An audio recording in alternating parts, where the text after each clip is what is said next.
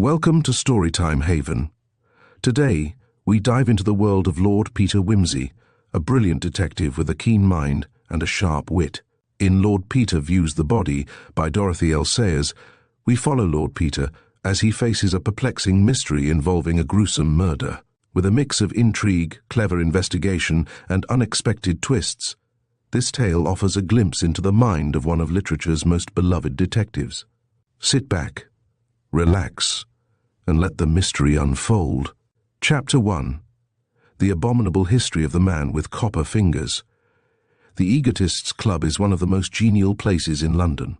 It is a place to which you may go when you want to tell that odd dream you had last night, or to announce what a good dentist you have discovered. You can write letters there if you like, and have the temperament of a Jane Austen, for there is no silence room, and it would be a breach of club manners to appear busy or absorbed when another member addresses you. You must not mention golf or fish, however, and if the Honourable Freddie Arbuthnot's motion is carried at the next committee meeting, and opinion so far appears very favourable, you will not be allowed to mention wireless either. As Lord Peter Wimsey said when the matter was mooted the other day in the smoking room, those are things you can talk about anywhere. Otherwise the club is not specially exclusive. Nobody is ineligible per se, except strong, silent men.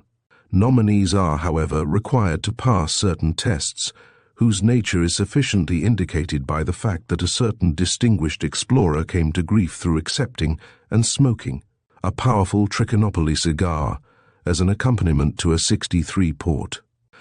On the other hand, dear old Sir Roger Bunt, the Coster millionaire who won the £20,000 ballot offered by the Sunday Shriek, and used it to found his immense catering business in the Midlands, was highly commended and unanimously elected after declaring frankly that beer and a pipe were all he really cared for in that way.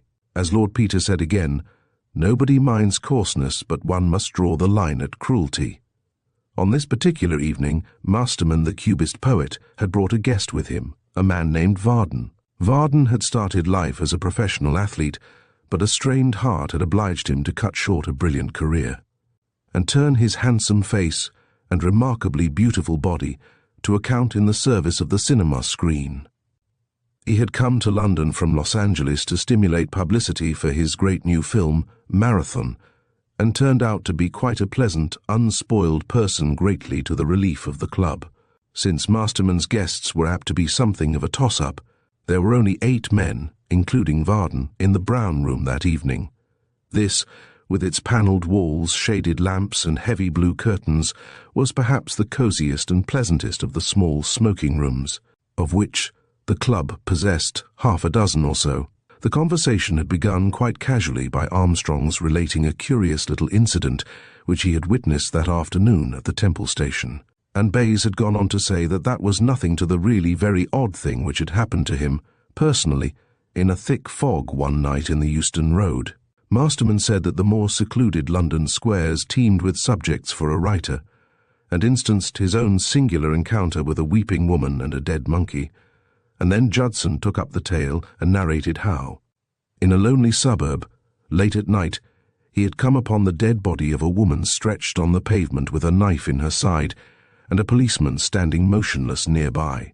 He had asked if he could do anything, but the policeman had only said, "I wouldn't interfere if I was you, sir. She deserved what she got." Judson said he had not been able to get the incident out of his mind, and then Pettifer told them of a queer case in his own medical practice, when a totally unknown man had led him to a house in Bloomsbury where there was a woman suffering from strychnine poisoning. This man had helped him in the most intelligent manner all night, and when the patient was out of danger, had walked straight out of the house and never reappeared. The odd thing being that when Pettifer questioned the woman, she answered in great surprise that she had never seen the man in her life, and had taken him to be Pettifer's assistant. "That reminds me," said Varden, "of something still stranger that happened to me once in New York. I've never been able to make out whether it was a madman or a practical joke, or whether I really had a very narrow shave." This sounded promising, and the guest was urged to go on with his story. "Well, it really started ages ago," said the actor. 7 years, it must have been just before America came into the war. I was 25 at the time, and had been in the film business a little over 2 years. There was a man called Eric P. Loder, pretty well known in New York at that period, who would have been a very fine sculptor if he hadn't had more money than was good for him, or so I understood from the people who go in for that kind of thing. He used to exhibit a good deal and had a lot of one-man shows of his stuff to which the highbrow people went. He did a good many bronzes, I believe. Perhaps you know about him, Masterman. I've never seen any of his things, said the poet, but I remember some photographs in the Art of Tomorrow. Clever, but rather overripe. Didn't he go in for a lot of that chryselephantine stuff? Just to show he could afford to pay for the materials, I suppose. Yes, that sounds very like him. Of course. And he did a very slick and very ugly realistic group called Lucina, and had the impudence to have it cast in solid gold and stood in his front hall. Oh, that thing. Yes, simply beastly, I thought it. But then I never could see anything artistic in the idea. Realism, I suppose you'd call it. I like a picture or a statue to make you feel good. Or what's it there for? Still, there was something very attractive about Loder. How did you come across him? Oh, yes. Well, he saw me in that little picture of mine, Apollo Comes to New York. Perhaps you remember it. It was my first star part. About a statue that's brought to life. One of the old gods, you know. And how he gets on in a modern city. Dear old Rubensson produced it. Now, there was a man who could put a thing through with consummate artistry. You couldn't find an atom of offence from beginning to end. It was all so tasteful. Though in the first part one didn't have anything to wear except a sort of scarf taken from the classical statue, you know. The Belvedere, I dare say. Well, Loder wrote to me and said as a sculptor he was interested in me because I was a good shape and so on, and would I come and pay him a visit in New York when I was free. So I found out about Loder and decided it would be good publicity, and when my contract was up and I had a bit of time to fill in, I went up east and called on him. He was very decent to me and asked me to stay a few weeks with him while I was looking around. He had a magnificent great house about 5 miles out of the city, crammed full of pictures and antiques and so on. He was somewhere between 35 and 40, I should think, dark and smooth, and very quick and lively in his movements. He talked very well, seemed to have been everywhere and have seen everything and not to have any too good an opinion of anybody. You could sit and listen to him for hours. He'd got anecdotes about everybody, from the Pope to old Phineas E. Groot of the Chicago Ring. The only kind of story I didn't care about hearing from him was the improper sort. Not that I don't enjoy an after-dinner story. No, sir, I wouldn't like you to think I was a prig, but he'd tell it with his eye upon you, as if he suspected you of having something to do with it.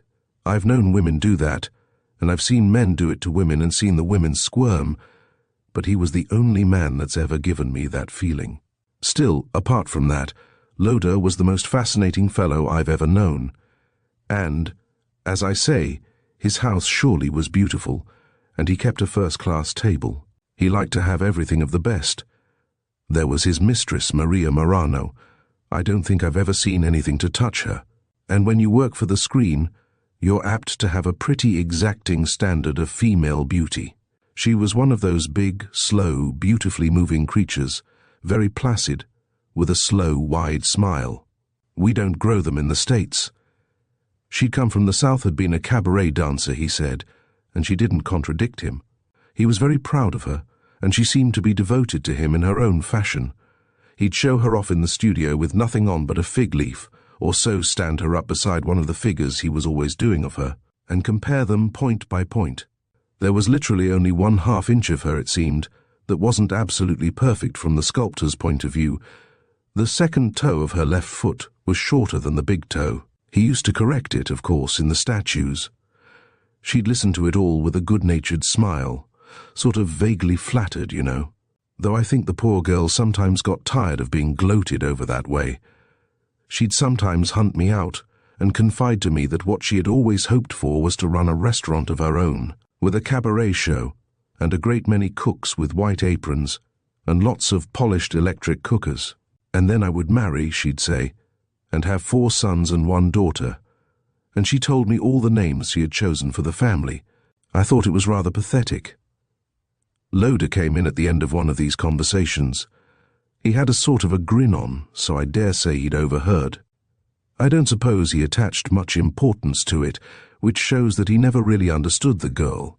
I don't think he ever imagined any woman would chuck up the sort of life he'd accustomed her to, and if he was a bit possessive in his manner, at least he never gave her a rival. For all his talk and his ugly statues, she'd got him, and she knew it. I stayed there getting on for a month altogether, having a thundering good time. On 2 occasions Loder had an art spasm, and shut himself up in his studio to work, and wouldn't let anybody in for several days on end. He was rather given to that sort of stunt, and when it was over we would have a party, and all Loder's friends and hangers-on would come to have a look at the work of art. He was doing a figure of some nymph or goddess, I fancy, to be cast in silver, and Marie used to go along and sit for him. Apart from those times, he went about everywhere, and we saw all there was to be seen. I was fairly annoyed, I admit, when it came to an end. War was declared, and I'd made up my mind to join up when that happened. My heart put me out of the running for trench service, but I counted on getting some sort of a job, with perseverance, so I packed up and went off. I wouldn't have believed Loder would have been so genuinely sorry to say goodbye to me. He said over and over again that we'd meet again soon. However, I did get a job with the hospital people, and was sent over to Europe, and it wasn't till 1920 that I saw Loder again. He'd written to me before, but I'd had 2 big pictures to make in 19, and it couldn't be done. However, in 20 I found myself back in New York, doing publicity for the Passion Streak, and got a note from Loder begging me to stay with him, and saying he wanted me to sit for him. Well, that was advertisement, that he'd pay for himself, you know. So I agreed. I had accepted an engagement to go out with Mr. Films Limited in Jake of Dead Man's Bush the Dwarfman picture, you know, taken on the spot among the Australian bushmen. I wired them that I would join them at Sydney the 3rd week in April, and took my bags out to Loder's. Loder greeted me very cordially, though I thought he looked older than when I last saw him. He had certainly grown more nervous in his manner. He was, how shall I describe it, more real, in a way. He brought out his pet cynicisms as if he thoroughly meant them, and more with that air of getting at you personally. I used to think his disbelief in everything was a kind of artistic pose, but I began to feel I had done him an injustice. He was really unhappy. I could see that quite well, and soon I discovered the reason. As we were driving out in the car, I asked after Maria. "She has left me," he said. Well, now, you know, that really surprised me. Honestly, I hadn't thought the girl had that much initiative. "Why?" I said. "Has she gone and set up in that restaurant of her own she wanted so much?" "Oh, she talked to you about restaurants, did she?" said Loder. "I suppose you are one of the men that women tell things to." "No. She made a fool of herself. She's gone." I didn't quite know what to say. He was so obviously hurt in his vanity, you know, as well as in his feelings. I muttered the usual things, and added that it must be a great loss to his work as well as in other ways. He said it was. I asked him when it had happened, and whether he'd finished the nymph he was working on before I left. He said, oh yes, he'd finished that and done another something pretty original, which I should like. Well, we got to the house and dined, and Loder told me he was going to Europe shortly, a few days after I left myself. In fact, the nymph stood in the dining room, in a special niche let into the wall. It really was a beautiful thing, not so showy as most of Loder's work, and a wonderful likeness of Maria. Loder put me opposite it, so that I could see it during dinner, and really, I could hardly take my eyes off it. He seemed very proud of it, and kept on telling me over and over again how glad he was that I liked it. It struck me that he was falling into a trick of repeating himself. We went into the smoking room after dinner. He'd had it rearranged, and the first thing that caught one's eye was a big settee drawn before the fire. It stood about a couple of feet from the ground, and consisted of a base made like a Roman couch, with cushions and a highish back, all made of oak with a silver inlay, and on top of this, forming the actual seat one sat on, if you follow me, there was a great silver figure of a nude woman, fully life-size, lying with her head back and her arms extended along the sides of the couch. A few big loose cushions made it possible to use the thing as an actual settee, though I must say it never was really comfortable to sit on respectably, as a stage prop. For registering dissipation it would have been excellent, but to see Loder sprawling over it by his own fireside gave me a kind of shock. He seemed very much attached to it, though. "I told you," he said, "that it was something original." Then I looked more closely at it and saw that the figure actually was Maria's, though the face was rather sketchily done, if you understand what I mean. I suppose he thought a bolder treatment more suited to a piece of furniture. But I did begin to think Loder a trifle degenerate when I saw that couch, and in the fortnight that followed, I grew more and more uncomfortable with him. That personal manner of his grew more marked every day, and sometimes, while I was giving him sittings, he would sit there and tell one of the most beastly things, with his eyes fixed on one in the nastiest way, just to see how one would take it. Upon my word, though he certainly did me uncommonly well, I began to feel I'd be more at ease among the bushmen. Well, now I come to the odd thing. Everybody sat up and listened a little more eagerly. "It was the evening before I had to leave New York," went on Varden. "I was sitting. Here somebody opened the door of the brown room to be greeted by a warning sign from Bayes. The intruder sank obscurely into a large chair and mixed himself a whiskey with extreme care not to disturb the speaker. I was sitting in the smoking room," continued Varden, "waiting for Loder to come in. I had the house to myself, for Loder had given the servants leave to go to some show or lecture or other, and he himself was getting his things together for his European trip, and had to keep an appointment with his man of business. I must have been very nearly asleep, because it was dusk when I came to with a start, and saw a young man quite close to me. He wasn't at all like a housebreaker, and still less like a ghost. He was, I might almost say, exceptionally ordinary looking. He was dressed in a grey English suit, with a fawn overcoat on his arm, and his soft hat and stick in his hand. He had sleek, pale hair, and one of those rather stupid faces, with a long nose and a monocle. I stared at him, for I knew the front door was locked, but before I could get my wits together he spoke. He had a curious, hesitating, husky voice and a strong English accent. He said surprisingly, "Are you Mr. Varden?" "You have the advantage of me," I said. He said, "Please excuse my butting in. I know it looks like bad manners, but you'd better clear out of this place very quickly, don't you know?" "What the hell do you mean?" I said. He said, "I don't mean it in any impertinent way, but you must realize that Loder's never forgiven you, and I'm afraid he means to make you into a hat stand or an electric light fitting or something of that sort." My God! I can tell you I felt queer. It was such a quiet voice, and his manners were perfect, and yet the words were quite meaningless. I remembered that madmen are supposed to be extra strong, and edged towards the bell, and then it came over me with rather a chill that I was alone in the house. "How did you get here?" I asked, putting a bold face on it. "I'm afraid I picked the lock," he said, as casually as though he were apologizing for not having a card about him. "I couldn't be sure Loder hadn't come back, but I do really think you had better get out as quickly as possible." "See here," I said, "who are you and what the hell are you driving at?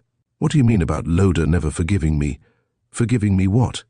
"Why," he said, "about, you will pardon me prancing in on your private affairs, won't you, about Maria Marano?" "What about her? In the devil's name?" I cried. "What do you know about her, anyway? She went off while I was at the war. What's it to do with me?" "Oh," said the very odd young man, "I beg your pardon. Perhaps I have been relying too much on Loder's judgment. Damned foolish. But the possibility of his being mistaken did not occur to me. He fancies you were Maria Marano's lover when you were here last time." "Maria's lover?" I said.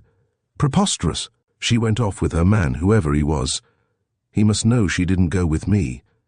"Maria never left the house," said the young man, "and if you don't get out of it this moment, I won't answer for your ever leaving, either." "In God's name," I cried, exasperated, "what do you mean?" The man turned and threw the blue cushions off the foot of the silver couch. "Have you ever examined the toes of this?" he asked. "Not particularly," I said, more and more astonished. "Why should I?" "Did you ever know Loder make any figure of her but this with that short toe on the left foot?" he went on. "Well, I did take a look at it then, and saw it was as he said. The left foot had a short second toe." "So it is," I said, "but after all, why not?" "Why not indeed?" said the young man. Wouldn't you like to see why, of all the figures Loder made of Maria Morano, this is the only one that has the feet of the living woman? He picked up the poker. Look, he said. With a lot more strength than I should have expected from him, he brought the head of the poker down with a heavy crack on the silver couch. It struck one of the arms of the figure neatly at the elbow joint, smashing a jagged hole in the silver. He wrenched at the arm and brought it away. It was hollow, and as I am alive, I tell you there was a long, dry arm bone inside it. Varden paused, and put away a good mouthful of whiskey. "Well?" cried several breathless voices. "Well," said Varden, "I'm not ashamed to say I went out of that house like an old buck rabbit that hears the man with the gun. There was a car standing just outside, and the driver opened the door. I tumbled in, and then it came over me that the whole thing might be a trap, and I tumbled out again and ran till I reached the trolley cars, but I found my bags at the station next day, duly registered for Vancouver. When I pulled myself together, I did rather wonder what Loder was thinking about my disappearance, but I could no more have gone back into that horrible house than I could have taken poison. I left for Vancouver next morning, and from that day to this, I never saw either of those men again. I've still not the faintest idea who the fair man was, or what became of him, but I heard in a roundabout way that Loder was dead in some kind of an accident, I fancy. There was a pause. Then, "It's a damned good story, Mr. Varden," said Armstrong. He was a dabbler in various kinds of handiwork, and was indeed chiefly responsible for Mr. Arbuthnot's motion to ban wireless. "But are you suggesting there was a complete skeleton inside that silver casting? Do you mean Loder put it into the core of the mould when the casting was done? It would be awfully difficult and dangerous. The slightest accident would have put him at the mercy of his workmen, and that statue must have been considerably over life-size to allow of the skeleton being well covered." "Mr. Varden has unintentionally misled you, Armstrong," said a quiet, husky voice suddenly from the shadow behind Varden's chair. The figure was not silver, but electro-plated on a copper base deposited direct on the body. The lady was Sheffield-plated, in fact. I fancy the soft parts of her must have been digested away with pepsin, or some preparation of the kind, after the process was complete, but I can't be positive about that. "Hullo, Wimsey," said Armstrong. "Was that you came in just now? And why this confident pronouncement?" The effect of Wimsey's voice on Varden had been extraordinary. He had leapt to his feet and turned the lamp so as to light up Wimsey's face. "Good evening, Mr. Varden," said Lord Peter. "I'm delighted to meet you again and to apologize for my unceremonious behavior on the occasion of our last encounter." Varden took the proffered hand and was speechless. "Do you mean to say, you mad mystery-monger, that you were Varden's great unknown?" demanded Bayes. "Ah, well," he added rudely, "we might have guessed it from his vivid description." "Well, since you're here," said Smith Hartington, the morning Yell-man, "I think you ought to come across with the rest of the story." "Was it just a joke?" asked Judson. "Of course not," interrupted Pettifer, before Lord Peter had time to reply. "Why should it be? Wimsey's seen enough queer things not to have to waste his time inventing them." "That's true enough," said Bayes. "Comes of having deductive powers and all that sort of thing, and always sticking one's nose into things that are better not investigated." "That's all very well, Bayes," said his lordship. "But if I hadn't just mentioned the matter to Mr. Varden that evening, where would he be?" "Ah, where? That's exactly what we want to know," demanded Smith Hartington. "Come on, Wimsey, no shirking, we must have the tale." "And the whole tale," added Pettifer. "And nothing but the tale," said Armstrong, dexterously whisking away the whiskey bottle and the cigars from under Lord Peter's nose. "Get on with it, old son. Not a smoke do you smoke, and not a sup do you sip, till Bird Ellen is set free." "Brute," said his lordship plaintively. "As a matter of fact," he went on with a change of tone, "it's not really a story I want to get about. It might land me in a very unpleasant sort of position, manslaughter probably, and murder possibly." "Gosh," said Bayes. "That's all right," said Armstrong. "Nobody's going to talk. We can't afford to lose you from the club, you know. Smith Hartington will have to control his passion for copy, that's all." Pledges of discretion having been given all round, Lord Peter settled himself back and began his tale. The curious case of Eric P. Loder, affords one more instance of the strange manner in which some power beyond our puny human wills arranges the affairs of men. Call it providence, call it destiny. "We'll call it off," said Bayes. "You can leave out that part." Lord Peter groaned and began again. "Well, the first thing that made me feel a bit inquisitive about Loder was a casual remark by a man at the emigration office in New York, where I happened to go about that silly affair of Mrs. Biltz. He said, 'What on earth is Eric Loder going to do in Australia? I should have thought Europe was more in his line.' 'Australia?' I said, 'You're wandering, dear old thing. He told me the other day he was off to Italy in 3 weeks' time.' 'Italy nothing,' he said. 'He was all over our place today, asking about how you got to Sydney and what were the necessary formalities and so on.' 'Oh,' I said, 'I suppose he's going by the Pacific route and calling at Sydney on his way.' But I wondered why he hadn't said so when I'd met him the day before. He had distinctly talked about sailing for Europe and doing Paris before he went on to Rome.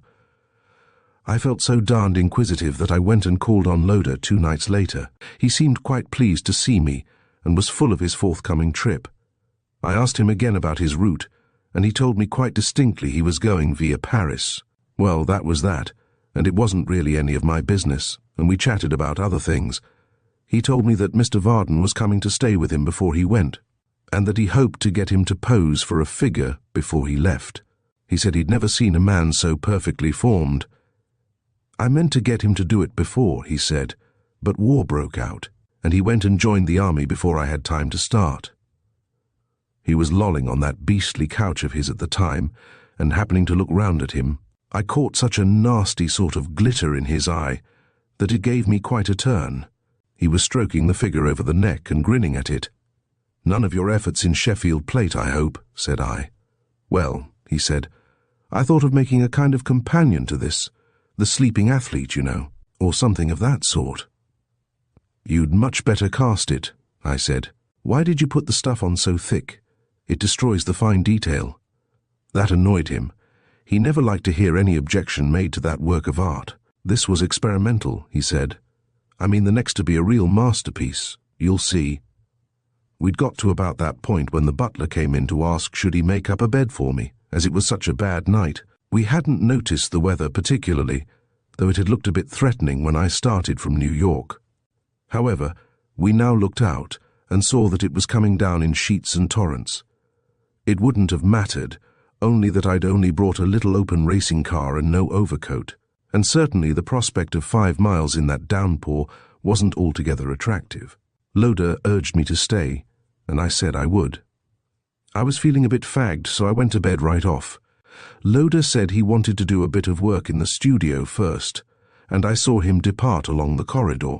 You won't allow me to mention Providence, so I'll only say it was a very remarkable thing that I should have woken up at 2 in the morning to find myself lying in a pool of water. The man had stuck a hot water bottle into the bed because it hadn't been used just lately, and the beastly thing had gone and unstoppered itself. I lay awake for 10 minutes in the deeps of damp misery before I had sufficient strength of mind to investigate. Then I found it was hopeless sheets, blankets, mattress, all soaked. I looked at the armchair, and then I had a brilliant idea. I remembered there was a lovely great divan in the studio, with a big skin rug and a pile of cushions. Why not finish the night there? I took the little electric torch which always goes about with me, and started off. The studio was empty, so I supposed Loder had finished and trotted off to roost. The divan was there all right, with a screen drawn partly across it, so I rolled myself up under the rug and prepared to snooze off. I was just getting beautifully sleepy again when I heard footsteps, not in the passage, but apparently on the other side of the room. I was surprised, because I didn't know there was any way out in that direction. I lay low, and presently I saw a streak of light appear from the cupboard, where Loder kept his tools and things. The streak widened, and Loder emerged, carrying an electric torch. He closed the cupboard door very gently after him and padded across the studio. He stopped before the easel and uncovered it. I could see him through a crack in the screen. He stood for some minutes gazing at a sketch on the easel, and then gave one of the nastiest gurgly laughs I've ever had the pleasure of hearing. If I'd ever seriously thought of announcing my unauthorized presence, I abandoned all idea of it then. Presently he covered the easel again and went out by the door at which I had come in. I waited till I was sure he had gone, and then got up, uncommonly quietly, I may say. I tiptoed over to the easel to see what the fascinating work of art was. I saw at once it was the design for the figure of the sleeping athlete, and as I looked at it I felt a sort of horrid conviction stealing over me. It was an idea which seemed to begin in my stomach and work its way up to the roots of my hair. My family say I'm too inquisitive. I can only say that wild horses wouldn't have kept me from investigating that cupboard. With the feeling that something absolutely vile might hop out at me, I was a bit wrought up, and it was a rotten time of night. I put a heroic hand on the doorknob. To my astonishment, the thing wasn't even locked. It opened at once to show a range of perfectly innocent and orderly shelves, which couldn't possibly have held Loader. My blood was up, you know, by this time, so I hunted round for the spring lock which I knew must exist, and found it without much difficulty. The back of the cupboard swung noiselessly inwards, and I found myself at the top of a narrow flight of stairs. I had the sense to stop and see that the door could be opened from the inside before I went any farther, and I also selected a good stout pestle which I found on the shelves as a weapon in case of accident. Then I closed the door and tripped with elf-like lightness down that jolly old staircase. There was another door at the bottom, but it didn't take me long to fathom the secret of that. Feeling frightfully excited, I threw it boldly open, with the pestle ready for action. However, the room seemed to be empty. My torch caught the gleam of something liquid, and then I found the wall switch. I saw a biggish square room, fitted up as a workshop. On the right-hand wall was a big switchboard, with a bench beneath it. From the middle of the ceiling hung a great floodlight, illuminating a glass vat, fully 7 feet long by about 3 wide. I turned on the floodlight and looked down into the vat. It was filled with a dark brown liquid, which I recognized as the usual compound of cyanide and copper sulfate which they use for copper plating. The rods hung over it with their hooks all empty, but there was a packing case half opened at one side of the room, and pulling the covering aside, I could see rows of copper anodes, enough of them to put a plating over 1/4 of an inch thick on a life-size figure. There was a smaller case, still nailed up, which from its weight and appearance I guessed to contain the silver for the rest of the process. There was something else I was looking for, and I soon found it, a considerable quantity of prepared graphite and a big jar of varnish. Of course, there was no evidence, really, of anything being on the cross. There was no reason why Loader shouldn't make a plaster cast and Sheffield plate it if he had a fancy for that kind of thing. But then I found something that couldn't have come there legitimately. On the bench was an oval slab of copper about 1.5 inches long, Loader's night's work, I guessed. It was an electrotype of the American consular seal, the thing they stamp on your passport photograph to keep you from hiking it off and substituting the picture of your friend, Mr. Jiggs, who would like to get out of the country because he is so popular with Scotland Yard. I sat down on Loader's stool and worked out that pretty little plot in all its details. I could see it all turned on 3 things. First of all, I must find out if Varden was proposing to make tracks shortly for Australia, because, if he wasn't, it threw all my beautiful theories out.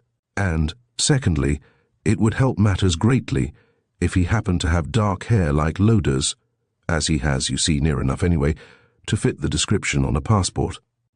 I'd only seen him in that Apollo Belvedere thing with a fair wig on, but I knew if I hung about I should see him presently when he came to stay with Loader.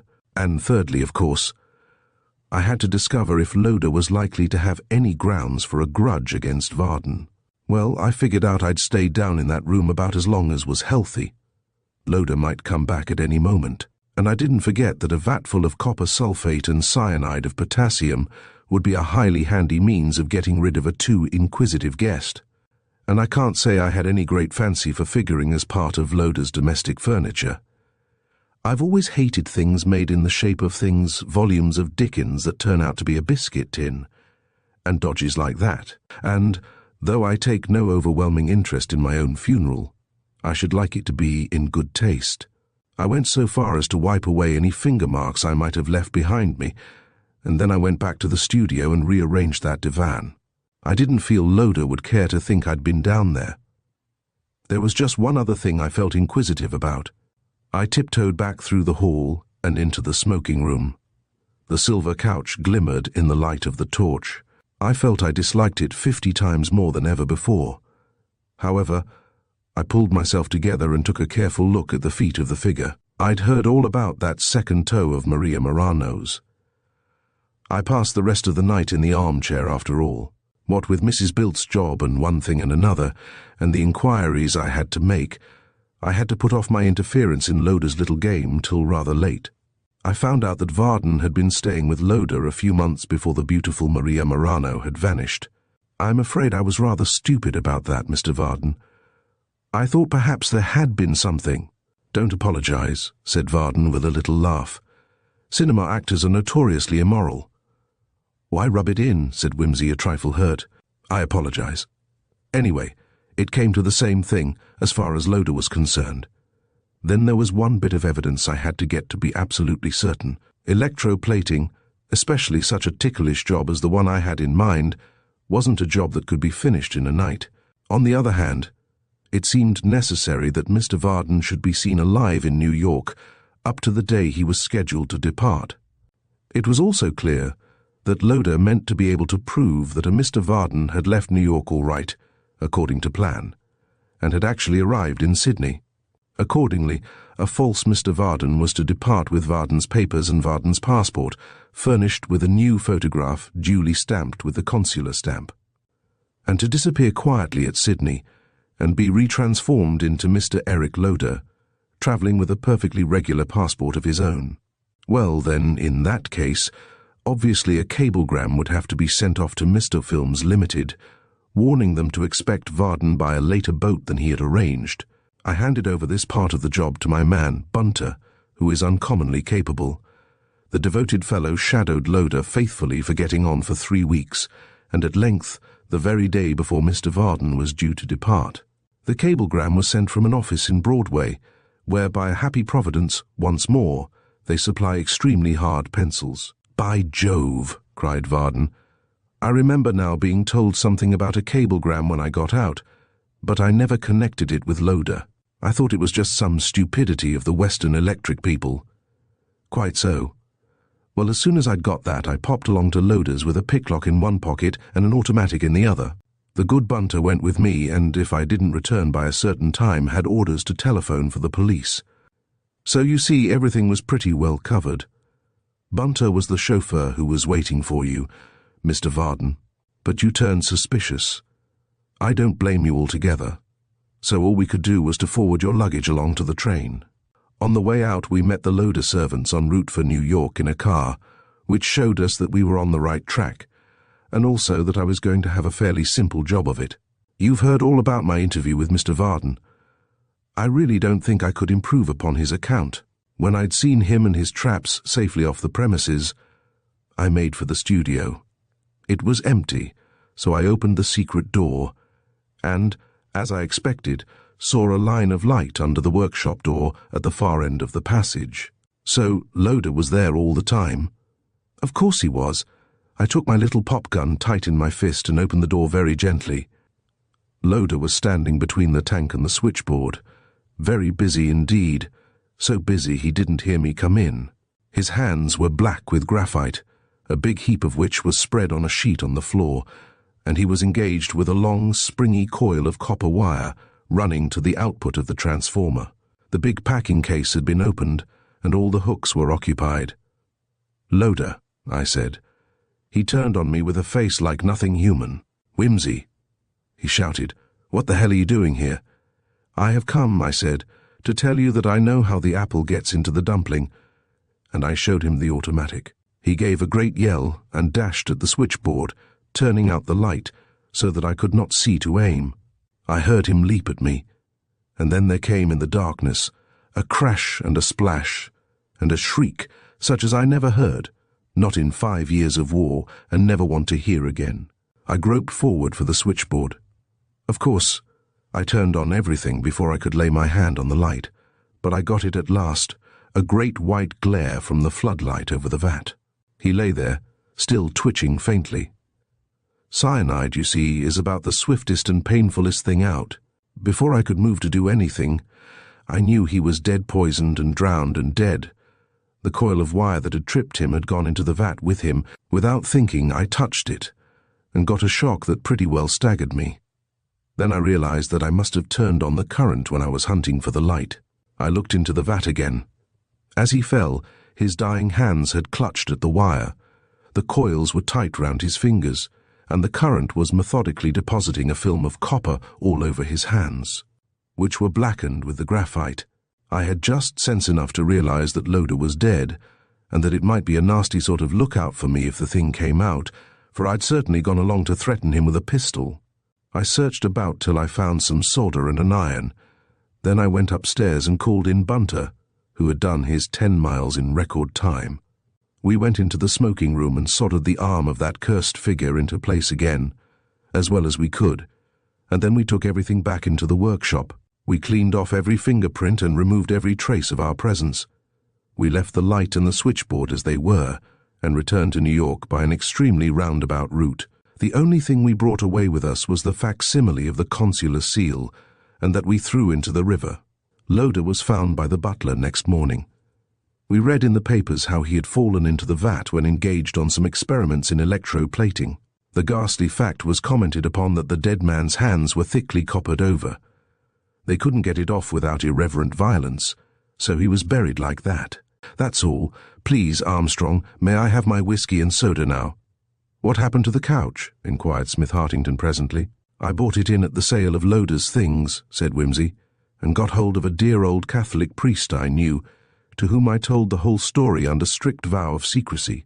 He was a very sensible and feeling old bird, so one moonlight night Bunter and I carried the thing out in the car to his own little church, some miles out of the city, and gave it Christian burial in a corner of the graveyard. It seemed the best thing to do. Chapter 2. The entertaining episode of the article in question. The unprofessional detective career of Lord Peter Wimsey was regulated, though the word has no particular propriety in this connection, by a persistent and undignified inquisitiveness. The habit of asking silly questions, natural, though irritating, in the immature male remained with him long after his immaculate man, Bunter, had become attached to his service to shave the bristles from his chin and see to the due purchase and housing of Napoleon brandies and Villar cigars. At the age of 32, his sister Mary christened him Elephant's Child. It was his idiotic inquiries, before his brother, the Duke of Denver, who grew scarlet with mortification as to what the woolsack was really stuffed with, that led the then Lord Chancellor idly to investigate the article in question, and to discover, tucked deep within its recesses, that famous diamond necklace of the Marchioness of Writtle, which had disappeared on the day Parliament was opened and been safely secreted by one of the cleaners. It was by a continual and personal badgering of the chief engineer at Toulouse on the question of why is oscillation and how is it done, that his lordship incidentally unmasked the great Plofsky gang of anarchist conspirators, who were accustomed to converse in code by a methodical system of howls, superimposed to the great annoyance of listeners in British and European stations upon the London wavelength, and duly relayed by 5 tick-hecks over a radius of some 500 or 600 miles. He annoyed persons of more leisure than decorum by suddenly taking into his head to descend to the underground by way of the stairs, though the only exciting things he ever actually found there were the blood-stained boots of the Sloane Square murderer. On the other hand, when the drains were taken up at Glegg's Folly, it was by hanging about and hindering the plumbers at their job that he accidentally made the discovery which hanged that detestable poisoner. William Girdlestone Chitty.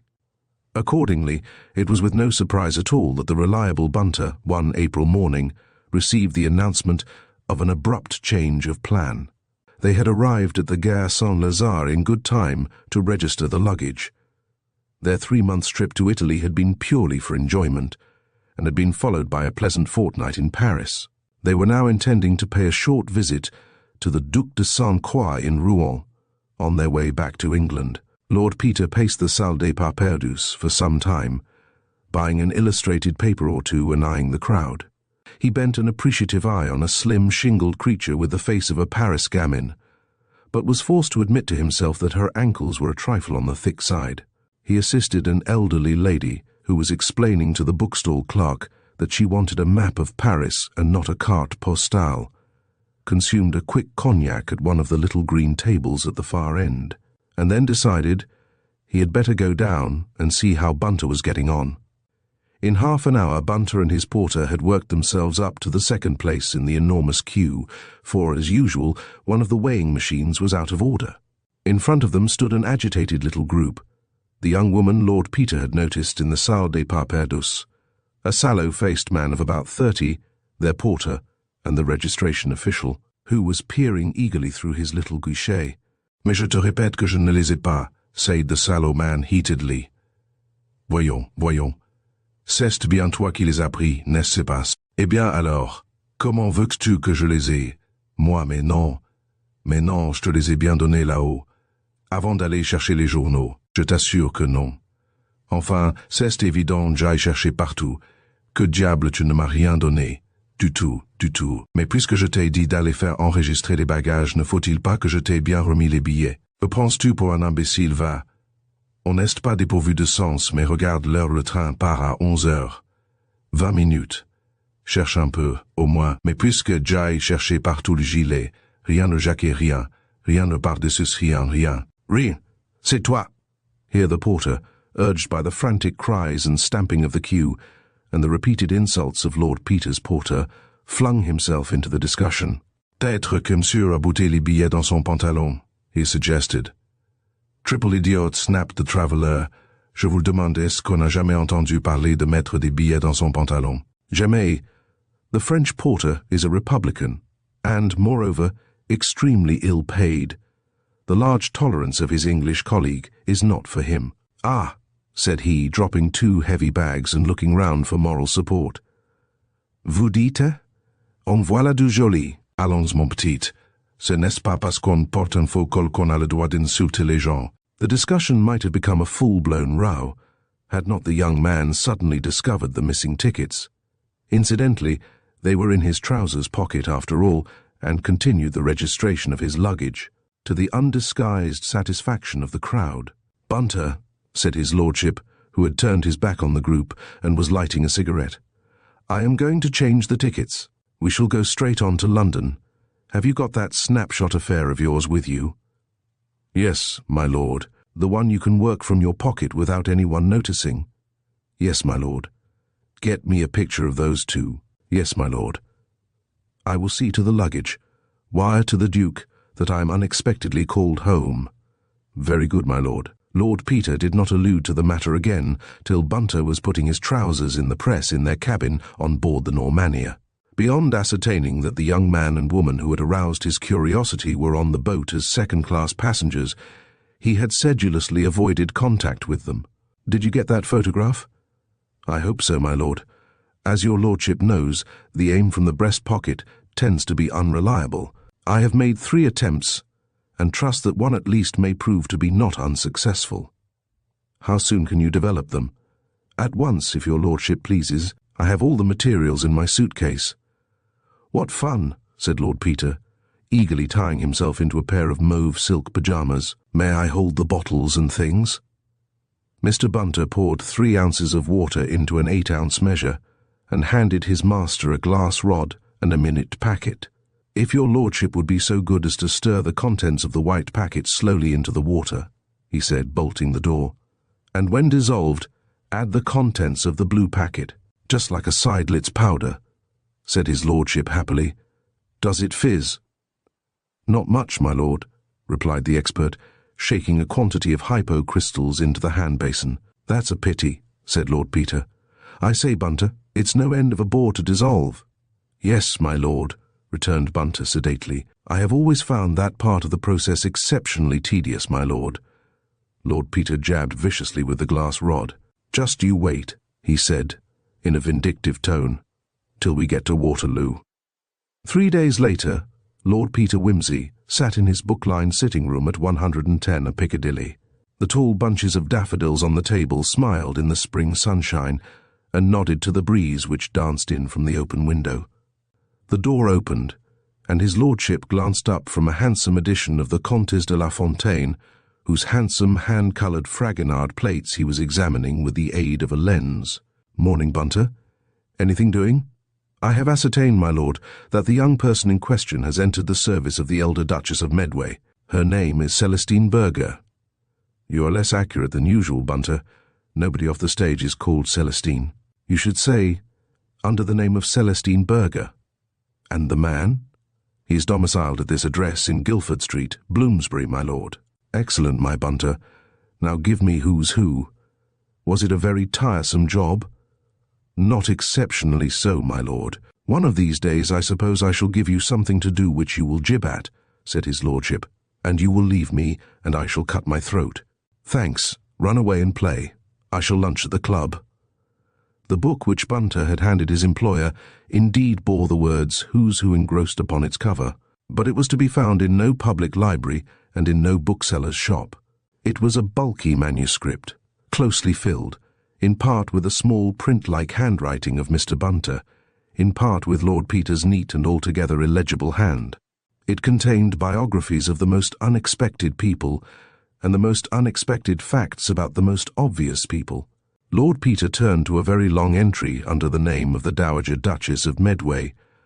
It appeared to make satisfactory reading, for after a time he smiled, closed the book, and went to the telephone. Yes, this is the Duchess of Medway. Who is it? The deep, harsh old voice pleased Lord Peter. He could see the imperious face and upright figure of what had been the most famous beauty in the London of the 60s. It's Peter Wimsey, Duchess.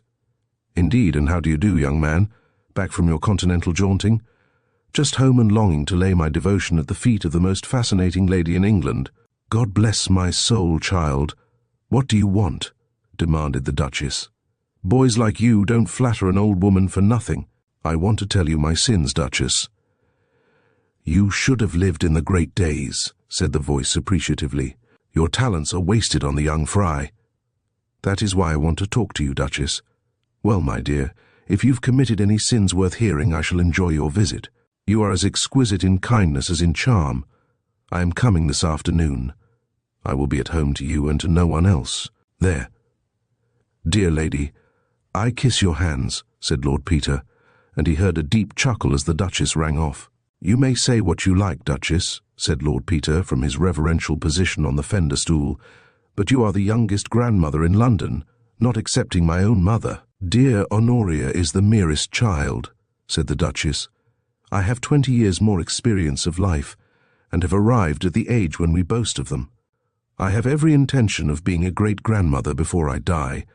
Sylvia is being married in a fortnight's time to that stupid son of Attenbury's. Abcock? Yes. He keeps the worst hunters I ever saw, and doesn't know still champagne from Sauterne. But Sylvia is stupid too, poor child, so I dare say they will get on charmingly. In my day one had to have either brains or beauty to get on, preferably both. Nowadays nothing seems to be required but a total lack of figure. But all the sense went out of society with the House of Lords' veto. I accept you, Peter. You have talents.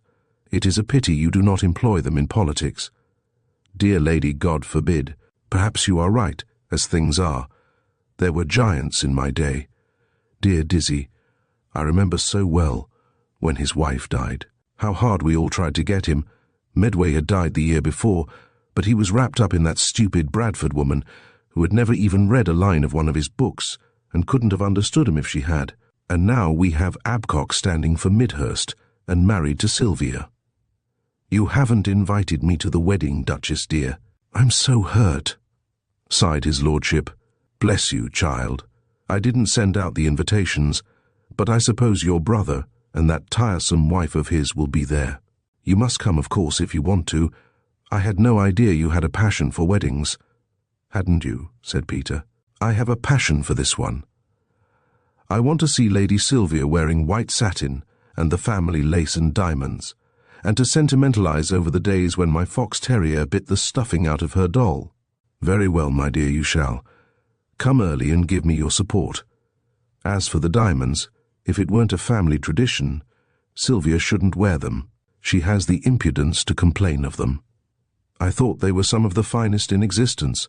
So they are, but she says the settings are ugly and old-fashioned, and she doesn't like diamonds, and they won't go with her dress. Such nonsense. Who ever heard of a girl not liking diamonds? She wants to be something romantic and moonshiny in pearls. I have no patience with her. I'll promise to admire them, said Peter. Use the privilege of early acquaintance and tell her she's an ass and so on. I'd love to have a view of them. When do they come out of cold storage? Mr. Whitehead will bring them up from the bank the night before, said the Duchess, and they'll go into the safe in my room. Come round at 12 o'clock, and you shall have a private view of them. That would be delightful. Mind they don't disappear in the night, won't you? Oh, my dear, the house is going to be overrun with policemen. Such a nuisance. I suppose it can't be helped. Oh, I think it's a good thing, said Peter. I have rather an unwholesome weakness for policemen. On the morning of the wedding day, Lord Peter emerged from Bunter's hands a marvel of sleek brilliance. His primrose-coloured hair was so exquisite a work of art that to eclipse it with his glossy hat was like shutting up the sun in a shrine of polished jet. His spats, light trousers, and exquisitely polished shoes formed a tone symphony in monochrome. It was only by the most impassioned pleading that he persuaded his tyrant to allow him to place 2 small photographs and a thin foreign letter in his breast pocket. Mr. Bunter, likewise immaculately attired, stepped into the taxi after him. At noon precisely they were deposited beneath the striped awning which adorned the door of the Duchess of Medway's house in Park Lane.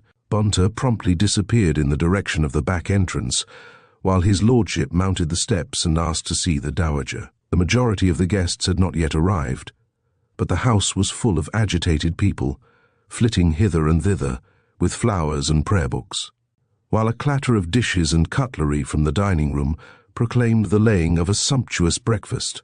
Lord Peter was shown into the morning room while the footman went to announce him, and here he found a very close friend and devoted colleague, Detective Inspector Parker, mounting guard in plain clothes over a costly collection of white elephants. Lord Peter greeted him with an affectionate hand grip. "All serene so far?" he inquired. "Perfectly okay. You got my note?" "Sure thing. I've got 3 of our men shadowing your friend in Guildford Street. The girl is very much in evidence here. Does the old lady's wig and that sort of thing. Bit of a coming-on disposition, isn't she?" "You surprise me," said Lord Peter. "No," as his friend grinned sardonically. "You really do. Not seriously? That would throw all my calculations out. Oh, no. Saucy with her eyes and her tongue, that's all. Do her job well. I've heard no complaints. What put you on to this?" "Pure accident. Of course I may be quite mistaken. Did you receive any information from Paris?" "I wish you wouldn't use that phrase," said Lord Peter peevishly. "It's so of the yard-yardy. One of these days it'll give you away." "Sorry," said Parker. "Second nature, I suppose. Those are the things to beware of," returned his lordship, with an earnestness that seemed a little out of place. "One can keep guard on everything but just those second-nature tricks." He moved across to the window, which overlooked the tradesman's entrance. "Hello," he said. "Here's our bird."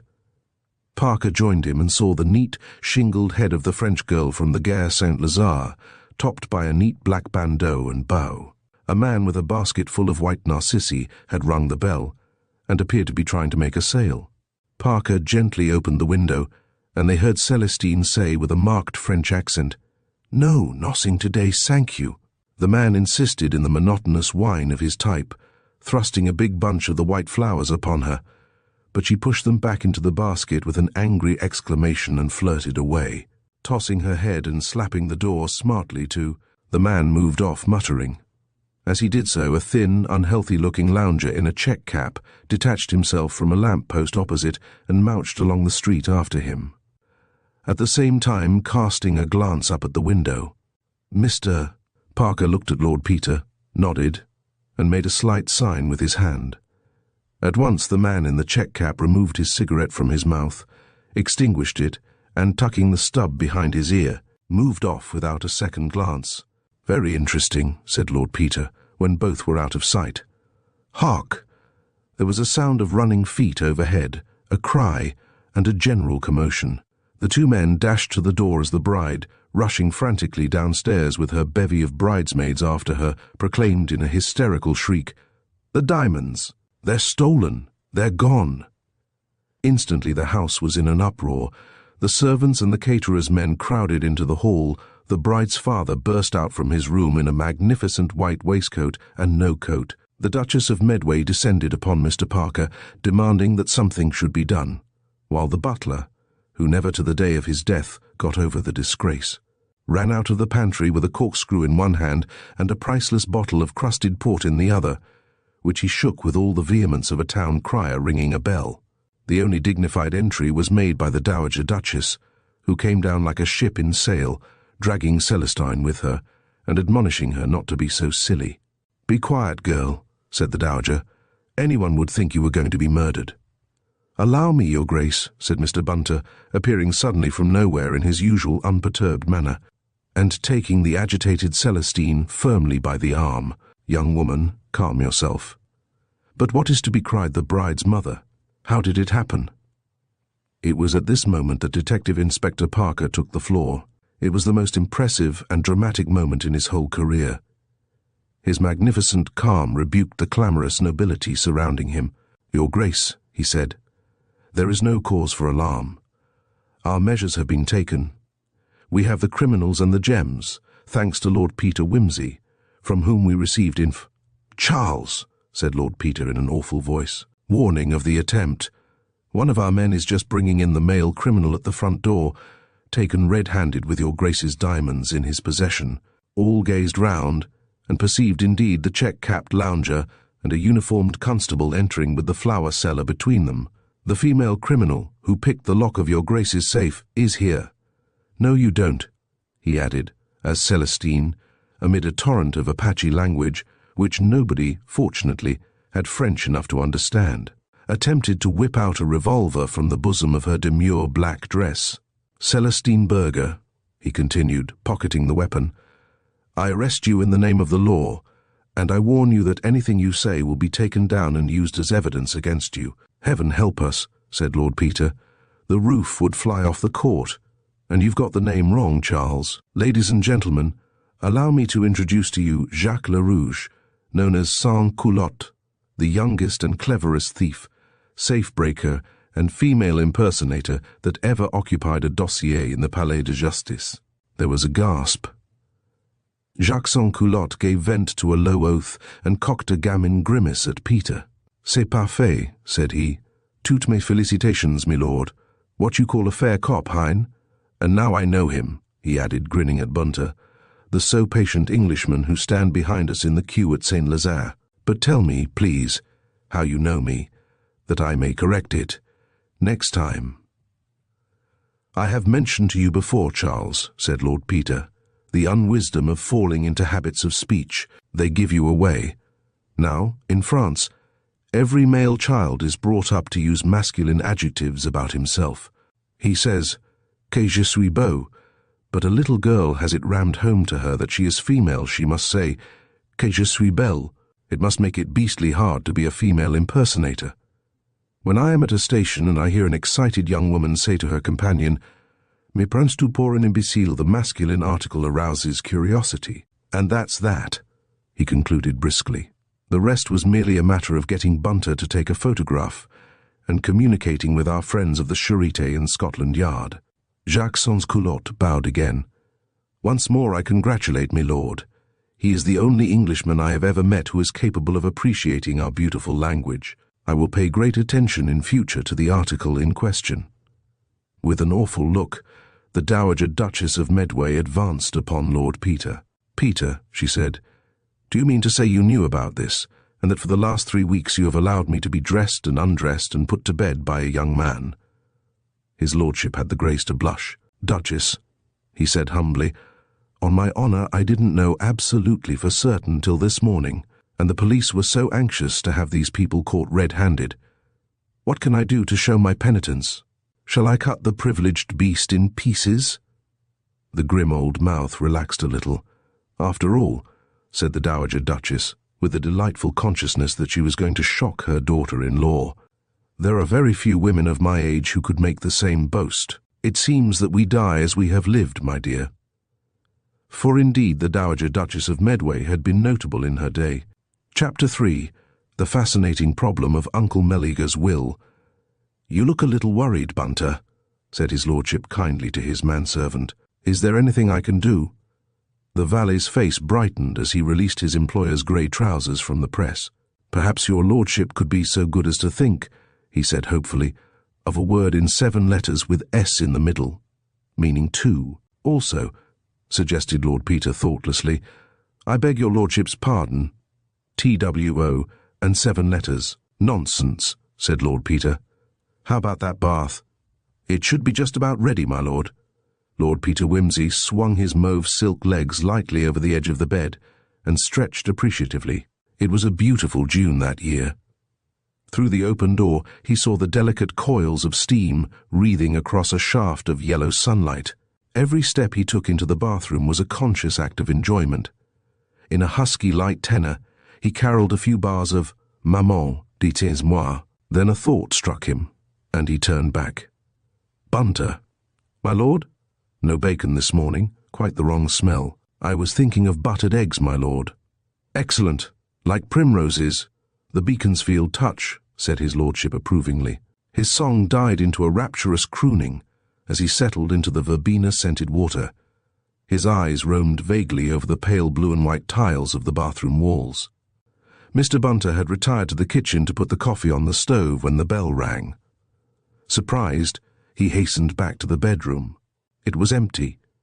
With increased surprise, he realized that it must have been the bathroom bell.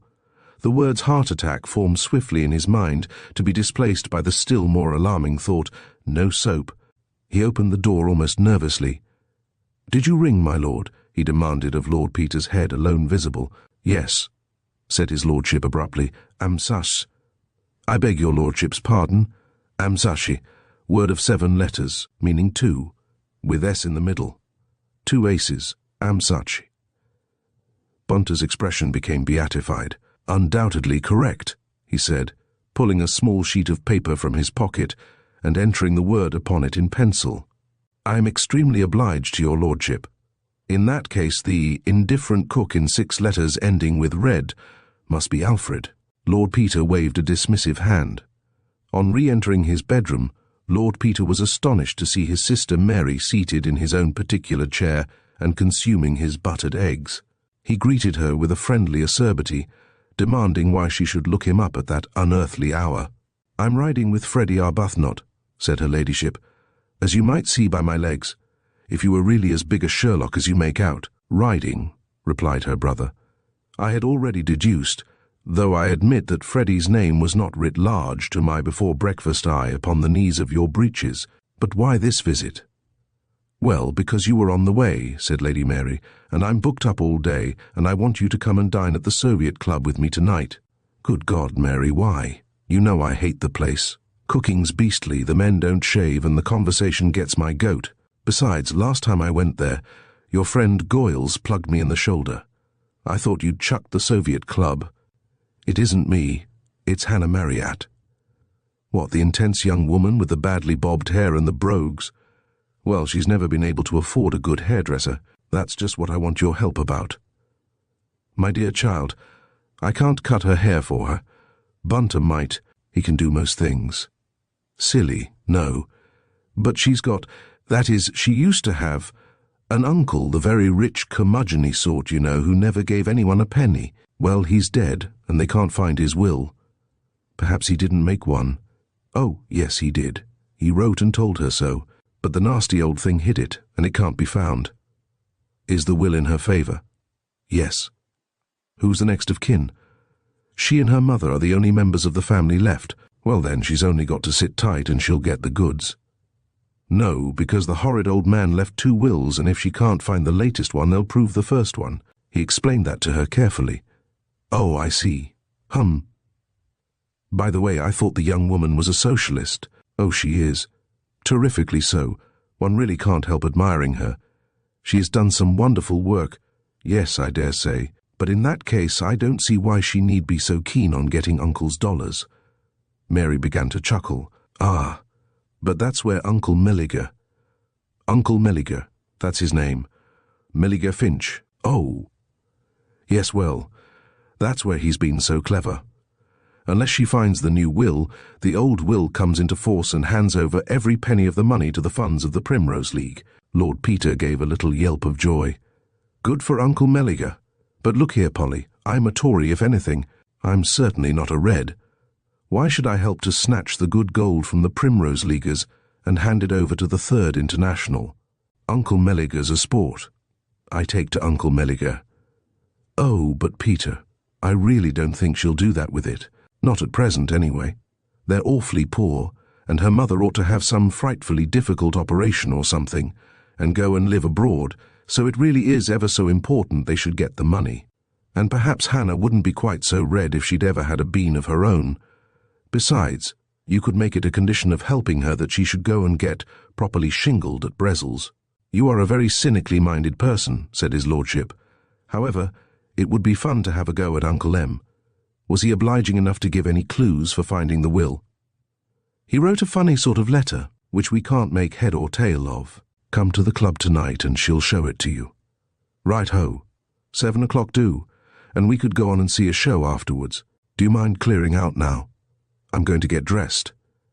Amid a deafening babble of voices in a low-pitched cellar, the Soviet Club meets and dines. Ethics and sociology, the latest vortices of the whirligig school of verse, combine with the smoke of countless cigarettes to produce an inspissated atmosphere, through which flat, angular mural paintings dimly lower upon the revellers. There is painfully little room for the elbows, or indeed for any part of one's body. Lord Peter, his feet curled under his chair to avoid the stray kicks of the heavy brogues opposite him, was acutely conscious of an unbecoming attitude and an overheated feeling about the head. He found it difficult to get any response from Hannah Marryat. Under her heavy, ill-cut fringe, her dark eyes gloomed sombrely at him. At the same time, he received a strong impression of something enormously vital.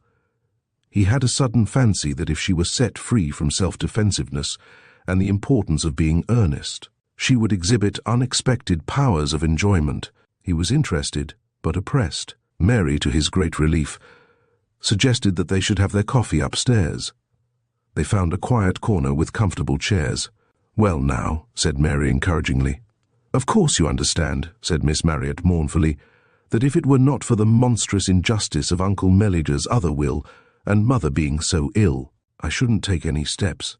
But when there is £250,000, and the prospect of doing real good with it, naturally, said Lord Peter, it isn't the money you care about.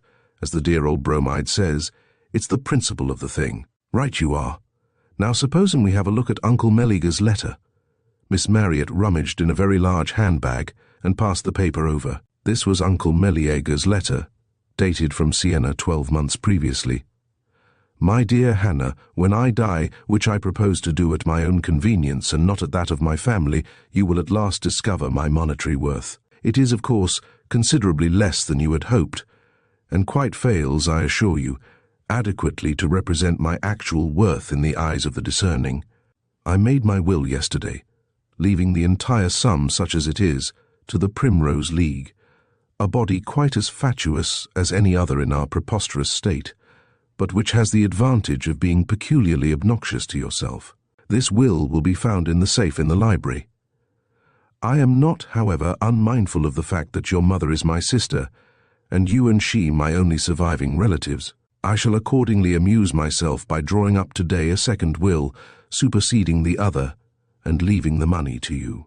I have always held that woman is a frivolous animal. A woman who pretends to be serious is wasting her time and spoiling her appearance. I consider that you have wasted your time to a really shocking extent. Accordingly, I intend to conceal this will, and that in such a manner that you will certainly never find it, unless by the exercise of a sustained frivolity. I hope you will contrive to be frivolous enough to become the heiress of your affectionate Uncle Meleager. Couldn't we use that letter as proof of the testator's intention and fight the will? Asked Mary anxiously. Afraid not, said Lord Peter. You see, there's no evidence here that the will was ever actually drawn up, though I suppose we could find the witnesses. We've tried, said Miss Marryat, but as you see, Uncle Meleager was travelling abroad at the time, and he probably got some obscure people in some obscure Italian town to witness it for him. We advertised, but got no answer. Uncle Meleager doesn't seem to have left things to chance, and anyhow, wills are queer things, and so are the probate and divorce wallers. Obviously the thing to do is to find the other will. Did the clues he speaks of turn up among his papers? We hunted through everything, and of course we had the whole house searched from top to bottom for the will, but it was quite useless. You've not destroyed anything, of course. Who were the executors of the Primrose League will? Mother and Mr. Sands, Uncle Meleager's solicitor. The will left Mother a silver teapot for her trouble. I like Uncle Meleager more and more. Anyhow, he did the sporting thing. I'm beginning to enjoy this case like anything. Where did Uncle Meleager hang out? It's an old house down at Dorking. It's rather quaint. Somebody had a fancy to build a little Roman villa sort of thing there, with a veranda behind, with columns and a pond in the front hall, and statues. It's very decent there just now, though it's awfully cold in the winter, with all those stone floors and stone stairs and the skylight over the hall. Mother said perhaps you would be very kind and come down and have a look at it. I'd simply love to. Can we start tomorrow? I promise you we'll be frivolous enough to please even Uncle Meleager, if you'll do your bit, Miss Marryat. Won't we, Mary? Rather. And I say, hadn't we better be moving if we're going to the Palumbra? I never go to music halls, said Miss Marryat ungraciously. Oh, but you must come tonight, said his lordship persuasively. It's so frivolous. Just think how it would please Uncle Meleager.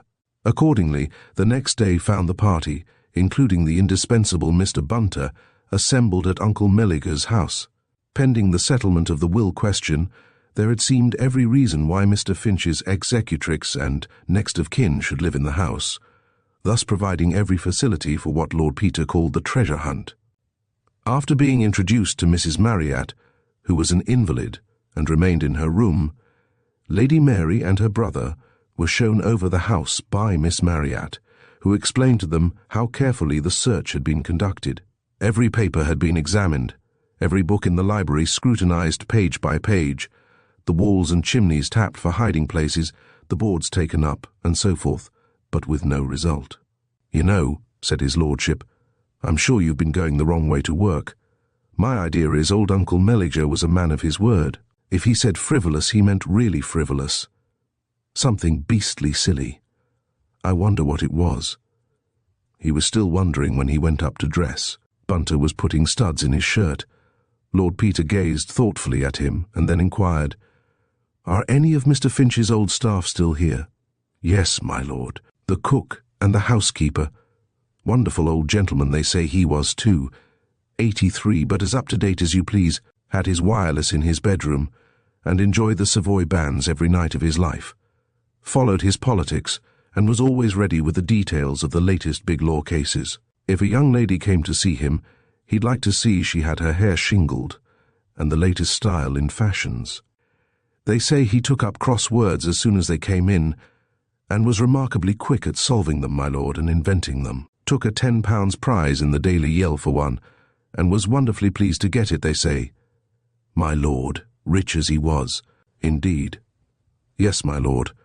He was a great man for acrostics before that, I understood them to say, but when crosswords came in, he threw away his acrostics and said he liked the new game better. Wonderfully adaptable, if I may say so. He seems to have been for an old gentleman. Was he, by Jove? Said his lordship absently, and then with sudden energy. Bunter, I'd like to double your salary, but I suppose you'd take it as an insult. The conversation bore fruit at dinner. What, inquired his lordship, happened to Uncle Meleager's crosswords? Crosswords, said Hannah Marryat, knitting her heavy brows. Oh, those puzzle things. Poor old man, he went mad over them. He had every newspaper sent him, and in his last illness he'd be trying to fill the wretched things in. It was worse than his acrostics and his jigsaw puzzles. Poor old creature. He must have been senile, I'm afraid.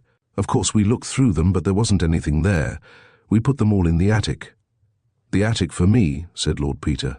And for me, said Mary. I don't believe there was anything senile about Uncle Meleager. The evening was warm, and they had dined in the little viridarium at the back of the house, with its tall vases and hanging baskets of flowers and little marble statues. Is there an attic here? Said Peter. It seems such an un-attic thing to have in a house like this. It's just a horrid, poky little hole over the porch, said Miss Marriott, rising and leading the way. Don't tumble into the pond, will you? It's a great nuisance having it there, especially at night. I always tell them to leave a light on. Lord Peter glanced into the miniature impluvium, with its tiling of red, white and black marble. That's not a very classic design, he observed. No. Uncle Meleager used to complain about it and say he must have it altered. There was a proper one once, I believe, but it got damaged, and the man before Uncle Meleager had it replaced by some local idiot. He built 3 bay windows out of the dining room at the same time, which made it very much lighter and pleasanter, of course, but it looks awful. Now this tiling is all right. Uncle put that in himself. She pointed to a mosaic dog at the threshold with the motto, Cave Canum, and Lord Peter recognized it as a copy of a Pompeian original. A narrow stair brought them to the attic, where the Wimseys flung themselves with enthusiasm upon a huge heap of dusty old newspapers and manuscripts. The latter seemed the likelier field, so they started with them. They consisted of a quantity of cross-words in manuscript, presumably the children of Uncle Meleager's own brain. The square, the list of definitions, and the solution were in every case neatly pinned together. Some early efforts, no doubt, were childishly simple, but others were difficult, with elusive or punning clues, some of the ordinary newspaper type, others in the form of rhymed distichs. They scrutinized the solutions closely and searched the definitions for acrostics or hidden words, unsuccessfully for a long time. "This one's a funny one," said Mary. "Nothing seems to fit. Oh, it's too pinned together. No, it isn't. Yes, it is. It's only been pinned up wrong. Peter, have you seen the puzzle belonging to these clues anywhere?" "What one's that?" "Well, it's numbered rather funnily with Roman and Arabic numerals, and it starts off with a thing that hasn't got any numbers at all. Truth, poor girl, was nobody's daughter.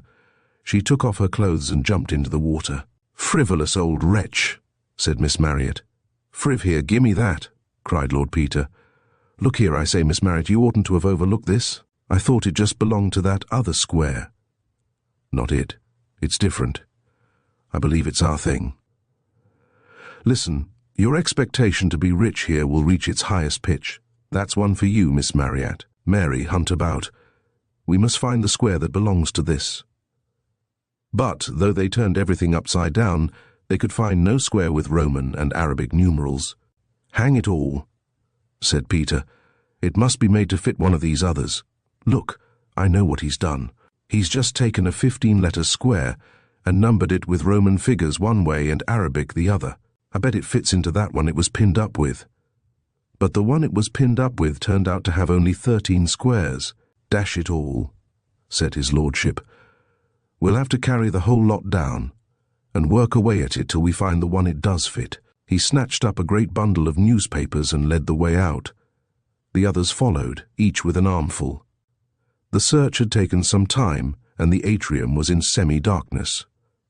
"Where shall I take them?" asked Lord Peter, calling back over his shoulder. "Hi!" cried Mary. "And look where you're going," cried her friend. They were too late. A splash and a flounder proclaimed that Lord Peter had walked, like Johnny head in air over the edge of the impluvium, papers and all. "You ass," said Mary. His lordship scrambled out, spluttering, and Hannah Marriott suddenly burst out into the first laugh Peter had ever heard her give. Truth, they say, was nobody's daughter. She took off her clothes and fell into the water, she proclaimed. "Well, I couldn't take my clothes off with you here, could I?" grumbled Lord Peter. "We'll have to fish out the papers. I'm afraid they've got a bit damp." Miss Marriott turned on the lights and they started to clear the basin. "Truth, poor girl," began Lord Peter, and suddenly, with a little shriek, began to dance on the marble edge of the impluvium.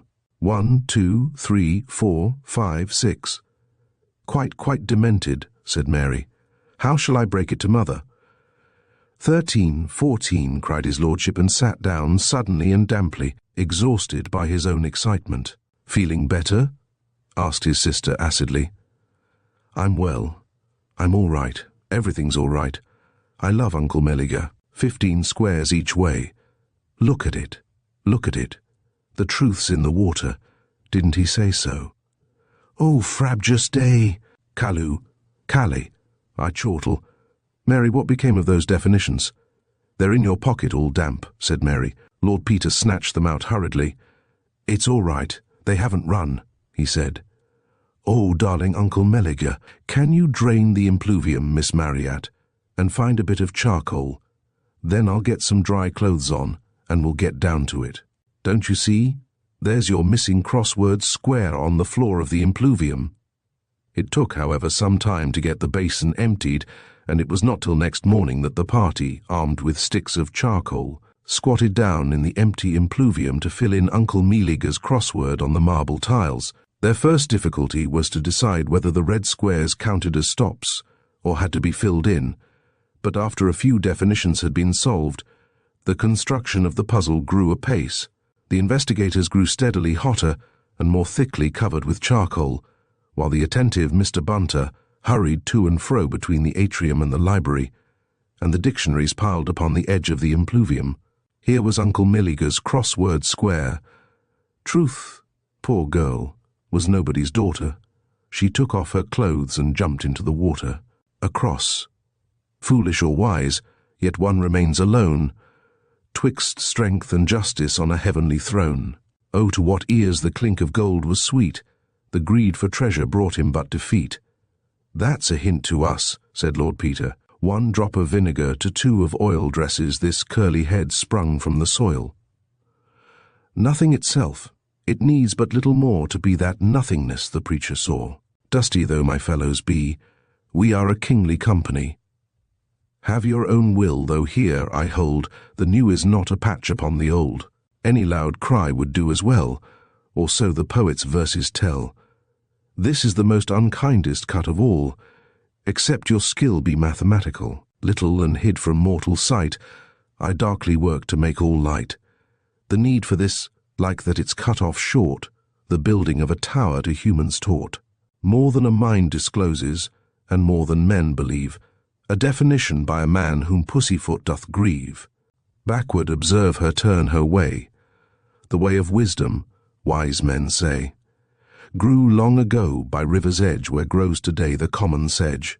One of 3 by which, they say, you'll know the Cornishman alway. Blow upon blow, 5 more the vanquished Roman shows, and if the foot slip one, on crippled feet one goes. First 8. By this Jew's work the whole we find, in a glass clearly, darkly in the mind. Ix. Little by little see it grow till cut off short by hammer blow. Vi. 9. Watch him go, heel and toe, across the wide karoo. Oo. 10. In expectation to be rich here you reach the highest pitch. 7th 10. Of this, concerning nothing much, too often do we hear of such. Qual 10. O'er land and sea, passing on deadly wings, pain to the strong, to weaklings death it brings. I 11. Requests like these, however long they be, stop just too soon for common courtesy. G 11. Caesar, the living dead salute thee here, facing for thy delight tooth, claw, and spear. I 12. One word had served, but he in ranting vein, lend me your ears, must mouth o'er Caesar slain. 10 12. Helical circumvolution, adumbrate's correct solution. I 13. One that works for Irishmen both by word and deed and pen. That's an easy one, said Miss Marryat. 4 13. 7 out of 12 this number makes complete as the sun journeys on from seat to seat. Suv. 13. My brothers play with planets, Cicero, master of words, my master is below. I 14. Free of her jesses let the falcon fly, with sight undimmed into the azure sky. 10th 14. And so you dine with Borgia? Let me lend you this as a precaution, my poor friend. I 15. Friendship carried to excess got him in a horrid mess. 11th 15. Smooth and elastic and, I guess, the dearest treasure you possess. Down. 1 eye. If step by step the steps you wander through many of those in this, of these in those you'll view. Bunter, said Lord Peter, bring me a whisky and soda. If me without my head you do, then generously my head renew, or put it to my hinder end. Your cheer it shall nor mar nor mend. 1. Second, quietly, quietly, twixt edge and edge, do this unto the thin end of the wedge. 10. Second, something that hath a reference to my state, just as you like, it shall be written straight. 1/3, when all is read, then give the world its due, and never need the world read this of you. That's a comfort, said Lady Mary. It shows we're on the right lines. 4. Third, sing nunc dimittis and magnificat, but look a little farther back than that. 14.3. Here in brief epitome attribute of royalty. 1. 4th, low. At a glance the Spanish gypsy and her dance. 10. 4th, bring me skin and a needle or a stick. A needle does it slowly, a stick does it quick. 1/5. It was a brazen business when King Phalaris made these for men. This king, of whom not much is known, by heaven's mercy was o'erthrown. 2. V. Bid Greek on Chimeon farewell? Nay, in this the sterner Roman stands by that which is vi. This the termination is of many minds' activities. 12. Votivis. I mingle on Norwegian shore, with ebbing waters backward roar. 6/7. I stand, a ladder to renown, set twixt the stars and Milan town. 1/8 highest and lowliest both to me lay claim, the little hyssop and the king of fame. That makes that point about the squares clear, said Mary. I think it's even more significant, said her brother. 9/10. This sensible old man refused to tread the path to Hades in a youngster's stead. 6/8. Long since, at nature's call, they let it drop, thoughtlessly thoughtful for our next year's crop. 2. 10th, to smallest words great speakers greatness give. Here Rome propounded her alternative. 7. 10th, we heap up many with toil and trouble, and find that the whole of our gain is a bubble. 12/X. Add it among the hidden things, a fishy tale to light it brings. Lions, said a Gallic critic, are not these. Benevolent souls, they'd make your heart's blood freeze. 11.xi. An epithet for husky fellows that stand all robed in greens and yellows. 1/2. Hole without holes. Behold me here, my meaning should be wholly clear. Running all around, never setting foot to floor. If there isn't one in this room, there may be one next door. 1. 13th, ye gods. Think also of that goddess's name, whose might 2 hours on end the mob proclaim. Con. The priest uplifts his voice on high, the choristers make their reply. When you've guessed it, with one voice you'll say it was a golden choice. 1.20. Shall learning die amid a war's alarms? I, at my birth, was clasped in iron arms.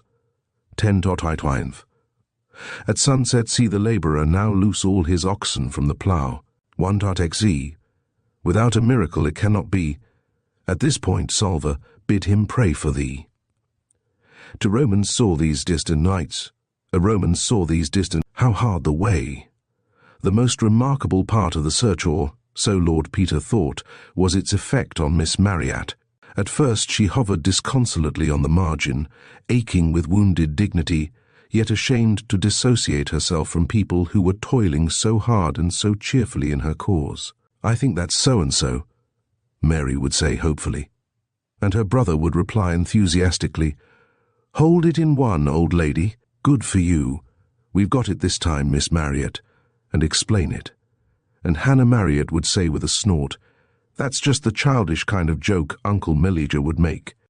Gradually, however, the fascination of seeing the squares fit together caught her, and when the first word appeared which showed that the searchers were definitely on the right track, she lay down flat on the floor and peered over Lord Peter's shoulder as he grovelled below, writing letters in charcoal, rubbing them out with his handkerchief and mopping his heated face, till the Moor of Venice had nothing on him in the matter of blackness.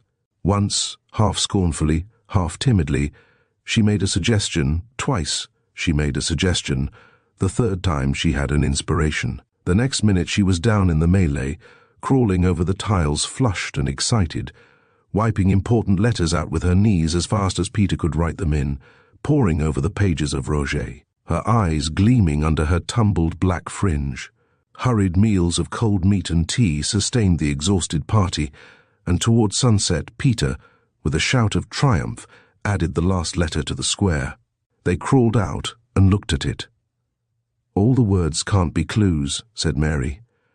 "I think it must be just those 4. "Yes, undoubtedly. It's quite clear. We've only got to look it up. Where's a Bible?" Miss Marriott hunted it out from the pile of reference books.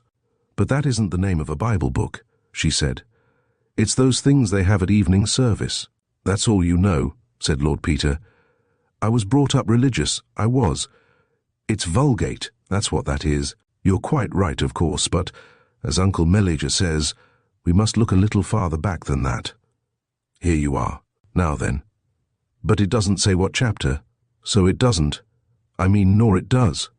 And anyhow, all the chapters are too short. Damn. Oh. Here, suppose we just count right on from the beginning. 1, 2, 3, 17 in chapter 1, 18, 19. This must be it."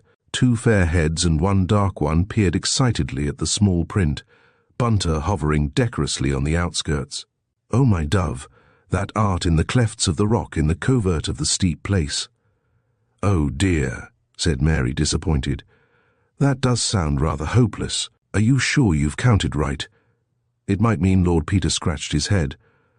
"This is a bit of a blow," he said. "I don't like Uncle Meleager half as much as I did. Old beast." "After all our work," moaned Mary. "It must be right," cried Miss Marriott. "Perhaps there's some kind of an anagram in it. We can't give up now." "Bravo," said Lord Peter. "That's the spirit." "'Fraid we're in for another outburst of frivolity, Miss Marriott." "Well, it's been great fun," said Hannah Marriott. "If you will excuse me," began the deferential voice of Bunter. "I'd forgotten you, Bunter," said his lordship. "Of course you can put us right, you always can. Where have we gone wrong?" "I was about to observe, my lord, that the words you mention do not appear to agree with my recollection of the passage in question. In my mother's Bible, my lord, it ran, I fancy, somewhat differently." Lord Peter closed the volume and looked at the back of it. "Naturally," he said. "You are right again, of course. This is a revised version. It's your fault, Miss Marriott. You would have a revised version. But can we imagine Uncle Meleager with one? No. Bring me Uncle Meleager's Bible." "Come and look in the library," cried Miss Marriott, snatching him by the hand and running. "Don't be so dreadfully calm." On the centre of the library table lay a huge and venerable Bible reverend in age and tooled leather binding. Lord Peter's hands caressed it, for a noble old book was like a song to his soul. Sobered by its beauty, they turned the yellow pages over, in the clefts of the rocks, in the secret places of the stairs.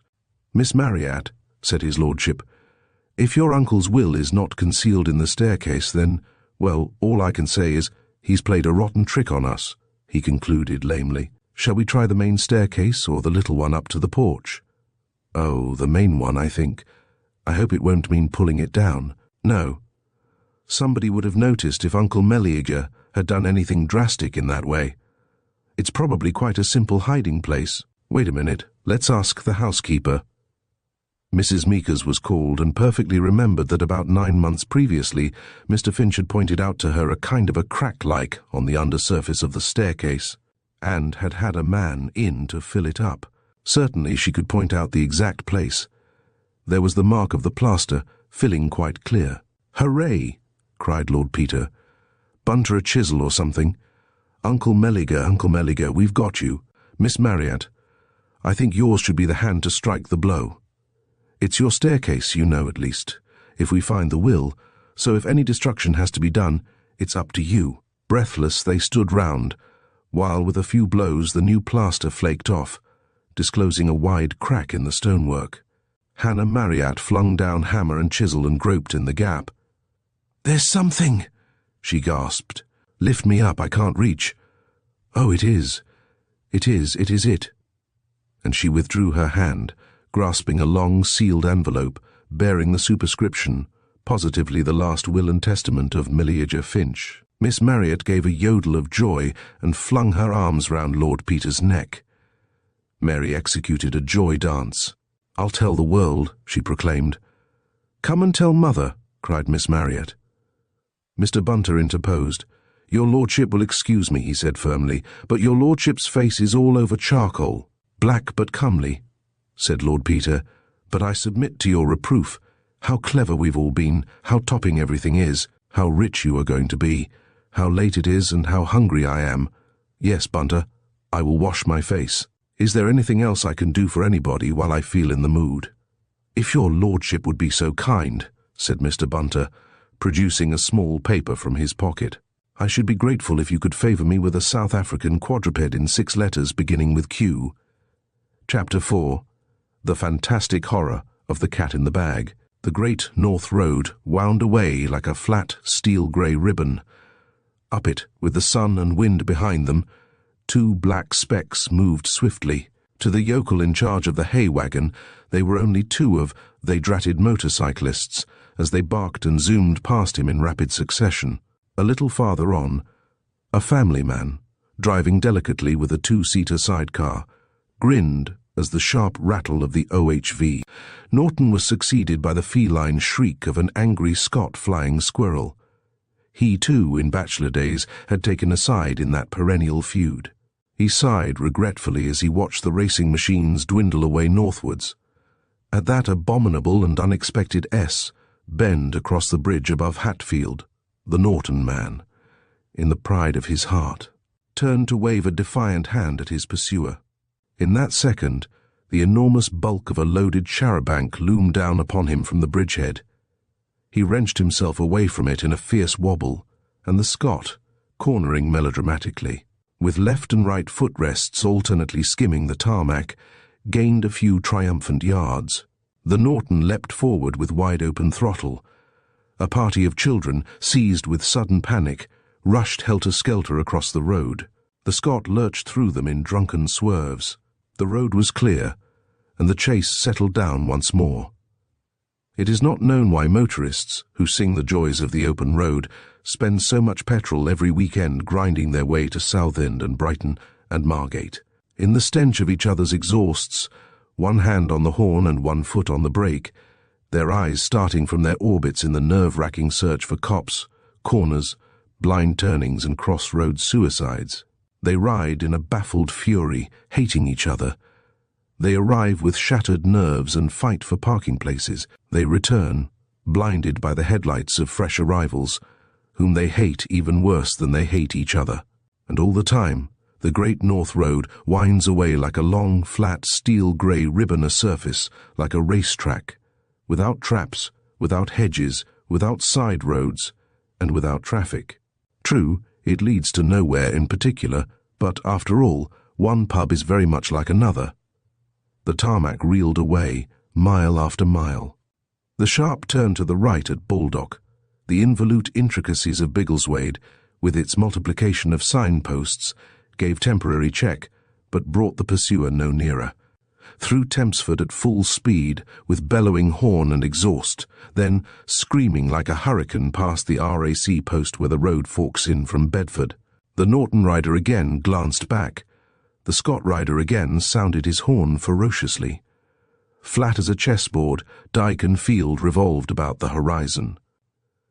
The constable at Eton-so-Con was by no means an anti-motor fiend. In fact, he had just alighted from his push-bike to pass the time of day with the AA man on point duty at the crossroads. But he was just and God-fearing. The sight of 2 maniacs careering at 70 miles an hour into his protectorate was more than he could be expected to countenance, the more that the local magistrate happened to be passing at that very moment in a pony trap. He advanced to the middle of the road, spreading his arms in a majestic manner. The Norton rider looked, saw the road beyond complicated by the pony trap and a traction engine, and resigned himself to the inevitable. He flung the throttle lever back, stamped on his squealing brakes, and skidded to a standstill. The Scot, having had notice, came up mincingly, with a voice like a pleased kitten. "Now then," said the constable in a tone of reproof, "ain't you got no more sense than to come driving into the town at 100 mile an hour? This ain't Brooklands, you know. I never see anything like it. I have to take your names and numbers, if you please. You'll bear witness, Mr. Nadgett, as they was doing over 80.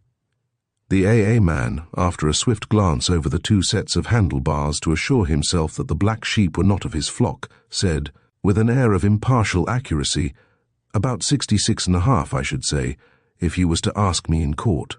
"Look here, you blighter," said the Scot man indignantly to the Norton man. "Why the hell couldn't you stop when you heard me hoot? I've been chasing you with your beastly bag nearly 30 miles. Why can't you look after your own rotten luggage?" He indicated a small, stout bag, tied with string to his own carrier. "That?" said the Norton man with scorn.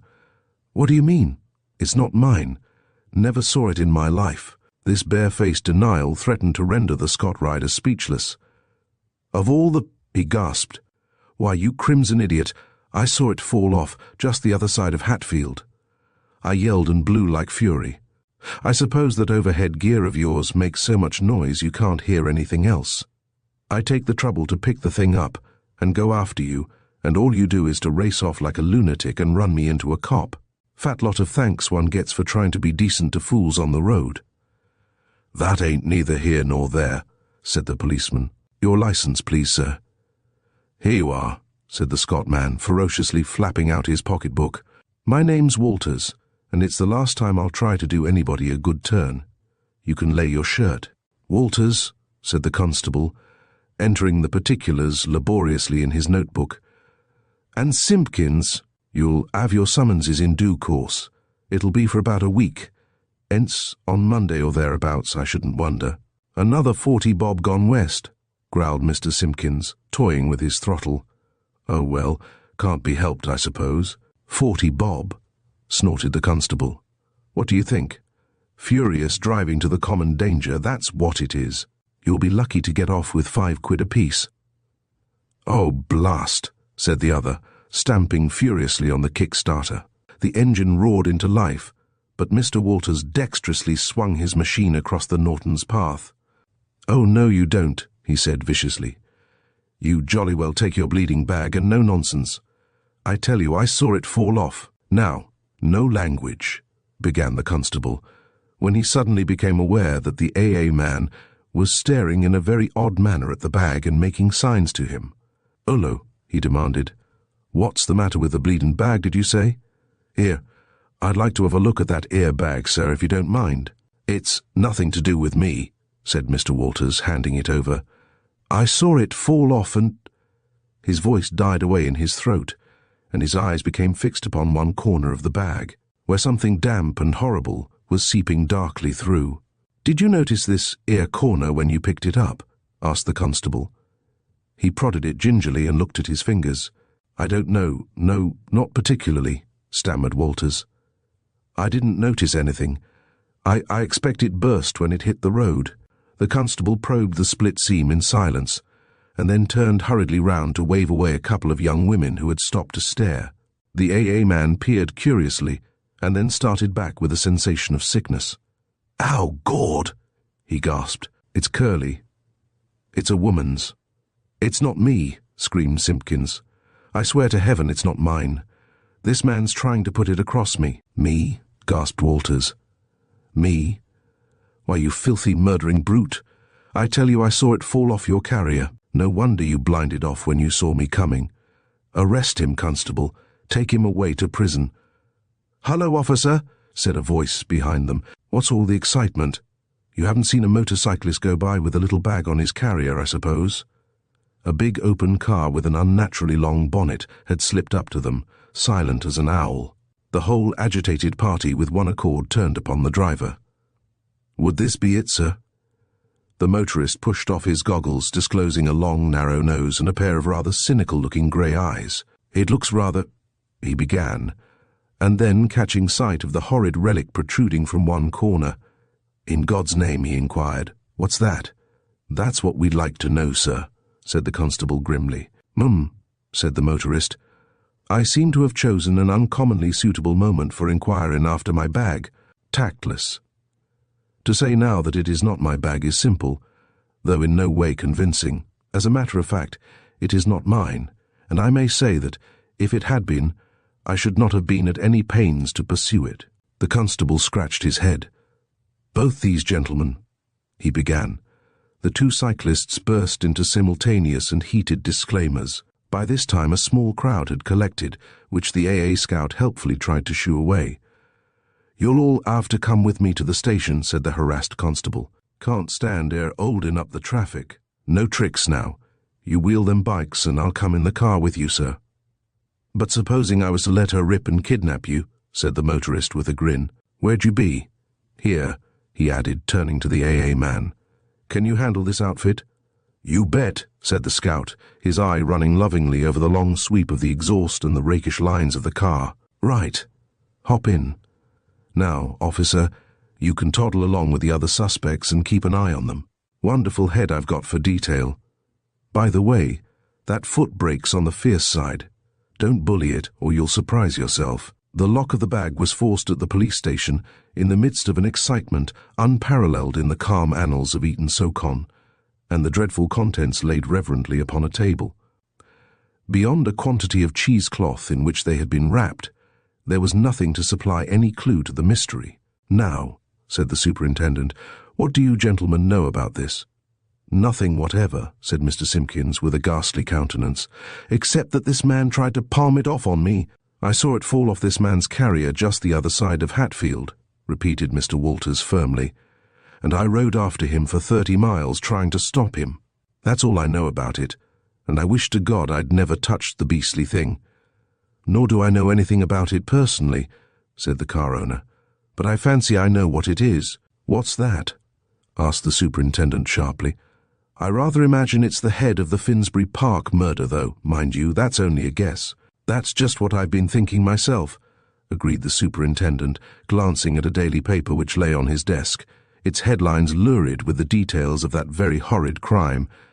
"And if so, you are to be congratulated, Constable, on a very important capture." "Thank you, sir," said the gratified officer, saluting. "Now I'd better take all your statements," said the superintendent. No, I'll hear the constable first." "Yes, Briggs." The constable, the AA man, and the two motorcyclists having given their versions of the story, the superintendent turned to the motorist. "And what have you got to say about it?" he inquired. "First of all, your name and address." The other produced a card, which the superintendent copied out and returned to him respectfully. "A bag of mine, containing some valuable jewellery, was stolen from my car yesterday in Piccadilly," began the motorist. "It is very much like this, but has a cipher lock. I made inquiries through Scotland Yard, and was informed today that a bag of precisely similar appearance had been cloak-roomed yesterday afternoon at Paddington, Main Line. I hurried round there and was told by the clerk that just before the police warning came through, the bag had been claimed by a man in motorcycling kit. A porter said he saw the man leave the station, and a loiterer observed him riding off on a motor bicycle. That was about an hour before. It seemed pretty hopeless, as of course nobody had noticed even the make of the bike, let alone the number. Fortunately, however, there was a smart little girl. The smart little girl had been dawdling round outside the station and had heard a motorcyclist ask a taxi driver the quickest route to Finchley. I left the police hunting for the taxi driver and started off, and in Finchley I found an intelligent Boy Scout. He had seen a motorcyclist with a bag on the carrier and had waved and shouted to him that the strap was loose. The cyclist had got off and tightened the strap and gone straight on up the road towards Chipping Barnet. The boy hadn't been near enough to identify the machine.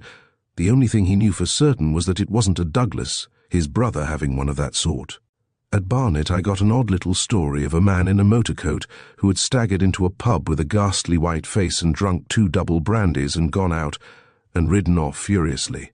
Number? Of course not. The barmaid told me. She didn't notice the number.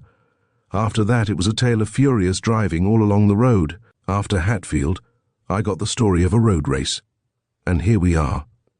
It seems to me, my lord, said the superintendent, that the furious driving can't have been all on one side. I admit it, said the other.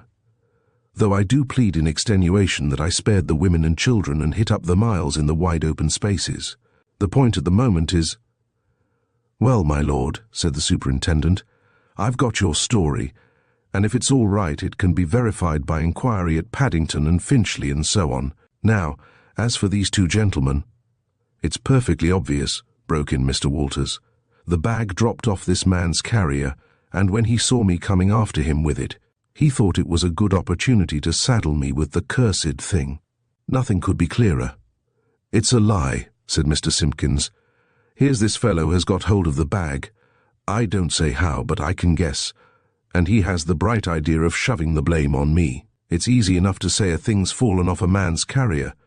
Where's the proof? Where's the strap? If his story's true, you'd find the broken strap on my bus. The bag was on his machine tied on tight." "Yes, with string," retorted the other. "If I'd gone and murdered someone and run off with their head, do you think I'd be such an ass as to tie it on with a bit of twopenny twine? The strap's worked loose and fallen off on the road somewhere, that's what's happened to that." "Well, look here," said the man addressed as my lord. "I've got an idea for what it's worth. Suppose, Superintendent, you turn out as many of your men as you think adequate to keep an eye on 3 desperate criminals, and we all tool down to Hatfield together. I can take 2 in my bus at a pinch, and no doubt you have a police car. If this thing did fall off the carrier, somebody beside Mr. Walters may have seen it fall." "They didn't," said Mr. Simpkins. "There wasn't a soul," said Mr. Walters. "But how do you know there wasn't, eh? I thought you didn't know anything about it." "I mean, it didn't fall off so nobody could have seen it," gasped the other. "Well, my lord," said the superintendent, "I'm inclined to accept your suggestion, as it gives us a chance of inquiring into your story at the same time. Mind you, I'm not saying I doubt it, you being who you are. I've read about some of your detective work, my lord, and very smart I considered it. But still, it wouldn't be my duty not to get corroborative evidence if possible." "Good egg. Quite right," said his lordship. "Forward the light brigade. We can do it easily. That is to say, at the legal rate of progress, it needn't take us much over an hour and a half." About 3/4 of an hour later, the racing car and the police car loped quietly side by side into Hatfield. Henceforward, the 4-seater, in which Walters and Simpkins sat glaring at each other, took the lead, and presently Walters waved his hand, and both cars came to a stop. "It was just about here, as near as I can remember, that it fell off," he said. "Of course, there's no trace of it now." "You're quite sure as there wasn't a strap fell off with it?" suggested the superintendent. "Because, you see, there must have been something holding it on." "Of course there wasn't a strap," said Simpkins, white with passion. "You haven't any business to ask him leading questions like that." "Wait a minute," said Walters slowly. "No, there was no strap, but I've got a sort of a recollection of seeing something on the road about 1/4 of a mile farther up." "It's a lie," screamed Simpkins. "He's inventing it." "Just about where we passed that man with the sidecar a minute or 2 ago," said his lordship. "I told you we ought to have stopped and asked if we could help him, Superintendent. Courtesy of the road, you know, and all that." "He couldn't have told us anything," said the superintendent. "He'd probably only just stopped." "I'm not so sure," said the other. "Didn't you notice what he was doing?" "Oh dear, dear, where were your eyes?" "Hullo, here he comes." He sprang out into the road and waved to the rider who, seeing 4 policemen, thought it better to pull up. "Excuse me," said his lordship.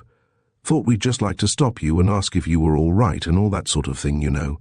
Wanted to stop in passing, throttle jammed open, couldn't shut the confounded thing. Little trouble, what?" "Oh yes, perfectly all right, thanks. Except that I would be glad if you could spare a gallon of petrol. Tank came adrift. Beastly nuisance. Had a bit of a struggle. Happily, Providence placed a broken strap in my way, and I fixed it. Split a bit, though, where that bolt came off. Lucky not to have an explosion, but there's a special cherub for motorcyclists." "Strap, eh?" said the superintendent. "Afraid I'll have to trouble you to let me have a look at that." "What?" said the other. "And just as I've got the damned thing fixed? What the—" "All right, dear, all right," to his passenger. "Is it something serious, officer?" "Afraid so, sir. Sorry to trouble you." "Hi!" yelled one of the policemen, neatly fielding Mr. Simpkins as he was taking a dive over the back of the car. "No use doing that. You're for it, my lad." "No doubt about it," said the superintendent triumphantly, snatching at the strap which the sidecar rider held out to him. "Here's his name on it. J. Simpkins. written on in ink as large as life. Very much obliged to you, sir, I'm sure. You've helped us effect a very important capture. No. Who is it? Cried the girl in the sidecar. How frightfully thrilling. Is it a murder?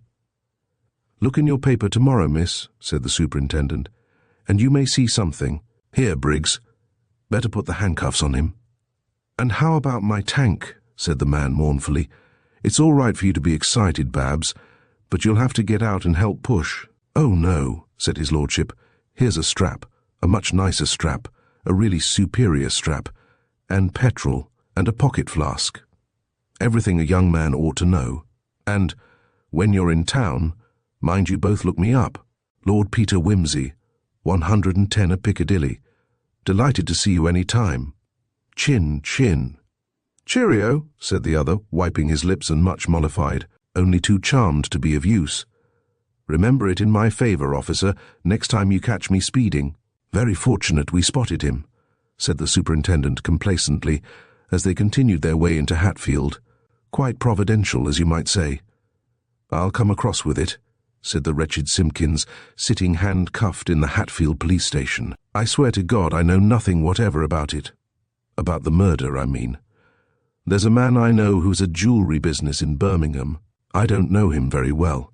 In fact, I only met him at Southend last Easter, and we got pally. His name's Owen Thomas Owen. He wrote me yesterday and said he'd accidentally left a bag in the cloakroom at Paddington and asked if I'd take it out. He enclosed the ticket and bring it up next time I came that way. I'm in transport service, you see, you've got my card, and I'm always up and down the country. As it happened, I was just going up in that direction with this Norton. So I fetched the thing out at lunchtime and started off with it. I didn't notice the date on the cloakroom ticket. I know there wasn't anything to pay on it, so it can't have been there long. Well, it all went just as you said up to Finchley, and there that boy told me my strap was loose, and I went to tighten it up. And then I noticed that the corner of the bag was split, and it was damp and... Well, I saw what you saw. That sort of turned me over, and I lost my head. The only thing I could think of was to get rid of it, quick. I remembered there were a lot of lonely stretches on the Great North Road, so I cut the strap nearly through. That was when I stopped for that drink at Barnet. And then, when I thought there wasn't anybody in sight, I just reached back and gave it a tug, and it went, strap and all. I hadn't put it through the slots. It fell off, just like a great weight dropping off my mind. I suppose Walters must just have come round into sight as it fell. I had to slow down a mile or two farther on for some sheep going into a field, and then I heard him hooting at me and, "Oh, my God!" he groaned, and buried his head in his hands. "I see," said the Eton-Socon superintendent. "Well, that's your statement. Now, about this Thomas Owen—" "Oh," cried Lord Peter Wimsey, "never mind Thomas Owen. He's not the man you want. You can't suppose that a bloke who'd committed a murder would want a fellow tailing after him to Birmingham with the head. It stands to reason that was intended to stay in Paddington cloakroom till the ingenious perpetrator had skipped, or till it was unrecognizable, or both, which, by the way, is where we'll find those family heirlooms of mine, which your engaging friend Mr. Owen lifted out of my car. Now, Mr. Simpkins, just pull yourself together and tell us who was standing next to you at the cloakroom when you took out that bag. Try hard to remember, because this jolly little island is no place for him, and he'll be taking the next boat while we stand talking." "I can't remember," moaned Simpkins. "I didn't notice. My head's all in a whirl." "Never mind. Go back. Think quietly. Make a picture of yourself getting off your machine, leaning it up against something." "No, I put it on the stand." "Good. That's the way. Now think you're taking the cloakroom ticket out of your pocket and going up, trying to attract the man's attention." "I couldn't at first. There was an old lady trying to cloakroom a canary, and a very bustling man in a hurry with some golf clubs. He was quite rude to a quiet little man with a by Jove." "Yes, a handbag like that one. Yes, that's it. The timid man had had it on the counter quite a long time, and the big man pushed him aside. I don't know what happened, quite, because mine was handed out to me just then. The big man pushed his luggage in front of both of us, and I had to reach over it. And I suppose, yes, I must have taken the wrong one. Good God, do you mean to say that that timid little insignificant-looking man was a murderer? Lots of 'em like that, put in the Hatfield superintendent. But what was he like, come? He was only about 5'5", and he wore a soft hat and a long, dust-coloured coat. He was very ordinary, with rather weak, prominent eyes, I think. But I'm not sure I should know him again. Oh, wait a minute. I do remember one thing. He had an odd scar crescent-shaped under his left eye. That settles it, said Lord Peter. I thought as much.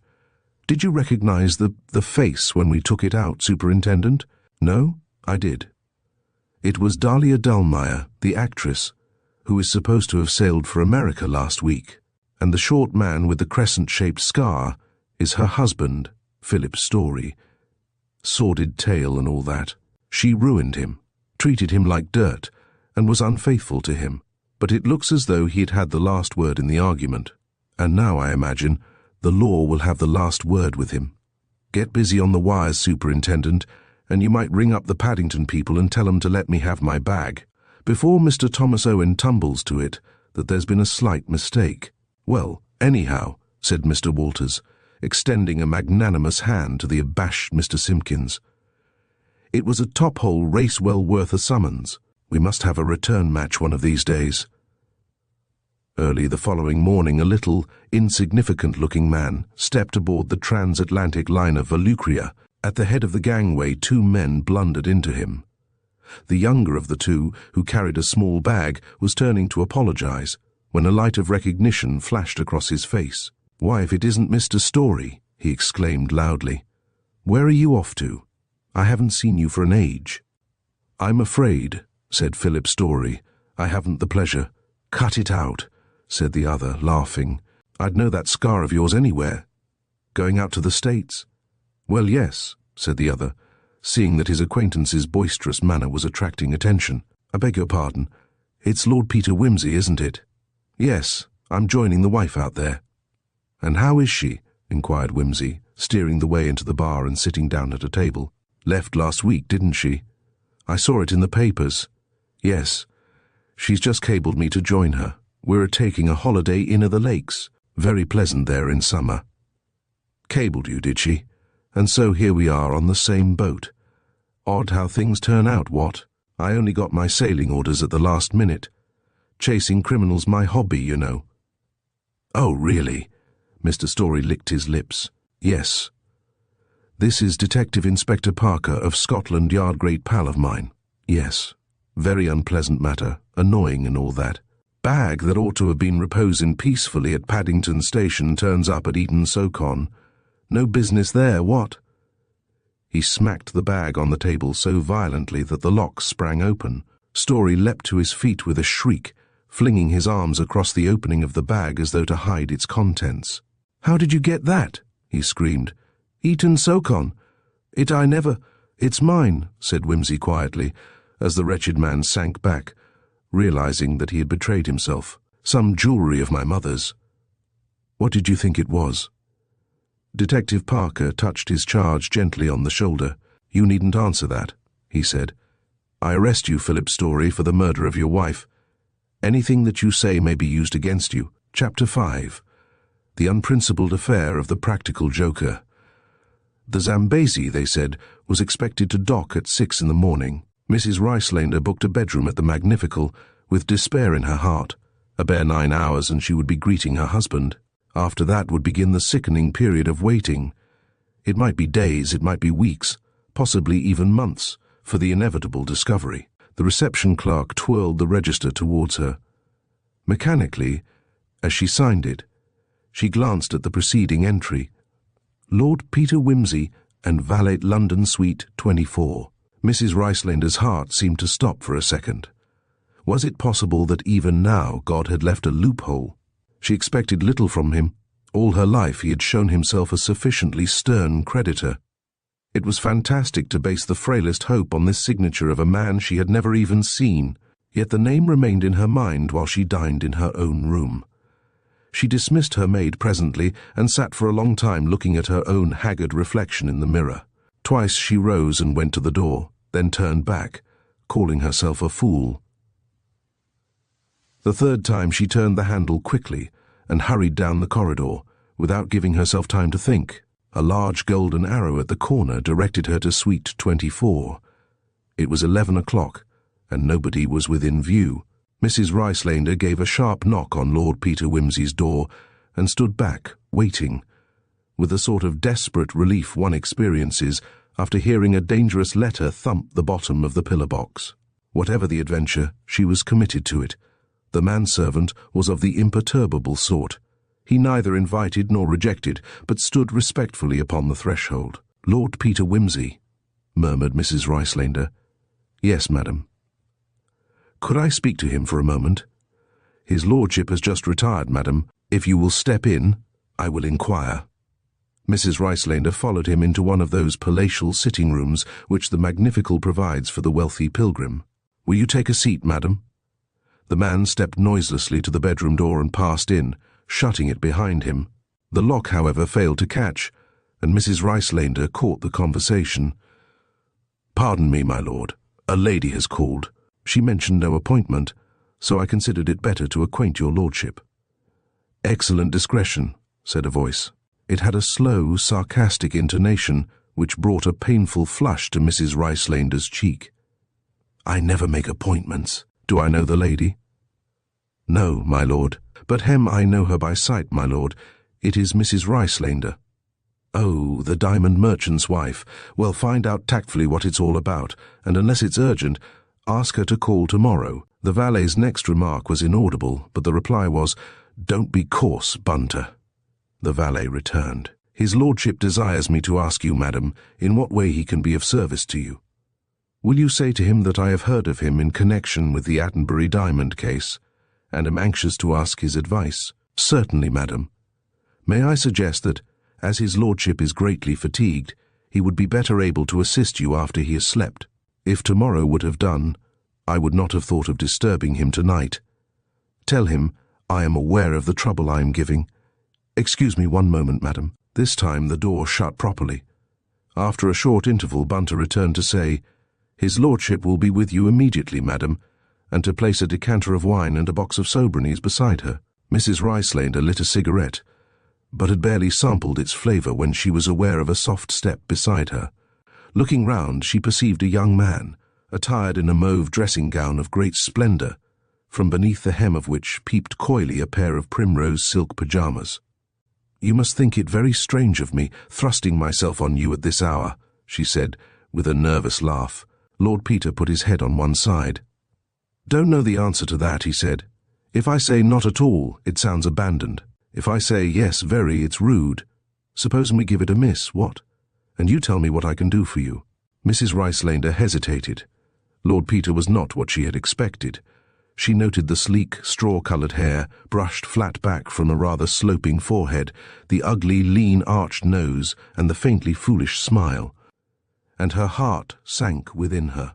I'm afraid it's ridiculous of me to suppose you can help me," she began. "Always my unfortunate appearance," moaned Lord Peter, with such alarming acumen as to double her discomfort. "Would it invite confidence more, do you suppose, if I dyed my hair black and grew a Newgate fringe? It's very trying, you can't think, always to look as if one's name was Algy." "I only meant," said Mrs. Ricelander, "that I don't think anybody could possibly help. But I saw your name in the hotel book, and it seemed just a chance." Lord Peter filled the glasses and sat down. "Carry on," he said cheerfully. "It sounds interesting." Mrs. Ricelander took the plunge. "My husband," she explained, "is Henry Ricelander, the diamond merchant. We came over from Kimberley 10 years ago and settled in England.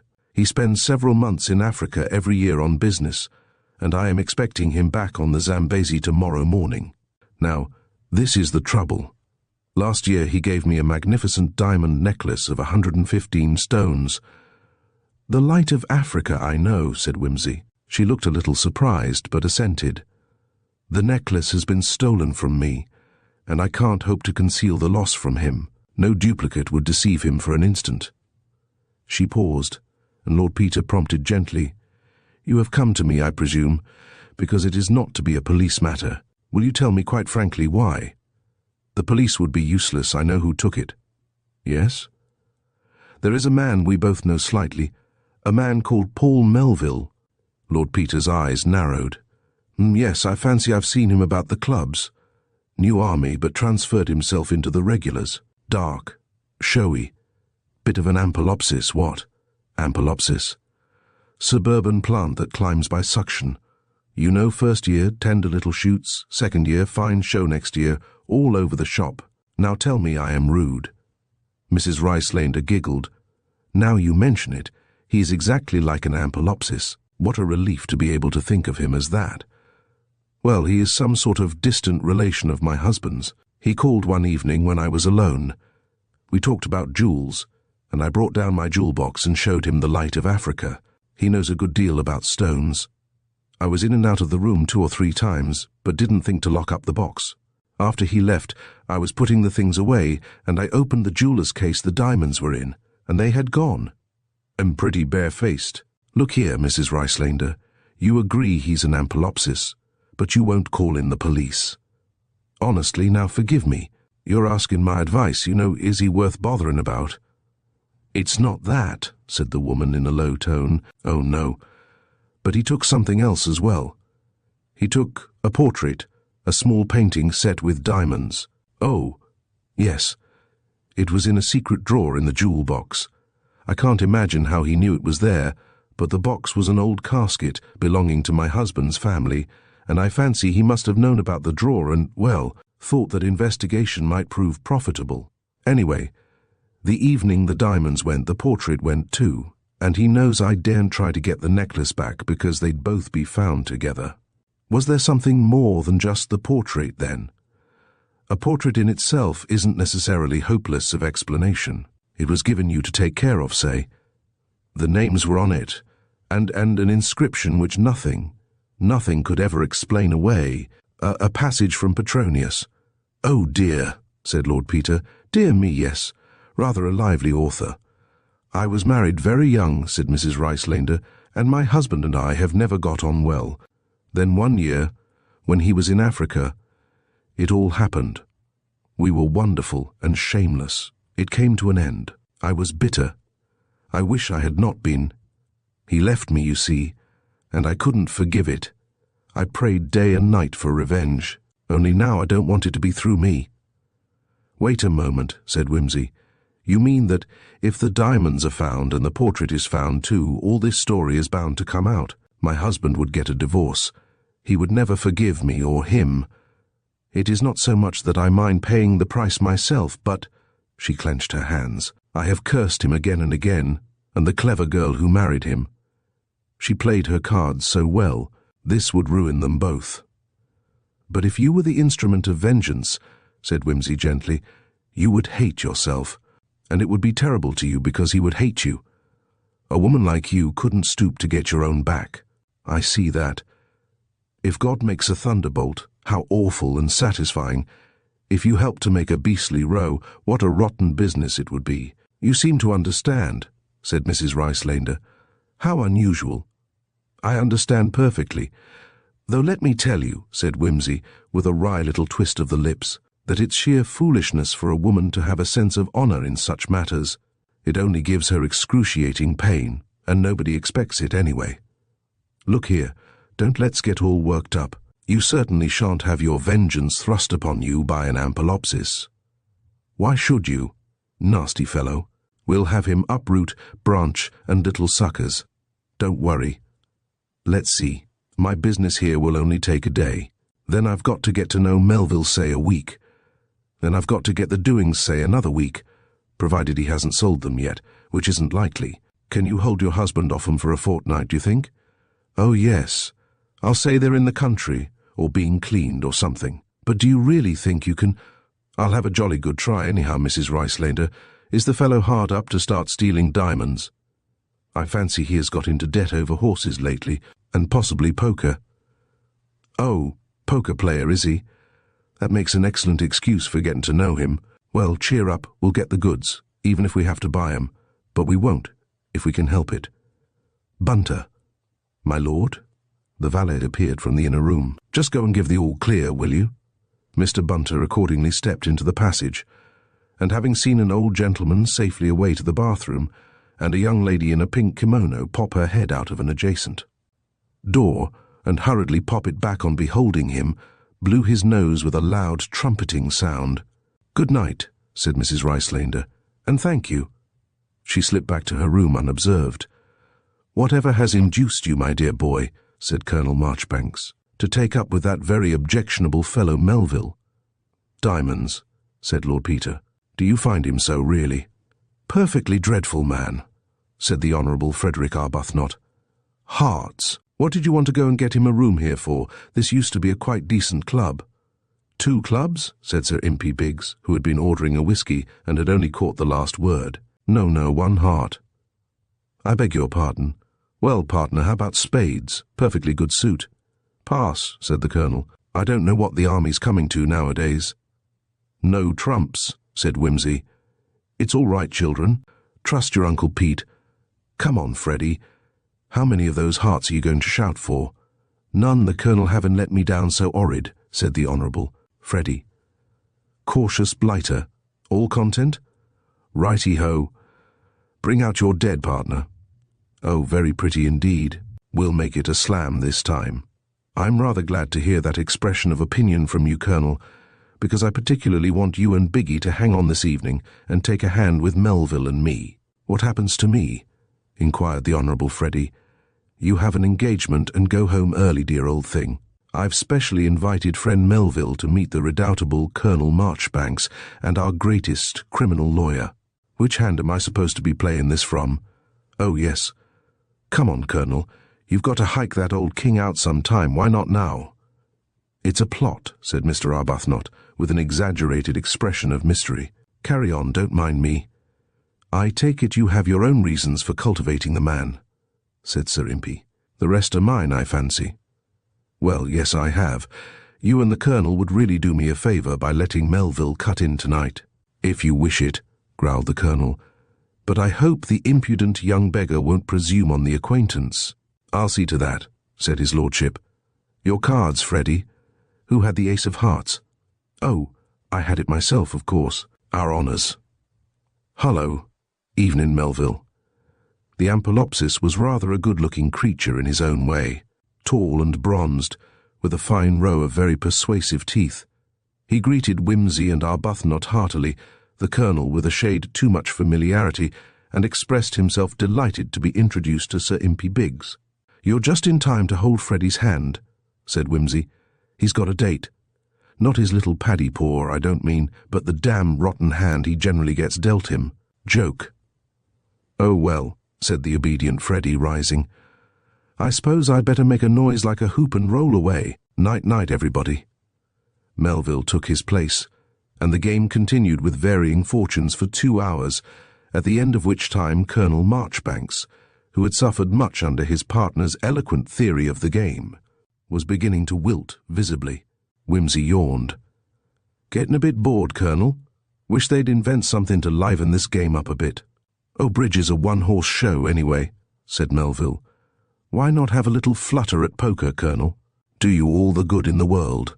What do you say, Biggs?" Sir Impey turned on Wimsey a thoughtful eye, accustomed to the sizing up of witnesses. Then he replied, "I'm quite willing, if the others are." "Damn good idea," said Lord Peter. "Come now, Colonel, be a sport. You'll find the chips in that drawer, I think." "I always lose money at poker, but what's the odds so long as you're happy? Let's have a new pack. Any limit? What do you say, Colonel?" The Colonel proposed a 20-shilling limit. Melville, with a grimace, amended this to 1/10 of the pool.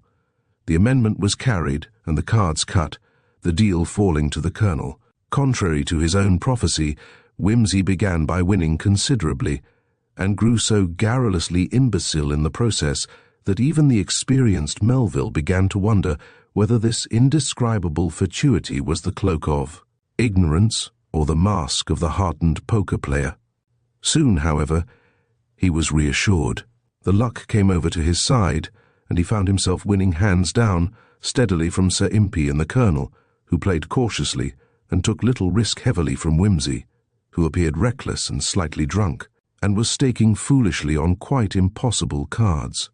"I never knew such luck as yours, Melville," said Sir Impey, when that young man had scooped in the proceeds from a handsome straight flush. "My turn tonight, yours tomorrow," said Melville, pushing the cards across to Biggs, whose deal it was. Colonel Marchbanks required 1 card. Wimsey laughed vacantly and demanded an entirely fresh hand. Biggs asked for 3, and Melville, after a pause for consideration, took 1. It seemed as though everybody had something respectable this time, though Wimsey was not to be depended upon, frequently going the limit upon a pair of jacks in order, as he expressed it, to keep the pot a-boiling. He became peculiarly obstinate now, throwing his chips in with a flushed face, in spite of Melville's confident air. The Colonel got out, and after a short time Biggs followed his example. Melville held on till the pool mounted to something under £100, when Wimsey suddenly turned restive and demanded to see him. 4 kings, said Melville. Blast you, said Lord Peter, laying down 4 queens. No hold in this fella tonight, is there? Here, take the ruddy cards, Melville, and give somebody else a look in, will you? He shuffled them as he spoke, and handed them over. Melville dealt, satisfied the demands of the other 3 players, and was in the act of taking 3 new cards for himself, when Wimsey gave a sudden exclamation and shot a swift hand across the table. "Hullo, Melville," he said, in a chill tone which bore no resemblance to his ordinary speech. "What exactly does this mean?" He lifted Melville's left arm clear of the table, and with a sharp gesture shook it. From the sleeve something fluttered to the table and glided away to the floor. Colonel Marchbanks picked it up, and in a dreadful silence laid the joker on the table. "Good God," said Sir Impey. "You young blackguard," gasped the Colonel, recovering speech. "What the hell do you mean by this?" gasped Melville, with a face like chalk. "How dare you?" "This is a trick, a plant." A horrible fury gripped him. "You dare to say that I have been cheating? You liar, you filthy sharper. You put it there. I tell you, gentlemen," he cried, looking desperately round the table, "he must have put it there." "Come, come," said Colonel Marchbanks. "No good carrying on that way, Melville. Dear me, no good at all. Only makes matters worse. We all saw it, you know." "Dear, dear, I don't know what the army's coming to." "Do you mean you believe it?" shrieked Melville. "For God's sake, Wimsey, is this a joke or what? Biggs, you've got a head on your shoulders. Are you going to believe this half-drunk fool and this doddering old idiot who ought to be in his grave?" "That language won't do you any good, Melville," said Sir Impey. "I'm afraid we all saw it clearly enough." "I've been suspecting this some time, you know," said Wimsey. "That's why I asked you two to stay tonight. We don't want to make a public row, but—" "Gentlemen," said Melville more soberly, "I swear to you that I am absolutely innocent of this ghastly thing. Can't you believe me?" "I can believe the evidence of my own eyes, sir," said the Colonel with some heat. "For the good of the club," said Wimsey, "this couldn't go on. But also for the good of the club, I think we should all prefer the matter to be quietly arranged. In the face of what Sir Impey and the Colonel can witness, Melville, I'm afraid your protestations are not likely to be credited." Melville looked from the soldier's face to that of the great criminal lawyer. "I don't know what your game is," he said sullenly to Wimsey, "but I can see you've laid a trap and pulled it off all right. I think, gentlemen," said Wimsey, "that if I might have a word in private with Melville in his own room, I could get the thing settled satisfactorily without undue fuss." "He'll have to resign his commission," growled the Colonel. "I'll put it to him in that light," said Peter. "May we go to your room for a minute, Melville?" With a lowering brow, the young soldier led the way. Once alone with Wimsey, he turned furiously on him. "What do you want? What do you mean by making this monstrous charge?" "I'll take action for libel." "Do," said Wimsey coolly, "if you think anybody is likely to believe your story." He lit a cigarette and smiled lazily at the angry young man. "Well, what's the meaning of it anyway?" "The meaning," said Wimsey, "is simply that you, an officer and a member of this club, have been caught red-handed cheating at cards while playing for money, the witnesses being Sir Impey Biggs, Colonel Marchbanks, and myself. Now, I suggest to you, Captain Melville, that your best plan is to let me take charge of Mrs. Ricelander's diamond necklace and portrait, and then just to trickle away quiet-like from these halls of dazzling light without any questions asked." Melville leapt to his feet. "My God," he cried. "I can see it now, it's blackmail." "You may certainly call it blackmail and theft too," said Lord Peter with a shrug. "But why use ugly names? I hold 5 aces, you see. Better chuck in your hand. Suppose I say I never heard of the diamonds?" "It's a bit late now, isn't it?" said Wimsey affably. "But, in that case, I'm beastly sorry and all that, of course. But we shall have to make tonight's business public." "Damn you," muttered Melville. "You sneering devil." He showed all his white teeth, half springing, with crouched shoulders. Wimsey waited quietly, his hands in his pockets. The rush did not come. With a furious gesture, Melville pulled out his keys and unlocked his dressing case. "Take them," he growled, flinging a small parcel on the table. "You've got me. Take 'em and go to hell. Eventually, why not now?" murmured his lordship. "Thanks frightfully. Man of peace myself. You know hate unpleasantness and all that." He scrutinized his booty carefully, running the stones expertly between his fingers. Over the portrait he pursed up his lips. "Yes," he murmured, "that would have made a row." He replaced the wrapping and slipped the parcel into his pocket. "Well, good night, Melville, and thanks for a pleasant game."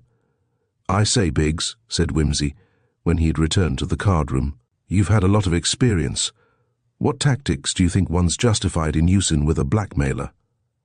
"Oh," said the K.C., "there you've put your finger on society's sore place where the law is helpless. Speaking as a man, I'd say nothing could be too bad for the brute. It's a crime crueler and infinitely worse in its results than murder. As a lawyer, I can only say that I have consistently refused to defend a blackmailer or to prosecute any poor devil who does away with his tormentor." Replied Wimsey. "What do you say, Colonel?" "A man like that's a filthy pest," said the little warrior stoutly. "Shooting's too good for him." "I knew a man close personal friend, in fact hounded to death, blew his brains out, one of the best. Don't like to talk about it." "I want to show you something," said Wimsey. He picked up the pack which still lay scattered on the table and shuffled it together. "Catch hold of these, Colonel, and lay 'em out face downwards. That's right. First of all, you cut 'em at the 20th card. You'll see the 7 of diamonds at the bottom. Correct? Now I'll call 'em.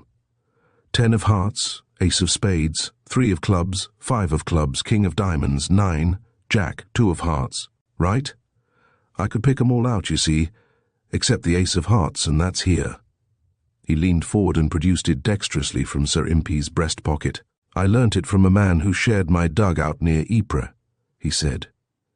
"You needn't mention tonight's business, you two. There are crimes which the law cannot reach." Chapter 6. The Undignified Melodrama of the Bone of Contention. "I'm afraid you have brought shocking weather with you, Lord Peter," said Mrs. Frobisher Pym with playful reproof. "If it goes on like this, they will have a bad day for the funeral." Lord Peter Wimsey glanced out of the morning-room window to the soaked green lawn and the shrubbery, where the rain streamed down remorselessly over the laurel leaves, stiff and shiny like macintoshes. "Nasty exposed business, standing round at funerals," he agreed. "Yes, I always think it's such a shame for the old people. In a tiny village like this, it's about the only pleasure they get during the winter. It makes something for them to talk about for weeks. Is it anybody's funeral in particular?" "My dear Wimsey," said his host, "it is plain that you, coming from your little village of London, are quite out of the swim. There has never been a funeral like it in Little Doddering before. It's an event." "Really?" "Oh dear, yes. You may possibly remember old Burdock." "Burdock? Let me see. Isn't he a sort of local squire or something?" "He was," corrected Mr. Frobisher Pym. "He's died in New York about 3 weeks ago, and they're sending him over to be buried. The Burdocks have lived in the big house for hundreds of years, and they're all buried in the churchyard, except, of course, the one who was killed in the war. Burdock's secretary cabled the news of his death across, and said the body was following as soon as the embalmers had finished with it. The boat gets into Southampton this morning, I believe. At any rate, the body will arrive here by the 6.3 from town. Are you going down to meet it, Tom?" "No, my dear. I don't think that is called for. There will be a grand turn out of the village, of course. Jolliffe's people are having the time of their lives. They borrowed an extra pair of horses from young Mortimer for the occasion. I only hope they don't kick over the traces and upset the hearse. Mortimer's horseflesh is generally on the spirited side. But Tom, we must show some respect to the Burdocks. We're attending the funeral tomorrow, and that's quite enough. We must do that, I suppose, out of consideration for the family, though, as far as the old man himself goes. Respect is the very last thing anybody would think of paying him. Oh, Tom, he's dead. And quite time, too. No, Agatha, it's no use pretending that old Burdock was anything but a spiteful, bad-tempered, dirty-living old blackguard that the world's well rid of. The last scandal he stirred up made the place too hot to hold him. He had to leave the country and go to the States, and, even so, if he hadn't had the money to pay the people off, he'd probably have been put in jail. That's why I'm so annoyed with Hancock. I don't mind his calling himself a priest, though clergyman was always good enough for dear old Weeks, who, after all, was a canon, and I don't mind his vestments. He can wrap himself up in a Union Jack if he likes. It doesn't worry me. But when it comes to having old Burdock put on trestles in the South Aisle, with candles round him, and Hubbard from the Red Cow and Duggins's boy praying over him half the night, I think it's time to draw the line. The people don't like it, you know, as least the older generation don't. It's all right for the young ones, I dare say, they must have their amusement, but it gives offence to a lot of the farmers. After all, they knew Burdock a bit too well. Simpson, he's people's warden, you know, came up quite in distress to speak to me about it last night. You couldn't have a sounder man than Simpson. I said I would speak to Hancock. I did speak to him this morning, as a matter of fact, but you might as well talk to the west door of the church. Mr. Hancock is one of those young men who fancy they know everything, said his wife. A sensible man would have listened to you, Tom. You're a magistrate and have lived here all your life, and it stands to reason you know considerably more about the parish than he does.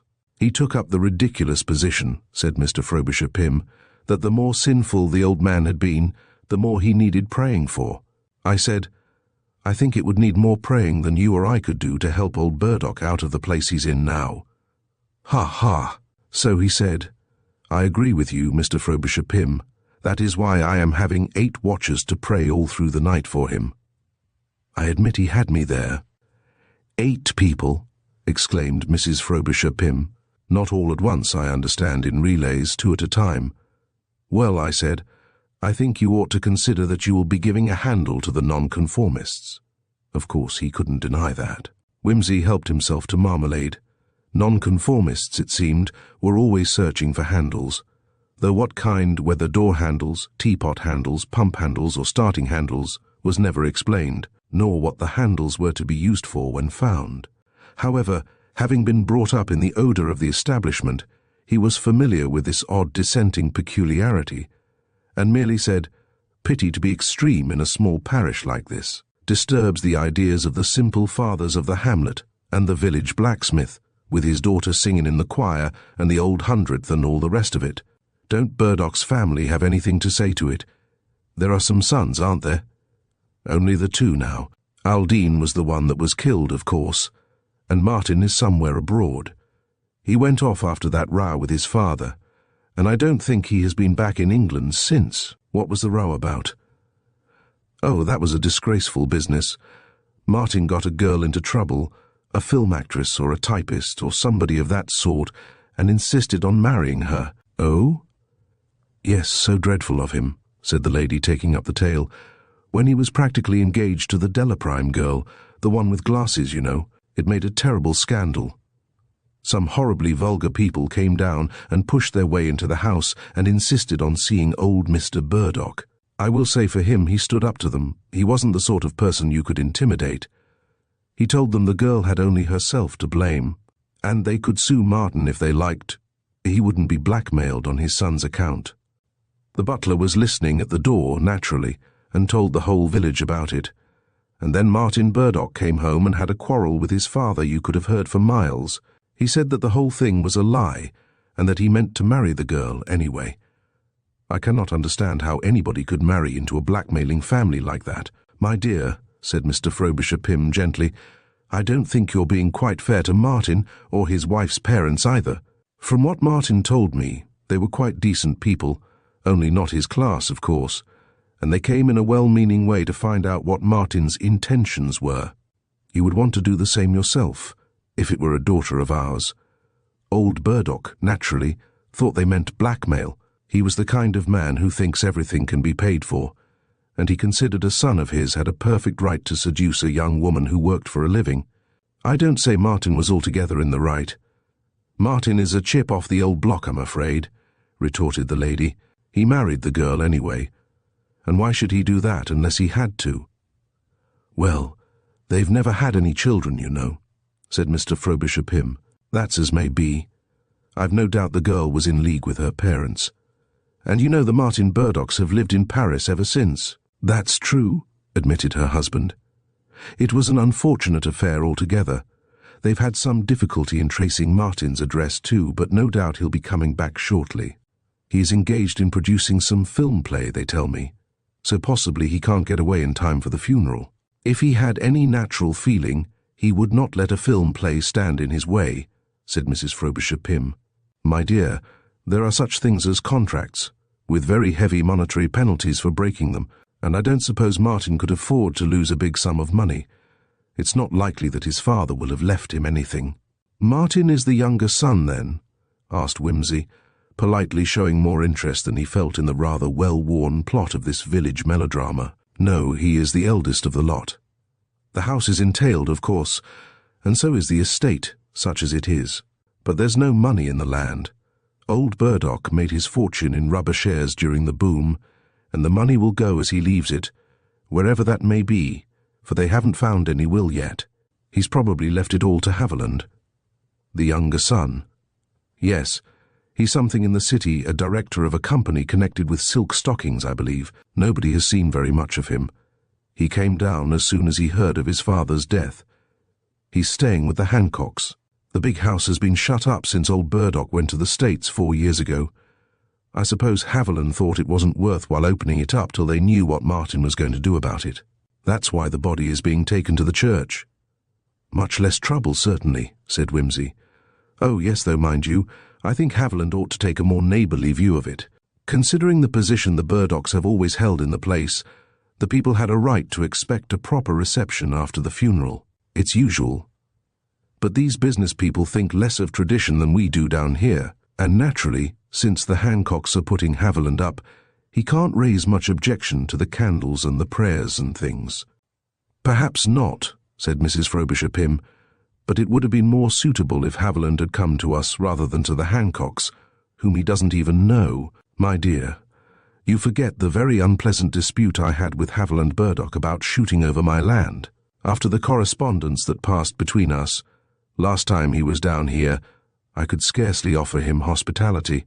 His father took a perfectly proper view of it, I will say that for him, but Haviland was exceedingly discourteous to me, and things were said which I could not possibly overlook. However, we mustn't bore you, Lord Peter, with our local small talk. If you've finished your breakfast, what do you say to a walk round the place? It's a pity it's raining so hard, and you don't see the garden at its best this time of the year, of course, but I've got some cocker spaniels you might like to have a look at. Lord Peter expressed eager anxiety to see the spaniels, and in a few minutes' time found himself squelching down the gravel path which led to the kennels. Nothing like a healthy country life, said Mr. Frobisher Pym. I always think London is so depressing in the winter, nothing to do with oneself. All right to run up for a day or two and see a theatre now and again, but how you people stick it week in, week out, beats me. I must speak to Plunkett about this archway, he added. It's getting out of trim. He broke off a dangling branch of ivy as he spoke. The plant shuddered revengefully, tipping a small shower of water down Wimsey's neck. The cocker spaniel and her family occupied a comfortable and airy stall in the stable buildings. A youngish man in breeches and leggings emerged to greet the visitors, and produced the little bundles of puppyhood for their inspection. Wimsey sat down on an upturned bucket and examined them gravely one by one. The bitch, after cautiously reviewing his boots and grumbling a little, decided that he was trustworthy and slobbered genially over his knees. Let me see, said Mr. Frobisher Pym. How old are they? 13 days, sir. Is she feeding them all right? Fine, sir. She's having some of the malt food. Seems to suit her very well, sir. Ah, yes. Plunkett was a little doubtful about it, but I heard it spoken very well of. Plunkett doesn't care for experiments, and in a general way I agree with him. Where is Plunkett, by the way? He's not very well this morning, sir. Sorry to hear that, Meridew. The rheumatics again? No, sir. From what Mrs. Plunkett tells me, he's had a bit of a shock. A shock? What sort of a shock? Nothing wrong with Alf or Elsie, I hope? No, sir. The fact is, I understand he's seen something, sir. What do you mean, seen something? Well, sir, something in the nature of a warning from what he says. A warning? Good heavens, Meridew, he mustn't get those sort of ideas in his head. I'm surprised at Plunkett. I always thought he was a very level-headed man. What sort of warning did he say it was? I couldn't say, sir. Surely he mentioned what he thought he'd seen. Meridew's face took on a slightly obstinate look. I can't say, I'm sure, sir. This will never do. I must go and see Plunkett. Is he at the cottage? Yes, sir. We'll go down there at once. You don't mind, do you, Wimsey? I can't allow Plunkett to make himself ill. If he's had a shock, he'd better see a doctor. Well, carry on, Meridew, and be sure you keep her warm and comfortable. The damp is apt to come up through these brick floors. I'm thinking of having the whole place reset with concrete, but it takes money, of course. I can't imagine, he went on, as he led the way past the greenhouse towards a trim cottage set in its own square of kitchen garden. What can have happened to have upset Plunkett? I hope it's nothing serious. He's getting elderly, of course, but he ought to be above believing in warnings. You wouldn't believe the extraordinary ideas these people get hold of. Fact is, I expect he's been round at the Weary Traveller and caught sight of somebody's washing hung out on the way home. Not washing, corrected Wimsey mechanically.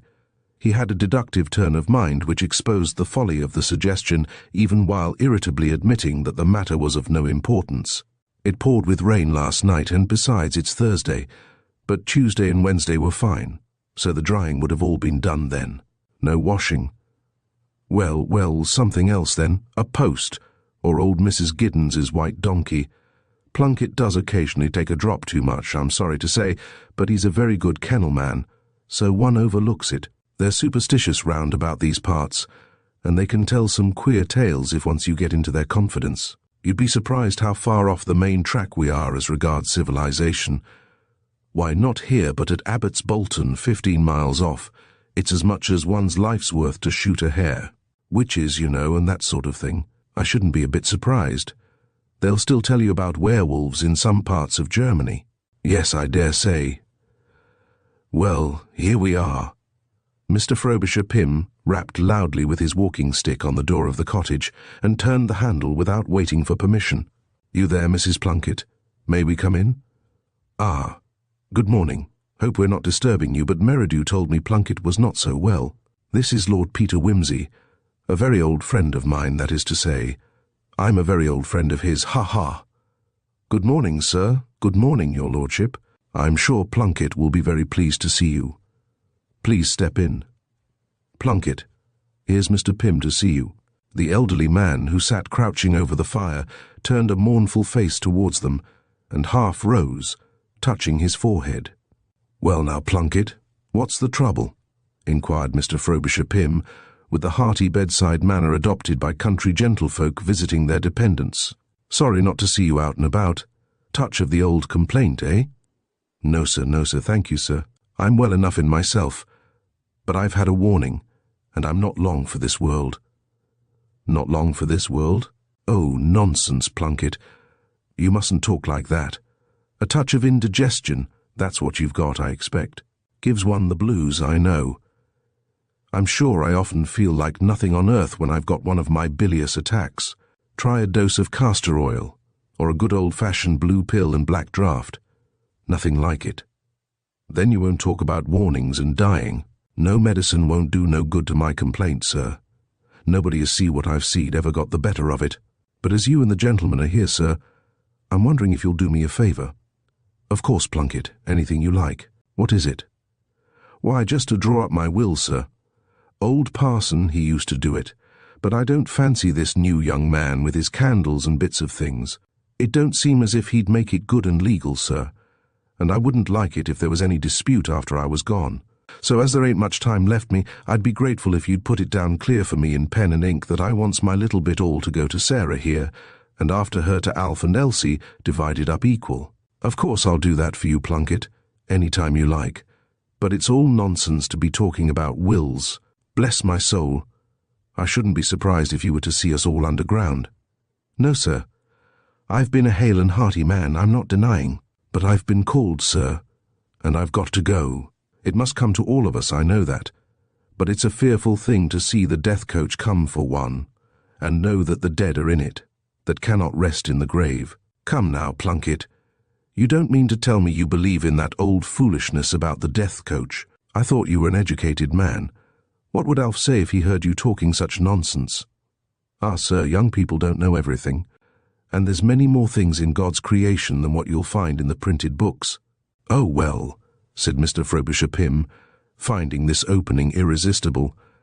We know there are more things in heaven and earth, Horatio, than are dreamt of in your philosophy. Quite so. But that doesn't apply nowadays, he added contradictorily. There are no ghosts in the 20th century. Just you think the matter out quietly, and you'll find you've made a mistake. There's probably some quite simple explanation. Dear me. I remember Mrs. Frobisher Pym waking up one night and having a terrible fright because she thought somebody'd been and hanged himself on our bedroom door. Such a silly idea, because I was safe in bed beside her snoring. She said, "Ha ha," and if anybody was feeling like hanging himself, he wouldn't come into our bedroom to do it. Well, she clutched my arm in a great state of mind, and when I went to see what had alarmed her, what do you think it was? My trousers, which I'd hung up by the braces, with the socks still in the legs. My word! And didn't I get a wigging for not having put my things away tidy? Mr. Frobisher Pym laughed, and Mrs. Plunkett said dutifully, "There now." Her husband shook his head. "That may be, sir, but I see the death coach last night with my own eyes. Just striking midnight it was, by the church clock, and I see it come up the lane by the old priory wall. And what were you doing out of bed at midnight, eh?" "Well, sir, I'd been round to my sister's, that's got her boy home on leave off of his ship. And you'd been drinking his health, I dare say, Plunkett." Mr. Frobisher Pym wagged an admonitory forefinger. "No, sir, I don't deny I'd had a glass or two of ale, but not to fuddle me. My wife can tell you I was sober enough when I got home." "That's right, sir. Plunkett hadn't taken too much last night, that I'll swear to." "Well, what was it you saw, Plunkett?" "I see the death coach, same as I'm telling you, sir. It come up the lane, all ghostly white, sir, and never making no more sound than the dead which it were, sir. A wagon, or something going through to Limtree, or herrioting. No, sir, 'tweren't a wagon. I counted the horses, 4 white horses, and they went by with never a sound of hoof or bridle. And that weren't 4 horses. Come, Plunkett, you must have been seeing double. There's nobody about here would be driving 4 horses, unless it was Mr. Mortimer from Abbott's Bolton, and he wouldn't be taking his horseflesh out at midnight. 4 horses they was, sir. I see them plain. And it weren't Mr. Mortimer neither, for he drives a drag, and this were a big, heavy coach, with no lights on it, but shining all of itself, with a colour like moonshine. Oh, nonsense, man. You couldn't see the moon last night. It was pitch dark." "No, sir, but the coach shone all moony-like all the same. And no lights?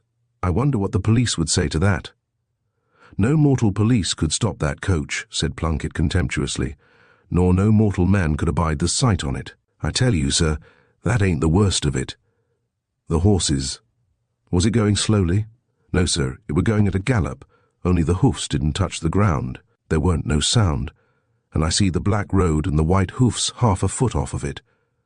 And the horses had no heads." "No heads?" "No, sir." Mr. Frobisher Pym laughed. Come, Plunkett, you don't expect us to swallow that. No heads? How could even a ghost drive horses with no heads? How about the reins, eh?" "You may laugh, sir, but we know that with God all things are possible. 4 white horses they was. I see them clearly, but there was neither head nor neck beyond the collar, sir.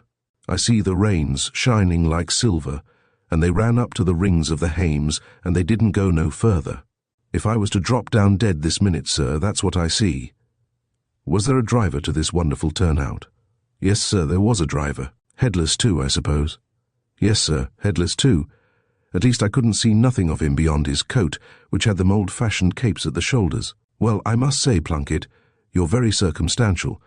How far off was this apparition when you saw it?" "I was passing by the War Memorial, sir, when I see it come up the lane. It wouldn't be above 20 or 30 yards from where I stood. It went by at a gallop, and turned off to the left round the churchyard wall. Well, well, it sounds odd, certainly, but it was a dark night, and at that distance your eyes may have deceived you. Now, if you'll take my advice, you'll think no more about it." "Ah, sir, it's all very well saying that, but everybody knows the man who sees the death coach of the Burdocks is doomed to die within the week. There's no use rebelling against it, sir, it is so. And if you'll be so good as to oblige me over that matter of a will, I'd die happier for knowing as Sarah and the children were sure of their bit of money." Mr. Frobisher Pym obliged over the will, though much against the grain, exhorting and scolding as he wrote. Wimsey added his own signature as one of the witnesses, and contributed his own bit of comfort. "I shouldn't worry too much about the coach if I were you," he said. "Depend upon it, if it's the Burdock coach it'll just have come for the soul of the old squire. It couldn't be expected to go to New York for him, don't you see? It's just getting ready for the funeral tomorrow." "That's likely enough," agreed Plunkett. "Often and often it's been seen in these parts when one of the Burdocks was taken, but it's terrible unlucky to see it." The thought of the funeral seemed, however, to cheer him a little. The visitors again begged him not to think about it, and took their departure. "Isn't it wonderful?" said Mr. Frobisher Pym. "What imagination will do with these people? And they're obstinate. You could argue with them till you were black in the face. Yes, I say, let's go down to the church and have a look at the place. I'd like to know how much he could really have seen from where he was standing." The parish church of Little Doddering stands, like so many country churches, at some distance from the houses. The main road from Herioting, Abbots Bolton, and Frimpton runs past the west gate of the churchyard, a wide God's acre, crowded with ancient stones. On the south side is a narrow and gloomy lane, heavily overhung with old elm trees, dividing the church from the still more ancient ruins of Doddering Priory. On the main road, a little beyond the point where Old Priory Lane enters, stands the War Memorial, and from here the road runs straight on into Little Doddering. Round the remaining two sides of the churchyard winds another lane, known to the village simply as the Back Lane. This branches out from the Herioting Road about 100 yards north of the church, connects with the far end of Priory Lane, and thence proceeds deviously to Shootering Underwood, Hampsey, Thripsey, and Wick. "Whatever it was Plunkett thinks he saw," said Mr. Frobisher Pym, "it must have come from Shootering. The back lane only leads round by some fields and a cottage or two, and it stands to reason anybody coming from Frimpton would have taken the main road, going and coming. The lane is in a very bad state with all this rain.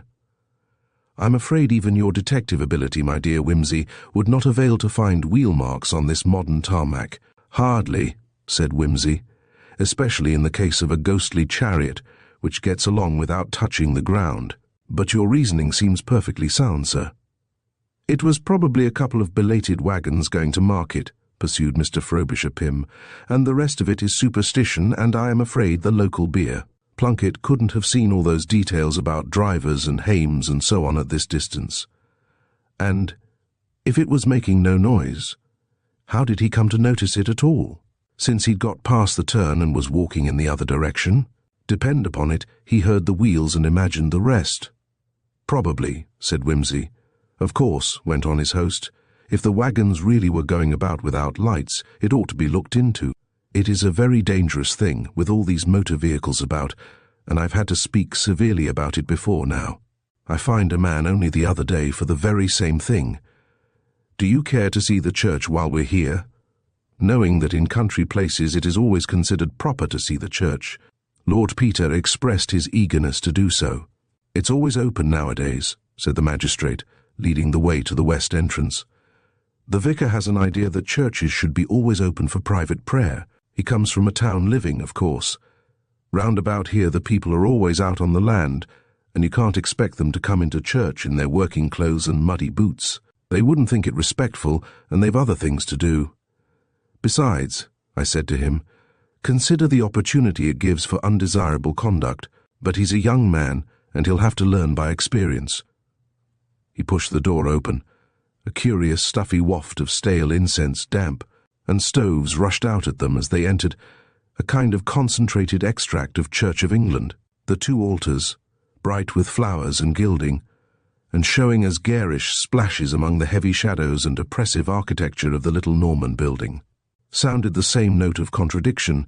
It was the warm and human that seemed exotic and unfamiliar, the cold and unwelcoming that seemed native to the place and people. This Lady Chapel, as Hancock calls it, in the South Aisle, is new, of course, said Mr. Frobisher Pym.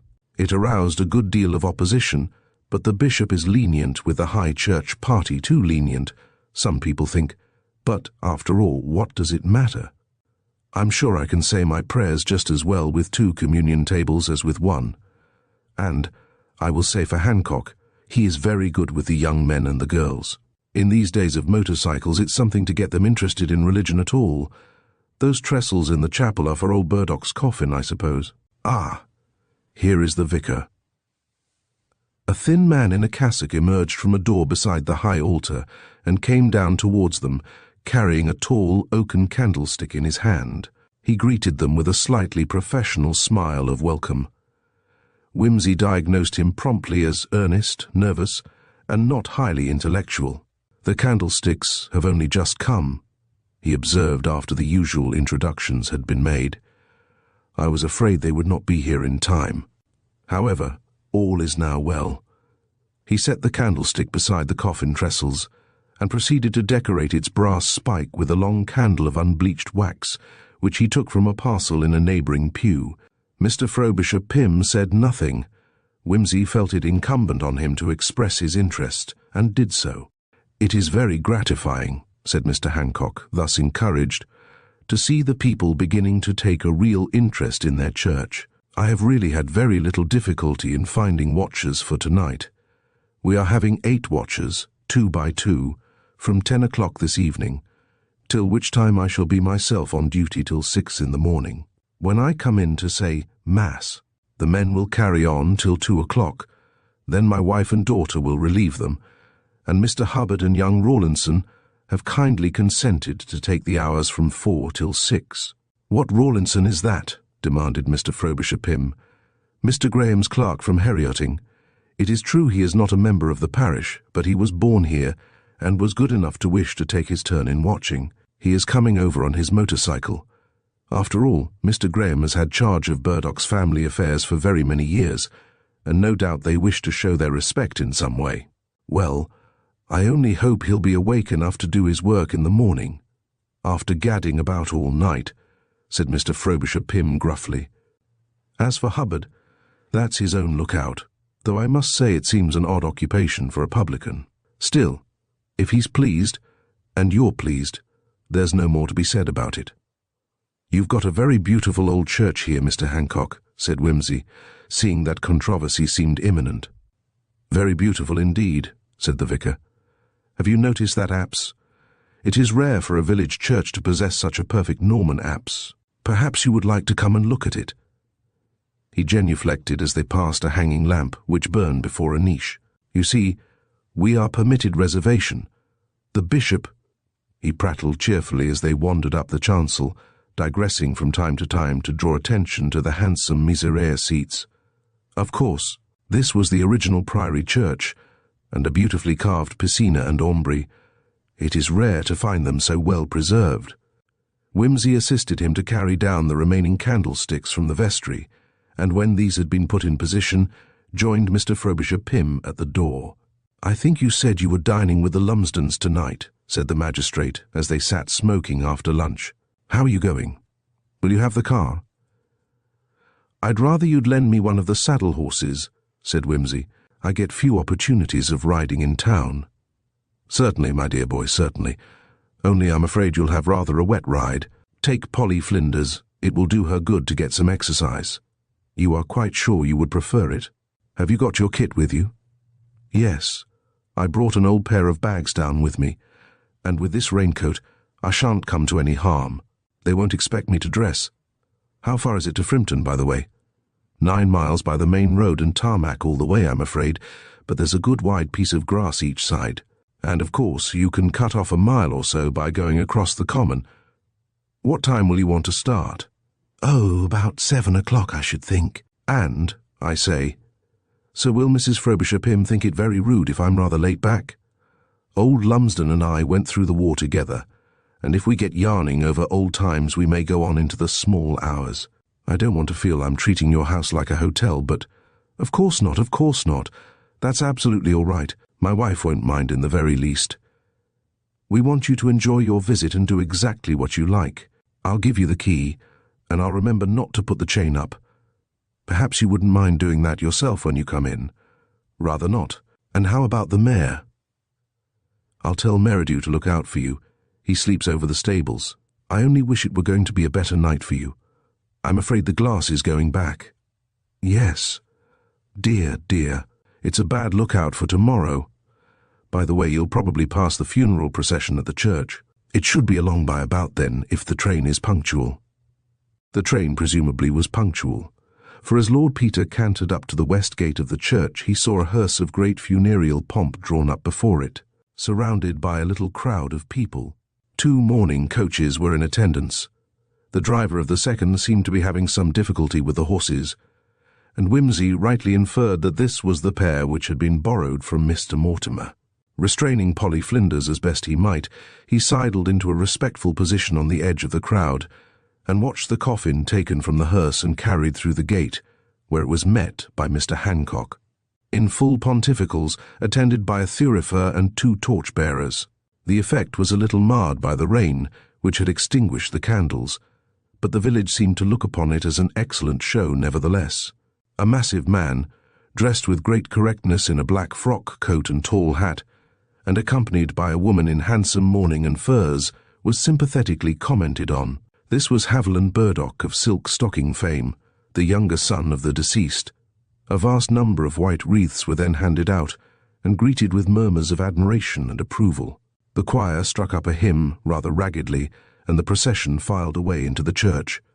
Polly Flinders shook her head vigorously, and Wimsey, taking this as a signal to be gone, replaced his hat and ambled gently away towards Frimpton.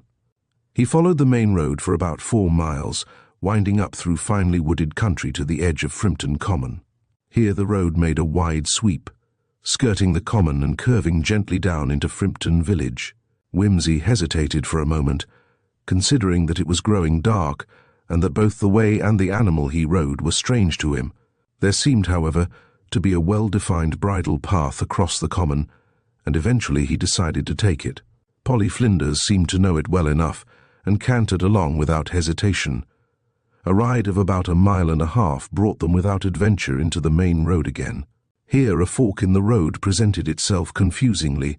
An electric torch, however, and a signpost solved the problem, after which 10 minutes' ride brought the traveller to his goal. Major Lumsden was a large, cheerful man, none the less cheerful for having lost a leg in the war. He had a large, cheerful wife, a large, cheerful house, and a large, cheerful family.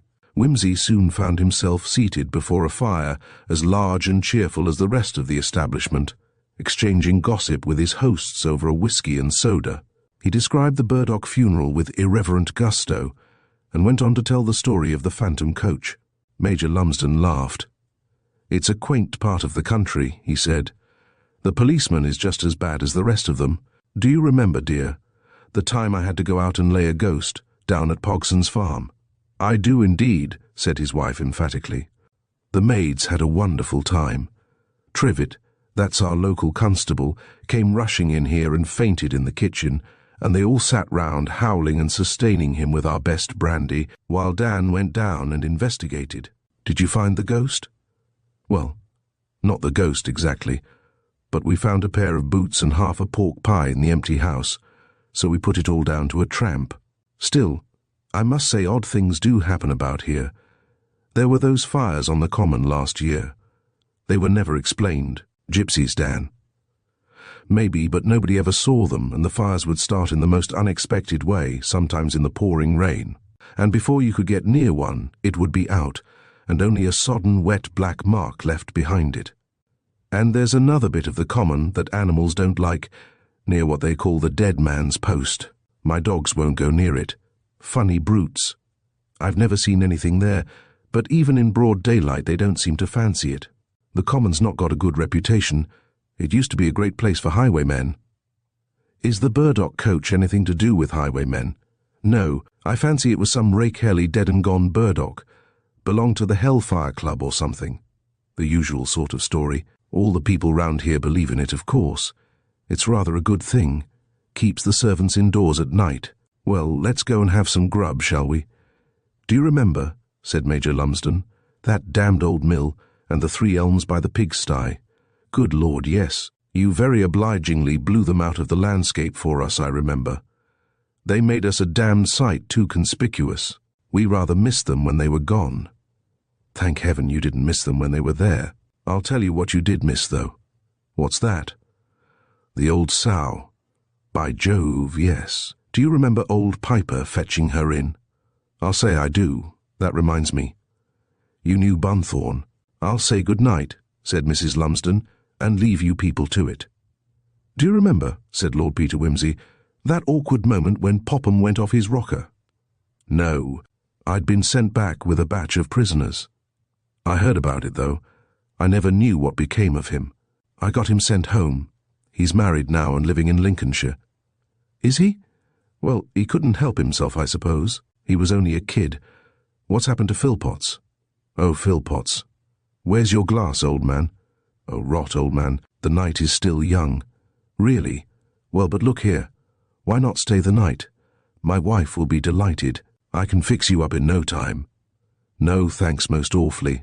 I must be rolling off home. I said I'd be back, and I'm booked to put the chain on the door. As you like, of course, but it's still raining. Not a good night for a ride on an open horse. I'll bring a saloon next time. We shan't hurt. Rain's good for the complexion, makes the roses grow. Don't wake your man up. I can saddle her myself. My dear man, it's no trouble. No, really, old man. Well, I'll come along and lend you a hand. A gust of rain and wind blew in through the hall door as they struggled out into the night. It was past 1 in the morning and pitch dark. Major Lumsden again pressed Wimsey to stay. No thanks, really. The old lady's feelings might be hurt. It's not so bad, really wet, but not cold. Come up, Polly, stand over, old lady. He put the saddle on and girthed it, while Lumsden held the lantern. The mare, fed and rested, came delicately dancing out of the warm, loose box, head well stretched forward, and nostrils snuffing at the rain. Well, so long, old lad. Come and look us up again. It's been great.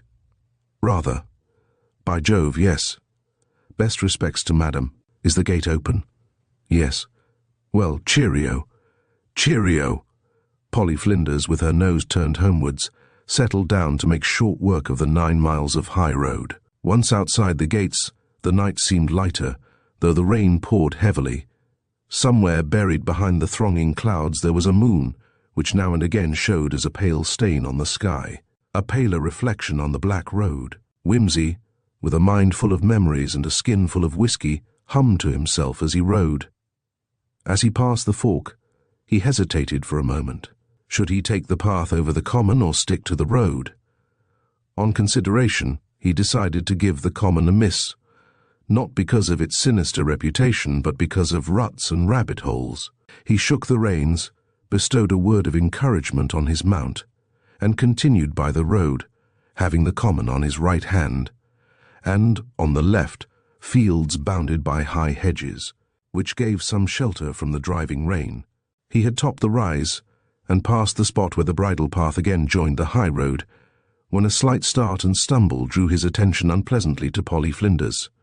"Hold up, mare," he said disapprovingly.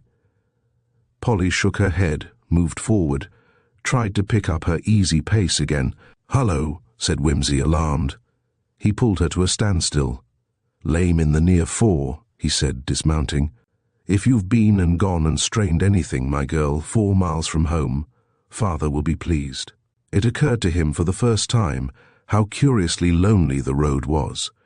He had not seen a single car. They might have been in the wilds of Africa. He ran an exploratory hand down the near foreleg. The mare stood quietly enough, without shrinking or wincing. Wimsey was puzzled.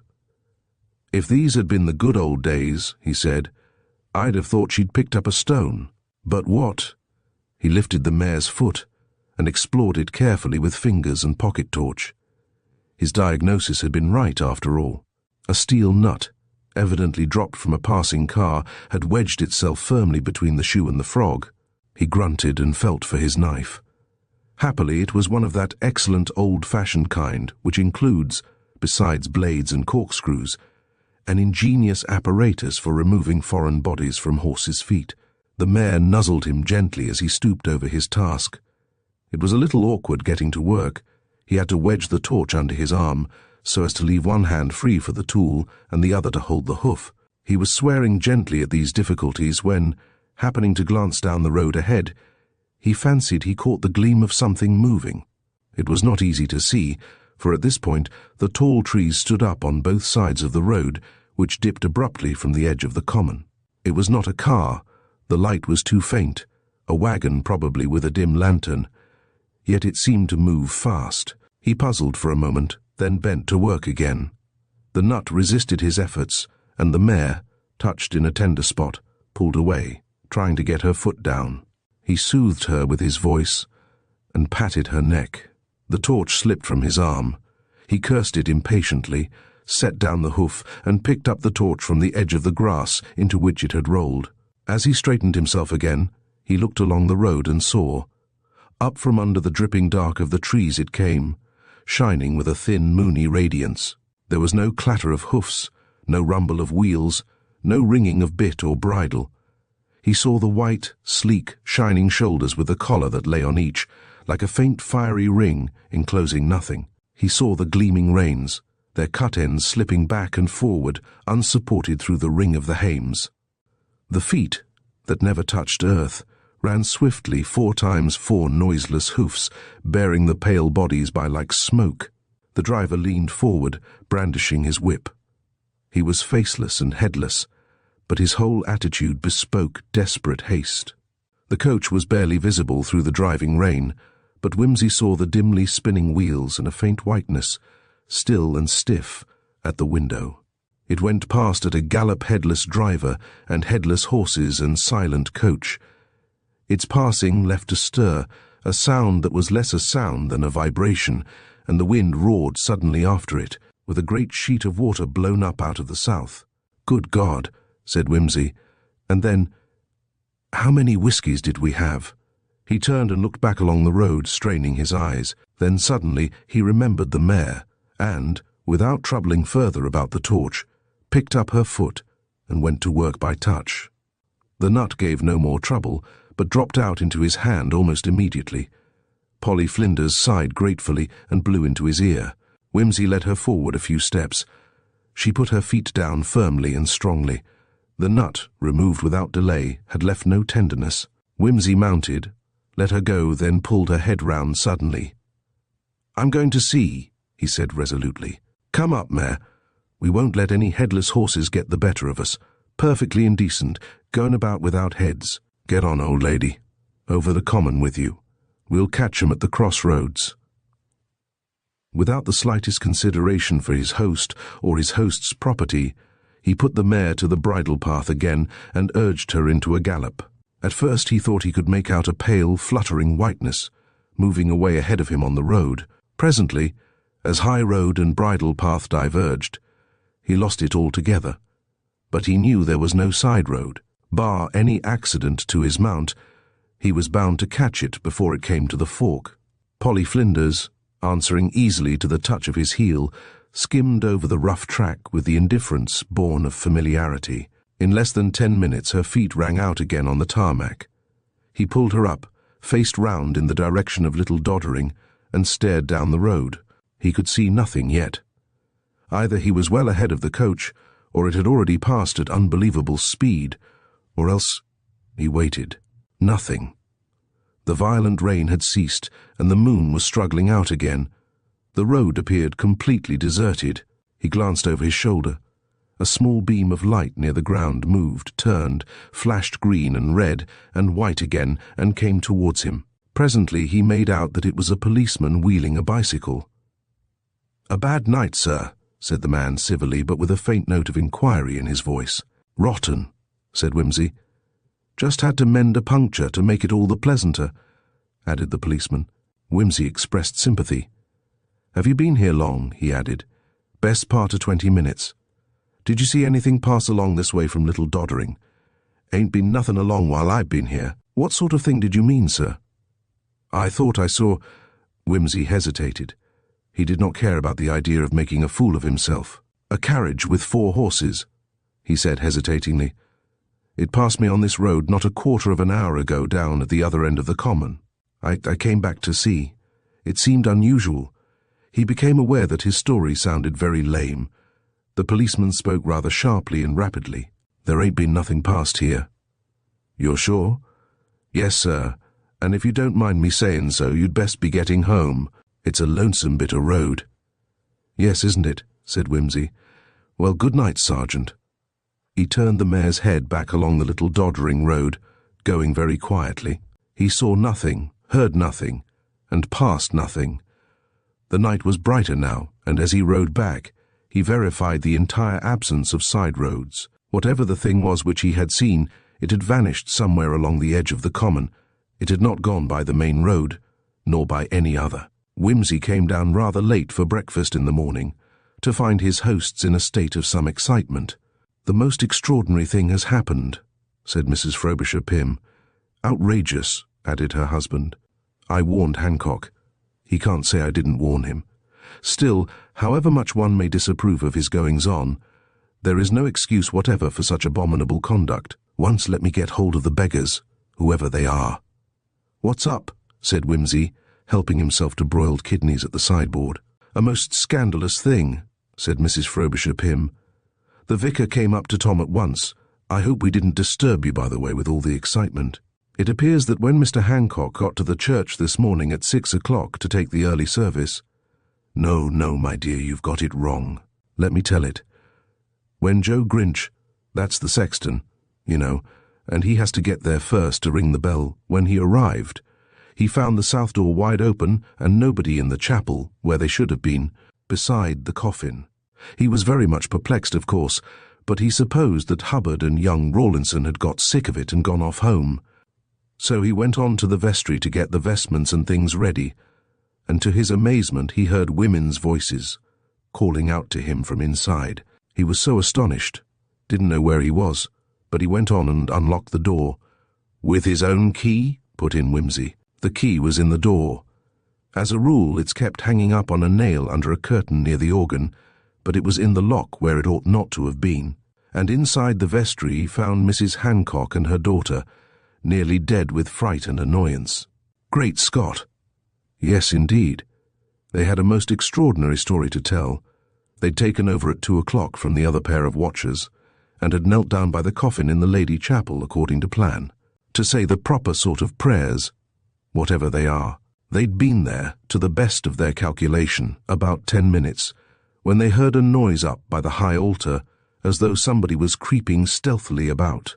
Miss Hancock is a very plucky girl, and she got up and walked up the aisle in the dark, with Mrs. Hancock following on behind, because, as she said, she didn't want to be left alone. When they'd got as far as the rood screen, Miss Hancock called out aloud, "Who's there?" At that they heard a sort of rustling sound and a noise like something being knocked over. Miss Hancock most courageously snatched up one of the churchwarden's staffs, which was clipped onto the choir stalls, and ran forward, thinking, she says, that somebody was trying to steal the ornaments off the altar. There's a very fine 15th century cross— "Never mind the cross, Tom. That hasn't been taken, at any rate." "No, it hasn't, but she thought it might be." Anyhow, just as she got up to the sanctuary steps, with Mrs. Hancock coming close after her, and begging her to be careful, somebody seemed to rush out of the choir stalls, and caught her by the arms and frogs marched her, that's her expression, into the vestry, and before she could get breath even to shriek, Mrs. Hancock was pushed in beside her, and the door locked on them. By Jove, you do have exciting times in your village. Well, said Mr. Frobisher Pym, of course they were dreadfully frightened, because they didn't know but what these wretches would come back and murder them, and, in any case, they thought the church was being robbed. But the vestry windows are very narrow and barred, and they couldn't do anything except wait. They tried to listen, but they couldn't hear much. Their only hope was that the 4 o'clock watchers might come early and catch the thieves at work. But they waited, and they heard 4 strike, and 5, and nobody came. What had happened to What's-His-Name and Rawlinson then? They couldn't make out, and nor could Grinch. However, they had a good look round the church, and nothing seemed to be taken or disturbed in any way.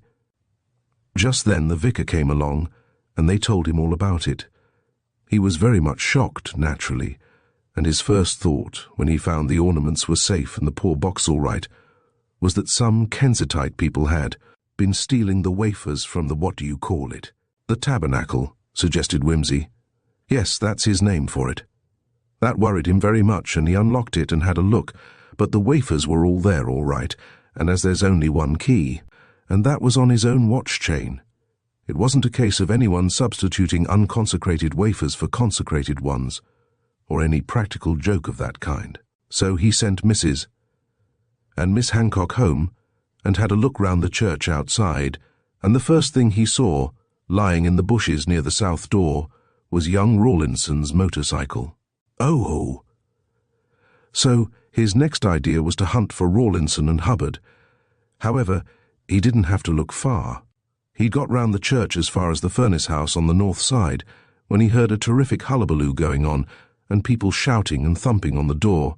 So he called Grinch, and they looked in through the little window, and there, if you please, were Hubbard and young Rawlinson, bawling and going on and using the most shocking language.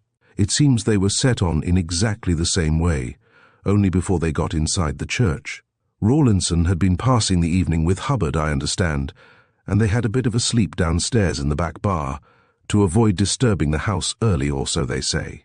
Though I dare say if the truth was known they were having drinks, and if that's Hancock's idea of a suitable preparation for going to church and saying prayers, all I can say is, it isn't mine. Anyway, they started off just before 4, Hubbard going down on the carrier of Rawlinson's bicycle. They had to get off at the south gate, which was pushed to, and while Rawlinson was wheeling the machine up the path, 2 or 3 men, they couldn't see exactly, jumped out from the trees. There was a bit of a scuffle, but what with the bicycle and its being so unexpected, they couldn't put up a very good fight, and the men dropped blankets over their heads or something. I don't know all the details. At any rate, they were bundled into the furnace house and left there. They may be there still, for all I know, if they haven't found the key.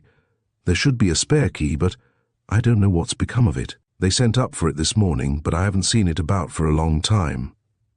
It wasn't left in the lock this time, then? No, it wasn't. They've had to send for the locksmith. I'm going down now to see what's to be done about it. Like to come, if you're ready. Wimsey said he would. Anything in the nature of a problem always fascinated him. You were back pretty late, by the way, said Mr. Frobisher Pym jovially as they left the house, yarning over old times, I suppose. We were indeed, said Wimsey. Hope the old girl carried you all right. Lonely bit of road, isn't it? I don't suppose you saw anybody worse than yourself, as the saying goes. Only a policeman, said Wimsey untruthfully. He had not yet quite decided about the phantom coach. No doubt Plunkett would be relieved to know that he was not the only person to whom the warning had come. But then, had it really been the phantom coach, or merely a delusion begotten by whisky upon reminiscence? Wimsey, in the cold light of day, was none too certain.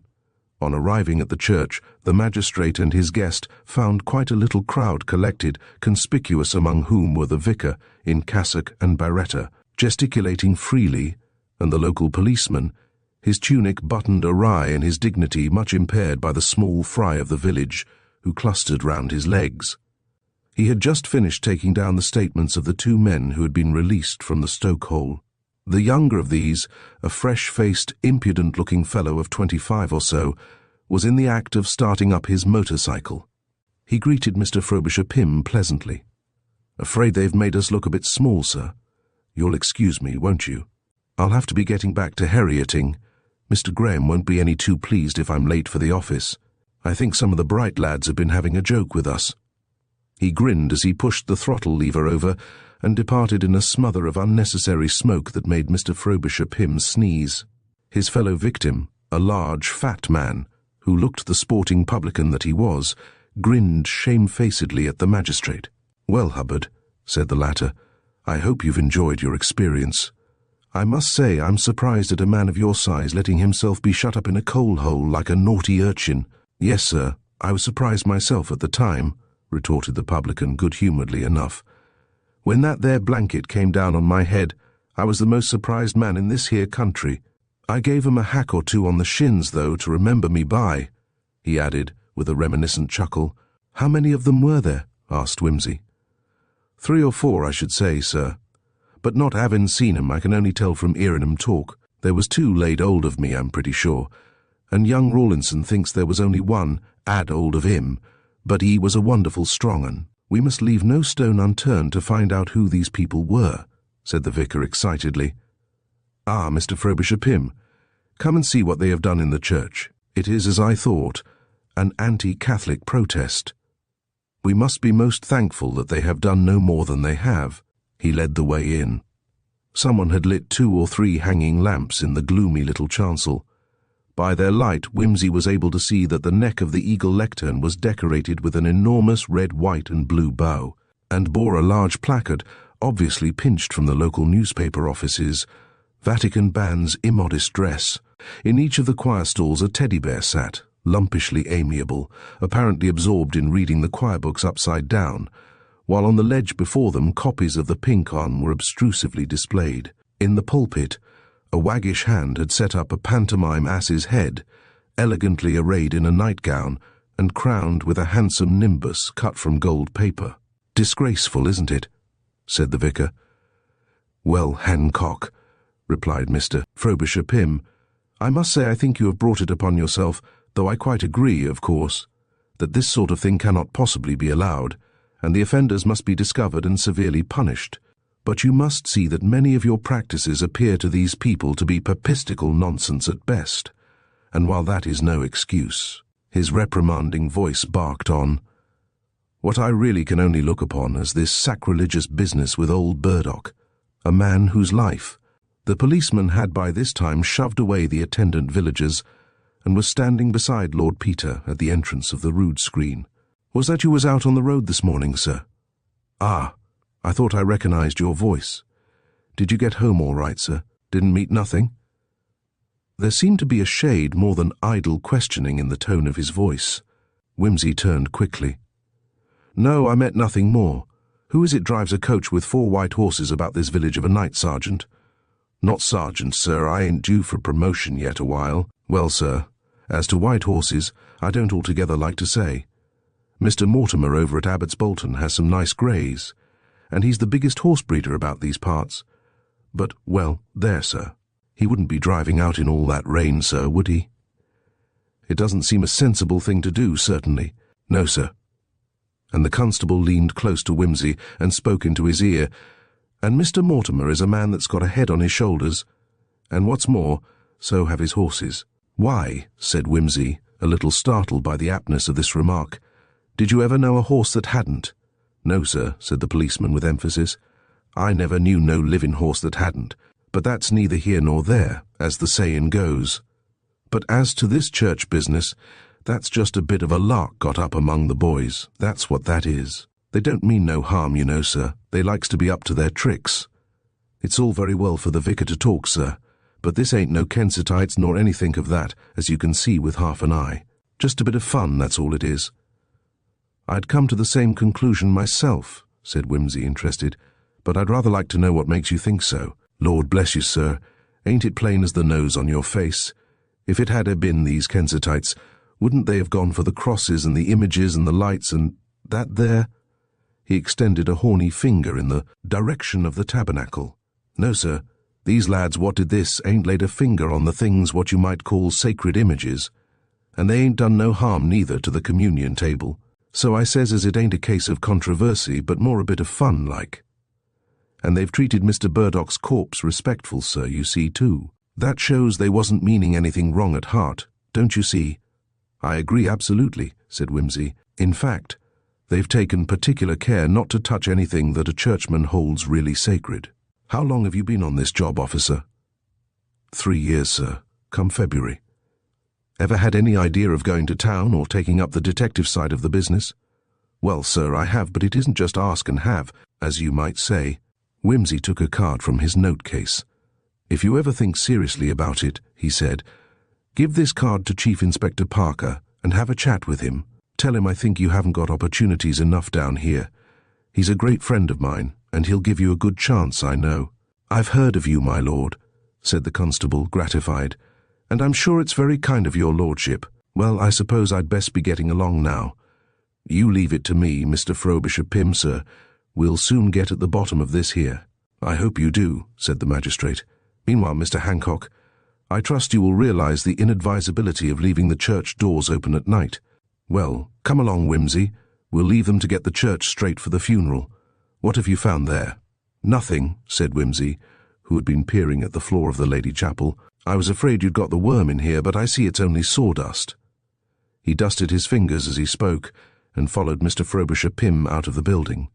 When you are staying in a village, you are expected to take part in the interests and amusements of the community. Accordingly, Lord Peter duly attended the funeral of Squire Burdock, and beheld the coffin safely committed to the ground, in a drizzle certainly, but not without the attendance of a large and reverent congregation. After this ceremony, he was formally introduced to Mr. and Mrs. Haviland Burdock, and was able to confirm his previous impression that the lady was well, not to say too well, dressed, as might be expected from one whose wardrobe was based upon silk stockings. She was a handsome woman, in a large, bold style, and the hand that clasped Wimsey's was quite painfully encrusted with diamonds. Haviland was disposed to be friendly, and indeed, silk manufacturers have no reason to be otherwise to rich men of noble birth. He seemed to be aware of Wimsey's reputation as an antiquarian and book collector, and extended a hearty invitation to him to come and see the old house. My brother Martin is still abroad, he said, but I'm sure he would be delighted to have you come and look at the place. I'm told there are some very fine old books in the library. We shall be staying here till Monday, if Mrs. Hancock will be good enough to have us. Suppose you come along tomorrow afternoon. Wimsey said he would be delighted. Mrs. Hancock interposed and said, wouldn't Lord Peter come to tea at the vicarage first? Wimsey said it was very good of her. Then that's settled, said Mrs. Burdock. You and Mr. Pym come to tea, and then we'll all go over the house together. I've hardly seen it myself yet. It's very well worth seeing, said Mr. Frobisher Pym. Fine old place, but takes some money to keep up. Has nothing been seen of the will yet, Mr. Burdock? Nothing whatever, said Haviland. It's curious, because Mr. Graham, the solicitor, you know, Lord Peter certainly drew one up, just after poor Martin's unfortunate difference with our father. He remembers it perfectly. Can't he remember what's in it? He could, of course, but he doesn't think it etiquette to say. He's one of the crusted old type. Poor Martin always called him an old scoundrel, but then, of course, he never approved of Martin, so Martin was not altogether unprejudiced. Besides, as Mr. Graham says, all that was some years ago, and it's quite possible that the governor destroyed the will later, or made a new one in America. Poor Martin doesn't seem to have been popular hereabouts, said Wimsey to Mr. Frobisher Pym, as they parted from the Burdocks and turned homewards. No, said the magistrate. Not with Graham, anyway. Personally, I rather liked the lad, though he was a bit harum-scarum. I dare say he's sobered up with time and marriage. It's odd that they can't find the will. But if it was made at the time of the rumpus, it's bound to be in Haviland's favour. I think Haviland thinks so, said Wimsey. His manner seemed to convey a chastened satisfaction. I expect the discreet Graham made it fairly clear that the advantage was not with the unspeakable Martin. The following morning turned out fine, and Wimsey, who was supposed to be enjoying a rest and fresh air cure in Little Doddering, petitioned for a further loan of Polly Flinders. His host consented with pleasure, and only regretted that he could not accompany his guest, being booked to attend a Board of Guardians meeting in connection with the workhouse. "But you could go up and get a good blow on the common," he suggested. "Why not go round by Petering Friars? Turn off across the common till you get to Dead Man's Post and come back by the Frimpton Road. It makes a very pleasant roundabout 19 miles. You'll be back in nice time for lunch if you take it easy." Wimsey fell in with the plan, the more readily that it exactly coincided with his own inward purpose. He had a reason for wishing to ride over the Frimpton Road by daylight. "You'll be careful about Dead Man's Post," said Mrs. Frobisher Pym a little anxiously. "The horses have a way of shying at it. I don't know why. People say, of course." "All nonsense," said her husband. "The villagers dislike the place, and that makes the horses nervous. It's remarkable how a rider's feelings communicate themselves to his mount. I've never had any trouble at Dead Man's Post." It was a quiet and pretty road, even on a November day, that led to Petering Friars. Jogging down the winding Essex lanes in the wintry sunshine, Wimsey felt soothed and happy. A good burst across the common raised his spirits to exhilaration pitch. He had entirely forgotten Dead Man's Post and its uncanny reputation, when a violent start and swerve, so sudden that it nearly unseated him, recalled him to what he was doing. With some difficulty, he controlled Polly Flinders and brought her to a standstill. He was at the highest point of the common, following a bridle path which was bordered on each side by gorse and dead bracken. A little way ahead of him, another bridle path seemed to run into it, and at the junction of the two was something which he had vaguely imagined to be a decayed signpost. Certainly it was short and thick for a signpost, and had no arms. It appeared, however, to bear some sort of inscription on the face that was turned towards him. He soothed the mare and urged her gently towards the post. She took a few hesitating steps and plunged sideways, snorting and shivering. "Queer," said Wimsey. "If this is my state of mind communicating itself to my mount, I'd better see a doctor. My nerves must be in a rotten state. Come up, old lady. What's the matter with you?" Polly Flinders, apologetic but determined, refused to budge. He urged her gently with his heel. She sidled away, with ears laid back, and he saw the white of a protesting eye. He slipped from the saddle, and putting his hand through the bridle, endeavoured to lead her forward. After a little persuasion, the mare followed him, with stretched neck and treading as though on eggshells. After a dozen hesitating paces, she stopped again, trembling in all her limbs.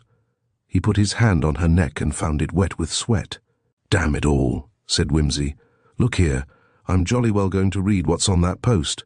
If you won't come, will you stand still?" He dropped the bridle. The mare stood quietly, with hanging head. He left her and went forward, glancing back from time to time, to see that she showed no disposition to bolt. She stood quietly enough, however, only shifting her feet uneasily. Wimsey walked up to the post. It was a stout pillar of ancient oak, newly painted white. The inscription, too, had been recently blacked in. It read, "On this spot, George Winter was foully murdered in defence of his master's goods by Black Ralph of Herioting, who was afterward hanged in chains on the place of. His crime, November 9th, 1674, fear justice." "And very nice, too," said Wimsey. "Dead Man's Post, without a doubt. Polly Flinders seems to share the local feeling about the place." "Well, Polly, if them's your sentiments, I won't do violence to them. But may I ask why, if you're so sensitive about a mere post, you should swallow a death coach and 4 headless horses with such hardened equanimity?" The mare took the shoulder of his jacket gently between her lips and mumbled at it. "Just so," said Wimsey. "I perfectly understand. You would if you could, but you really can't. But those horses, Polly, did they bring with them no brimstone blast from the nethermost pit? Can it be that they really exuded nothing but an honest and familiar smell of stables?" He mounted, and turning Polly's head to the right, guided her in a circle, so as to give Dead Man's Post a wide berth before striking the path again. The supernatural explanation is, I think, excluded, not on a priori grounds, which would be unsound, but on the evidence of Polly's senses. There remain the alternatives of whiskey and jiggery-pokery. Further investigation seems called for. He continued to muse as the mare moved quietly forward. "Supposing I wanted, for some reason, to scare the neighbourhood with the apparition of a coach and headless horses, I should choose a dark, rainy night. Good. It was that kind of night. Now, if I took black horses and painted their bodies white poor devils, what a state they'd be in. No. How do they do these masculine and devant stunts where they cut off people's heads? White horses, of course, and black felt clothing over their heads. Right. And luminous paint on the harness, with a touch here and there on their bodies, to make good contrast and ensure that the whole show wasn't invisible. No difficulty about that. But they must go silently. Well, why not? 4 stout black cloth bags filled with bran, drawn well up and tied round the fetlocks, would make any horse go quietly enough, especially if there was a bit of a wind going. Rags round the bridle rings to prevent clinking, and round the ends of the traces to keep 'em from squeaking. Give 'em a coachman, in a white coat and a black mask, hitch 'em to a rubber-tired fly, picked out with phosphorus and well-oiled at the joints, and I swear I'd make something quite ghostly enough to startle a rather well-irrigated gentleman on a lonely road at 2:30 in the morning. He was pleased with this thought, and tapped his boot cheerfully with his whip. But damn it all, they never passed me again. Where did they go to? A coach and horses can't vanish into thin air, you know. There must be a side road after all, or else, Polly Flinders, you've been pulling my leg all the time. The bridle path eventually debouched upon the highway at the now familiar fork where Wimsey had met the policeman. As he slowly ambled homewards, his lordship scanned the left-hand hedgerow, looking for the lane which surely must exist. But nothing rewarded his search. Enclosed fields with padlocked gates presented the only breaks in the hedge, till he again found himself looking down the avenue of trees up which the death coach had come galloping 2 nights before. "Damn," said Wimsey. It occurred to him for the first time that the coach might perhaps have turned round and gone back through Little Doddering. Certainly it had been seen by Little Doddering Church on Wednesday, but on that occasion also it had galloped off in the direction of Frimpton. In fact, thinking it over, Wimsey concluded that it had approached from Frimpton, gone round the church widdershins, naturally by the back lane, and returned by the high road whence it came. But in that case— "Turn again, Whittington," said Wimsey, and Polly Flinders rotated obediently in the road. Through one of those fields it went, or I'm a Dutchman. He pulled Polly into a slow walk and passed along the strip of grass at the right-hand side, staring at the ground as though he were an Aberdonian who had lost a sixpence. The first gate led into a ploughed field, harrowed smooth and sown with autumn wheat.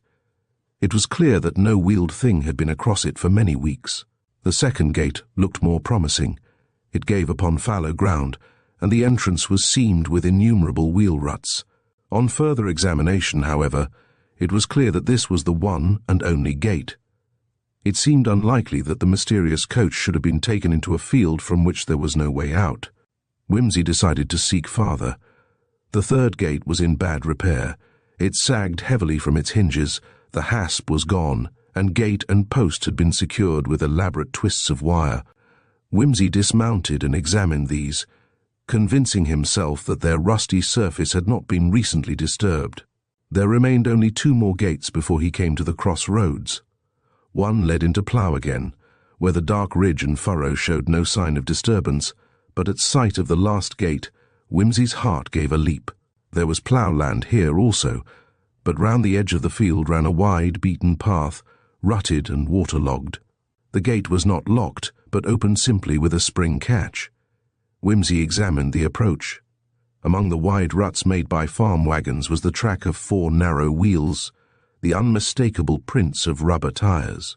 He pushed the gate open and passed through. The path skirted 2 sides of the plough, then came another gate and another field, containing a long barrow of mangold wurzels and a couple of barns.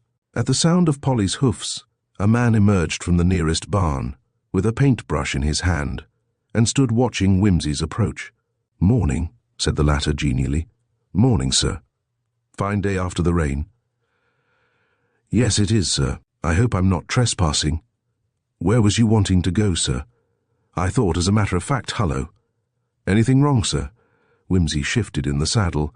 "I fancy this girth slipped a bit. It's a new one." This was a fact. Better have a look. The man advanced to investigate, but Wimsey had dismounted and was tugging at the strap, with his head under the mare's belly. Yes, it wants taking up a trifle. Oh, thanks most awfully. Is this a short cut to Abbott's Bolton, by the way? Not to the village, sir, though you can get through this way. It comes out by Mr. Mortimer's stables. Ah, yes. This his land? No, sir, it's Mr. Topham's land, but Mr. Mortimer rents this field and the next for fodder. Oh, yes. Wimsey peered across the hedge. Lucerne, I suppose. Or clover.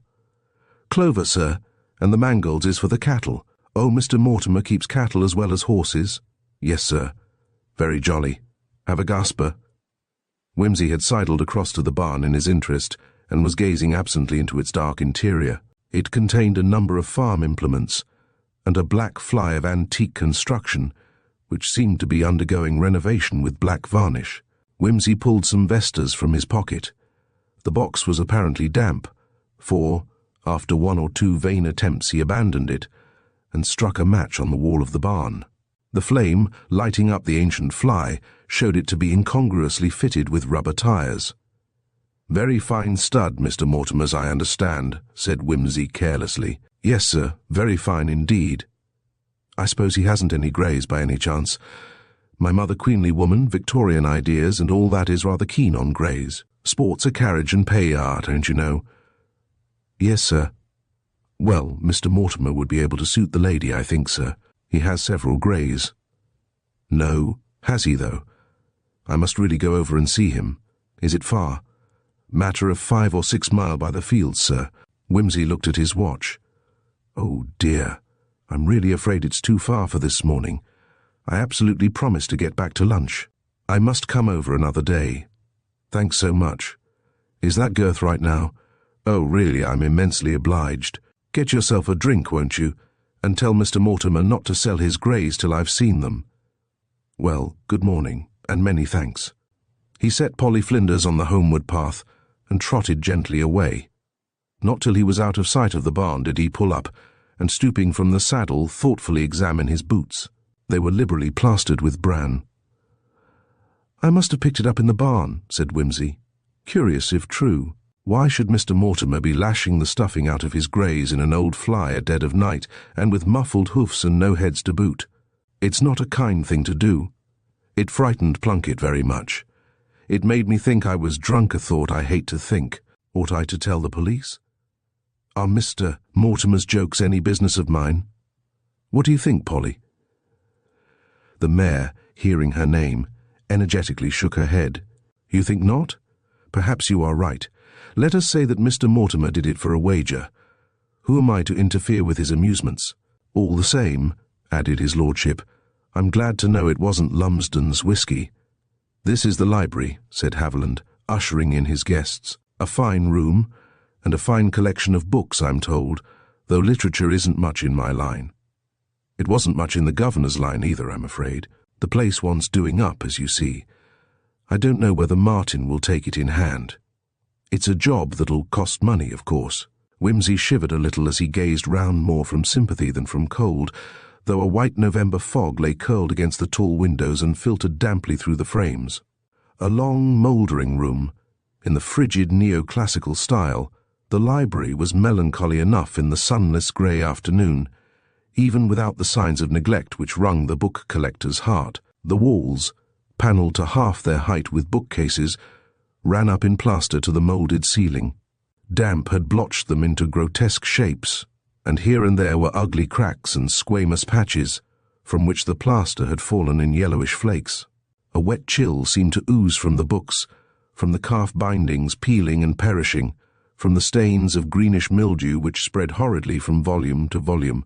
The curious musty odour of decayed leather and damp paper added to the general cheerlessness of the atmosphere. Oh, dear, dear, said Wimsey, peering dismally into this sepulchre of forgotten learning. With his shoulders hunched like the neck feathers of a chilly bird, with his long nose and half-shut eyes, he resembled a dilapidated heron, brooding over the stagnation of a wintry pool. What a freezing cold place, exclaimed Mrs. Hancock. You really ought to scold Mrs. Lovell, Mr. Burdock. When she was put in here as caretaker, I said to my husband, Didn't I, Philip? That your father had chosen the laziest woman in Little Doddering. She ought to have kept up big fires here at least twice a week. It's really shameful, the way she has let things go. Yes, isn't it? Agreed Haviland. Wimsey said nothing. He was nosing along the shelves, every now and then taking a volume down and glancing at it. It was always rather a depressing room, went on Haviland. I remember, when I was a kid, it used to overawe me rather. Martin and I used to browse about among the books, you know, but I think we were always afraid that something or somebody would stalk out upon us from the dark corners. What's that you've got there, Lord Peter? Oh, Fox's Book of Martyrs. Dear me, how those pictures did terrify me in the old days. And there was a Pilgrim's Progress, with a most alarming picture of Apollyon straddling over the whole breadth of the way, which gave me many nightmares. Let me see. It used to live over in this bay, I think. Yes, here it is. How it does bring it all back, to be sure. Is it valuable, by the way? No, not really. But this first edition of Burton is worth money, badly spotted, though you'd better send it to be cleaned. And this is an extremely fine Boccaccio. Take care of it. John Boccace, The Dance of Macabre. It's a good title, anyhow. Is that the same Boccaccio that wrote the naughty stories? Yes, said Wimsey a little shortly. He resented this attitude towards Boccaccio. Never read them, said Haviland with a wink at his wife, but I've seen 'em in the windows of those surgical shops, so I suppose they're naughty, eh? The vicar's looking shocked. Oh, not at all, said Mr. Hancock, with a conscientious assumption of broad-mindedness. Et ego in Arcadia, that is to say, one doesn't enter the church without undergoing a classical education and making the acquaintance of much more worldly authors even than Boccaccio. Those woodcuts are very fine to my uninstructed eye. Very fine indeed, said Wimsey. There's another old book I remember with jolly pictures, said Haviland. A chronicle of some sort. What's his name-place in Germany? You know where that hangman came from. They published his diary the other day. I read it, but it wasn't really exciting, not half as gruesome as old Harrison Ainsworth. What's the name of the place? Nuremberg, suggested Wimsey. That's it, of course, the Nuremberg Chronicle. I wonder if that's still in its old place. It was over here by the window, if I remember rightly. He led the way to the end of one of the bays, which ran up close against a window. Here the damp seemed to have done its worst. A pane of glass was broken, and rain had blown in. Now where has it gone to? A big book it was, with a stamped leather binding. I'd like to see the old Chronicle again. I haven't set eyes on it for donkey's years. His glance roamed vaguely over the shelves. Wimsey, with the book-lover's instinct, was the first to spot the Chronicle, wedged at the extreme end of the shelf against the outer wall. He hitched his finger into the top edge of the spine, but finding that the rotting leather was ready to crumble at a touch, he dislodged a neighbouring book and drew the Chronicle gently out, using his whole hand. Here he is, in pretty bad condition, I'm afraid. Hullo! As he drew the book away from the wall, a piece of folded parchment came away with it and fell at his feet. He stooped and picked it up. I say, Burdock, isn't this what you've been looking for? Haviland Burdock, who had been rooting about on one of the lower shelves, straightened himself quickly, his face red from stooping. By Jove, he said, turning first redder and then pale with excitement. Look at this, Winnie. It's the governor's will. What an extraordinary thing. Whoever would have thought of looking for it here of all places? Is it really the will? Cried Mrs. Hancock. No doubt about it, I should say, observed Wimsey coolly. Last will and testament of Simon Burdock. He stood, turning the grimy document over and over in his hands, looking from the endorsement to the plain side of the folded parchment. Well, well, said Mr. Hancock. How strange. It seems almost providential that you should have taken that book down. What does the will say? Demanded Mrs. Burdock in some excitement. I beg your pardon, said Wimsey, handing it over to her. Yes, as you say, Mr. Hancock. It does almost seem as if I was meant to find it. He glanced down again at the Chronicle, mournfully tracing with his finger the outline of a damp stain which had rotted the cover and spread to the inner pages, almost obliterating the colophon. Haviland Burdock, meanwhile, had spread the will out on the nearest table. His wife leaned over his shoulder. The Hancocks, barely controlling their curiosity, stood near, awaiting the result. Wimsey, with an elaborate pretense of non-interference in this family matter, examined the wall against which the chronicle had stood. Feeling its moist surface and examining the damp stains, they had assumed the appearance of a grinning face. He compared them with the corresponding mark on the book and shook his head desolately over the damage. Mr. Frobisher Pym, who had wandered away some time before and was absorbed in an ancient book of farriery, now approached and inquired what the excitement was about. "Listen to this," cried Haviland.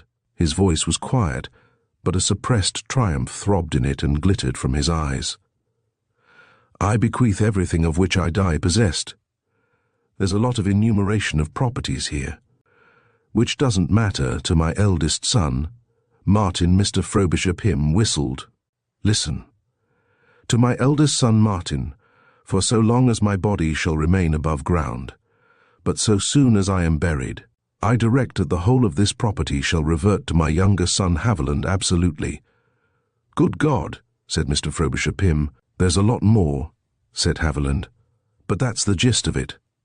"Let me see," said the magistrate. He took the will from Haviland and read it through with a frowning face.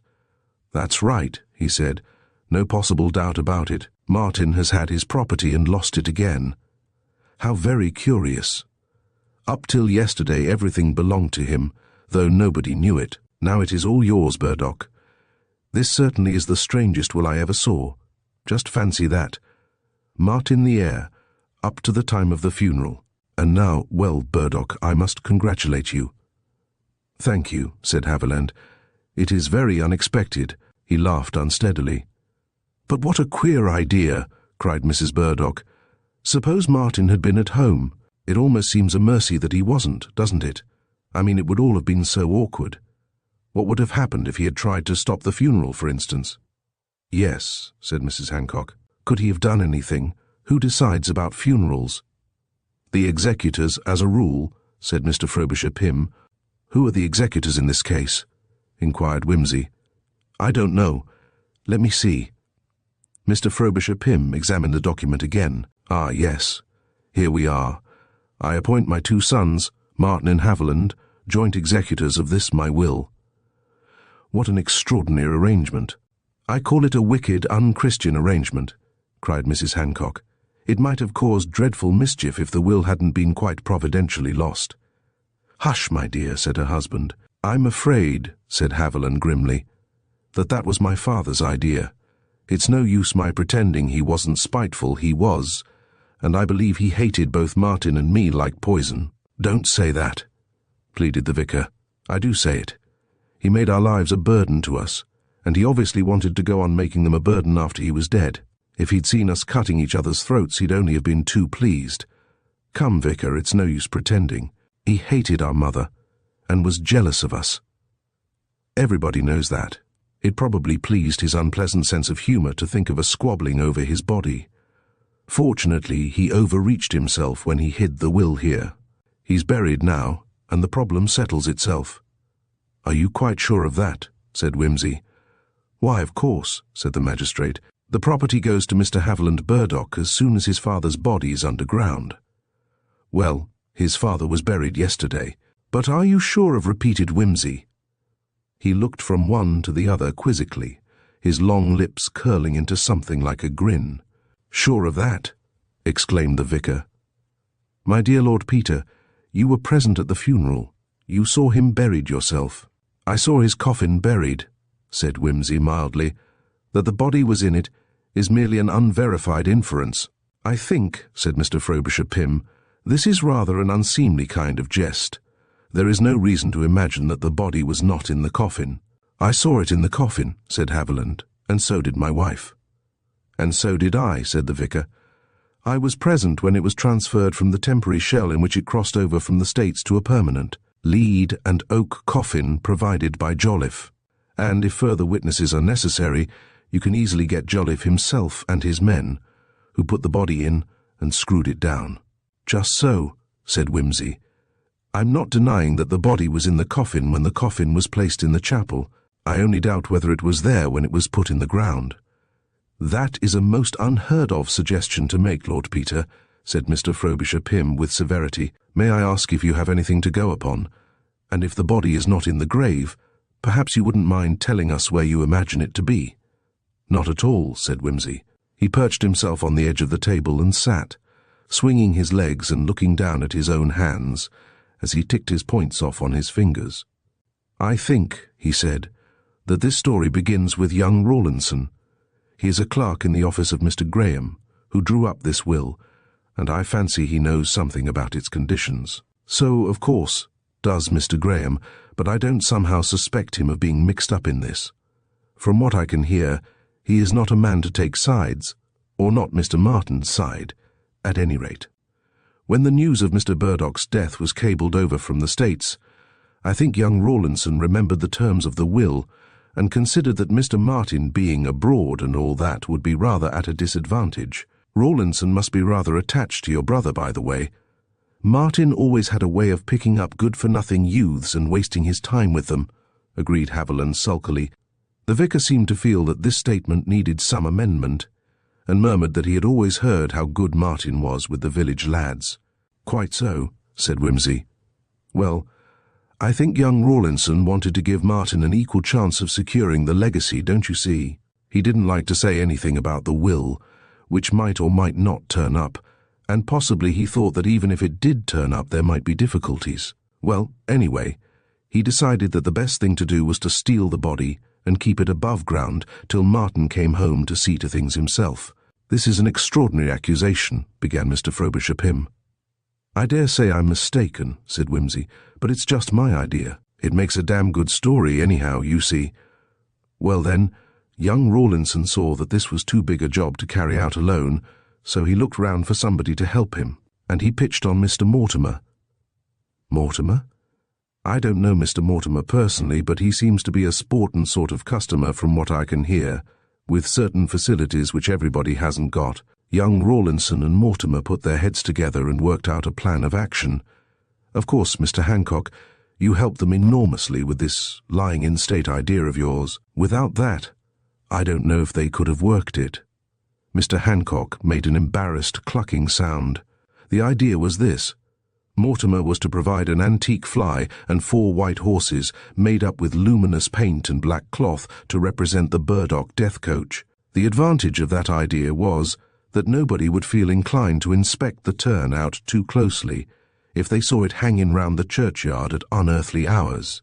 Meanwhile, young Rawlinson had to get himself accepted as a watcher for the chapel, and to find a sporting companion to watch with him and take a hand in the game.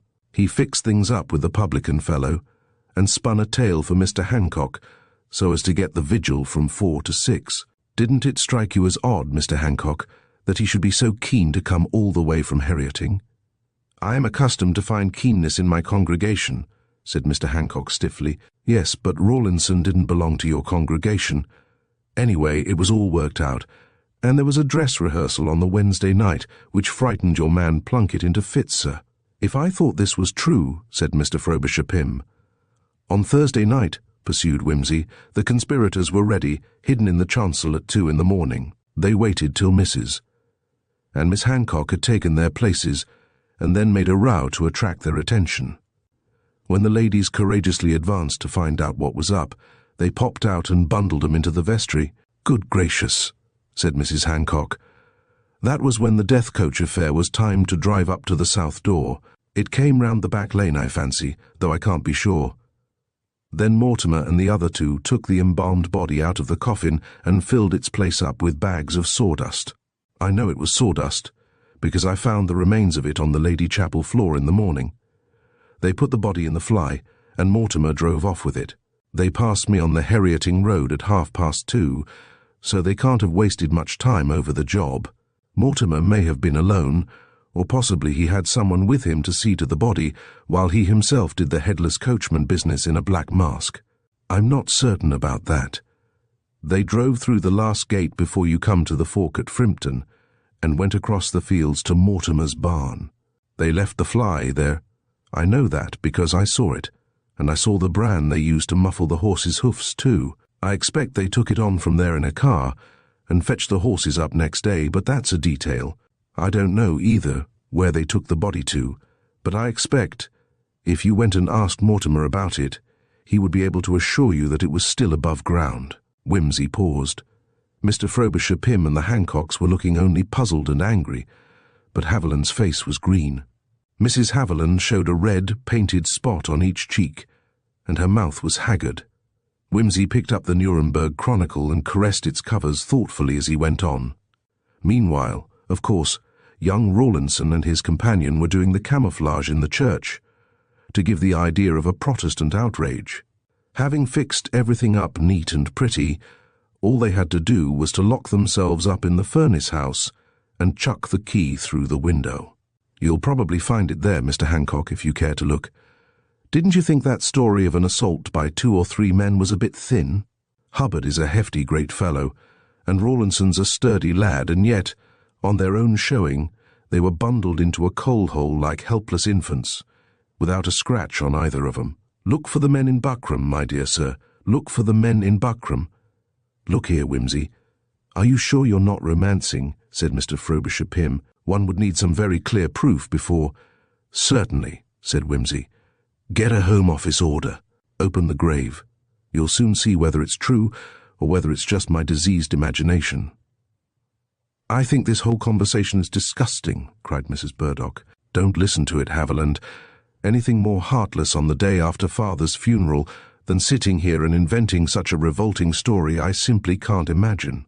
It is not worth paying a moment's attention to. You will certainly not permit your father's body to be disturbed.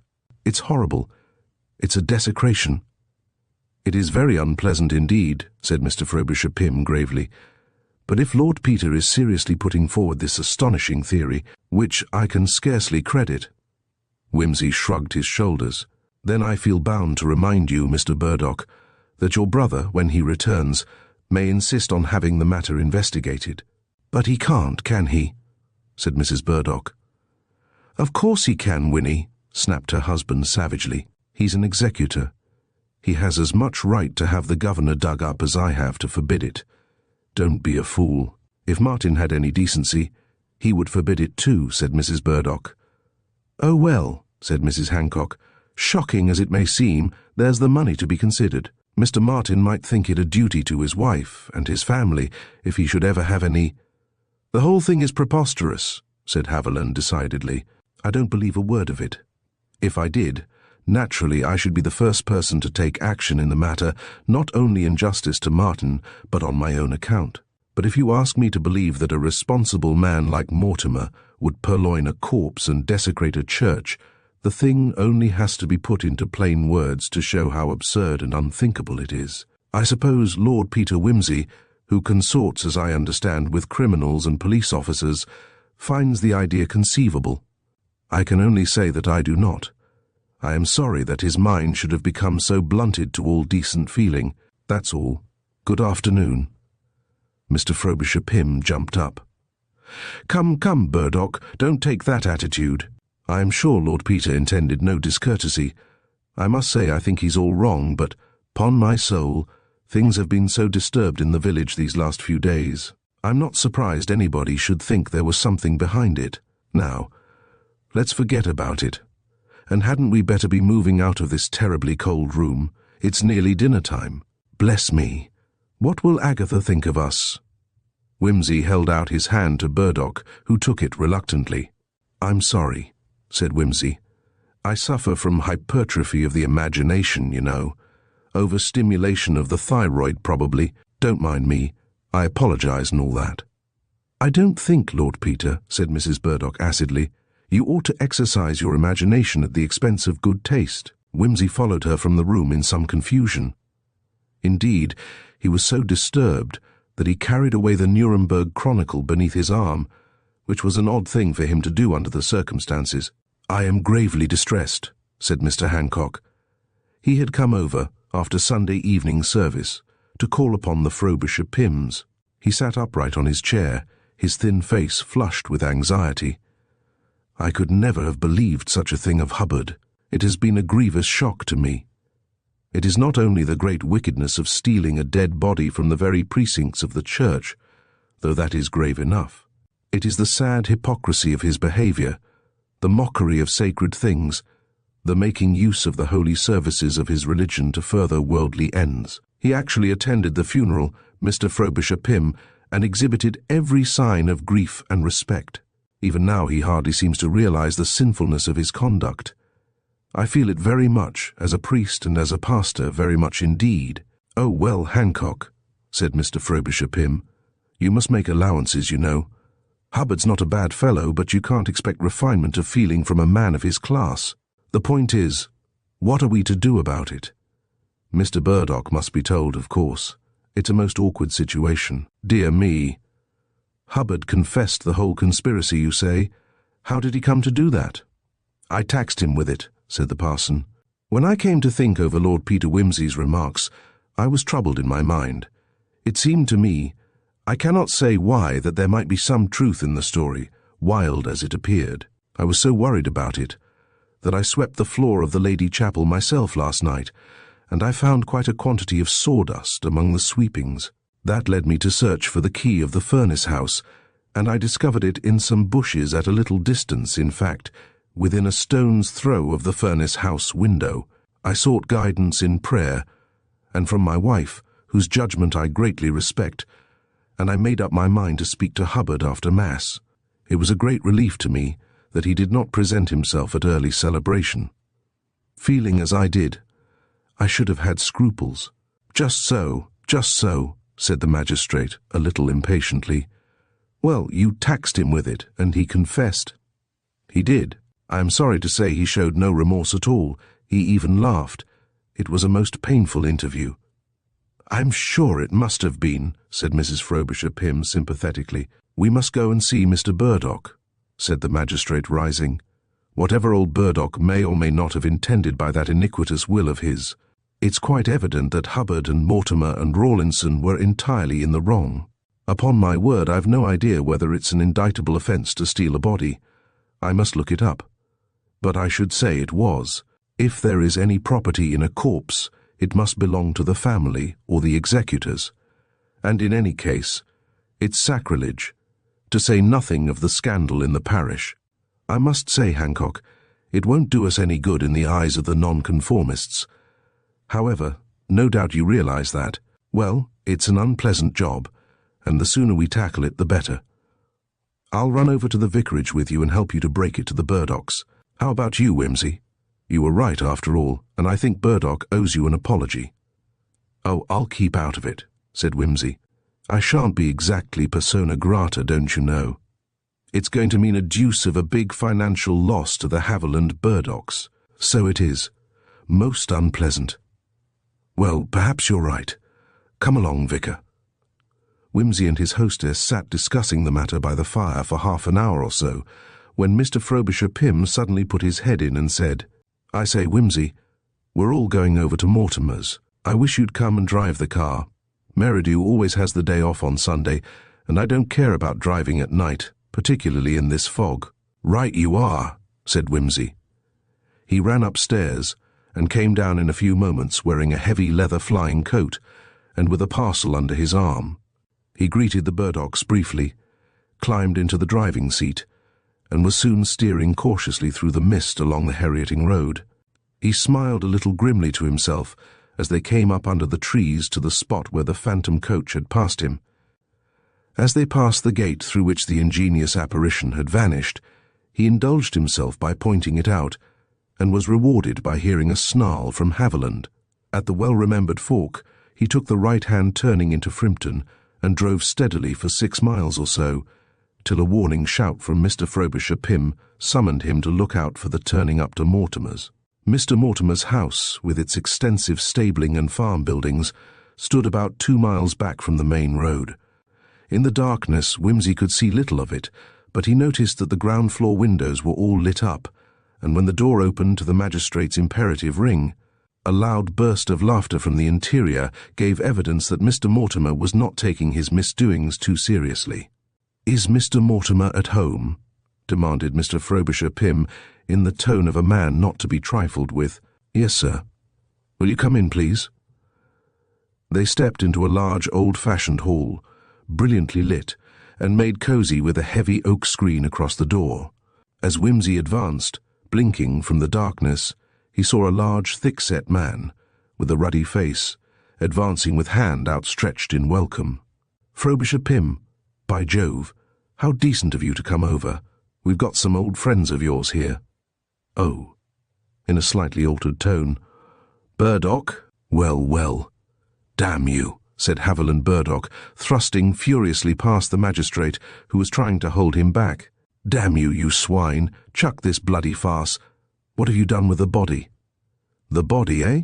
said Mr. Mortimer, retreating in some confusion. "Yes, curse you. Your friend Hubbard split. It's no good denying it." "What the devil do you mean by it?" "You've got the body here somewhere. Where is it? Hand it over." He strode threateningly round the screen into the lamplight. A tall, thin man rose up unexpectedly from the depths of an armchair and confronted him. "Hold hard, old man." "Good God," said Haviland, stepping heavily back on Wimsey's toes. "Martin." "Sure," said the other. "Here I am. Come back like a bad halfpenny. How are you?" "So you're at the bottom of this," stormed Haviland. "I might have known it. You damned dirty hound. I suppose you think it's decent to drag your father out of his coffin and tote him about the country like a circus. It's degrading. It's disgusting. It's abominable. You must be perfectly dead to all decent feeling. You don't deny it, I suppose?" "I say, Burdock," expostulated Mortimer. "Shut up, curse you," said Haviland. "I'll deal with you in a minute. Now, look here, Martin. I'm not going to stand any more of this disgraceful behavior. You'll give up that body and—" just a moment," said Martin. He stood, smiling a little, his hands thrust into the pockets of his dinner jacket. "This éclaircissement seems to be rather public. Who are all these people?" "Oh, it's the vicar, I see.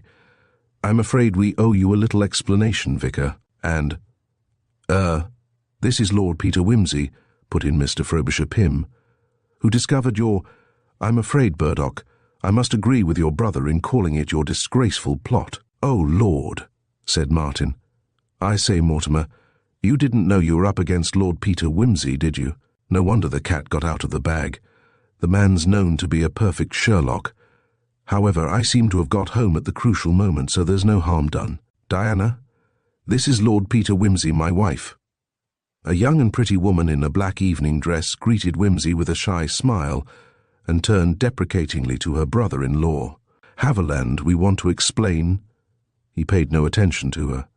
"Now then, Martin, the game's up." "I think it is, Haviland. But why make all this racket?" "Racket? I like that. You take your own father's body out of its coffin." No, Haviland, I knew nothing about it. I swear that. I only got the news of his death a few days ago.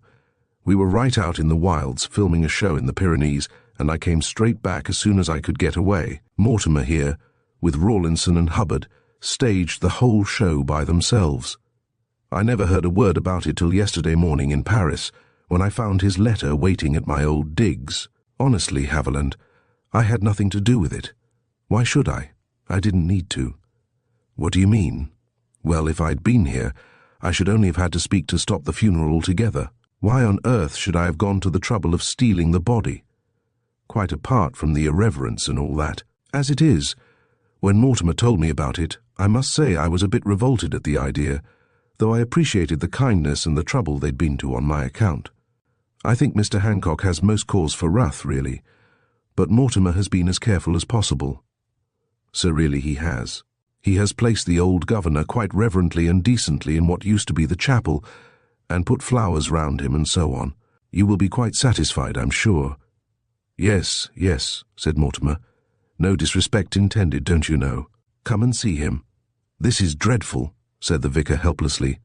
"They had to do the best they could, don't you see, in my absence," said Martin. "As soon as I can, I'll make proper arrangements for a suitable tomb above ground, of course. Or possibly cremation would fit the case." "What?" gasped Haviland. "Do you mean to say you imagine I'm going to let my father stay unburied simply because of your disgusting greed about money? My dear chap, do you think I'm going to let you put him underground simply to enable you to grab my property? I'm the executor of his will, and I say he shall be buried. whether you like it or not. And I am an executor too, and I say he shan't be buried. He can be kept absolutely decently above ground, and he shall be." "But hear me," said the vicar, distracted between these two disagreeable and angry young men. "I'll see what Graham says about you," bawled Haviland. "Oh, yes, the honest lawyer, Graham," sneered Martin. "He knew what was in the will, didn't he? I suppose he didn't mention it to you by any chance?" "He did not," retorted Haviland. "He knew too well the sort of skunk you were to say anything about it, not content with disgracing us with your miserable blackmailing marriage. Mr. Burdock, take care.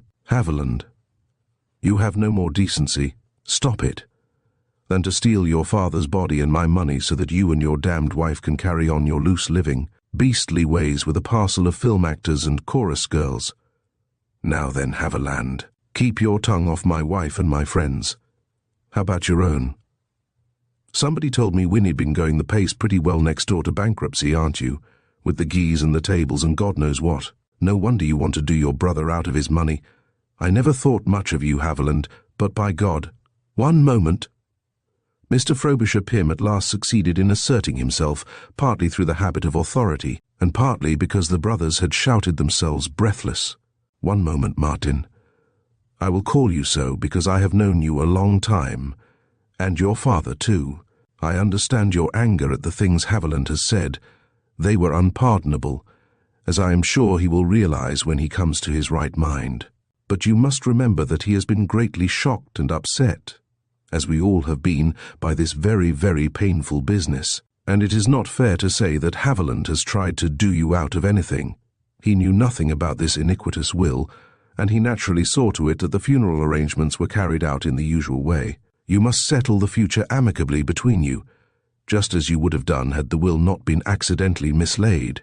Now, Martin and Haviland, too, think it over. My dear boys, this scene is simply appalling. It really must not happen. Surely the estate can be divided up in a friendly manner between you. It is horrible that an old man's body should be a bone of contention between his own sons, just over a matter of money." "I'm sorry," said Martin. "I forgot myself." "You're quite right, sir. Look here, Haviland, forget it. I'll let you have half the money." "Half the money? But it's all mine." "You'll let me have half." "How damn generous. My own money." "No, old man, it's mine at the moment. The governor's not buried yet, you know." "That's right, isn't it, Mr. Frobisher Pym?" "Yes, the money is yours, legally, at this moment. You must see that, Haviland. But your brother offers you half, and half. I'm damned if I'll take half. The man's tried to swindle me out of it. I'll send for the police and have him put in jail for robbing the church. You see if I don't. Give me the telephone." "Excuse me," said Wimsey. "I don't want to butt in on your family affairs any more than I have already, but I really don't advise you to send for the police." "You don't, eh? What the hell's it got to do with you?" "Well," said Wimsey deprecatingly, "if this will business comes into court, I shall probably have to give evidence, because I was the bird who found the thing. Don't you see? Well then, they might ask how long the will was supposed to have been where I found it." Haviland appeared to swallow something which obstructed his speech. "What about it, curse you?" "Yes. Well, you see, it's rather odd when you come to think of it. I mean, your late father must have hidden that will in the bookcase before he went abroad. That was how long ago? 3 years? 5 years?" "About 4 years. Quite. And since then your bright caretaker has let the damp get into the library, hasn't she? No fires and the window getting broken. And so on. Ruinous to the books. Very distressing to anybody like myself, you know." "Yes.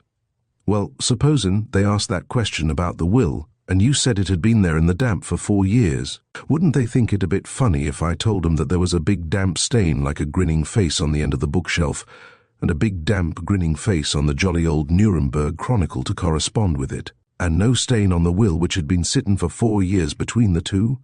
Mrs. Haviland screamed suddenly. "Haviland, you fool! You utter fool!" "Shut up!"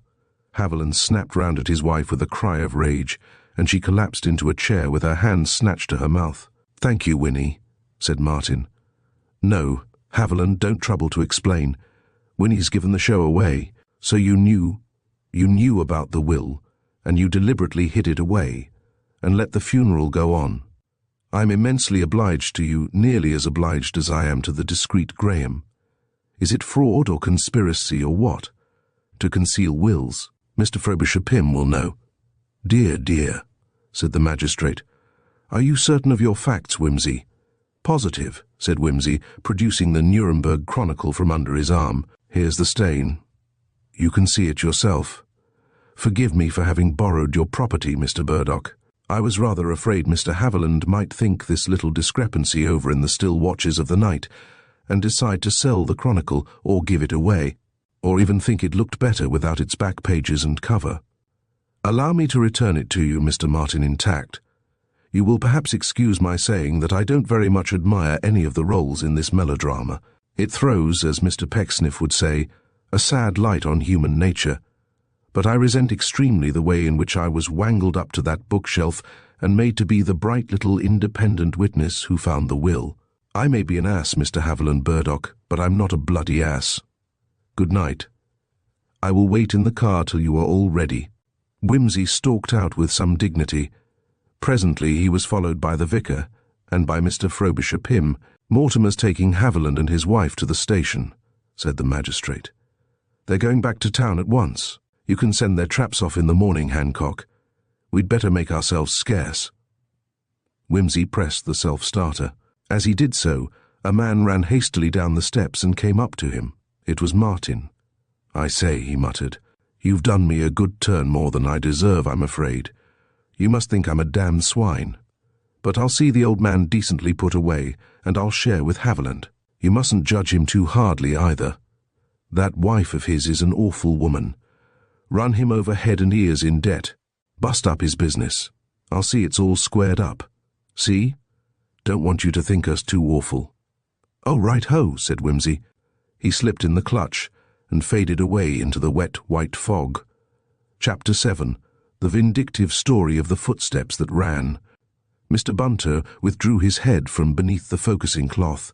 I fancy that will be quite adequate, sir, he said deferentially. Unless there are any further patients, if I may call them so, which you would wish put on record. Not today, replied the doctor. He took the last stricken rat gently from the table and replaced it in its cage with an air of satisfaction. Perhaps on Wednesday, if Lord Peter can kindly spare your services once again.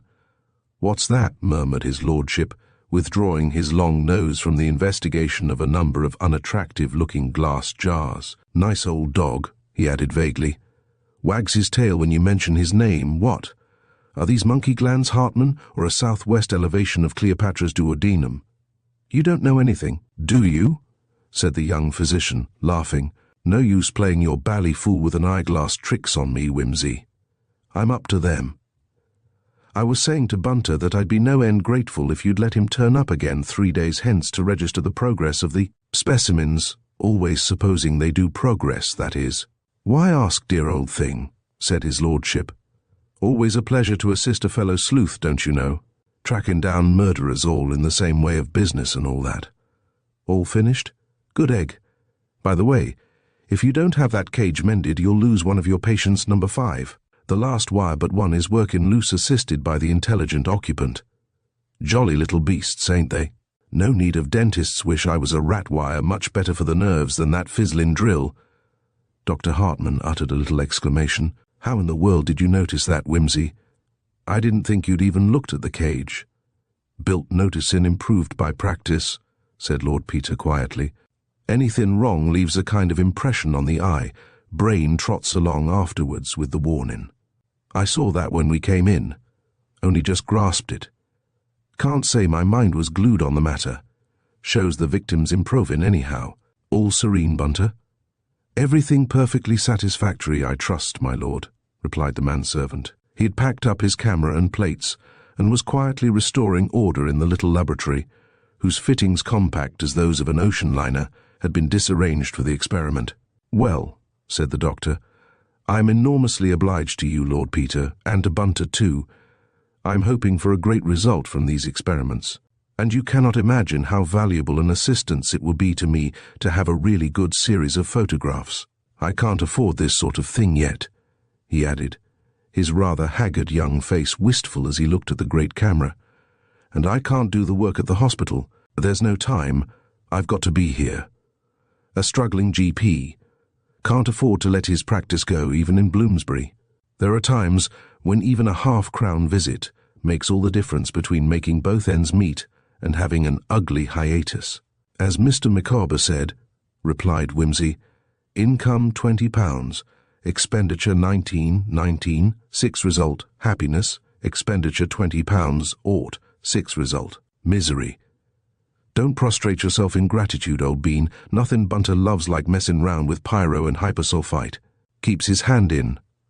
All kinds of practice welcome. Fingerprints and process plates spell seventh what you may call it of bliss, but focal plane work on scurvy-ridden rodents, good phrase, acceptable if no crime forthcoming. Crimes have been rather short lately. Been eating our heads off, haven't we, Bunter? Don't know what's come over London. I've taken to prying into my neighbours' affairs to keep from going stale. Frightened the postman into a fit the other day by asking him how his young lady at Croydon was. He's a married man, living in Great Ormond Street." "How did you know?" "Well, I didn't really, but he lives just opposite to a friend of mine, Inspector Parker, and his wife, not Parker's, he's unmarried. The postman's, asked Parker the other day whether the fly-in shows at Croydon went on all night. Parker, being flummoxed, said no without thinking. Bit of a giveaway, what? Thought I'd give the poor devil a word in season, don't you know? Uncommonly thoughtless of Parker." The doctor laughed. "You'll stay to lunch, won't you?" he said. "Only cold meat and salad, I'm afraid. My woman won't come Sundays. Have to answer my own door. Deuced unprofessional, I'm afraid, but it can't be helped." "Pleasure," said Wimsey, as they emerged from the laboratory and entered the dark little flat by the back door. "Did you build this place on?" "No," said Hartman. "The last tenant did that. He was an artist. That's why I took the place. It comes in very useful, ramshackle as it is, though this glass roof is a bit sweltering on a hot day like this. Still, I had to have something on the ground floor cheap, and it'll do till times get better." "Till your vitamin experiments make you famous, eh?" said Peter cheerfully. "You're going to be the comin' man, you know. Feel it in my bones. Uncommonly neat little kitchen you've got, anyhow." "It does," said the doctor. "The lab. Makes it a bit gloomy, but the woman's only here in the daytime." He led the way into a narrow little dining room where the table was laid for a cold lunch. The one window at the end farthest from the kitchen looked out into Great James Street. The room was little more than a passage, and full of doors.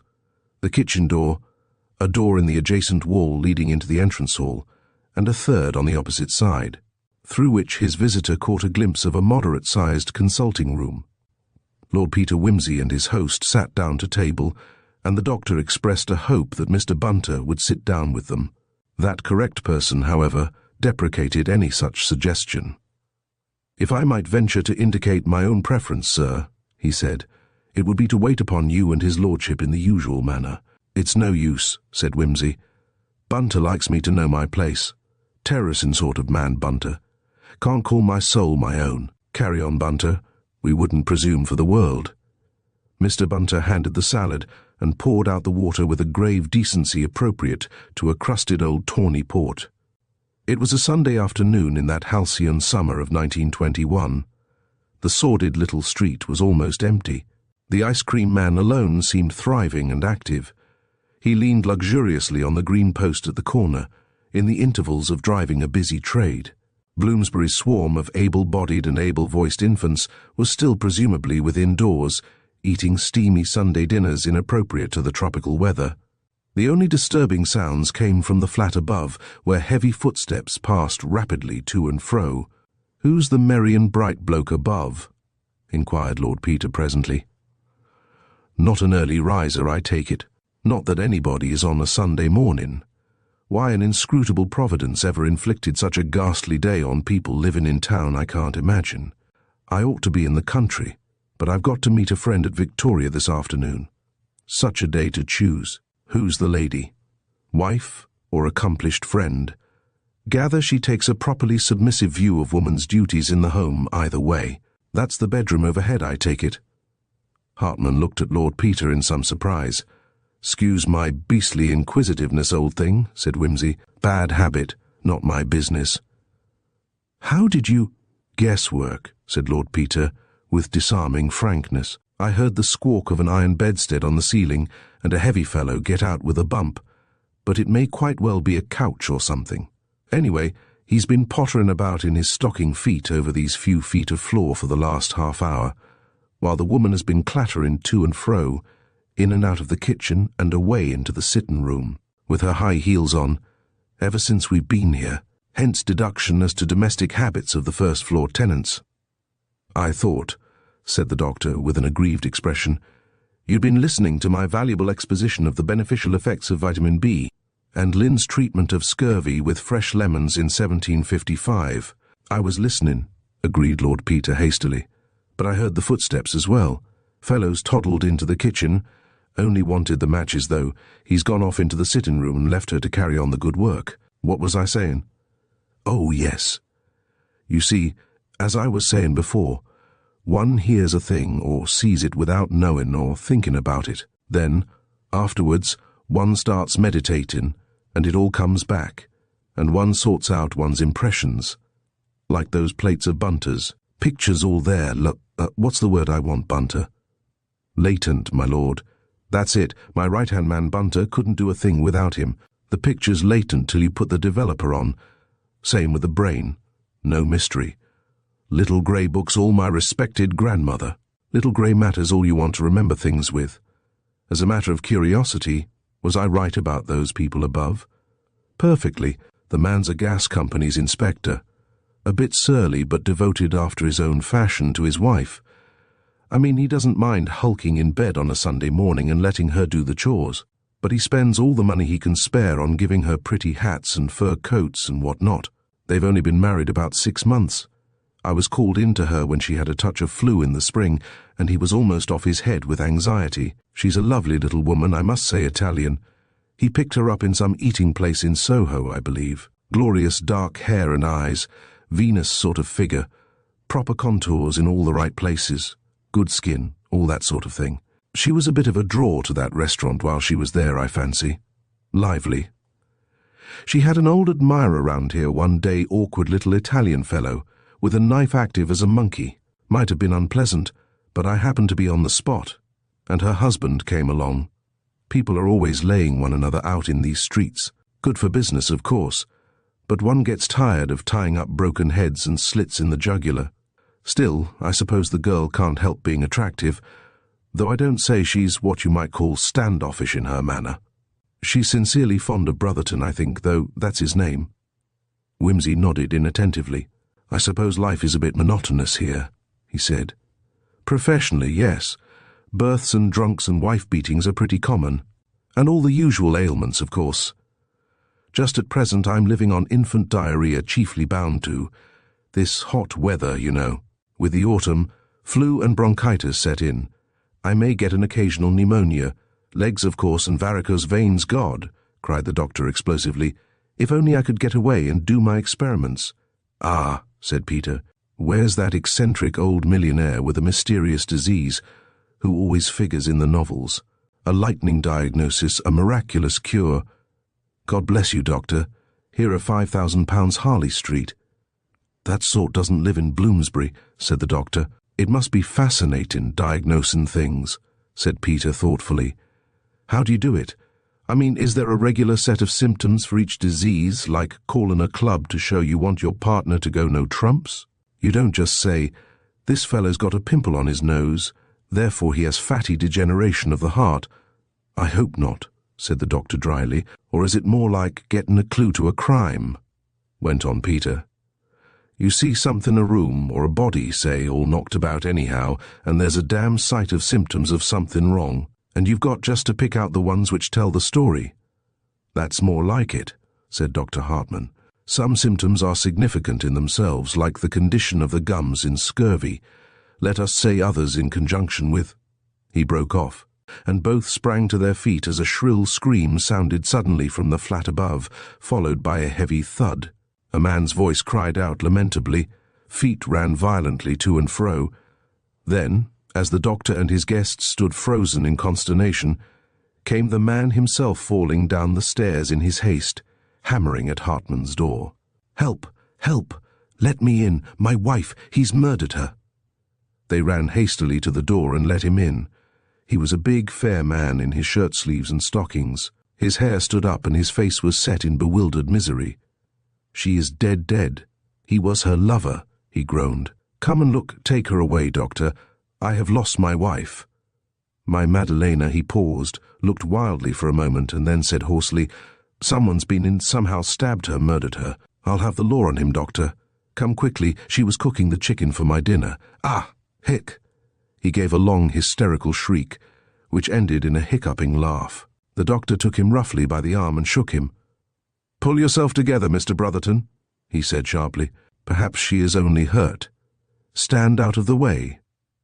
"Only hurt?" said the man, sitting heavily down on the nearest chair. No, she is dead, little Madalena." "Oh, my God!" Dr. Hartman snatched a roll of bandages and a few surgical appliances from the consulting room, and he ran upstairs, followed closely by Lord Peter. Bunter remained for a few moments to combat hysterics with cold water. Then he stepped across to the dining-room window and shouted. "Well, what is it?" cried a voice from the street. "Would you be so kind as to step in here a minute, officer?" said Mr. Bunter. "There's been murder done." When Brotherton and Bunter arrived upstairs with the constable, they found Dr. Hartman and Lord Peter in the little kitchen. The doctor was kneeling beside the woman's body. At their entrance, he looked up and shook his head. "Death instantaneous," he said. "Clean through the heart. Poor child, she cannot have suffered at all. Oh, constable, it is very fortunate you are here. Murder appears to have been done, though I'm afraid the man has escaped. Probably Mr. Brotherton can give us some help. He was in the flat at the time." The man had sunk down on a chair and was gazing at the body with a face from which all meaning seemed to have been struck out. The policeman produced a notebook. "Now, sir," he said, "don't let's waste any time. Sooner we can get to work, the more likely we are to catch our man. Now, you was here at the time, was you?" Brotherton stared a moment. Then, making a violent effort, he answered steadily, "I was in the sitting room, smoking and reading the paper. She was getting the dinner ready in here. I heard her give a scream, and I rushed in and found her lying on the floor. She didn't have time to say anything. When I found she was dead, I rushed to the window and saw the fellow scrambling away over the glass roof there. I yelled at him, but he disappeared. Then I ran down." "Ah, for Mo," said the policeman. "Now, see here, sir, didn't you think to go after him at once?" "My first thought was for her," said the man. "I thought maybe she wasn't dead. I tried to bring her round." His speech ended in a groan.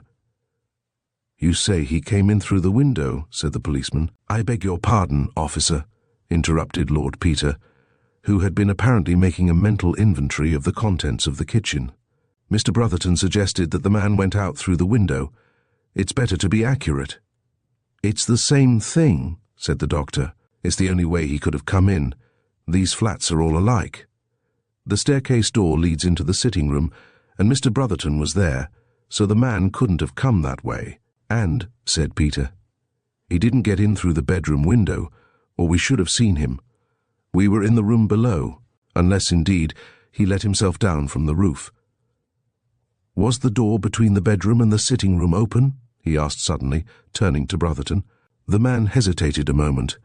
"Yes," he said finally. "Yes, I'm sure it was." "Could you have seen the man if he had come through the bedroom window?" "I couldn't have helped seeing him." Come, sir," said the policeman with some irritation. "Better let me ask the questions.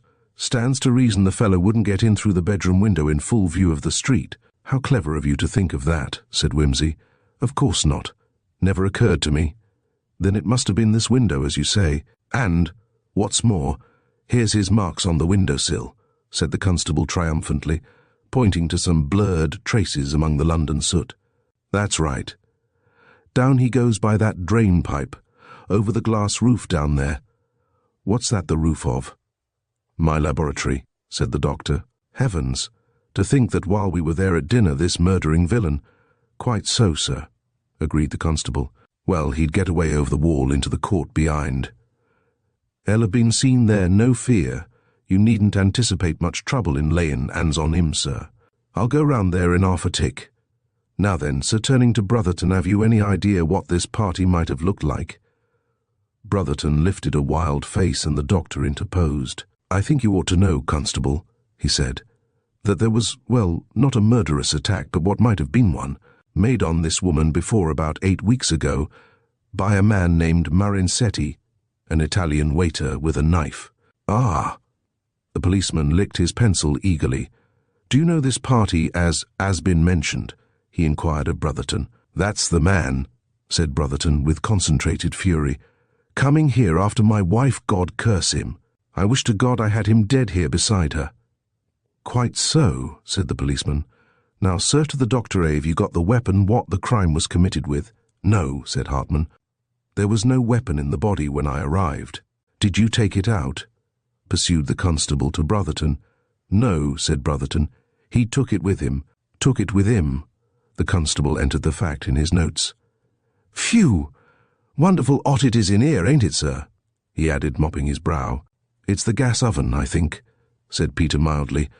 "Uncommon hot thing. A gas oven, in the middle of July. Do you mind if I turn it out? There's the chicken inside, but I don't suppose you want—" Brotherton groaned, and the constable said, "Quite right, sir. A man wouldn't hardly fancy his dinner after a thing like this. Thank you, sir. Well now, doctor, what kind of weapon do you take this to have been?" "It was a long, narrow weapon, something like an Italian stiletto, I imagine," said the doctor, "about 6 inches long. It was thrust in with great force under the 5th rib, and I should say it had pierced the heart centrally. As you see, there has been practically no bleeding. Such a wound would cause instant death. Was she lying just as she is now when you first saw her, Mr. Brotherton?" "On her back, just as she is," replied the husband. "Well, that seems clear enough," said the policeman. "This here Marinetti, or whatever his name is, as a grudge against the poor young lady. I believe he was an admirer," put in the doctor. "Quite so," agreed the constable. "Of course, these foreigners are like that, even the decentest of 'em. Stabbing and such like seems to come natural to them, as you might say. Well, this here Marinetti climbs in here, sees the poor young lady standing here by the table all alone, getting the dinner ready. He comes in behind, catches her round the waist, stabs her, easy job, you see, no corsets nor nothing, she shrieks out. He pulls his stiletti out of her hand, makes tracks. Well, now we've got to find him, and by your leave, sir, I'll be getting along. We'll have him by the eels before long, sir. Don't you worry. I'll have to put a man in charge here, sir, to keep folks out, but that needn't worry you. Good morning, gentlemen. May we move the poor girl now?" asked the doctor. "Certainly. Like me to help you, sir?" "No, don't lose any time. We can manage." Dr. Hartman turned to Peter as the constable clattered downstairs. "Will you help me, Lord Peter?" "Bunter's better at that sort of thing," said Wimsey, with a hard mouth. The doctor looked at him in some surprise, but said nothing, and he and Bunter carried the still form away. Brotherton did not follow them. He sat in a grief-stricken heap, with his head buried in his hands. Lord Peter walked about the little kitchen, turning over the various knives and kitchen utensils, peering into the sink bucket, and apparently taking an inventory of the bread, butter, condiments, vegetables, and so forth which lay about in preparation for the Sunday meal. There were potatoes in the sink, half peeled, a pathetic witness to the quiet domestic life which had been so horribly interrupted. The colander was filled with green peas. Lord Peter turned these things over with an inquisitive finger, gazed into the smooth surface of a bowl of dripping as though it were a divining crystal, ran his hand several times right through a bowl of flour, then drew his pipe from his pocket and filled it slowly. The doctor returned and put his hand on Brotherton's shoulder. "Come," he said gently. "We have laid her in the other bedroom. She looks very peaceful. You must remember that, except for that moment of terror when she saw the knife, she suffered nothing.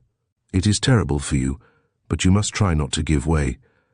The police can't bring her back to life," said the man savagely. "She's dead. Leave me alone, curse you. Leave me alone, I say." He stood up with a violent gesture. "You must not sit here," said Hartman firmly. "I will give you something to take, and you must try to keep calm. Then we will leave you.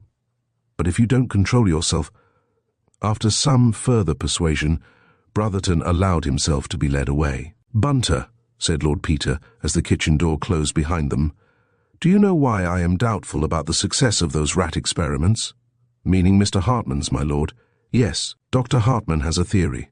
In any investigations, my Bunter, it is most damnably dangerous to have a theory. I have heard you say so, my lord." "Confound you, you know it as well as I do. What is wrong with the doctor's theories, Bunter?" "You wish me to reply, my lord, that he only sees the facts which fit in with the theory." "Thought reader," exclaimed Lord Peter bitterly, "and that he supplies them to the police, my lord." "Hush," said Peter as the doctor returned. "I have got him to lie down," said Dr. Hartman, "and I think the best thing we can do is to leave him to himself." "Do you know," said Wimsey, "I don't cotton to that idea somehow." "Why? Do you think he's likely to destroy himself?" "That's as good a reason to give as any other, I suppose," said Wimsey. "When you haven't got any reason which can be put into words. But my advice is don't leave him for a moment." "But why? Frequently with a deep grief like this, the presence of other people is merely an irritant. He begged me to leave him." "Then for God's sake go back to him," said Peter. "Really, Lord Peter," said the doctor, "I think I ought to know what is best for my patient." "Doctor," said Wimsey, "this is not a question of your patient. A crime has been committed."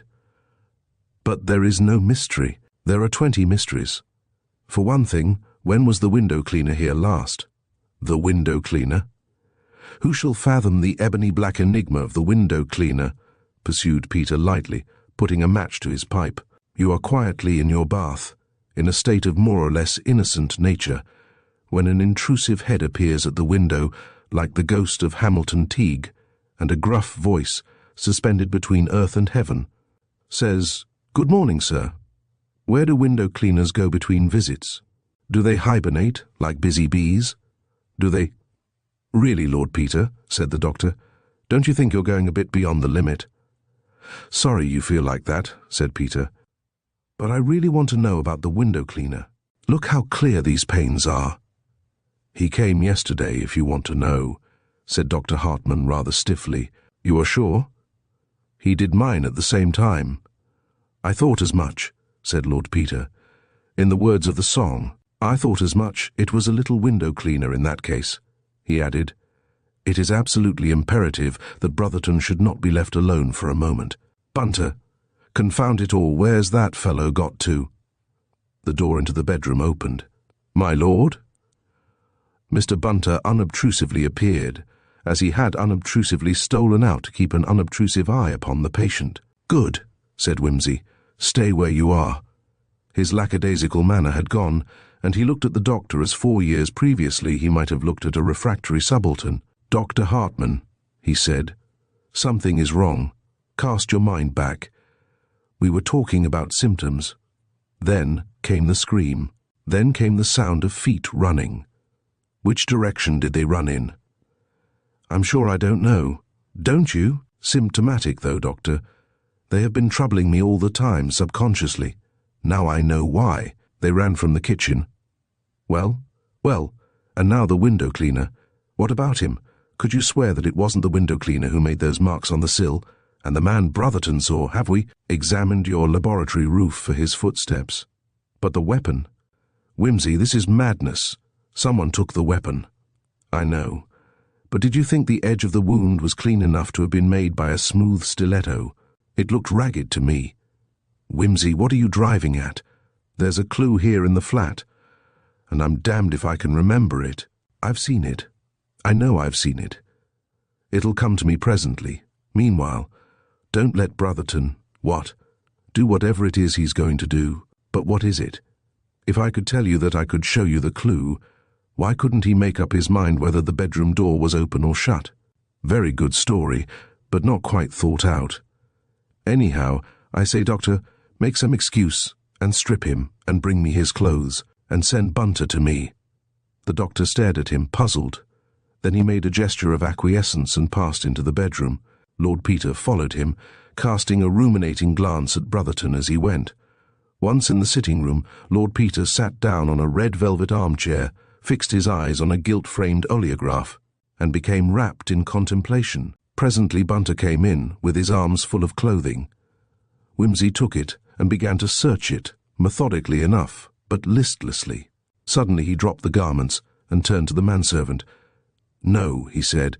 "This is a precaution, Bunter mine, but I'm on the wrong track. It wasn't here I saw whatever I did see. It was in the kitchen. Now what was it?"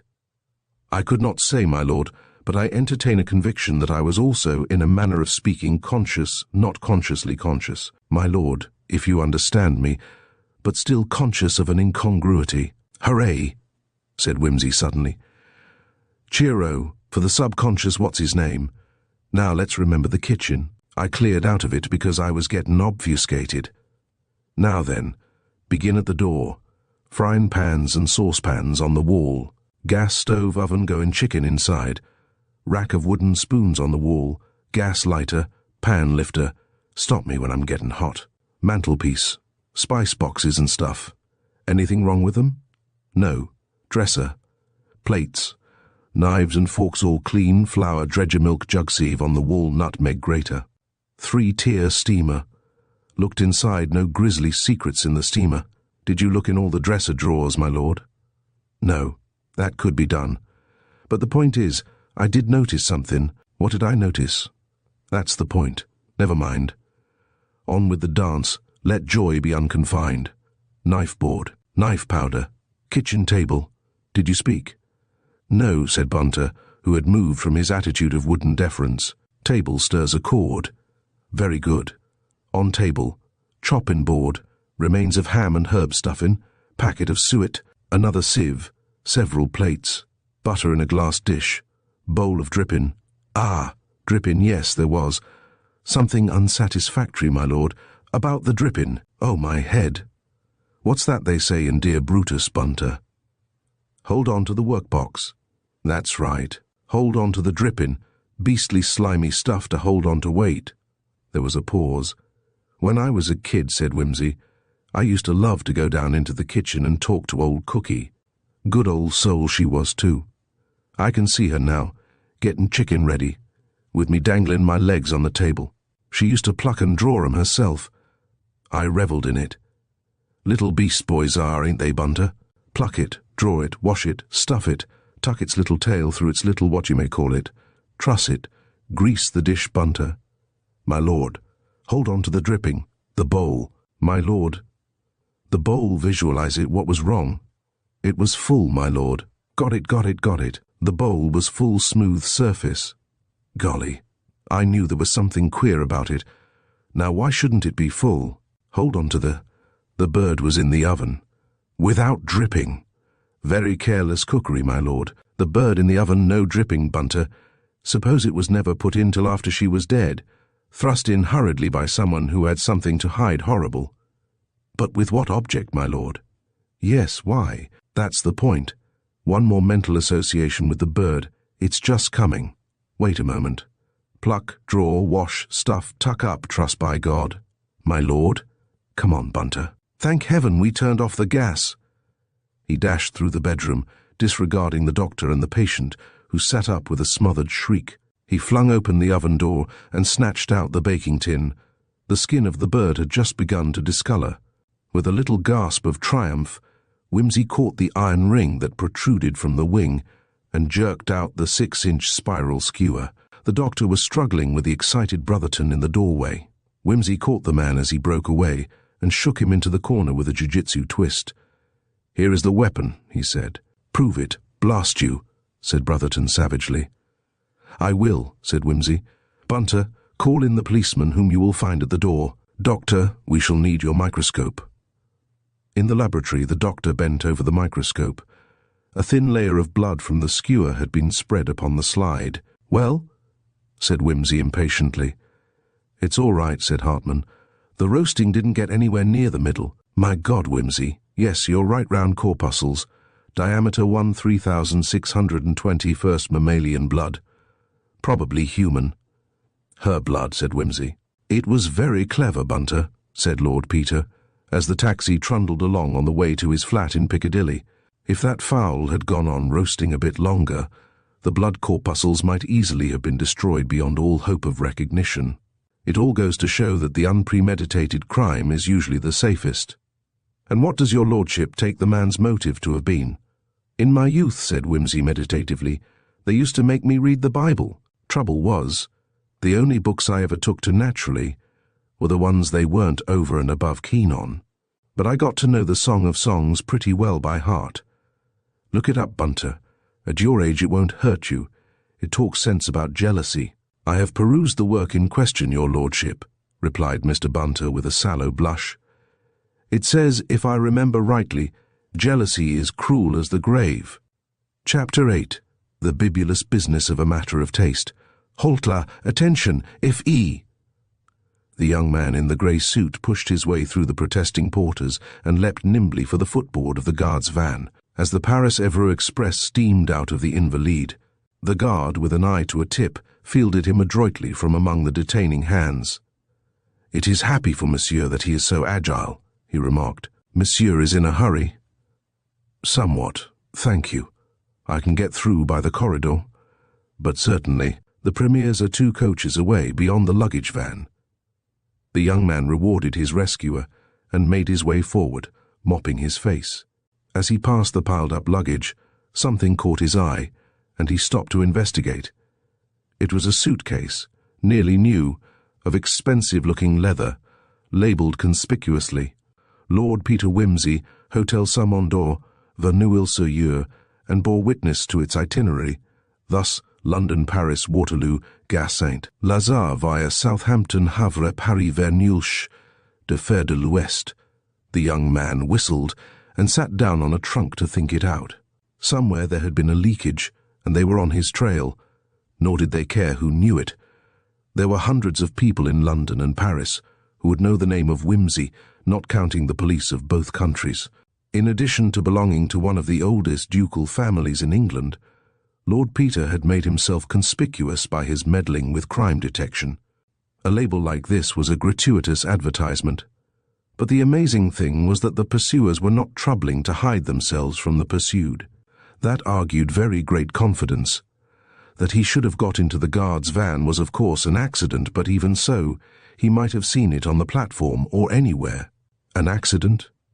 It occurred to him not for the first time, but definitely now, and without doubt that it was indeed an accident for them that he was here. The series of maddening delays that had held him up between London and the Invalides presented itself to him with an air of prearrangement. The preposterous accusation, for instance, of the woman who had accosted him in Piccadilly, and the slow process of extricating himself at Marlborough Street. It was easy to hold a man up on some trumped-up charge till an important plan had matured. Then there was the lavatory door at Waterloo, which had so ludicrously locked itself upon him. Being athletic, he had climbed over the partition to find the attendant mysteriously absent. And in Paris, was it by chance that he had had a deaf taxi driver who mistook the direction Quai d'Orléans for Gare de Lyon, and drove 1.5 miles in the wrong direction before the shouts of his fare attracted his attention? They were clever, the pursuers, and circumspect. They had accurate information, they would delay him, but without taking any overt step, they knew that if only they could keep time on their side, they needed no other ally. Did they know he was on the train? If not, he still kept the advantage, for they would travel in a false security, thinking him to be left, raging and helpless, in the Invalides. He decided to make a cautious reconnaissance.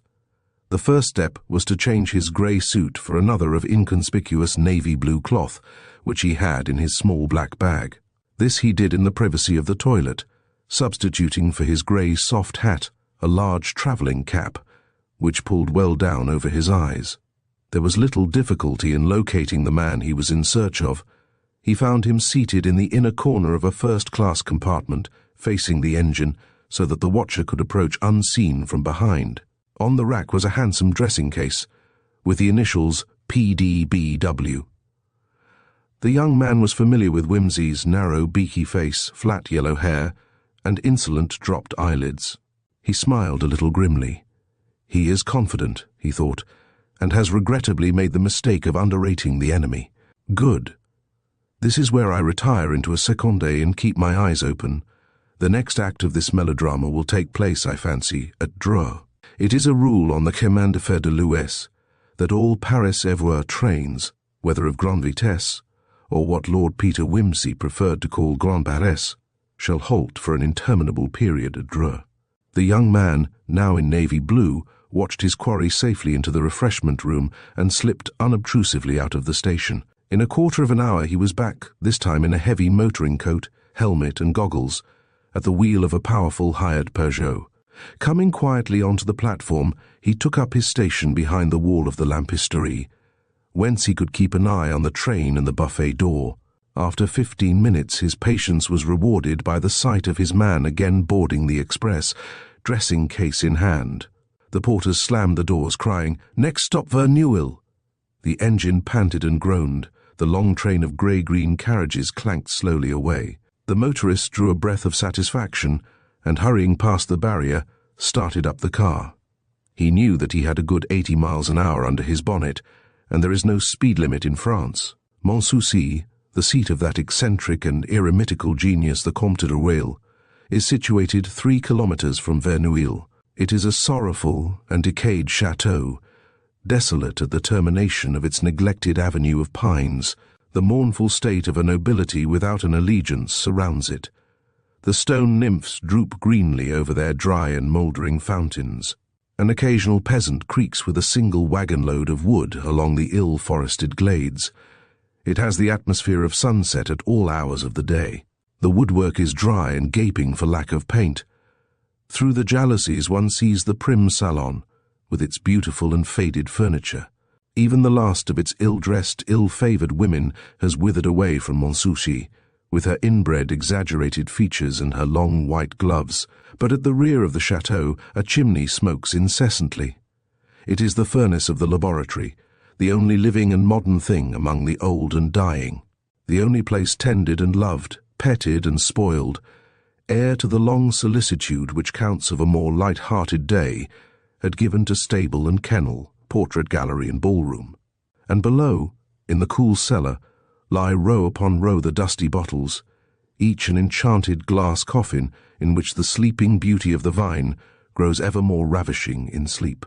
As the Peugeot came to a standstill in the courtyard, the driver observed with considerable surprise that he was not the Count's only visitor. An immense super Renault, like a merveilleuse of the Directoire, all bonnet and no body, had been drawn so ostentatiously across the entrance as to embarrass the approach of any newcomer. Its glittering panels were embellished with a coat of arms, and the Count's elderly servant was at that moment staggering beneath the weight of 2 large and elaborate suitcases, bearing in silver letters that could be read a mile away the legend, Lord Peter Wimsey. The Peugeot driver gazed with astonishment at this display and grinned sardonically. "Lord Peter seems rather ubiquitous in this country," he observed to himself. Then, taking pen and paper from his bag, he busied himself with a little letter-writing. By the time that the suitcases had been carried in, and the Renault had purred its smooth way to the outbuildings, the document was complete and enclosed in an envelope addressed to the Comte de Rueil. "The hoist with his own petard touch," said the young man, and, stepping up to the door, presented the envelope to the manservant. "I am the bearer a letter of introduction to Monsieur le Comte," he said. "Will you have the obligingness to present it to him? My name is Bredon Death Bredon." The man bowed and begged him to enter. "If Monsieur will have the goodness to seat himself in the hall for a few moments, Monsieur le Comte is engaged with another gentleman, but I will lose no time in making Monsieur's arrival known." The young man sat down and waited. The windows of the hall looked out upon the entrance, and it was not long before the chateau's sleep was disturbed by the hooting of yet another motor horn.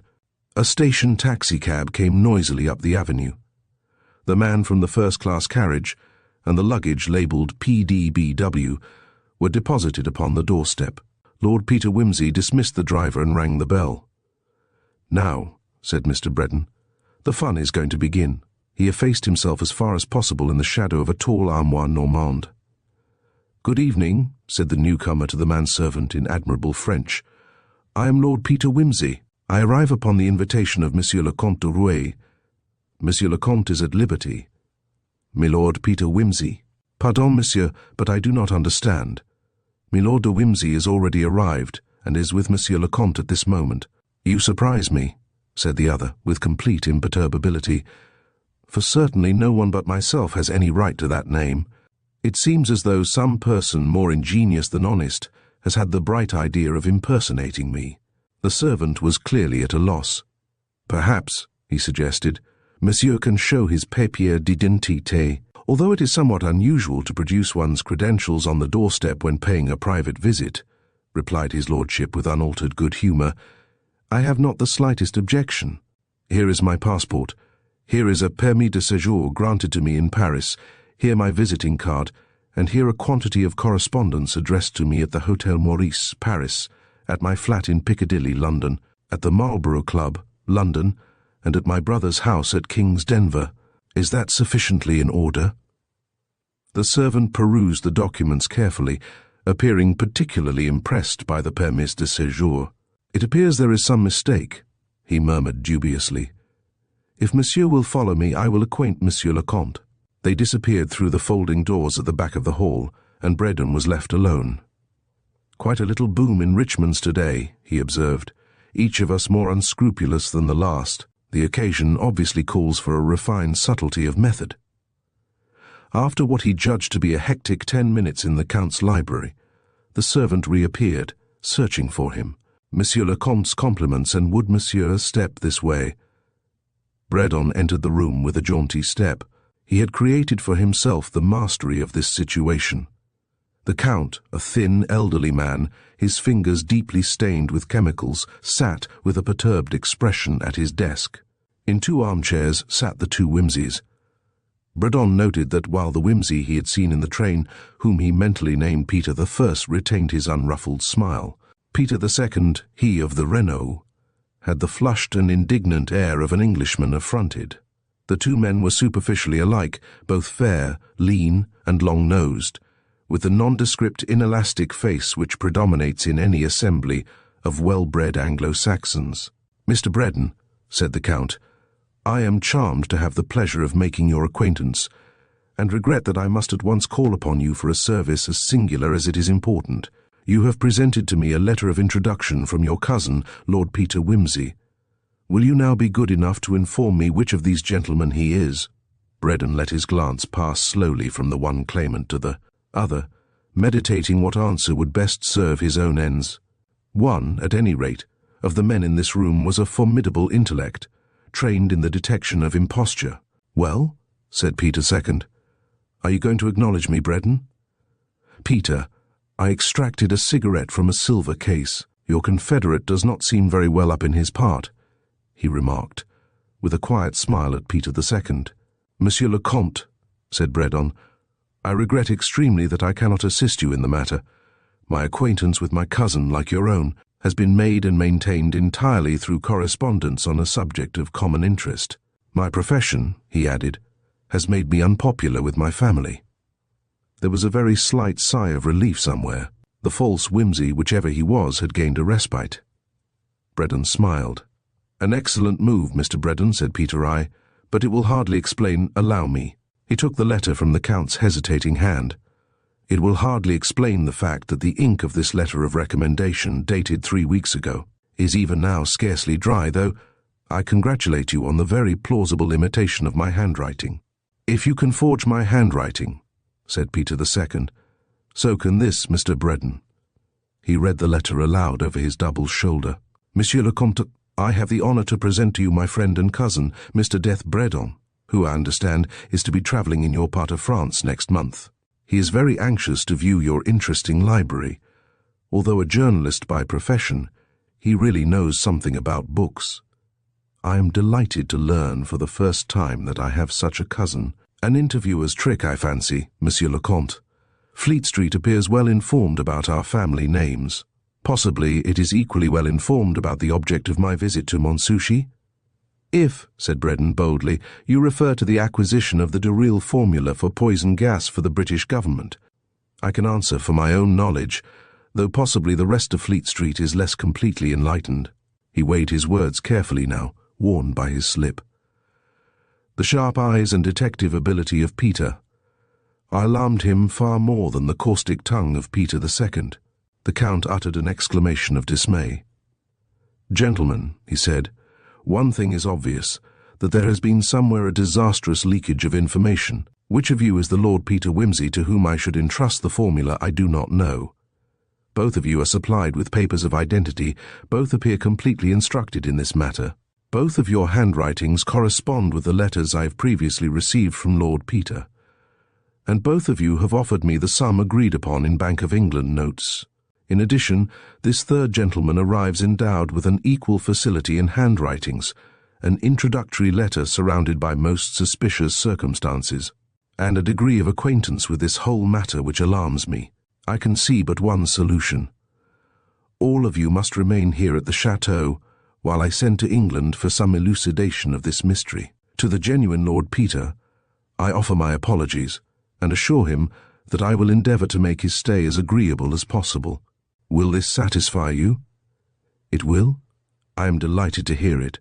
My servants will show you to your bedrooms, and dinner will be at 7:30.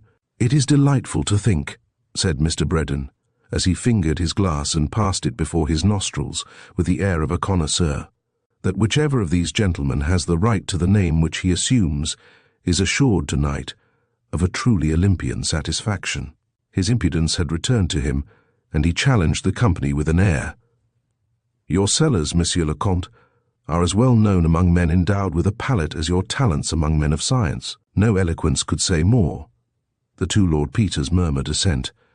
I am the more pleased by your commendation, said the Count, that it suggests to me a little test which, with your kind cooperation, will, I think, assist us very much in determining which of you gentlemen is Lord Peter Wimsey and which his talented impersonator.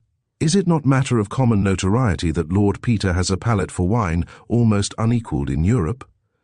You flatter me, Monsieur le Comte, said Peter II modestly. I wouldn't like to say unequalled, said Peter I, chiming in like a well-trained duet. Let's call it fair to middling, less liable to misconstruction and all that. Your lordship does yourself an injustice, said Braddon, addressing both men with impartial deference. The bet which you won from Mr. Frederick Arbuthnot at the Egotists' Club, when he challenged you to name the vintage years of 17 wines blindfold, received its due prominence in the Evening Wire. I was in extra form that night, said Peter I. A fluke, laughed Peter II. The test I propose, gentlemen, is on similar lines, pursued the Count, though somewhat less strenuous. There are 6 courses ordered for dinner tonight. With each we will drink a different wine, which my butler shall bring in with the label concealed. You shall each in turn give me your opinion upon the vintage. By this means we shall perhaps arrive at something, since the most brilliant forger, of whom I gather, I have at least 2 at my table tonight, can scarcely forge a palate for wine. If too hazardous a mixture of wines should produce a temporary incommodity in the morning, you will, I feel sure, suffer it gladly for this once in the cause of truth. The two Wimseys bowed. In vino veritas, said Mr. Braddon with a laugh. He at least was well seasoned, and foresaw opportunities for himself. Accident and my butler, having placed you at my right hand, monsieur, went on the Count, addressing Peter I will ask you to begin by pronouncing as accurately as may be upon the wine which you have just drunk. That is scarcely a searching ordeal, said the other with a smile. I can say definitely that it is a very pleasant and well-matured Chablis Mouton, and, since 10 years is an excellent age for a Chablis, a real Chablis, I should vote for 1916, which was perhaps the best of the war vintages in that district. Have you anything to add to that opinion, monsieur? Inquired the Count deferentially of Peter II. I wouldn't like to be dogmatic to a year or so, said that gentleman critically. But if I must commit myself, don't you know, I should say 1915, decidedly 1915. The Count bowed and turned to Braddon. Perhaps you too, monsieur, would be interested to give an opinion, he suggested, with the exquisite courtesy always shown to the plain man in the society of experts. I'd rather not set a standard which I might not be able to live up to, replied Braddon, a little maliciously. I know that it is 1915, for I happened to see the label. Peter II looked a little disconcerted. We will arrange matters better in future, said the Count. Pardon me. He stepped apart for a few moments' conference with the butler, who presently advanced to remove the oysters and bring in the soup. The next candidate for attention arrived swathed to the lip in damask. "It is your turn to speak first, monsieur," said the Count to Peter II. "Permit me to offer you an olive to cleanse the palate. No haste, I beg. Even for the most excellent political ends, good wine must not be used with disrespect." The rebuke was not unnecessary, for, after a preliminary sip, Peter II had taken a deep draught of the heady white richness. Under Peter I's quizzical eye he wilted quite visibly. It is Sauterne," he began, and stopped.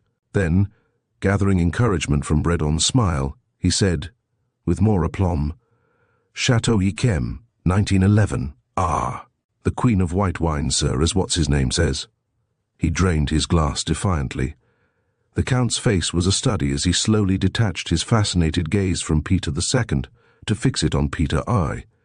"If I had to be impersonated by somebody," murmured the latter gently, "it would have been more flattering to have had it undertaken by a person to whom all white wines were not alike. Well now, sir, this admirable vintage is, of course, a Montrachet of—" let me see, he rolled the wine delicately upon his tongue, "of 1911. And a very attractive wine it is, though, with all due deference to yourself, Monsieur le Comte, I feel that it is perhaps slightly too sweet to occupy its present place in the menu. True, with this excellent consommé Marmite, a sweetish wine is not altogether out of place, but, in my own humble opinion, it would have shown to better advantage with the—" "There now," said Bredon innocently, "it just shows how one may be misled. Had not I had the advantage of Lord Peter's expert opinion, for certainly nobody who could mistake Montrachet for Sauterne has any claim to the name of Wimsey. I should have pronounced this to be, not the Montrachet Anne, but the Chevalier Montrachet of the same year, which is a trifle sweeter. But no doubt, as your lordship says, drinking it with the soup has caused it to appear sweeter to me than it actually is." The Count looked sharply at him, but made no comment. "Have another olive," said Peter I kindly. "You can't judge wine if your mind is on other flavours." "Thanks frightfully," said Bredon. And that reminds me, he launched into a rather pointless story about olives, which lasted out the soup and bridged the interval to the entrance of an exquisitely cooked sole. The Count's eye followed the pale amber wine rather thoughtfully as it trilled into the glasses. Bredon raised his in the approved manner to his nostrils, and his face flushed a little. With the first sip he turned excitedly to his host. "Good God, sir," he began. The lifted hand cautioned him to silence. "Peter." I sipped, inhaled, sipped again, and his brows clouded. Peter II had by this time apparently abandoned his pretensions. He drank thirstily, with a beaming smile and a lessening hold upon reality. "Eh bien, monsieur?" inquired the Count gently. "This," said Peter I, "is certainly hock, and the noblest hock I have ever tasted, but I must admit that for the moment I cannot precisely place it." "No?" said Bredon. His voice was like bean honey now, sweet and harsh together. "Nor the other gentleman? And yet I fancy I could place it within a couple of miles, though it is a wine I had hardly looked to find in a French cellar at this time. It is hock, as your lordship says, and at that it is Johannisberger. Not the plebeian cousin, but the Echter Schloss Johannisberger from the castle vineyard itself. Your lordship must have missed it to your great loss during the war years. My father laid some down the year before he died, but it appears that the ducal cellars at Denver were less well furnished." "I must set about remedying the omission," said the remaining Peter, with determination. The poulet was served to the accompaniment of an argument over the Lafitte, his lordship placing it at 1878. Bredon maintaining it to be a relic of the glorious 75s, slightly over-matured, but both agreeing as to its great age and noble pedigree. As to the Clos Vougeot, on the other hand, there was complete agreement. After a tentative suggestion of 1915, it was pronounced finally by Peter I to belong to the equally admirable, though slightly lighter 1911 crop. The pre-sale was removed amid general applause, and the dessert was brought in. "Is it necessary?" asked Peter I, with a slight smile in the direction of Peter II, now happily murmuring, "Damn good wine, damn good dinner, damn good show. Is it necessary to prolong this farce any further?" "Your lordship will not surely refuse to proceed with the discussion," cried the Count. "The point is sufficiently made, I fancy." "But no one will surely ever refuse to discuss wine," said Breddon, "least of all your lordship, who is so great an authority." "Not on this," said the other. "Frankly, it is a wine I do not care about. It is sweet and coarse, qualities that would damn any wine in the eyes, the mouth, rather of a connoisseur. Did your excellent father have this laid down also, Mr. Breddon?" Breddon shook his head. "No," he said, "no. Genuine imperial Tokay is beyond the opportunities of Grub Street, I fear, though I agree with you that it is horribly overrated. With all due deference to yourself, Monsieur le Comte." "In that case," said the Count, "we will pass at once to the liqueur. I admit that I had thought of puzzling these gentlemen with the local product, but since one competitor seems to have scratched, it shall be brandy, the only fitting close to a good wine list." In a slightly embarrassing silence, the huge, round-bellied balloon glasses were set upon the table, and the few precious drops poured gently into each, and set lightly swinging to release the bouquet. "This," said Peter Uffers, charmed again into amiability, "is indeed a wonderful old French brandy. Half a century old, I suppose." "Your lordship's praise lacks warmth," replied Breddon. "This is the brandy of brandies, the superb, the incomparable, the true Napoleon. It should be honored like the emperor it is." He rose to his feet, his napkin in his hand. "Sir," said the Count, turning to him, "I have on my right a most admirable judge of wine, but you are unique." He motioned to Pierre, who solemnly brought forward the empty bottles, unswathed now, from the humble Chablis to the stately Napoleon, with the imperial seal blown in the glass. "Every time you have been correct as to growth and year. There cannot be 6 men in the world with such a palate as yours, and I thought that but one of them was an Englishman. Will you not favour us this time with your real name?" "It doesn't matter what his name is," said Peter I. He rose. "Put up your hands, all of you. Count, the formula." Breddon's hands came up with a jerk, still clutching the napkin. The white folds spurted flame as his shot struck the other's revolver cleanly between trigger and barrel, exploding the charge, to the extreme detriment of the glass chandelier. Peter stood shaking his paralyzed hand and cursing. Breddon kept him covered while he cocked a wary eye at Peter II, who, his rosy visions scattered by the report, seemed struggling back to aggressiveness. "Since the entertainment appears to be taking a lively turn," observed Breddon, "perhaps you would be so good, Count, as to search these gentlemen for further firearms." "Thank you. Now why should we not all sit down again and pass the bottle round?" You are," growled Peter I. "Oh, my name is Breddon, all right," said the young man cheerfully. "I loathe aliases. Like another fellow's clothes, you know, never seem quite to fit. Peter Breddon Wimsey. A bit lengthy and all that, but handy when taken in installments. I've got a passport and all those things too, but I didn't offer them, as their reputation here seems a little blown upon, so to speak. As regards the formula, I think I'd better give you my personal cheque for it. All sorts of people seem able to go about flourishing Bank of England notes. Personally, I think all this secret diplomacy work is a mistake, but that's the War Office's pigeon. I suppose we all brought similar credentials." "Yes, I thought so. Some bright person seems to have sold himself very successfully in 2 places at once, but you two must have been having a lively time, each thinking the other was me."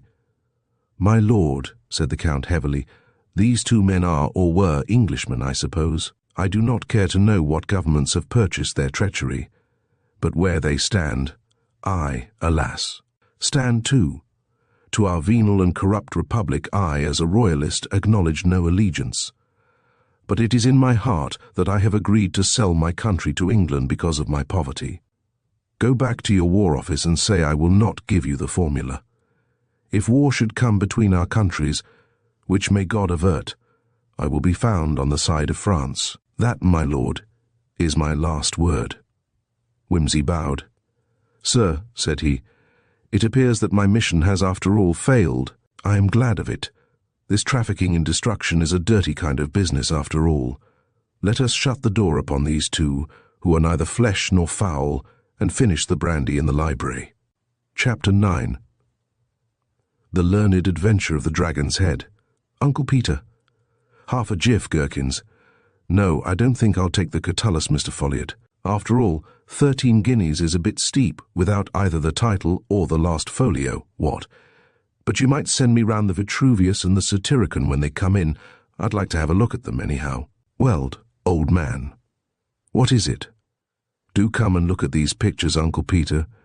I'm sure it's an awfully old book. Lord Peter Wimsey sighed as he picked his way out of Mr.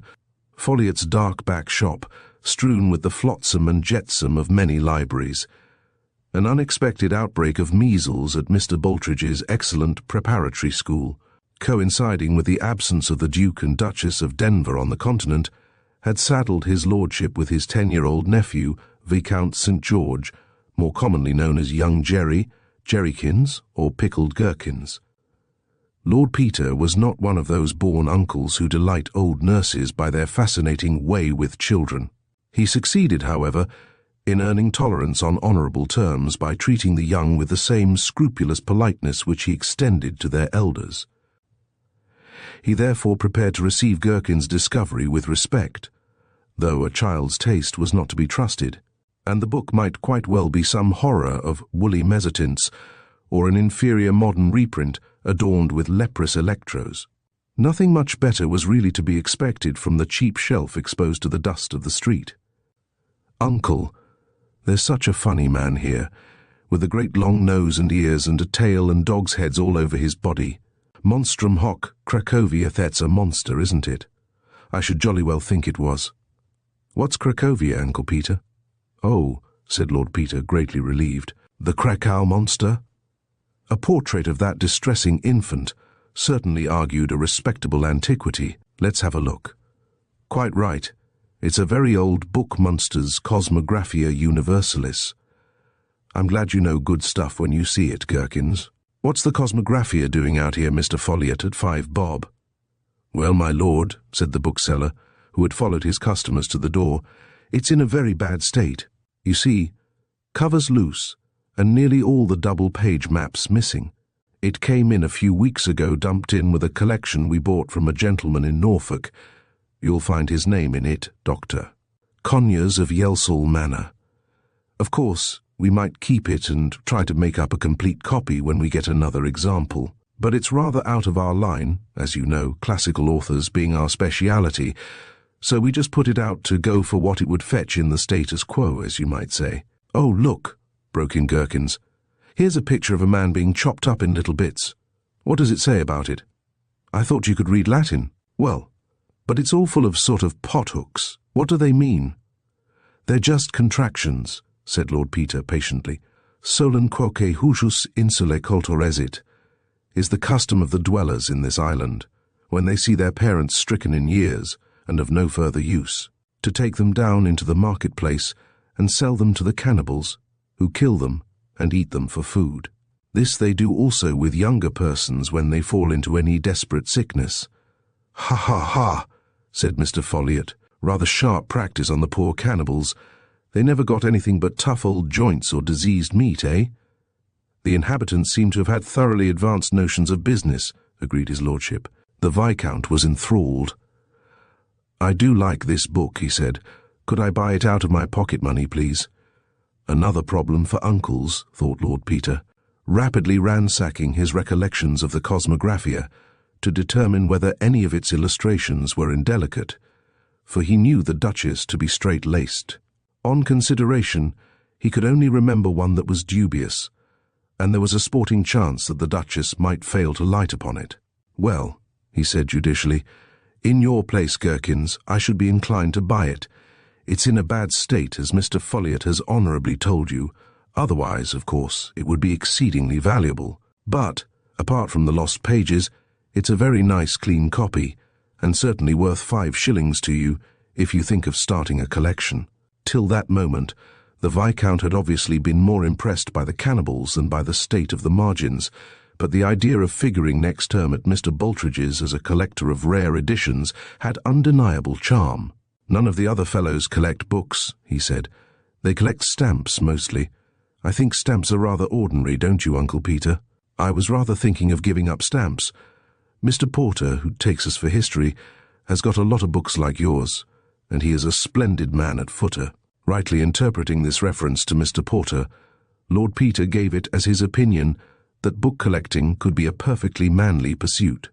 Girls, he said, practically never took it up, because it meant so much learning about dates and typefaces and other technicalities which called for a masculine brain. Besides, he added, it's a very interesting book in itself, you know, well worth dipping into. I'll take it, please, said the Viscount, blushing a little at transacting so important and expensive a piece of business, for the Duchess did not encourage lavish spending by little boys, and was strict in the matter of allowances. Mr. Folliot bowed, and took the Cosmographia away to wrap it up. "Are you all right for cash?" inquired Lord Peter discreetly, "or can I be of temporary assistance?" "No, thank you, uncle.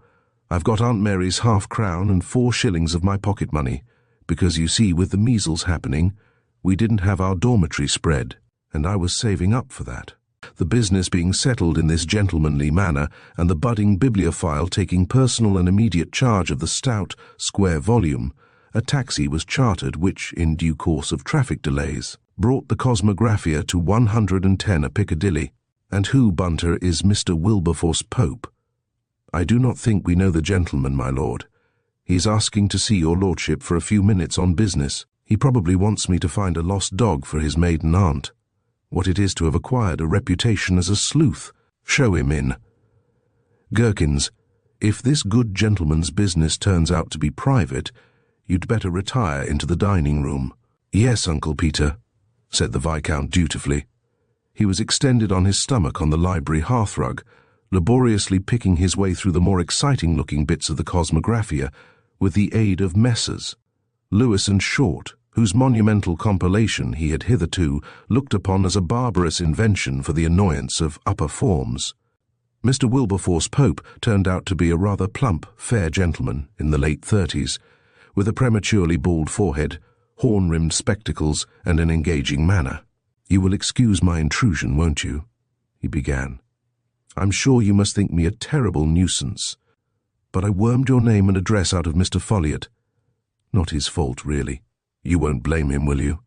I positively badgered the poor man, sat down on his doorstep and refused to go, though the boy was putting up the shutters. I'm afraid you will think me very silly when you know what it's all about. But you really mustn't hold poor Mr. Folliot responsible now, will you?" "Not at all," said his lordship. "I mean, I'm charmed and all that sort of thing. Something I can do for you about books. You're a collector, perhaps? Will you have a drink or anything?" "Well, no," said Mr. Pope with a faint giggle. "No, not exactly a collector. Thank you very much. Just a spot. No, literally a spot. Thank you." No, he glanced round the bookshelves, with their rows of rich old leather bindings. "Certainly not a collector, but I happen to be sentimentally interested in a purchase you made yesterday. Really, such a very small matter. You will think it foolish.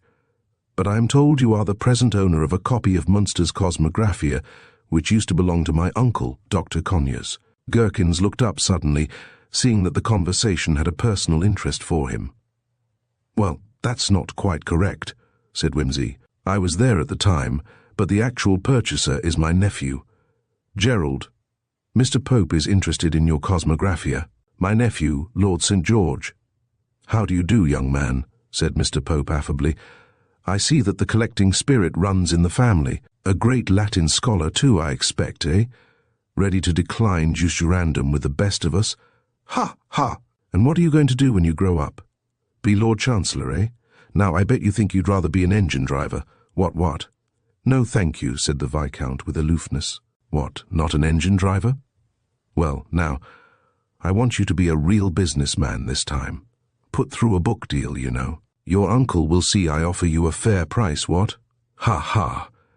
Now, you see, that picture book of yours has a great value for me that it wouldn't have for anybody else. When I was a little boy of your age, it was one of my very greatest joys. I used to have it to look at on Sundays. Ah, dear! The happy hours I used to spend with those quaint old engravings, and the funny old maps with the ships and salamanders and hic dracones. You know what that means, I dare say. What does it mean?" "Here are dragons," said the Viscount, unwillingly but still politely. "Quite right. I knew you were a scholar. "It's a very attractive book," said Lord Peter. "My nephew was quite entranced by the famous Krakow monster." "Ah, yes, a glorious monster, isn't it?"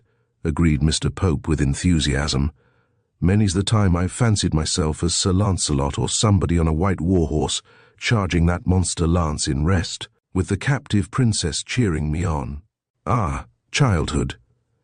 You're living the happiest days of your life, young man.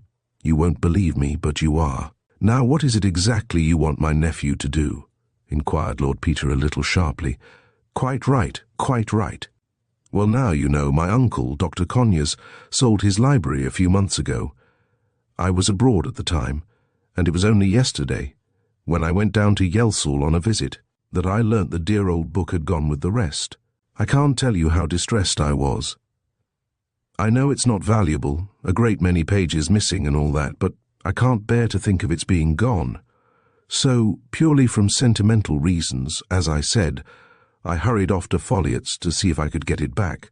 I was quite upset to find I was too late, and gave poor Mr. Folliot no peace till he told me the name of the purchaser. Now, you see, Lord St. George, I'm here to make you an offer for the book. Come now, double what you gave for it. That's a good offer, isn't it, Lord Peter? Ha ha, and you will be doing me a very great kindness as well." Viscount St. George looked rather distressed, and turned appealingly to his uncle. "Well, Gerald," said Lord Peter, "it's your affair, you know. What do you say?" The Viscount stood first on one leg, and then on the other. The career of a book collector evidently had its problems, like other careers. "If you please, Uncle Peter," he said with embarrassment, "may I whisper?" "It's not usually considered the thing to whisper, Gherkins, but you could ask Mr. Pope for time to consider his offer, or you could say you would prefer to consult me first. That would be quite in order." "Then, if you don't mind, Mr. Pope, I should like to consult my uncle first." "Certainly, certainly, ha-ha," said Mr. Pope. "Very prudent to consult a collector of greater experience, what? Ah, the younger generation, eh, Lord Peter? Regular little businessmen already." "Excuse us, then, for one moment," said Lord Peter, and drew his nephew into the dining-room. "I say, Uncle Peter," said the collector breathlessly when the door was shut, "need I give him my book? I don't think he's a very nice man. I hate people who ask you to decline nouns for them." "Certainly you needn't, Gherkins, if you don't want to. The book is yours, and you've a right to it. What would you do, Uncle?" Before replying, Lord Peter, in the most surprising manner, tiptoed gently to the door which communicated with the library, and flung it suddenly open, in time to catch Mr. Pope kneeling on the hearthrug, intently turning over the pages of the coveted volume, which lay as the owner had left it. He started to his feet in a flurried manner as the door opened. "Do help yourself, Mr. Pope, won't you?" cried Lord Peter hospitably, and closed the door again. "What is it, Uncle Peter?" "If you want my advice, Gherkins, I should be rather careful how you had any dealings with Mr. Pope. I don't think he's telling the truth. He called those woodcuts engravings, though of course that may be just his ignorance. But I can't believe that he spent all his childhood Sunday afternoons studying those maps and picking out the dragons in them, because, as you may have noticed for yourself, old Munster put very few dragons into his maps. They're mostly just plain maps, a bit queer to our ideas of geography, but perfectly straightforward. That was why I brought in the Krakow monster. And you see, he thought it was some sort of dragon." "Oh, I say, Uncle, so you said that on purpose. If Mr. Pope wants the Cosmographia, it's for some reason he doesn't want to tell us about. And that being so, I wouldn't be in too big a hurry to sell if the book were mine. See? Do you mean there's something frightfully valuable about the book which we don't know?" "Possibly. How exciting! It's just like a story in the Boy's Friend library. What am I to say to him, Uncle?" "Well, in your place I wouldn't be dramatic or anything. I'd just say you've considered the matter, and you've taken a fancy to the book, and have decided not to sell. You thank him for his offer, of course." "Yes, sir. Won't you say it for me, Uncle? I think it would look better if you did it yourself." "Yes, perhaps it would. Will he be very cross?" "Possibly," said Lord Peter, "but if he is, he won't let on. Ready?" The consulting committee accordingly returned to the library. Mr. Pope had prudently retired from the hearthrug and was examining a distant bookcase.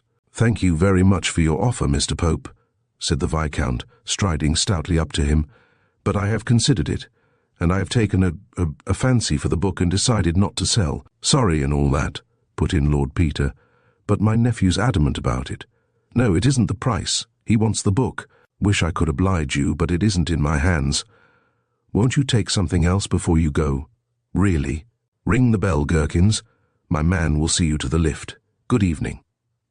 When the visitor had gone, Lord Peter returned and thoughtfully picked up the book. "We were awful idiots to leave him with it, Gherkins, even for a moment. Luckily there's no harm done." "You don't think he found out anything while we were away, do you, Uncle?" gasped Gherkins, open-eyed. "I'm sure he didn't." "Why? He offered me £50 for it on the way to the door, gave the game away. Bunter." "My lord, put this book in the safe and bring me back the keys, and you'd better set all the burglar alarms when you lock up." "Ooh, said Viscount St. George. On the third morning after the visit of Mr. Wilberforce Pope, the Viscount was seated at a very late breakfast in his uncle's flat, after the most glorious and soul-satisfying night that ever boy experienced. He was almost too excited to eat the kidneys and bacon placed before him by Bunter, whose usual impeccable manner was not in the least impaired by a rapidly swelling and blackening eye. It was about 2 in the morning that Gherkins, who had not slept very well, owing to too lavish and grown-up a dinner and theatre the evening before, became aware of a stealthy sound somewhere in the direction of the fire escape. He had got out of bed and crept very softly into Lord Peter's room and woken him up. He had said, "Uncle Peter, I'm sure there's burglars on the fire escape," and Uncle Peter, instead of saying, "Nonsense, Gherkins, hurry up and get back to bed," had sat up and listened and said, "By Jove, Gherkins, I believe you're right," and had sent Gherkins to call Bunter. And on his return, Gherkins, who had always regarded his uncle as a very top-hatted sort of person, actually saw him take from his handkerchief drawer an undeniable automatic pistol. It was at this point that Lord Peter was apotheosed from the state of quite decent uncle to that of glorified uncle. He said, "Look here, Gherkins, we don't know how many of these blighters there'll be, so you must be jolly smart and do anything I say sharp, on the word of command, even if I have to say scoot. Promise?" Gherkins promised, with his heart thumping, and they sat waiting in the dark, till suddenly a little electric bell rang sharply just over the head of Lord Peter's bed, and a green light shone out. "The library window," said his lordship, promptly silencing the bell by turning a switch. "If they heard, they may think better of it. We'll give them a few minutes." They gave them 5 minutes, and then crept very quietly down the passage. "Go round by the dining-room, Bunter," said his lordship. "They may bolt that way." With infinite precaution, he unlocked and opened the library door, and Gherkins noticed how silently the locks moved. A circle of light from an electric torch was moving slowly along the bookshelves. The burglars had obviously heard nothing of the counter-attack. Indeed, they seemed to have troubles enough of their own to keep their attention occupied. As his eyes grew accustomed to the dim light, Gherkins made out that one man was standing holding the torch, while the other took down and examined the books. It was fascinating to watch his apparently disembodied hands move along the shelves in the torchlight. The men muttered discontentedly. Obviously the job was proving a harder one than they had bargained for. The habit of ancient authors of abbreviating the titles on the backs of their volumes, or leaving them completely untitled, made things extremely awkward. From time to time the man with the torch extended his hand into the light. It held a piece of paper, which they anxiously compared with the title page of a book. Then the volume was replaced, and the tedious search went on. Suddenly some slight noise Gherkins was sure he did not make it. It may have been Bunter in the dining-room, seemed to catch the ear of the kneeling man. "What's that?" he gasped, and his startled face swung round into view. "Hands up," said Lord Peter, and switched the light on. The second man made one leap for the dining-room door, where a smash and an oath proclaimed that he had encountered Bunter. The kneeling man shot his hands up like a marionette. "Gherkins," said Lord Peter, "do you think you can go across to that gentleman by the bookcase and relieve him of the article which is so inelegantly distending the right-hand pocket of his coat? Wait a minute. Don't on any account get between him and my pistol, and mind you take the thing out very carefully. There's no hurry." That's splendid.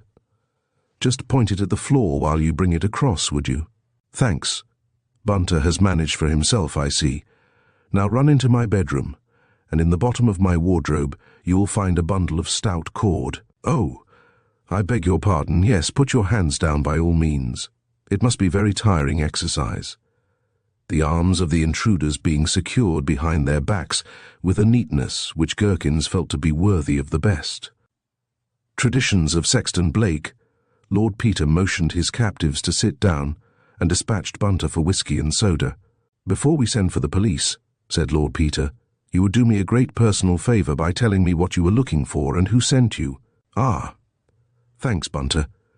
As our guests are not at liberty to use their hands, perhaps you would be kind enough to assist them to a drink. Now then, say when. Well, you're a gentleman, Governor, said the first burglar, wiping his mouth politely on his shoulder, the back of his hand not being available. If we'd have known what a job this was going to be, blow me if we'd have touched it. The bloke said, says he, it's taking candy from a baby. He says, the gentleman's a reg'lar softy. He says, one of these 'ere society toffs with a maggot for old books, that's what he says. And if you can find this 'ere old book for me, he says, there's a pony for you. Well, seck a job. He didn't mention as how there'd be 500,000 bleedin' old books all as alike as a regiment of bleedin' dragoons, nor as how you kept a nice little machine gun like that, handy by the bedside, nor yet as how you was so bleedin' good at tying knots in a bit of string. No, he didn't think to mention them things. Deuced unsporting of him, said his lordship. Do you happen to know the gentleman's name? No, that was another of them things what he didn't mention. He's a stout, fair party. W.I. Vaughan rims to his goggles and a bald head. One of these here philanthropists, I reckon. A friend of mine, what got into trouble onct, got work through him, and the gentleman comes round and says to him, he says, could you find me a couple of lads to do a little job? He says, and my friend thinking no harm, you see. Governor, but what, it might be a bit of a joke, like, he gets hold of my pal and me, and we meets the gentleman in a pub down Whitechapel way. We was to meet him there again Friday night, us having allowed that time for to get hold of the book being, if I may hazard a guess, the Cosmographia Universalis. Some think like that, Governor. I got its jaw-breaking name wrote down on a bit of paper, what my pal had in his hand. What did you do with that 'ere bit of paper, Bill? Well, look here, said Lord Peter, I'm afraid I must send for the police, but I think it likely, if you give us your assistance to get hold of your gentleman, whose name I strongly suspect to be Wilberforce Pope, that you will get off pretty easily. Telephone the police, Bunter, and then go and put something on that eye of yours. Gherkins, we'll give these gentlemen another drink, and then I think perhaps you'd better hop back to bed. The fun's over, no? Well, put a good thick coat on, there's a good fellow, because what your mother will say to me if you catch a cold I don't like to think. So the police had come and taken the burglars away, and now Detective Inspector Parker of Scotland Yard, a great personal friend of Lord Peter's, sat toying with a cup of coffee and listening to the story. But what's the matter with the jolly old book anyhow to make it so popular? He demanded. I don't know, replied Wimsey, but after Mr. Pope's little visit the other day, I got kind of intrigued about it and had a look through it. I've got a hunch it may turn out rather valuable after all. Unsuspected beauties and all that sort of thing. If only Mr. Pope had been a trifle more accurate in his facts, he might have got away with something to which I feel pretty sure he isn't entitled. Anyway, when I'd seen what I saw, I wrote off to Dr. Conyers of Yelsall Manor, the late owner. Conyers, the cancer man? Yes. He's done some pretty important research in his time, I fancy. Getting on now, though, about 78, I fancy. I hope he's more honest than his nephew with one foot in the grave like that. Anyway, I wrote with Gherkins's permission, naturally, to say we had the book and had been specially interested by something we found there. And would he be so obliging as to tell us something of its history? I also. But what did you find in it? I don't think we'll tell him yet, Gherkins, shall we? I like to keep policemen guessing. As I was saying, when you so rudely interrupted me, I also asked him whether he knew anything about his good nephew's offer to buy it back. His answer has just arrived. He says he knows of nothing specially interesting about the book. It has been in the library untold years, and the tearing out of the maps must have been done a long time ago by some family vandal. He can't think why his nephew should be so keen on it, as he certainly never pored over it as a boy. In fact, the old man declares the engaging Wilberforce has never even set foot in Yelsall Manor to his knowledge. So much for the fire-breathing monsters and the pleasant Sunday afternoons. Naughty Wilberforce. Yes. So, after last night's little dust-up, I wired the old boy we were tooling down to Yelsall to have a heart-to-heart talk with him about his picture book and his nephew. "Are you taking the book down with you?" asked Parker. "I can give you a police escort for it if you like." "That's not a bad idea," said Wimsey. "We don't know where the insinuating Mr. Pope may be hanging out, and I wouldn't put it past him to make another attempt. Better be on the safe side," said Parker. "I can't come myself, but I'll send down a couple of men with you." "Good egg," said Lord Peter. "Call up your myrmidons. We'll get a car round at once. You're coming, Gherkins, I suppose? God knows what your mother would say. Don't ever be an uncle, Charles. It's frightfully difficult to be fair to all parties." Yelsall Manor was one of those large, decaying country mansions which speak eloquently of times more spacious than our own. The original late Tudor construction had been masked by the addition of a wide frontage in the Italian manner, with a kind of classical portico surmounted by a pediment, and approached by a semicircular flight of steps. The grounds had originally been laid out in that formal manner, in which grove nods to grove, and each half duly reflects the other. A late owner, however, had burst out into the more eccentric sort of landscape gardening, which is associated with the name of Capability Brown. A Chinese pagoda, somewhat resembling Sir William Chambers' erection in Kew Gardens, but smaller, rose out of a grove of laurustinus towards the eastern extremity of the house, while at the rear appeared a large artificial lake, dotted with numerous islands, on which odd little temples, grottos, tea-houses and bridges peeped out from among clumps of shrubs, once ornamental, but now sadly overgrown. A boathouse, with wide eaves like the designs on a willow pattern plate, stood at one corner, its landing stage fallen into decay and wreathed with melancholy weeds. "My disreputable old ancestor, Cuthbert Conyers, settled down here when he retired from the sea in 1732, said Dr. Conyers, smiling faintly. "His elder brother died childless, so the black sheep returned to the fold with the determination to become respectable and found a family. I fear he did not succeed altogether. There were very queer tales as to where his money came from. He is said to have been a pirate and to have sailed with the notorious Captain Blackbeard. In the village, to this day, he is remembered and spoken of as Cutthroat Conyers. It used to make the old man very angry. And there is an unpleasant story of his slicing the ears off a groom who had been heard to call him Old Cutthroat. He was not an uncultivated person, though. It was he who did the landscape gardening round at the back, and he built the pagoda for his telescope. He was reputed to study the black art, and there were certainly a number of astrological works in the library with his name on the fly-leaf, but probably the telescope was only a remembrance of his seafaring days. Anyhow, towards the end of his life he became more and more odd and morose. He quarrelled with his family, and turned his younger son out of doors with his wife and children, an unpleasant old fellow. On his deathbed he was attended by the parson, a good, earnest, God-fearing sort of man, who must have put up with a deal of insult in carrying out what he firmly believed to be the sacred duty of reconciling the old man to this shamefully treated son. Eventually, old Cutthroat relented so far as to make a will, leaving to the younger son my treasure which I have buried in Munster. The parson represented to him that it was useless to bequeath a treasure unless he also bequeathed the information where to find it, but the horrid old pirate only chuckled spitefully, and said that, as he had been at the pains to collect the treasure, his son might well be at the pains of looking for it. Further than that he would not go, and so he died, and I dare say went to a very bad place. Since then the family has died out, and I am the sole representative of the Conyers and heir to the treasure, whatever and wherever it is, for it was never discovered. I do not suppose it was very honestly come by, but since it would be useless now to try and find the original owners, I imagine I have a better right to it than anybody living. You may think it very unseemly, Lord Peter, that an old, lonely man like myself should be greedy for a hoard of pirates' gold. But my whole life has been devoted to studying the disease of cancer, and I believe myself to be very close to a solution of one part at least of the terrible problem. Research costs money, and my limited means are very nearly exhausted. The property is mortgaged up to the hilt, and I do most urgently desire to complete my experiments before I die, and to leave a sufficient sum to found a clinic where the work can be carried on.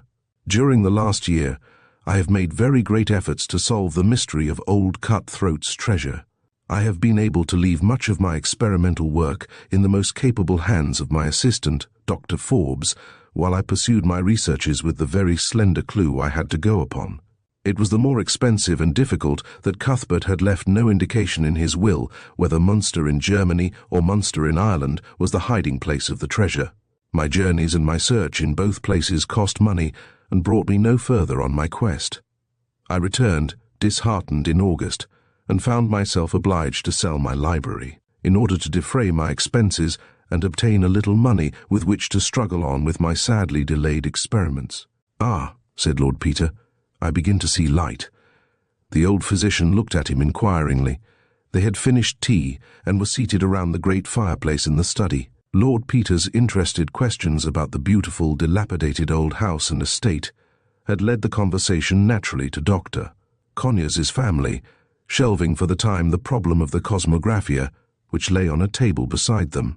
"Everything you say fits into the puzzle," went on Wimsey, "and I think there's not the smallest doubt what Mr. Wilberforce Pope was after, though how he knew that you had the Cosmographia here I couldn't say. When I disposed of the library, I sent him a catalogue," said Dr. Conyers. "As a relative, I thought he ought to have the right to buy anything he fancied. I can't think why he didn't secure the book then, instead of behaving in this most shocking fashion." Lord Peter hooted with laughter. "Why, because he never tumbled to it till afterwards," he said. "And oh dear, how wild he must have been. I forgive him everything. Although," he added, "I don't want to raise your hopes too high, sir, for, even when we've solved old Cuthbert's riddle, I don't know that we're very much nearer to the treasure, Well now, sir, I want you first to look at this page, where there's a name scrawled in the margin. Our ancestors had an untidy way of signing their possessions higgledy-piggledy in margins, instead of in a decent Christian way in the flyleaf. This is a handwriting of somewhere about Charles I's reign, Jack Conyers. I take it that goes to prove that the book was in the possession of your family at any rate as early as the first half of the 17th century, and has remained there ever since. Right. Now we turn to page 1099, where we find a description of the discoveries of Christopher Columbus. It's headed, you see, by a kind of map, with some of Mr. Pope's monsters swimming about in it, and apparently representing the Canaries, or, as they used to be called, the Fortunate Isles. It doesn't look much more accurate than old maps usually are, but I take it the big island on the right is meant for Lanzarote, and the two nearest to it may be Tenerife and Gran Canaria. But what's that writing in the middle? That's just the point. The writing is later than Jack Conyers' signature. I should put it about 1700, but of course it may have been written a good deal later still. I mean, a man who was elderly in 1730 would still use the style of writing he adopted as a young man, especially if, like your ancestor the pirate, he had spent the early part of his life in outdoor pursuits and hadn't done much writing. "Do you mean to say, Uncle Peter," broke in the Viscount excitedly, "that that's old Cutthroat's writing? I'd be ready to lay a sporting bet it is. Look here, sir, you've been scouring round Munster in Germany and Munster in Ireland, but how about good old Sebastian Munster here in the library at home? God bless my soul, is it possible? It's pretty nearly certain, sir. Here's what he says, written, you see, round the head of that sort of sea-dragon, Hic in capit draconis arde perpetuo sol. Here the sun shines perpetually upon the dragon's head. Rather doggy Latin, sea-dog Latin, you might say, in fact. I'm afraid, said Dr. Conyers, I must be very stupid, but I can't see where that leads us. No, old Cutthroat was rather clever. No doubt he thought that if anybody read it, they'd think it was just an allusion to where it says, further down. That The islands were called Fortunatae because of the wonderful temperature of the air and the clemency of the skies. But the cunning old astrologer up in his pagoda had a meaning of his own. Here's a little book published in 1678, Middleton's Practical Astrology, just the sort of popular handbook an amateur like Old Cutthroat would use. Here you are. If in your figure you find Jupiter or Venus or Dragon's Head, you may be confident there is treasure in the place supposed. If you find Sol to be the significator of the hidden treasure, you may conclude there is gold, or some jewels. You know, sir, I think we may conclude it. Dear me, said Dr. Conyers. I believe indeed you must be right, and I am ashamed to think that if anybody had suggested to me that it could ever be profitable to me to learn the terms of astrology, I should have replied in my vanity that my time was too valuable to waste on such foolishness. I am deeply indebted to you. Yes, said Gherkins, but where is the treasure, uncle? That's just it, said Lord Peter. The map is very vague. There is no latitude or longitude given, and the directions, such as they are, seem not even to refer to any spot on the islands, but to some place in the middle of the sea. Besides, it is nearly 200 years since the treasure was hidden, and it may already have been found by somebody or other. Dr. Conyers stood up. I am an old man, he said, but I still have some strength.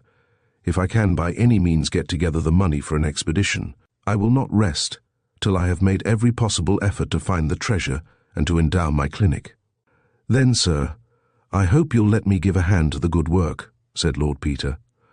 Doctor, Conyers had invited his guests to stay the night, and after the excited Viscount had been packed off to bed, Wimsey and the old man sat late, consulting maps and diligently reading Munster's chapter De Novis Insulis, in the hope of discovering some further clue. At length, however, they separated, and Lord Peter went upstairs, the book under his arm. He was restless, however, and instead of going to bed, sat for a long time at his window, which looked out upon the lake. The moon, a few days past the full, was riding high among small, windy clouds, and picked out the sharp eaves of the Chinese tea-houses and the straggling tops of the unpruned shrubs. Old Cutthroat and his landscape gardening. Wimsey could have fancied that the old pirate was sitting now beside his telescope in the preposterous pagoda, chuckling over his riddling testament and counting the craters of the moon. If lunar, there is silver. The water of the lake was silver enough. There was a great smooth path across it, broken by the sinister wedge of the boathouse, the black shadows of the islands, and, almost in the middle of the lake, a decayed fountain, a writhing celestial dragon shape, spiny-backed and ridiculous. Wimsey rubbed his eyes. There was something strangely familiar about the lake. From moment to moment it assumed the queer unreality of a place which one recognizes, without having ever known it. It was like one's first sight of the Leaning Tower of Pisa too, like its picture to be quite believable. Surely, thought Wimsey, he knew that elongated island on the right, shaped rather like a winged monster, with its two little clumps of buildings, and the island to the left of it, like the British Isles, but warped out of shape, and the third island between the others and nearer. The three formed a triangle, with the Chinese fountain in the centre, the moon shining steadily upon its dragon head. Hic in capite draconis arde perpetuo. Lord Peter sprang up with a loud exclamation, and flung open the door into the dressing-room. A small figure, wrapped in an eiderdown, hurriedly uncoiled itself from the window-seat. "I'm sorry, Uncle Peter," said Gherkins. "I was so dreadfully wide awake it wasn't any good staying in bed." "Come here," said Lord Peter, "and tell me if I'm mad or dreaming. Look out of the window and compare it with the map old Cutthroat's new islands.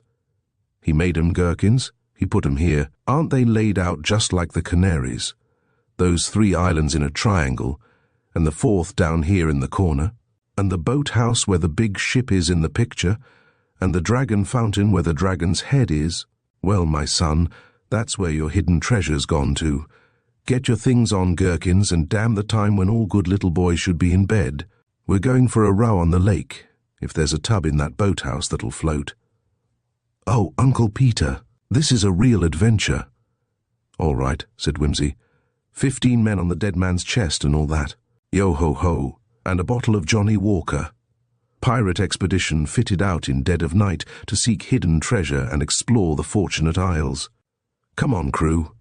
Lord Peter hitched the leaky dinghy to the dragon's knobbly tail and climbed out carefully, for the base of the fountain was green and weedy. I'm afraid it's your job to sit there and bail, Gherkins, he said. All the best captains bag the really interesting jobs for themselves. We'd better start with the head. If the old blighter said head, he probably meant it. He passed an arm affectionately round the creature's neck for support, while he methodically pressed and pulled the various knobs and bumps of its anatomy. It seems beastly solid, but I'm sure there's a spring somewhere. You won't forget to bail, will you? I'd simply hate to turn round and find the boat gone. Pirate chief marooned on island and all that. Well, it isn't its back hair anyhow. We'll try its eyes. I say, Gherkins, I'm sure I felt something move, only it's frightfully stiff. We might have thought to bring some oil.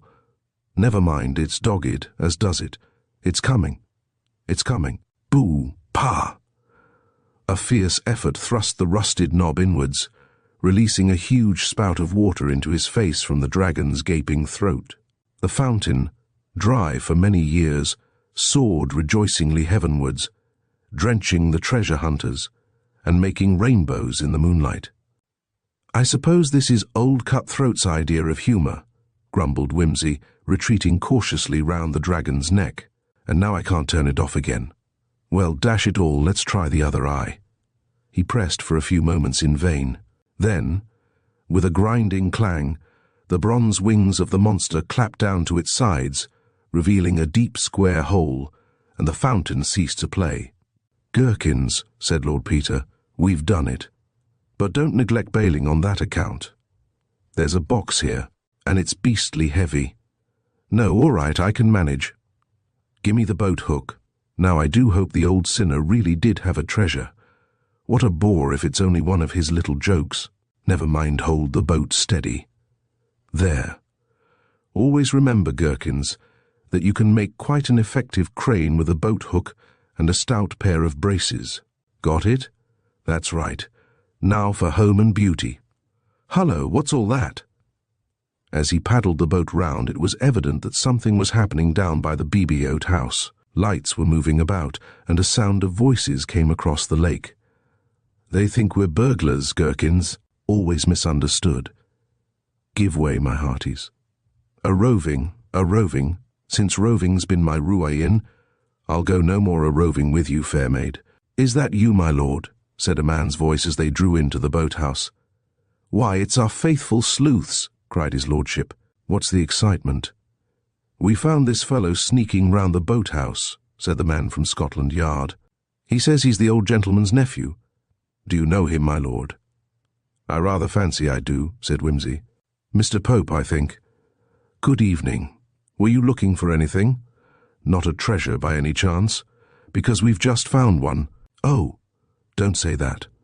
Maxima reverentia, you know. Lord St. George is of tender years. And by the way, thank you so much for sending your delightful friends to call on me last night. Oh, yes, Thompson, I'll charge him all right. You there, Doctor? Splendid. Now, if anybody's got a spanner or anything handy, we'll have a look at great-grandpapa Cuthbert. And if he turns out to be old iron, Mr. Pope, you'll have had an uncommonly good joke for your money. An iron bar was produced from the boathouse and thrust under the hasp of the chest. It creaked and burst. Dr. Conyers knelt down tremulously and threw open the lid. There was a little pause. The drinks are on you, Mr. Pope, said Lord Peter. I think, Doctor, it ought to be a jolly good hospital when it's finished. Chapter 10. The Piscatorial Farce of the Stolen Stomach. What in the world, said Lord Peter Wimsey, is that? Thomas Macpherson disengaged the tall jar from its final swathings of paper and straw and set it tenderly upright beside the coffee pot. That, he said, is Great-Uncle Joseph's legacy. And who is Great-Uncle Joseph? He was my mother's uncle, name of Ferguson, eccentric old boy. I was rather a favourite of his. It looks like it. Was that all he left you? Imphm. He said a good digestion was the most precious thing a man could have. Well, he was right there. Is this his? Was it a good one? Good enough. He lived to be 95 and never had a day's illness. Wimsey looked at the jar with increased respect. What did he die of? Chucked himself out of a 6-story window. He had a stroke, and the doctors told him, or he guessed for himself, that it was the beginning of the end. He left a letter, said he had never been ill in his life and wasn't going to begin now. They brought it in temporary insanity, of course, but I think he was thoroughly sensible. I should say so. What was he when he was functioning? He used to be in business, something to do with shipbuilding, I believe, but he retired long ago. He was what the papers call a recluse. Lived all by himself in a little top flat in Glasgow, and saw nobody. Used to go off by himself for days at a time. Nobody knew where or why. I used to look him up about once a year and take him a bottle of whiskey. Had he any money? Nobody knew. He ought to have had. He was a rich man when he retired, but when we came to look into it, it turned out he only had a balance of about £500 in the Glasgow bank.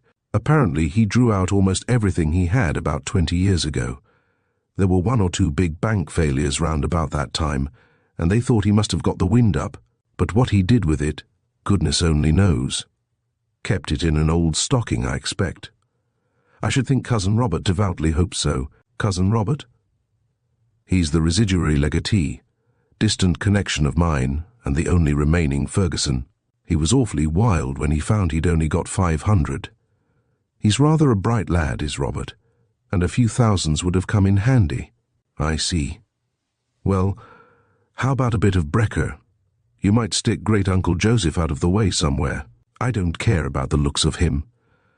I thought you were rather partial to anatomical specimens. So I am, but not on the breakfast table. A place for everything and everything in its place, as my grandmother used to say. Besides, it would give Maggie a shock if she saw it. Macpherson laughed and transferred the jar to a cupboard. Maggie's shock-proof. I brought a few odd bones and things with me by way of a holiday task. I'm getting near my final, you know. She'll just think this is another of them. Ring the bell, old man, would you? We'll see what the trout's like. The door opened to admit the housekeeper, with a dish of grilled trout and a plate of fried scones. These look good, Maggie, said Wimsey, drawing his chair up and sniffing appreciatively. Aye, sir, they're good, but they're awful wee fish. Don't grumble at them, said Macpherson. They're the sole result of a day's purgatory up on Loch Wynion. What with the sun fit to roast you and an east wind, I'm pretty well flayed alive. I very nearly didn't shave at all this morning. He passed a reminiscent hand over his red and excoriated face. Ugh, it's a stiff pull up that hill, and the boat was going wallop all the time, like being in the Bay of Biscay. Damnable, I should think. But there's a change coming. The glass is going back. We'll be having some rain before we're many days older. Time too, said Macpherson. The burns are nearly dry, and there's not much water in the fleet. He glanced out of the window to where the little river ran tinkling and skinkling over the stones at the bottom of the garden. If only we get a few days' rain now, there'll be some grand fishing. It would come just as I've got to go, naturally, remarked Wimsey. Yes, can't you stay a bit longer? I want to have a try for some sea trout. Sorry, old man, can't be done. I must be in town on Wednesday. Never mind. I've had a fine time in the fresh air and got in some good rounds of golf. You must come up another time. I'm here for a month, getting my strength up for the exams and all that. If you can't get away before I go, we'll put it off till August and have a shot at the grouse. The cottage is always at your service, you know, Wimsey. Many thanks. I may get my business over quicker than I think, and if I do, I'll turn up here again. When did you say your great-uncle died? Macpherson stared at him. Some time in April, as far as I can remember. Why? Oh, nothing, I just wondered. You were a favourite of his, didn't you say? In a sense, I think the old boy liked my remembering him from time to time. Old people are pleased by little attentions, you know. Well, it's a queer world. What did you say his name was? Ferguson Joseph Alexander Ferguson, to be exact. You seem extraordinarily interested in Great-Uncle Joseph. I thought, while I was about it, I might look up a man I know in the shipbuilding line and see if he knows anything about where the money went to. If you can do that, Cousin Robert will give you a medal. But if you really want to exercise your detective powers on the problem, You'd better have a hunt through the flat in Glasgow. Yes. What is the address, by the way? Macpherson told him the address. I'll make a note of it, and if anything occurs to me, I'll communicate with Cousin Robert. Where does he hang out? Oh, he's in London in a solicitor's office. Crosby and Plump, somewhere in Bloomsbury. Robert was studying for the Scottish bar, you know, but he made rather a mess of things, so they pushed him off among the Sassenachs. His father died a couple of years ago. He was a writer to the Signet in Edinburgh, and I fancy Robert has rather gone to the bow-wows since then. Got among a cheerful crowd down there, don't you know, and wasted his substance somewhat. Terrible. Scotsmen shouldn't be allowed to leave home. What are you going to do with great-uncle? Oh, I don't know. Keep him for a bit, I think. I like the old fellow, and I don't want to throw him away. He'll look rather well in my consulting room, don't you think, when I'm qualified and set up my brass plate? I'll say he was presented by a grateful patient on whom I performed a marvelous operation. That's a good idea. Stomach grafting. Miracle of surgery never before attempted. He'll bring sufferers to your door in flocks. Good old great-uncle. He may be worth a fortune to me after all. So he may. I don't suppose you've got such a thing as a photograph of him, have you? A photograph? Macpherson stared again. Great-uncle seems to be becoming a passion with you. I don't suppose the old man had a photograph taken these 30 years. There was one done then, when he retired from business. I expect Robert's got that. Och aye, said Wimsey, in the language of the country. Wimsey left Scotland that evening and drove down through the night towards London, thinking hard as he went. He handled the wheel mechanically, swerving now and again to avoid the green eyes of rabbits as they bolted from the roadside to squat fascinated in the glare of his headlamps. He was accustomed to say that his brain worked better when his immediate attention was occupied by the incidents of the road. Monday morning found him in town with his business finished and his thinking done. A consultation with his shipbuilding friend had put him in possession of some facts about Great-Uncle Joseph's money, together with a copy of Great-Uncle Joseph's photograph, supplied by the London representative of the Glasgow firm to which he had belonged. It appeared that old Ferguson had been a man of mark in his day. The portrait showed a fine, dour old face, long-lipped and high in the cheekbones, one of those faces which alter little in a lifetime. Wimsey looked at the photograph with satisfaction as he slipped it into his pocket and made a beeline for Somerset House. Here he wandered timidly about the wills department, till a uniformed official took pity on him and inquired what he wanted. "Oh, thank you," said Wimsey effusively. "Thank you so much. Always feel nervous in these places. All these big desks and things, don't you know, so awe-inspiring and business-like. Yes, I just wanted to have a squint at a will. I'm told you can see anybody's will for a shilling. Is that really so?" "Yes, sir, certainly. Anybody's will in particular, sir." "Oh, yes, of course. How silly of me, yes. Curious, isn't it, that when you're dead any stranger can come and snoop round your private affairs, see how much you cut up for and who your lady, friends were and all that. Yes, not at all nice. Horrid lack of privacy, what?" The attendant laughed. "I expect it's all one when you're dead, sir. That's awfully true. Yes, naturally you're dead by then and it doesn't matter. Maybe a bit trying for your relations, of course, to learn what a bad boy you've been. Great fun annoying one's relations. Always do it myself. Now, what were we saying? Ah, yes, the will. I'm always so absent-minded." "Whose will, you said?" "Well, it's an old Scots gentleman called Joseph Alexander Ferguson that died at Glasgow, you know Glasgow, where the accent's so strong that even Scotsmen faint when they hear it, in April, this last April as ever was. If it's not troubling you too much, may I have a bob's worth of Joseph Alexander Ferguson?" The attendant assured him that he might, adding the caution that he must memorize the contents of the will and not on any account take notes. Thus warned, Wimsey was conducted into a retired corner, where in a short time the will was placed before him. It was a commendably brief document, written in holograph, and was dated the previous January.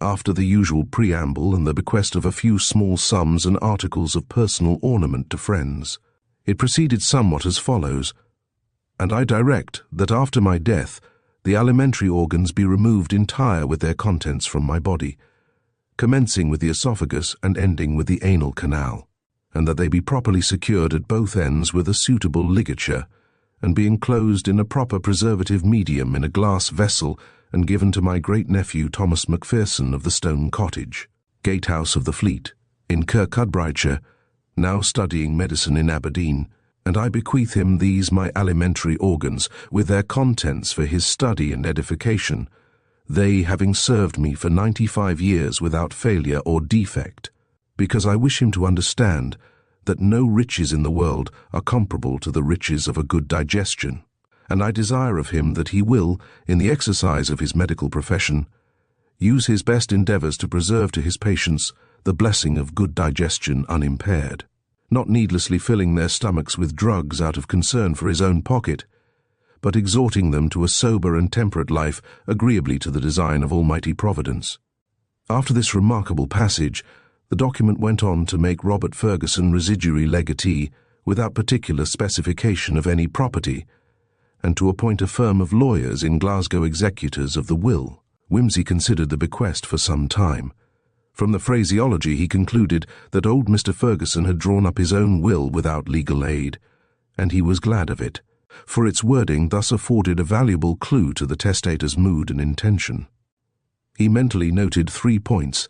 The alimentary organs with their contents were mentioned twice over. With a certain emphasis, they were to be ligatured top and bottom, and the legacy was accompanied by the expression of a wish that the legatee should not allow his financial necessities to interfere with the conscientious exercise of his professional duties. Wimsey chuckled. He felt he rather liked great-uncle Joseph. He got up, collected his hat, gloves and stick, and advanced with the will in his hand to return it to the attendant. The latter was engaged in conversation with a young man, who seemed to be expostulating about something. "I'm sorry, sir," said the attendant, "but I don't suppose the other gentleman will be very long." "Ah!" He turned and saw Wimsey. "Here is the gentleman." The young man, whose reddish hair, long nose, and slightly sodden eyes gave him the appearance of a dissipated fox, greeted Wimsey with a disagreeable stare. "What's up? Want me?" asked his lordship airily. "Yes, sir." "Very curious thing, sir. Here's a gentleman inquiring for that very same document as you've been studying, sir. I've been in this department 15 years, and I don't know as I ever remember such a thing happening before." "No," said Wimsey. "I don't suppose there's much of a run on any of your lines as a rule." "It's a very curious thing indeed," said the stranger with marked displeasure in his voice. "Member of the family," suggested Wimsey. "I am a member of the family," said the foxy-faced man. "May I ask whether you have any connection with us?" "By all means," replied Wimsey graciously. "I don't believe it. I don't know you." No, I meant you might ask, by all means." The young man positively showed his teeth. "Do you mind telling me who you are anyhow, and why you're so damned inquisitive about my great-uncle's will?" Wimsey extracted a card from his case and presented it with a smile. Mr. Robert Ferguson changed colour. "If you would like a reference as to my respectability," went on Wimsey affably, "Mr. Thomas Macpherson will, I am sure, be happy to tell you about me." "I am inquisitive," said his lordship, a student of humanity. "Your cousin mentioned to me the curious clause relating to your esteemed great-uncle's stomach and appurtenances. Curious clauses are a passion with me. I came to look it up and add it to my collection of curious wills.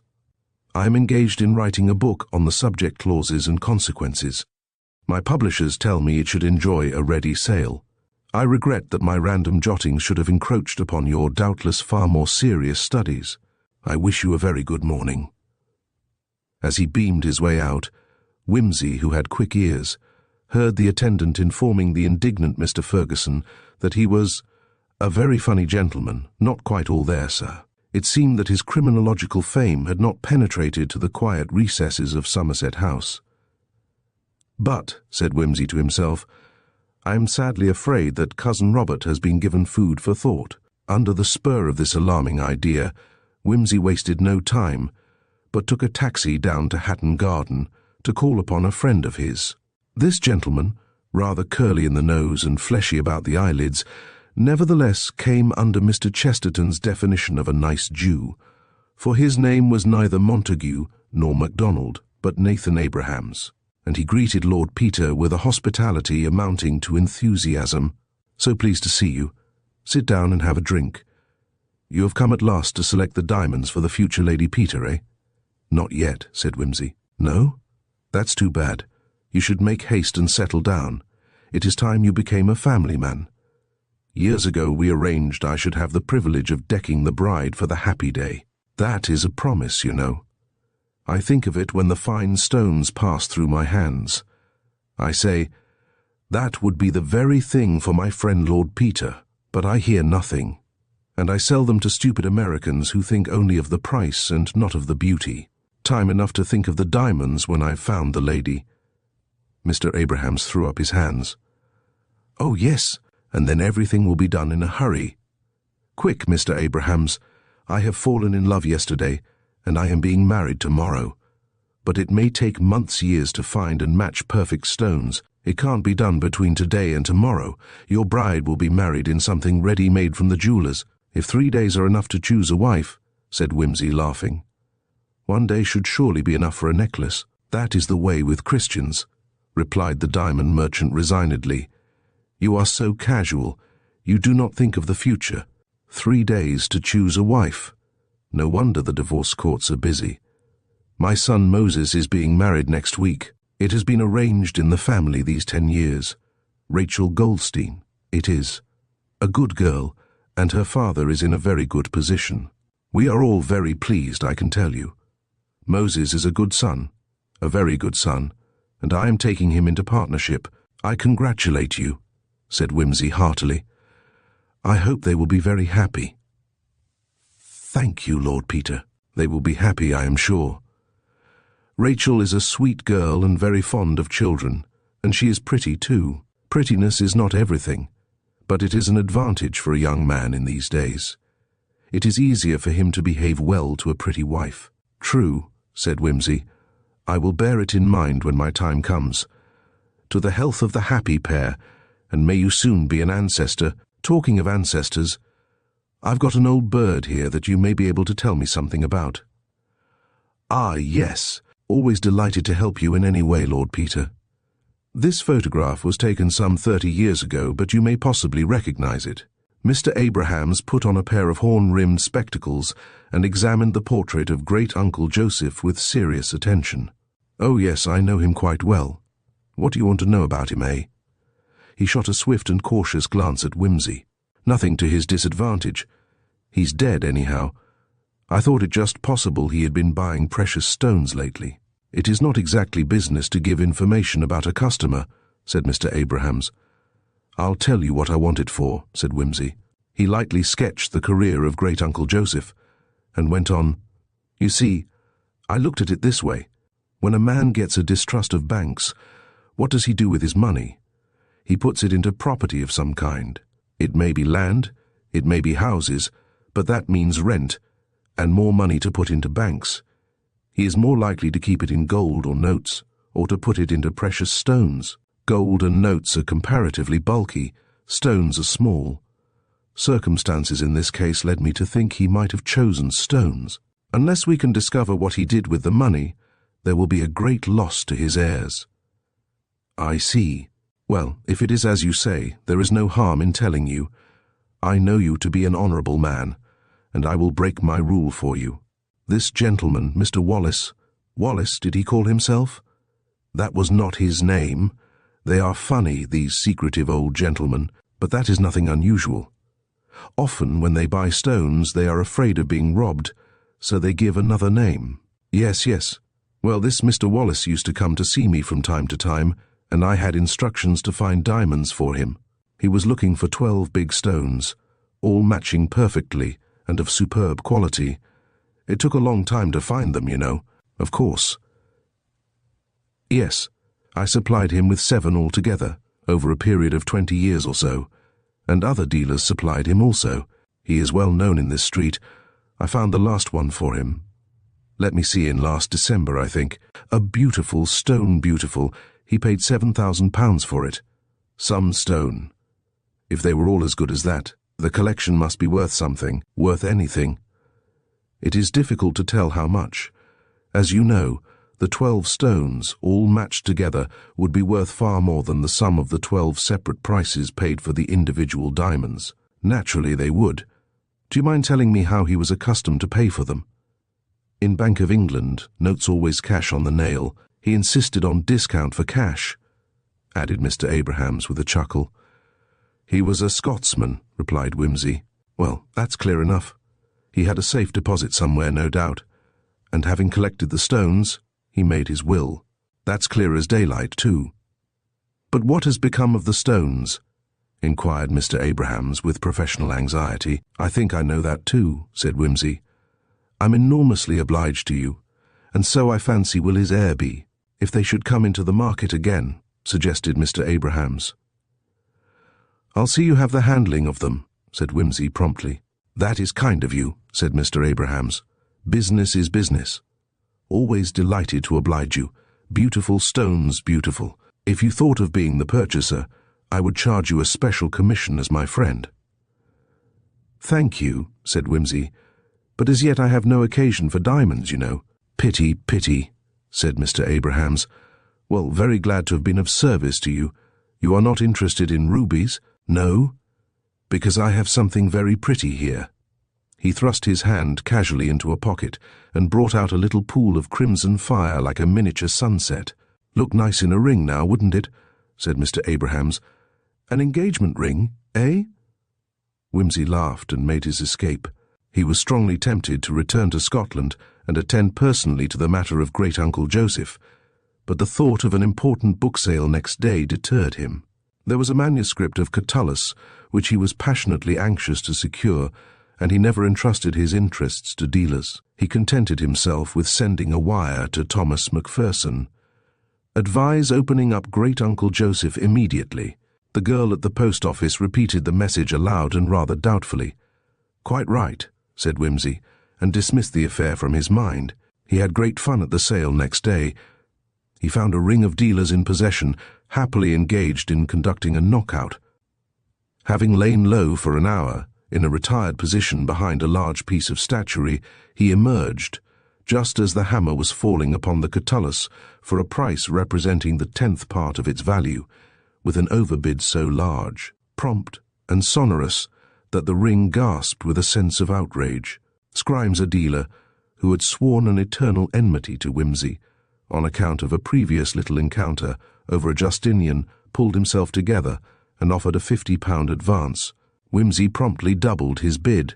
Scrimes overbid him 50 again.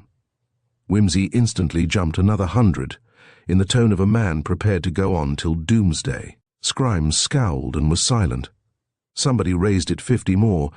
Wimsey made it guineas and the hammer fell. Encouraged by this success, Wimsey, feeling that his hand was in, romped happily into the bidding for the next lot, a hypnerotomachia which he already possessed, and for which he felt no desire whatever. Scrimes, annoyed by his defeat, set his teeth, determining that, if Wimsey was in the bidding mood, he should pay through the nose for his rashness. Wimsey, entering into the spirit of the thing, skied the bidding with enthusiasm. The dealers, knowing his reputation as a collector, and fancying that there must be some special excellence about the book that they had failed to observe, joined in wholeheartedly, and the fun became fast and furious. Eventually they all dropped out again, leaving Scrimes and Wimsey in together, at which point Wimsey, observing a note of hesitation in the dealer's voice, neatly extricated himself and left Mr. Scrimes with the baby. After this disaster the ring became sulky and demoralized and refused to bid at all, and a timid little outsider, suddenly flinging himself into the arena, became the owner of a fine 14th-century missal at bargain price. Crimson with excitement and surprise, he paid for his purchase and ran out of the room like a rabbit, hugging the missal as though he expected to have it snatched from him. Wimsey thereupon set himself seriously to acquire a few fine early printed books, and having accomplished this, retired, covered with laurels and hatred. After this delightful and satisfying day, he felt vaguely hurt at receiving no ecstatic telegram from Macpherson. He refused to imagine that his deductions had been wrong, and supposed rather that the rapture of Macpherson was too great to be confined to telegraphic expression, and would come next day by post. However, at 11 next morning the telegram arrived. It said, "Just got your wire. What does it mean? Great uncle stolen last night. Burglar escaped. Please write fully." Wimsey committed himself to a brief comment in language usually confined to the soldiery. Robert had undoubtedly got great-uncle Joseph, and even if they could trace the burglary to him, the legacy was by this time gone forever. He had never felt so furiously helpless. He even cursed the Catullus, which had kept him from going north and dealing with the matter personally. While he was meditating what to do, a second telegram was brought in. It ran, "Great-uncle's bottle found broken in fleet, dropped by burglar, in flight, contents gone, what next?" Wimsey pondered this. "Of course," he said, "if the thief simply emptied the bottle and put great-uncle in his pocket, we're done. Or if he simply emptied great-uncle and put the contents in his pocket, we're done. But dropped in flight sounds rather as though great-uncle had gone overboard lock, stock and barrel. Why can't the fool of a Scotsman put a few more details into his wires? It'd only cost him a penny or two. I suppose I'd better go up myself. Meanwhile, a little healthy occupation won't hurt him." He took a telegraph form from the desk and dispatched a further message. "Was great-uncle in bottle when dropped? If so, drag river. If not, pursue burglar. Probably Robert Ferguson, spare no pains, starting for Scotland tonight. Hope arrive early tomorrow, urgent, important. Put your back into it, will explain." The night express decanted Lord Peter Wimsey at Dumfries early the following morning, and a hired car deposited him at the stone cottage in time for breakfast. The door was opened to him by Maggie, who greeted him with hearty cordiality. "Come our way in, sir. All's ready for ye, and Mr. Macpherson will be back in a few minutes, I'm thinking. You'll be tired with your long journey and hungry, maybe?" "Aye. Will ye take a bit parritch to your eggs and bacon? There's nae truth the day, though yesterday was a grand day for the fush. Mr. Macpherson has been up and down the river wi' my jock, looking for ane of his specimens, as he says them. That was dropped by the thief that cam in. I dinna ken what the thing may be. My jock says it's like a calf's pluck to look at, by what Mr. Macpherson tells him." "Dear me," said Wimsey. "And how did the burglary happen, Maggie?" "Indeed, sir, it was a vera remarkable circumstance.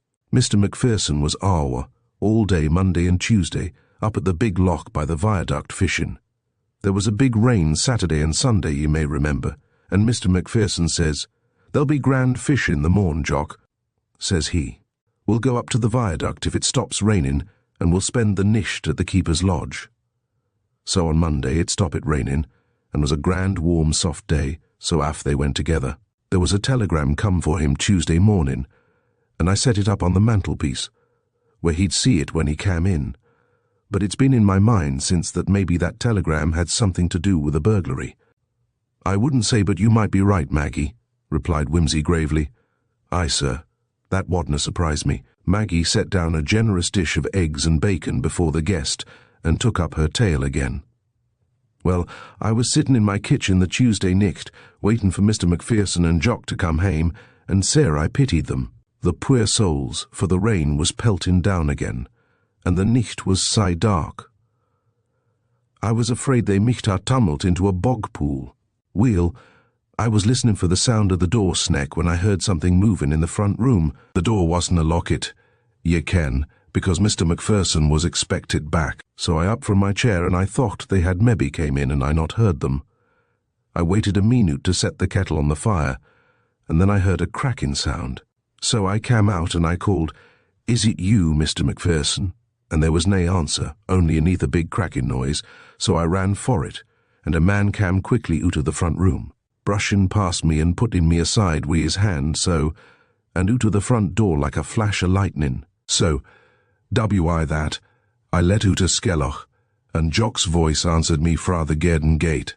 'Och,' I says, 'Jock, here's a burglar been o' the hoose,' and I heard him running across the garden down to the river, trampling down o' the young kale and the strawberry beds, the blackguard." Wimsey expressed his sympathy. "Aye, that was a bad business. And the next thing, there was Mr. Macpherson and Jock helter-skelter after him. If Davy Murray's cattle had broken in, they couldna ha' done mair devastation. And then there was a big splashing and crashing, and after a bit, back comes Mr. Macpherson, and he says, he's jumped until the fleet. He says, and he's awa. What has he taken, he says. I dinna ken, says I, for it all happened sae quickly I couldna see onything. Come awa, Ben, says he, and we'll see what's missing, so we look it high and low. And all we could find was the cupboard door in the front room broken open, and naething taken but this bottle with a specimen. Aha, said Wimsey. And they baith went oot to gie the W.R. lichts, but naething could they see of the thief. Say Mr. Macpherson comes back, and him gaan to my bed, says he, for him that tired I can day name and nisht, says he. Oh, I said, I don't gae tae bed im frichtend. And Jock said, hoots, woman, dinna fash yesel. Tyrrell be nae mehr burglas the nisht, we the frisht with giedem. So we lock it up at the doors and windies and gae to our beds, but I couldna sleep a wink. Very natural, said Wimsey. It wasn't until the next morning, said Maggie, that Mr. Macpherson opened yon telegram. But he was in a taking. And then the telegram started. Back and for it atween the hoose and the post office. And then they fund the bits of the bottle that the specimen was in, stuck between TWA stains either river. And aff goes Mr. Macpherson and Jock with their waders on and a couple of gaffs, hunting into the pools and under the stains to find the specimen, and they're still at it. At this point, 3 heavy thumps sounded on the ceiling. Good save us, ejaculated Maggie. I was forgetting the pure gentleman. What gentleman? Inquired Wimsey. Him that was fetched oot of the fleet, replied Maggie. Excuse me just a moment, sir. She fled swiftly upstairs. Wimsey poured himself out a 3rd cup of coffee and lit a pipe.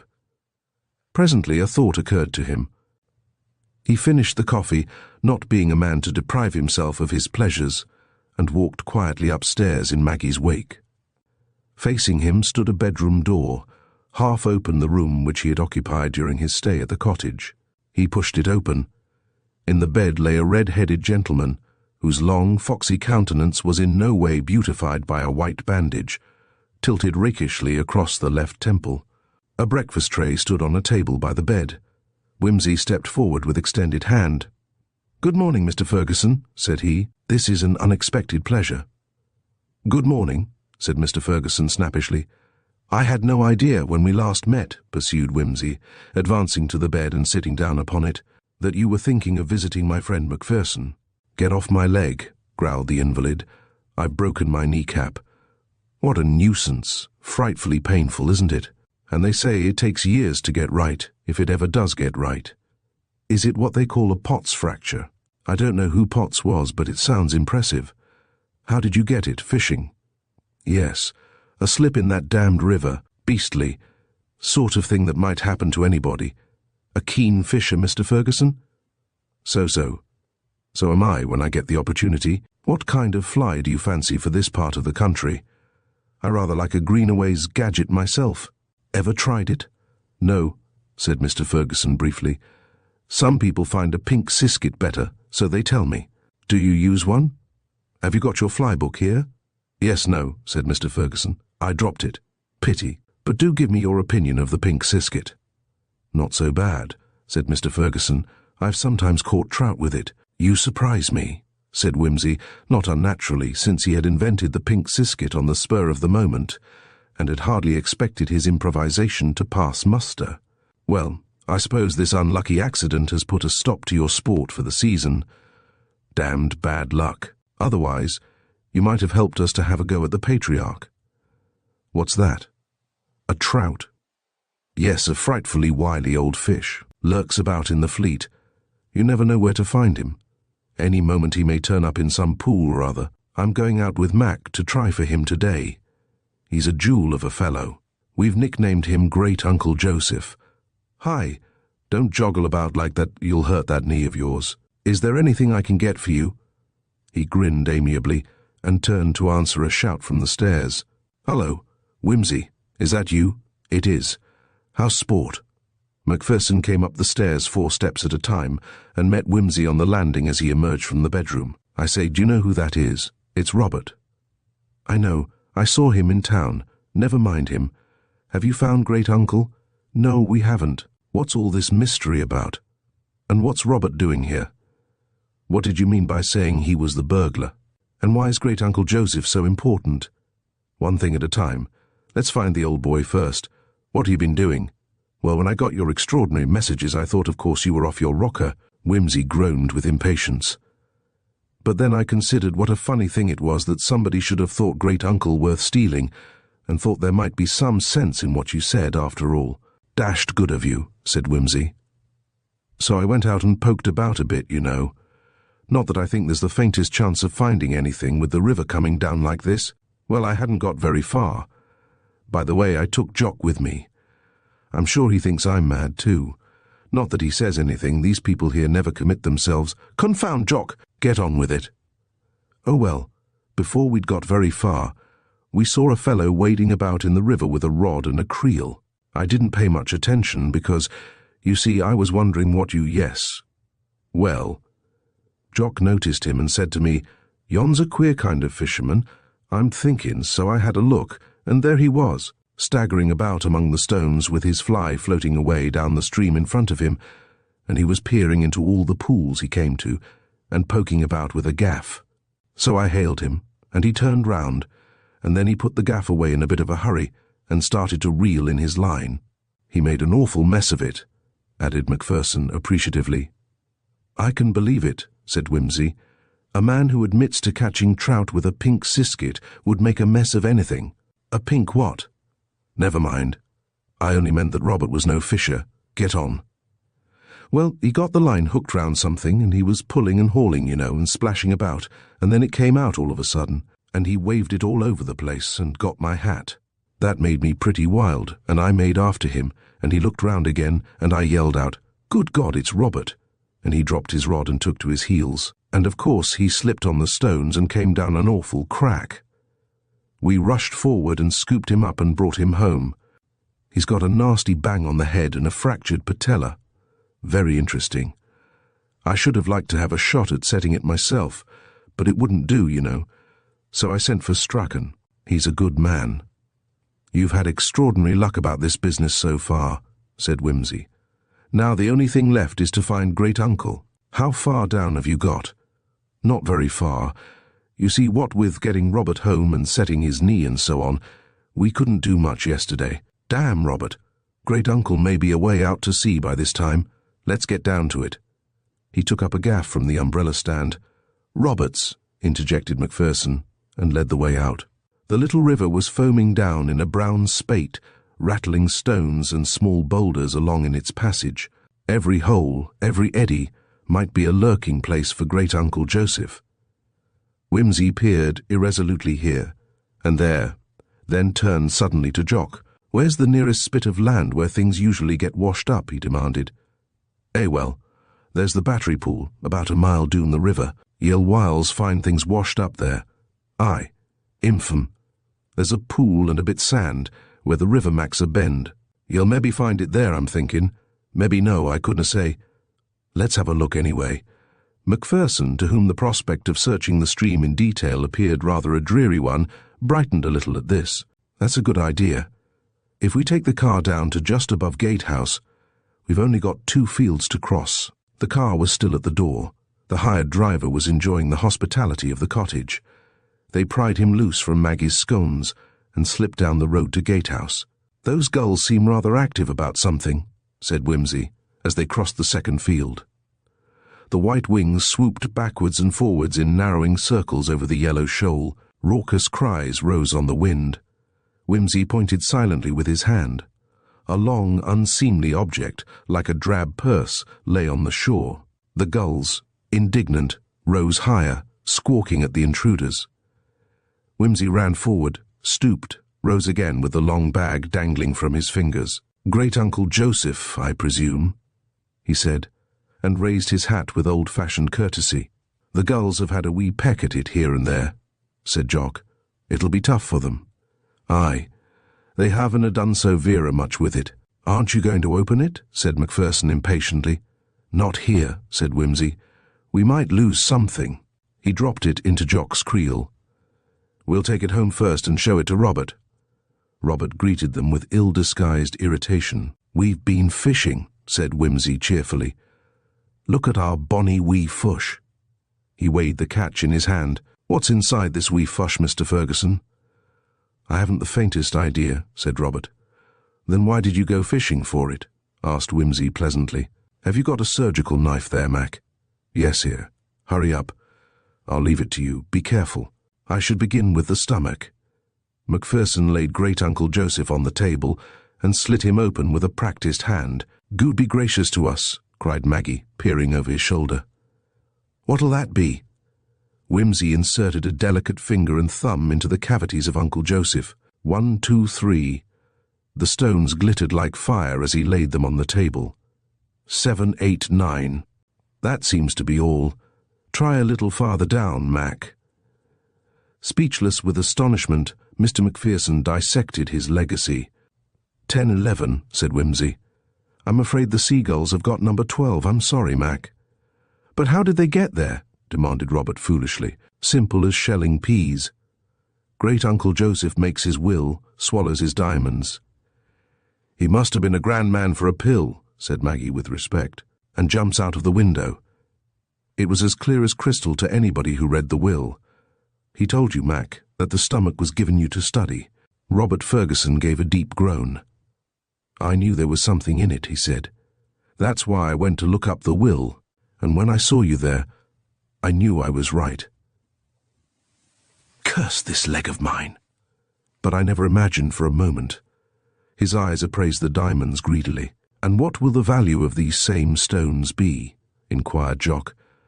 "About £7,000 apiece, taken separately. More than that, taken together." "The old man was mad," said Robert angrily. "I shall dispute the will." "I think not," said Wimsey. "There's such an offence as entering and stealing, you know." "My God," said Macpherson, handling the diamonds like a man in a dream. "My God." £7,000, said Jock. "Did I understand ye richly to say that one o' they gulls is going about new £7,000 worth o' diamonds in his worme?" Just awful to think of."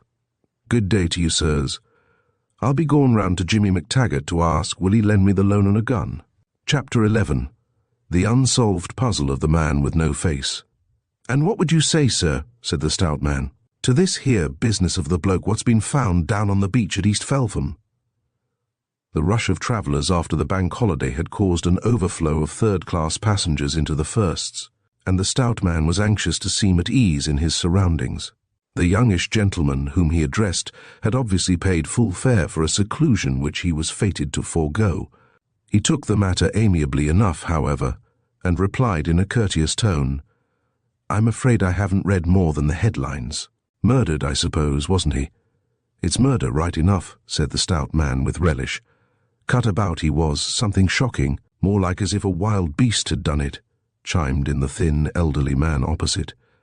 "No face at all he hadn't got, by what my paper says. It'll be one of these maniacs, I shouldn't be surprised, what goes about killing children." "I wish you wouldn't talk about such things," said his wife with a shudder. "I lays awake at nights thinking what might happen to Lizzie's girls, till my head feels regular in a fever, and I has such a sinking in my inside I has to get up and eat biscuits. They didn't ought to put such dreadful things in the papers."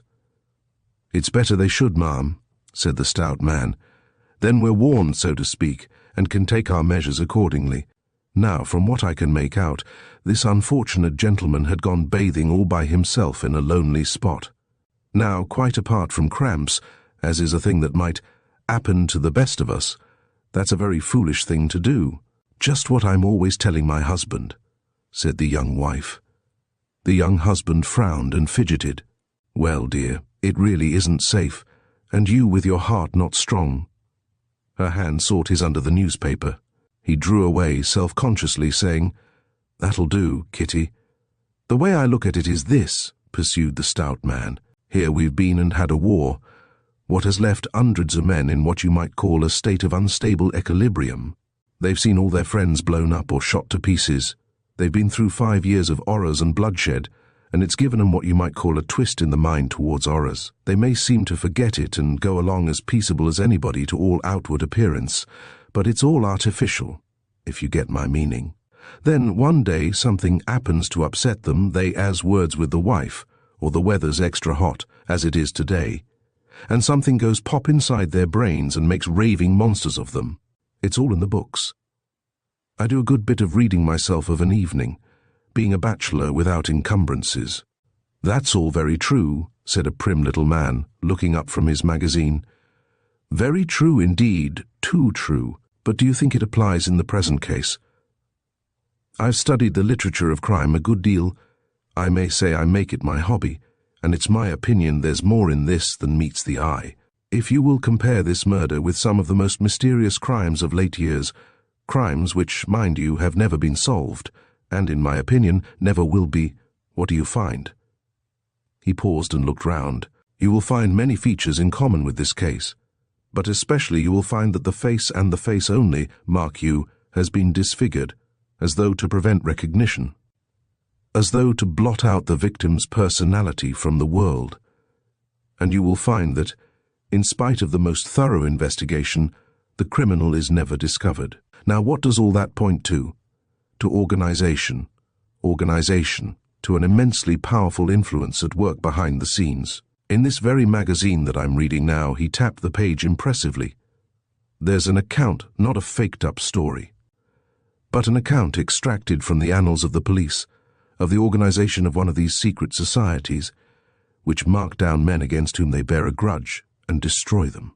And, when they do this, they disfigure their faces with the mark of the secret society, and they cover up the track of the assassin, so completely having money and resources at their disposal that nobody is ever able to get at them. I've read of such things, of course, admitted the stout man, but I thought as they mostly belonged to the medieval days. They had a thing like that in Italy once. What did they call it now? A Gomorrah, was it? Are there any Gomorrahs nowadays? You spoke a true word, sir, when you said Italy, replied the prim man. The Italian mind is made for intrigue. There's the fascisti. That's come to the surface now, of course, but it started by being a secret society. And, if you were to look below the surface, you would be amazed at the way in which that country is honeycombed with hidden organizations of all sorts. Don't you agree with me, sir? He added, addressing the first-class passenger. Ah, said the stout man, no doubt this gentleman has been in Italy and knows all about it. Should you say this murder was the work of a Gomorrah, sir? I hope not, I'm sure, said the first-class passenger. I mean, it rather destroys the interest, don't you think? I like a nice, quiet, domestic murder myself, with the millionaire found dead in the library.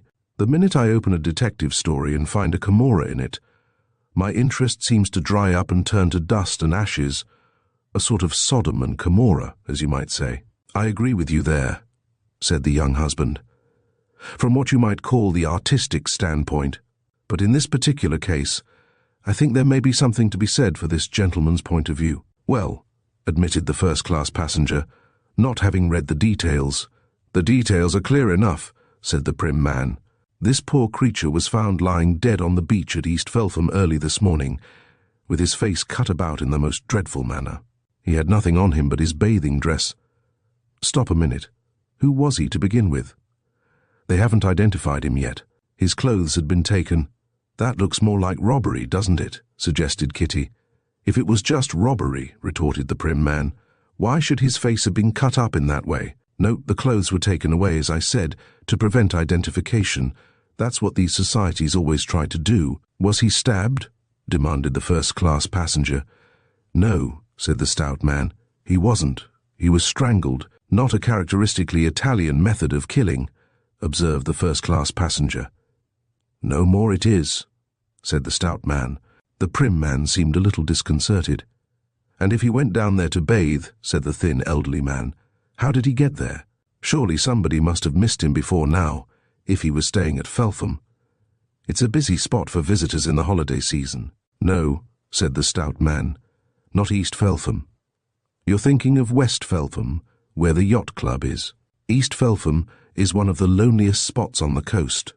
There's no house near, except a little pub all by itself at the end of a long road, and after that you have to go through 3 fields to get to the sea. There's no real road, only a cart track, but you can take a car through. I've been there. He came in a car, said the prim man. They found the track of the wheels. but it had been driven away again. It looks as though the two men had come there together, suggested Kitty. I think they did, said the prim man. The victim was probably gagged and bound and taken along in the car to the place, and then he was taken out and strangled and— But why should they have troubled to put on his bathing dress, said the first-class passenger. Because, said the prim man, as I said, they didn't want to leave any clothes to reveal his identity. Quite, but why not leave him naked? A bathing dress seems to indicate an almost excessive regard for decorum under the circumstances. Yes, yes, said the stout man impatiently, but you haven't read the paper carefully. The two men couldn't have come there in company, and for why? There was only one set of footprints found, and they belonged to the murdered man. He looked round triumphantly. Only one set of footprints, eh? Said the first-class passenger quickly. This looks interesting. Are you sure? It says so in the paper. A single set of footprints, it says, made by bare feet, which by a careful comparison have been shown to be those of the murdered man, lead from the position occupied by the car to the place where the body was found. What do you make of that? Why, said the first-class passenger, that tells one quite a lot, don't you know? It gives one a sort of a bird's-eye view of the place, and it tells one the time of the murder, besides casting quite a good bit of light on the character and circumstances of the murderer, or murderers. How do you make that out, sir? Demanded the elderly man. Well, to begin with, though I've never been near the place, there is obviously a sandy beach from which one can bathe. That's right, said the stout man. There is also, I fancy, in the neighbourhood, a spur of rock running out into the sea, quite possibly with a handy diving pool. It must run out pretty far. At any rate, one can bathe there before it is high water on the beach. I don't know how you know that, sir, but it's a fact. There's rocks and a bathing pool, exactly as you describe, about 100 yards farther along. Many's the time I've had a dip off the end of them. And the rocks run right back inland, where they are covered with short grass.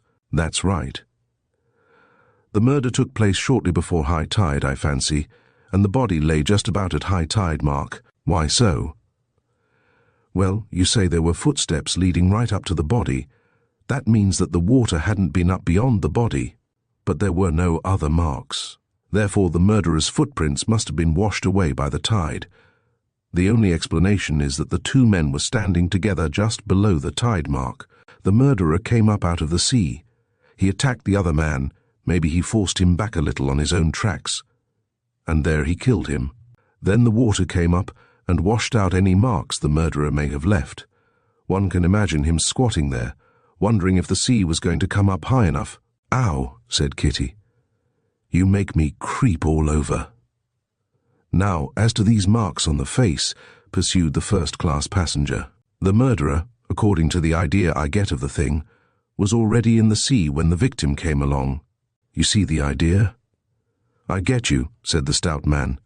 You think as he went in off them rocks what we were speaking of, and came up through the water, and that's why there weren't no footprints. Exactly.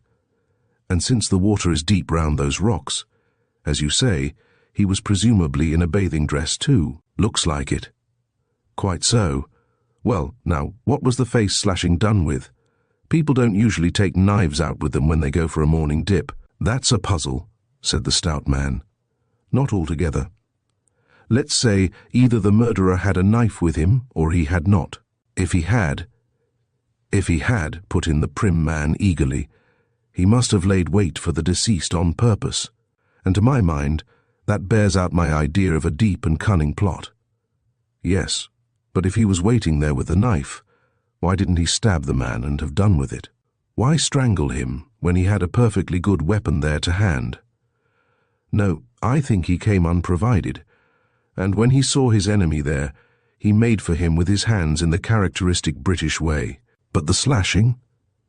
Well, I think that when he had got his man down dead before him, he was filled with a pretty grim sort of fury and wanted to do more damage. He caught up something that was lying near him on the sand.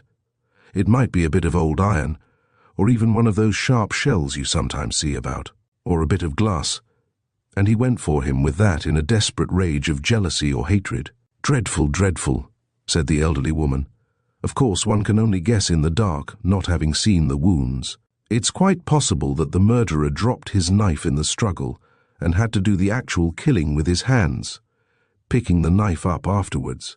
If the wounds were clean knife wounds, that is probably what happened, and the murder was premeditated.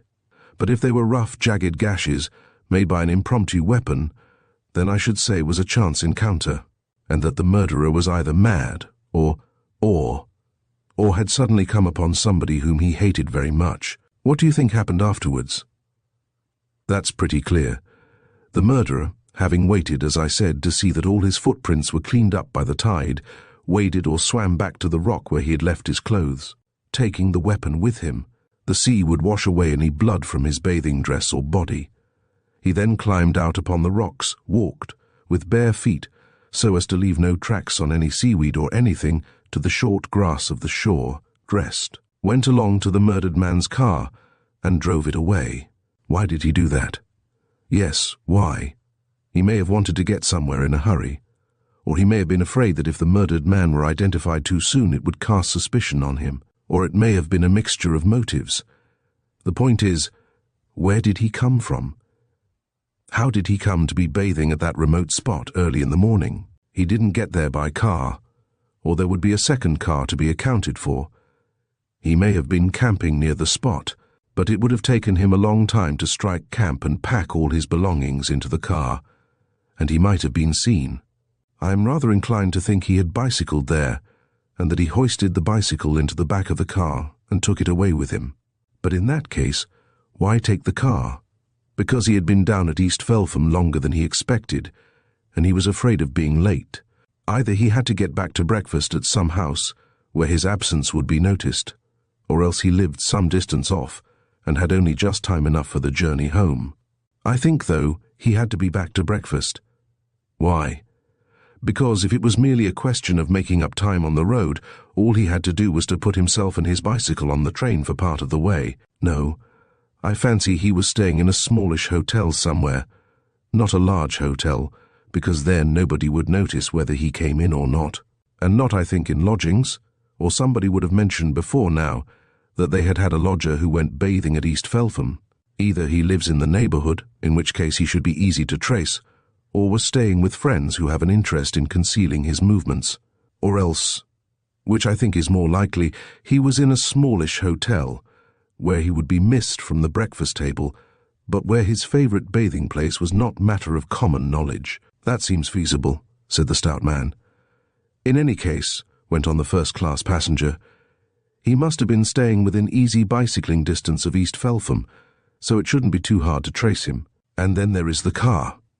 Yes, where is the car on your theory?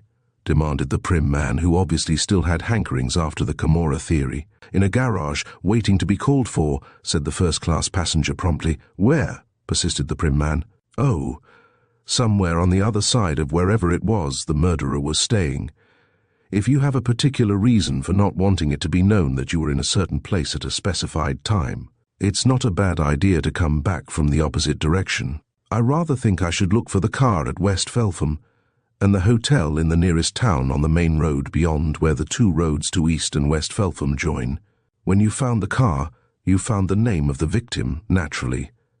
As for the murderer, you will have to look for an active man, a good swimmer, an ardent bicyclist, probably not very well off, since he cannot afford to have a car, who has been taking a holiday in the neighbourhood of the Felthams, and who has a good reason for disliking the victim, whoever he may be. Well, I never, said the elderly woman admiringly. How beautiful you do put it all together. Like Sherlock Holmes, I do declare. It's a very pretty theory, said the prim man, but all the same, you'll find it's a secret society, mark my words. Dear me, we're just running in. Only 20 minutes late. I call that very good for holiday time. Will you excuse me? My bag is just under your feet. There was an eighth person in the compartment who had remained throughout the conversation, apparently buried in a newspaper. As the passengers decanted themselves upon the platform, this man touched the first-class passenger upon the arm. Excuse me, sir, he said. That was a very interesting suggestion of yours.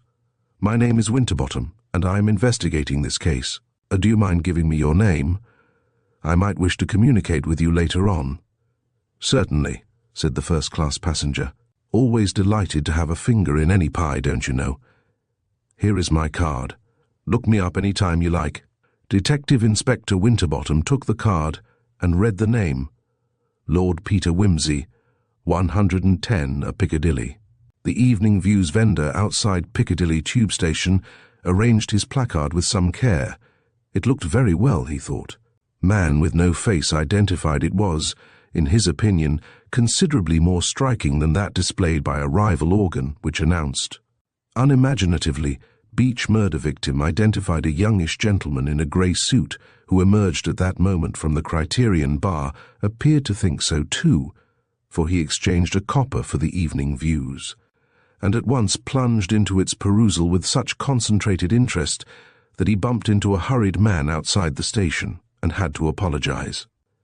The Evening Views, grateful to murderer and victim alike for providing so useful a sensation in the dead days after the bank holiday, had torn Messrs. Negretti and Zambra's rocketing thermometrical statistics from the banner position which they had occupied in the lunch edition, and substituted faceless victim of beach outrage identified murder of prominent publicity artist police clues, the body of a middle-aged man who was discovered, attired only in a bathing costume, and with his face horribly disfigured by some jagged instrument, on the beach at East Feltham last Monday morning, has been identified as that of Mr. Correggio Plant, studio manager of Messrs. Crichton Limited, the well-known publicity experts of Holborn. Mr. Plant, who was 45 years of age and a bachelor, was spending his annual holiday in making a motoring tour along the west coast. He had no companion with him and had left no address for the forwarding of letters, so that, without the smart work of Detective Inspector Winterbottom of the Westshire Police, his disappearance might not in the ordinary way have been noticed until he became due to return to his place of business in 3 weeks' time. The murderer had no doubt counted on this and had removed the motor car containing the belongings of his victim in the hope of covering up all traces of this dastardly outrage so as to gain time for escape. A rigorous search for the missing car, however, eventuated in its discovery in a garage at West Felpham, where it had been left for decarbonization and repairs to the magneto. Mr. Spiller, the garage proprietor, himself saw the man who left the car and has furnished a description of him to the police. He is said to be a small, dark man of foreign appearance. The police hold a clue to his identity, and an arrest is confidently expected in the near future.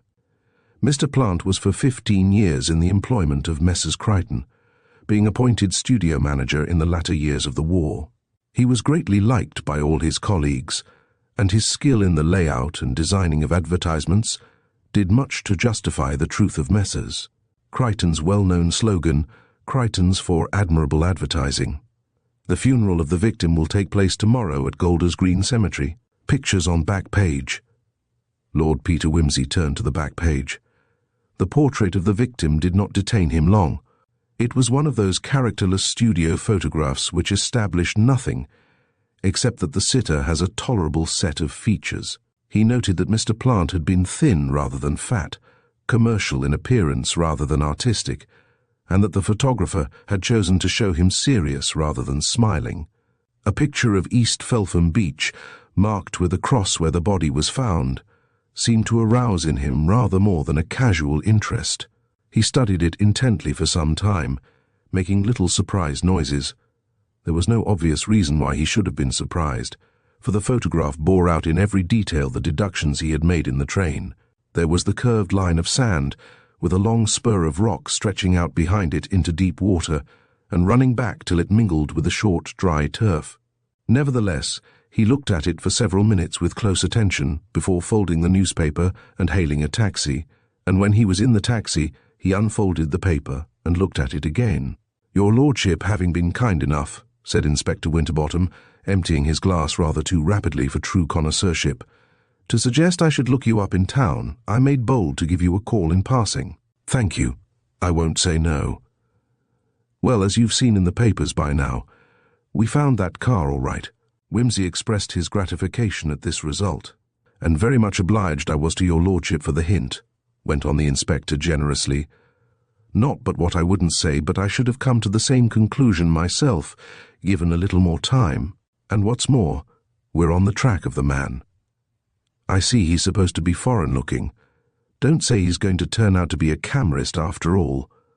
No, my lord, the inspector winked. Our friend in the corner had got his magazine stories a bit on the brain, if you ask me, and you were a bit out too, my lord, with your bicyclist idea. Was I? That's a blow. Well, my lord, these here theories sound all right, but half the time they're too fine-spun altogether. Go for the facts. That's our motto in the Force, facts and motive, and you won't go far wrong. Oh, you've discovered the motive then? The inspector winked again. There's not many motives for doing a man in, said he. Women or money, or women and money. It mostly comes down to one or the other. This fellow Plant went in for being a bit of a lad, you see. He kept a little cottage down Feltham Way, with a nice little skirt to furnish it and keep the love nest warm for him. See? Oh, I thought he was doing a motor tour. Motor tour your foot, said the inspector, with more energy than politeness. That's what the old epithet told him at the office. Handy reason, don't you see, for leaving no address behind him. No, no. There was a lady in it, all right. I've seen her. A very taking piece too, if you like 'em skinny, which I don't. I prefer 'em better upholstered myself.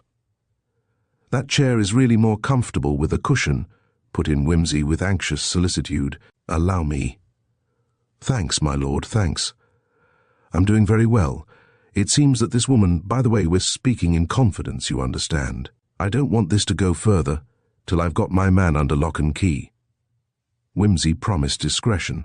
That's all right, my lord, that's all right. I know I can rely on you. Well, the long and the short is, this young woman had another fancy man, a sort of an Italiano, whom she'd chucked for Plant. And this same Dago got wind of the business and came down to East Feltham on the Sunday night, looking for her. He's one of these professional partners in a palais de danse up Cricklewood Way, and that's where the girl comes from too. I suppose she thought Plant was a cut above him. Anyway, down he comes, and busts in upon them Sunday night when they were having a bit of supper, and that's when the row started. Didn't you know about this cottage and the goings-on there? Well, you know, there's such a lot of these weekenders nowadays. We can't keep tabs on all of them, so long as they behave themselves and don't make a disturbance. The woman's been there, so they tell me, since last June, with him coming down Saturday to Monday, but it's a lonely spot, and the constable didn't take much notice. He came in the evenings, so there wasn't anybody much to recognize him, except the old girl who did the slops and things, and she's half blind. And of course, when they found him, he hadn't any face to recognize. It'd be thought he'd just gone off in the ordinary way. I dare say the Dago fellow reckoned on that. As I was saying, there was a big row, and the Dago was kicked out. He must have lain wait for Plant down by the bathing place and done him in. By strangling? Well, he was strangled. Was his face cut up with a knife then? Well, no, I don't think it was a knife. More like a broken bottle, I should say, if you ask me. There's plenty of them come in with the tide. But then we're brought back to our old problem. If this Italian was lying in wait to murder Plant, why didn't he take a weapon with him? Instead of trusting to the chance of his hands and a broken bottle? The inspector shook his head. Flighty, he said. All these foreigners are flighty, no headpiece. But there's our man and there's our motive, plain as a pikestaff. You don't want more. And where is the Italian fellow now? Run away. That's pretty good proof of guilt in itself, but we'll have him before long. That's what I've come to town about.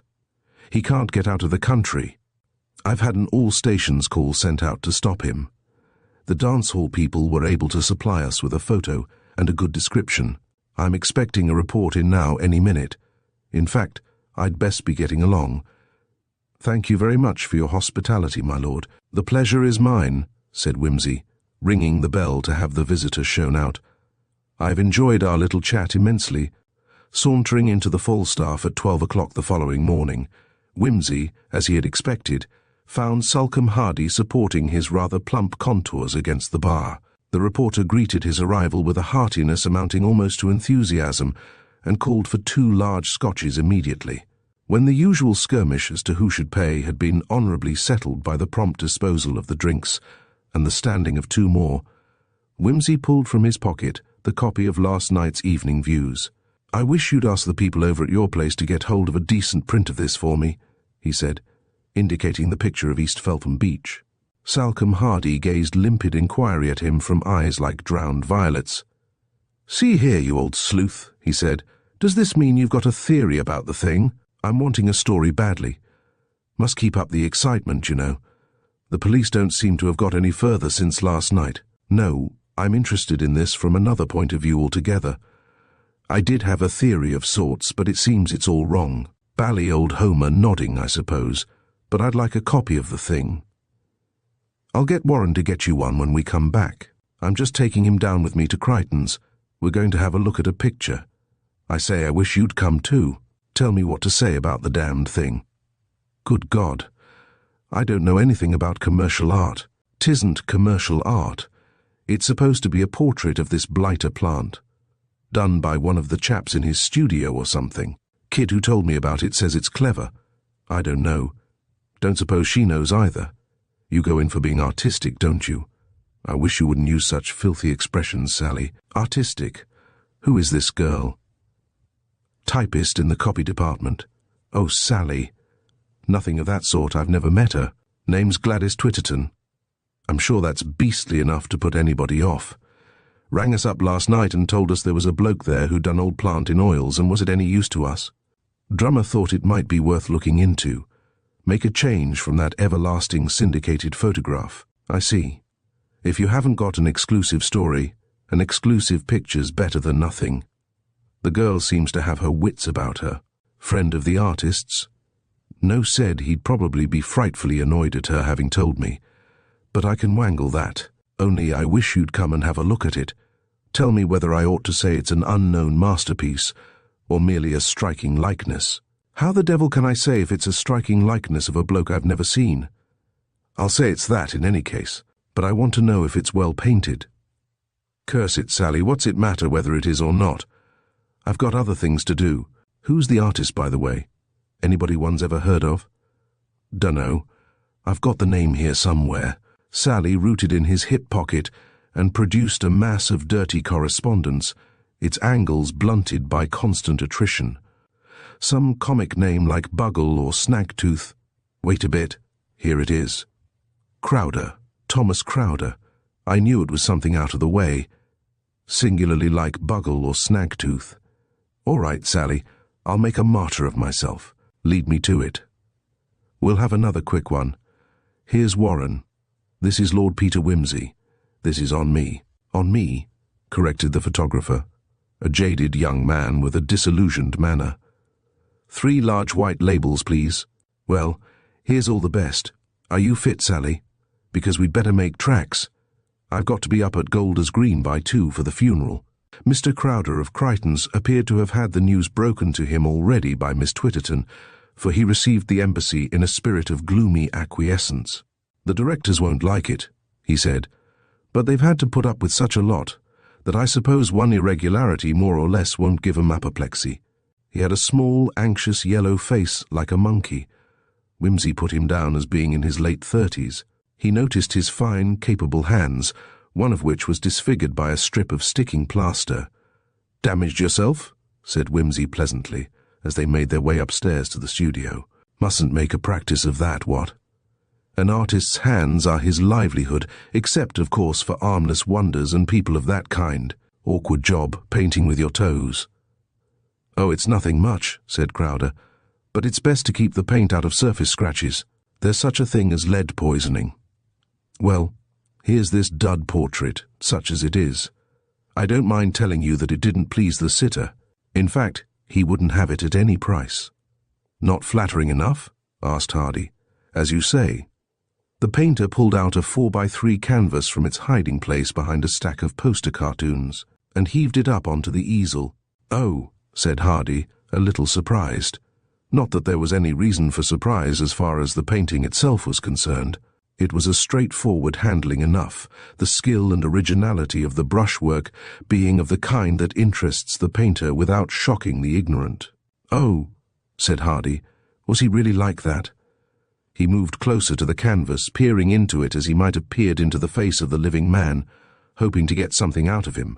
Under this microscopic scrutiny, the portrait, as is the way of portraits, dislimned and became no more than a conglomeration of painted spots and streaks. He made the discovery that, to the painter's eye, the human face is full of green and purple patches. He moved back again and altered the form of his question. So that's what he was like, was he? He pulled out the photograph of Plant from his pocket and compared it with the portrait. The portrait seemed to sneer at his surprise. Of course, they touch these things up at these fashionable photographers, he said. Anyway, that's not my business. This thing will make a jolly good eye-catcher, don't you think so, Wimsey? Wonder if they'd give us a 2-column spread on the front page. Well, Warren, you'd better get down to it.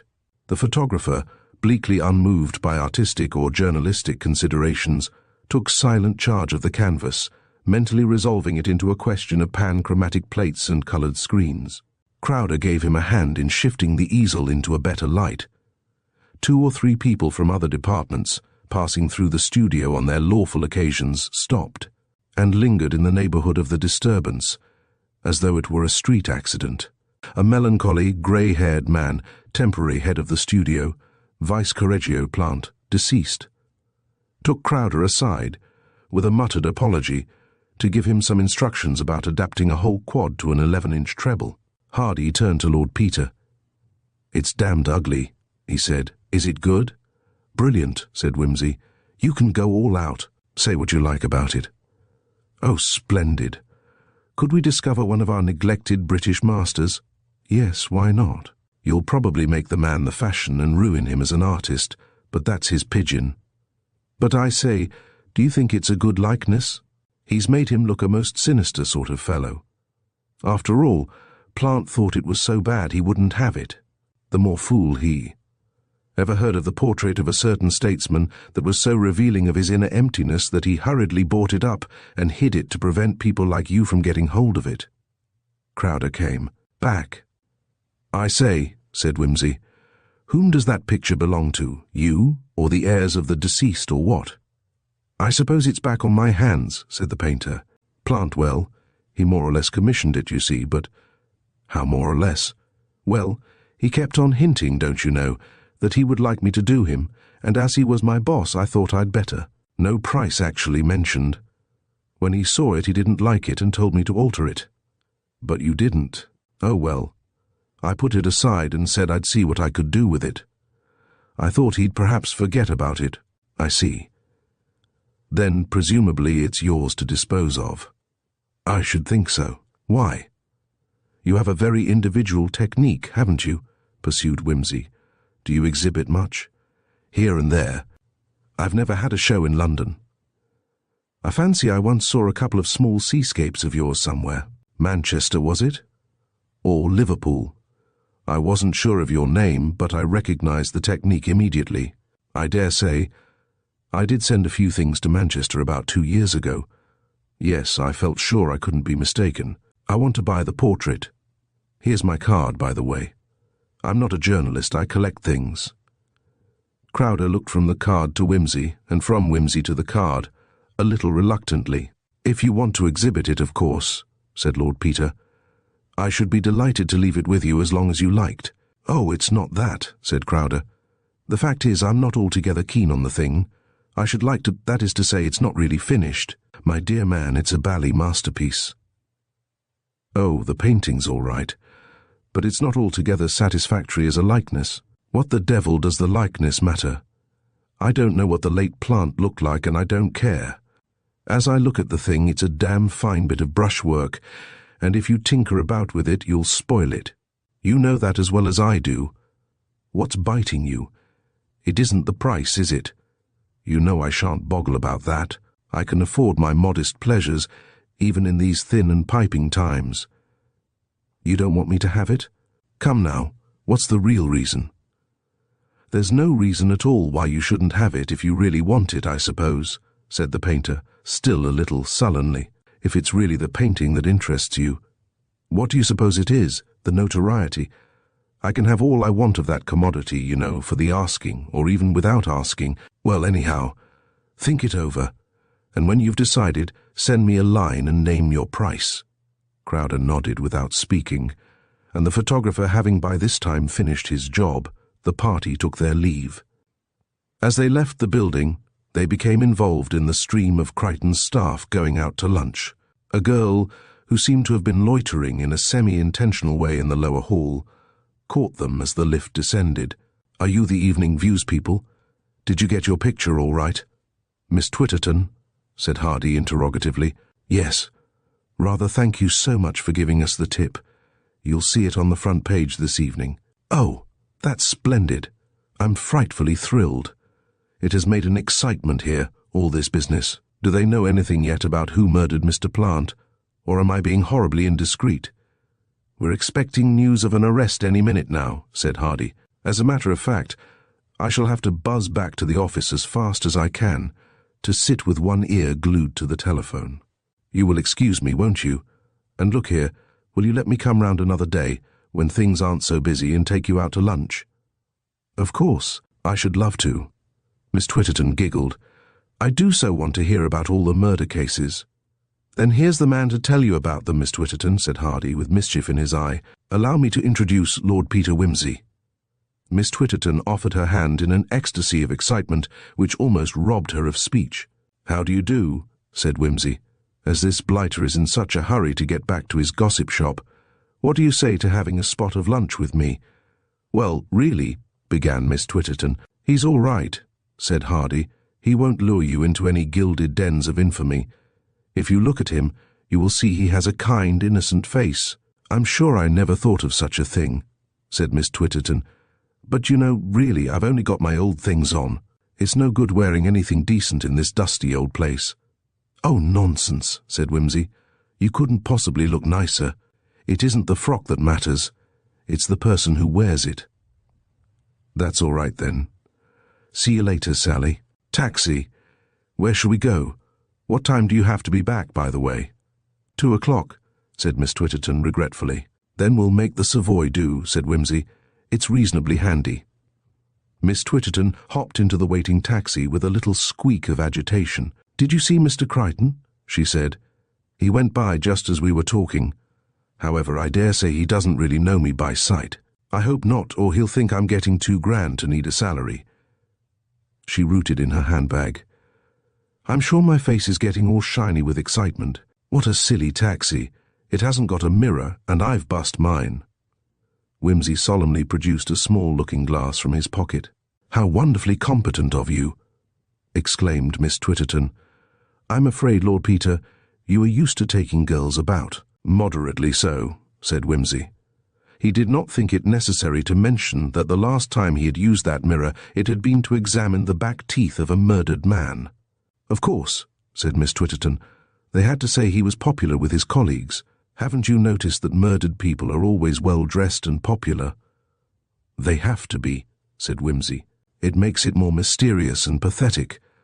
Just as girls who disappear are always bright and home-loving and have no men friends." "Silly, isn't it?" said Miss Twitterton, with her mouth full of roast duck and green peas. "I should think everybody was only too glad to get rid of Plant, nasty, rude creature. So mean, too, always taking credit for other people's work. All those poor things in the studio, with all the spirit squashed out of them. I always say, Lord Peter, you can tell if a head of a department's fitted for his job by noticing the atmosphere of the place as you go into it. Take the copy room now. We're all as cheerful and friendly as you like, though I must say the language that goes on there is something awful. But these writing fellows are like that, and they don't mean anything by it. But then, Mr. Ormerod is a real gentleman.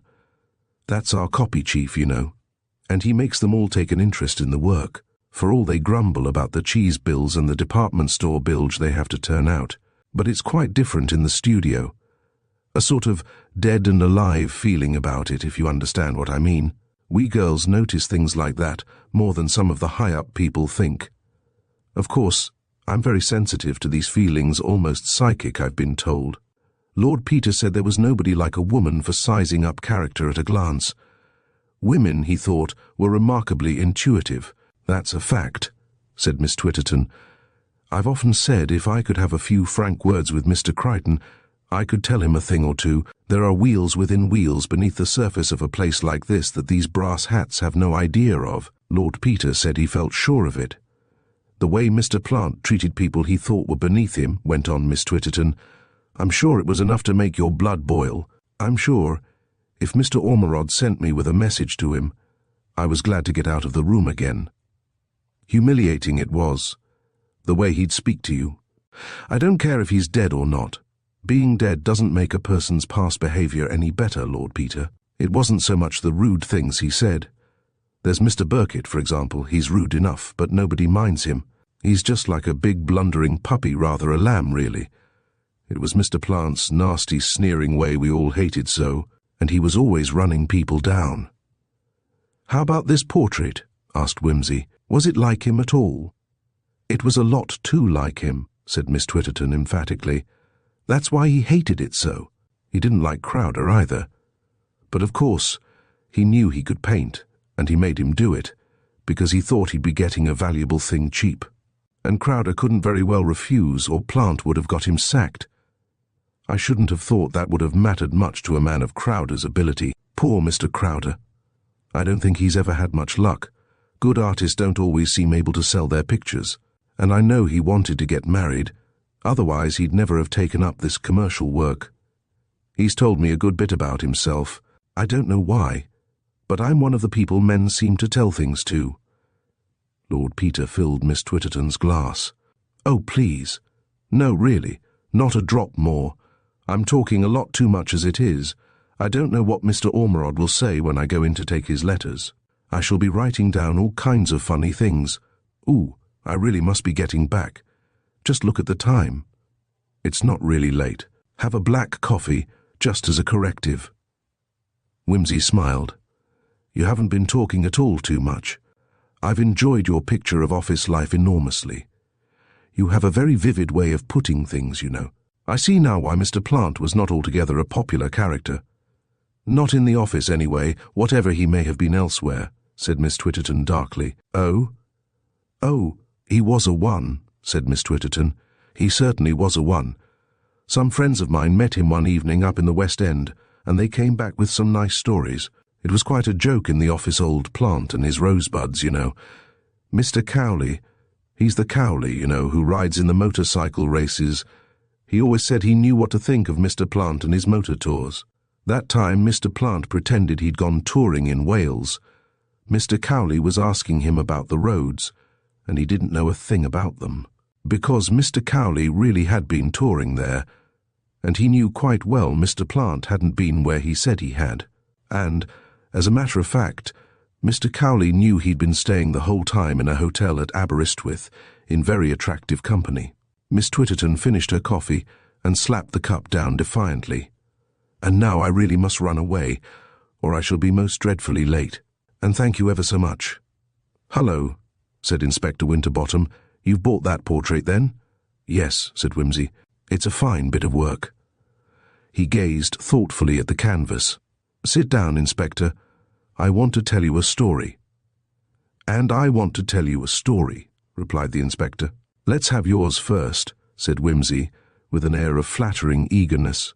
No, no, my lord. You take precedence. Go ahead. He snuggled down with a chuckle into his armchair. Well, said Wimsey, mine's a sort of a fairy story, and mind you, I haven't verified it. Go ahead, my lord, go ahead. Once upon a time, said Wimsey, sighing. That's the good old-fashioned way to begin a fairy story, said Inspector Winterbottom. Once upon a time, repeated Wimsey, there was a painter. He was a good painter, but the bad fairy of financial success had not been asked to his christening. What? That's often the way with painters, agreed the inspector. So he had to take up a job as a commercial artist, because nobody would buy his pictures, and, like so many people in fairy tales, he wanted to marry a goose girl. There's many people want to do the same, said the inspector. The head of his department, went on Wimsey, was a man with a mean, sneering soul. He wasn't even really good at his job, but he had been pushed into authority during the war, when better men went to the front. Mind you, I'm rather sorry for the man. He suffered from an inferiority complex. The inspector snorted, and he thought the only way to keep his end up was to keep other people's end down. So he became a little tin tyrant and a bully. He took all the credit for the work of the men under his charge, and he sneered and harassed them till they got inferiority complexes even worse than his own. "I've known that sort," said the inspector, "and the marvel to me is how they get away with it." "Just so," said Wimsey. "Well, I dare say this man would have gone on getting away with it all right if he hadn't thought of getting this painter to paint his portrait." "Damn silly thing to do," said the inspector. "It was only making the painter fellow conceited with himself." "True. But you see, this tin tyrant person had a fascinating female in tow, and he wanted the portrait for the lady. He thought that, by making the painter do it, he would get a good portrait at starvation price. But unhappily he'd forgotten that, however much an artist will put up with in the ordinary way, he is bound to be sincere with his art. That's the one thing a genuine artist won't muck about with." "I dare say," said the inspector. "I don't know much about artists. Well, you can take it from me." So the painter painted the portrait as he saw it, and he put the man's whole creeping, sneering, paltry soul on the canvas for everybody to see. Inspector Winterbottom stared at the portrait, and the portrait sneered back at him. "It's not what you'd call a flattering picture, certainly," he admitted. "Now, when a painter paints a portrait of anybody," went on Wimsey, "that person's face is never the same to him again. It's like, what shall I say? Well, it's like the way a gunner, say, looks at a landscape where he happens to be posted. He doesn't see it as a landscape. He doesn't see it as a thing of magic beauty full of sweeping lines and lovely color. He sees it as so much cover, so many landmarks to aim by, so many gun emplacements. And when the war is over and he goes back to it, he will still see it as cover and landmarks and gun emplacements. It isn't a landscape anymore. It's a war map." "I know that," said Inspector Winterbottom. "I was a gunner myself. A painter gets just the same feeling of deadly familiarity with every line of a face he's once painted," pursued Wimsey. "And, if it's a face he hates it with a new and more irritable hatred. It's like a defective barrel organ, everlastingly grinding out the same old maddening tune, and making the same damned awful wrong note every time the barrel goes round." "Lord, how you can talk," ejaculated the inspector. That was the way the painter felt about this man's hateful face. All day and every day he had to see it. He couldn't get away because he was tied to his job, you see. "He ought to have cut loose," said the inspector. "It's no good going on like that, trying to work with uncongenial people. Well, anyway," he said to himself, he could escape for a bit during his holidays. There was a beautiful little quiet spot he knew on the west coast where nobody ever came. He'd been there before and painted it.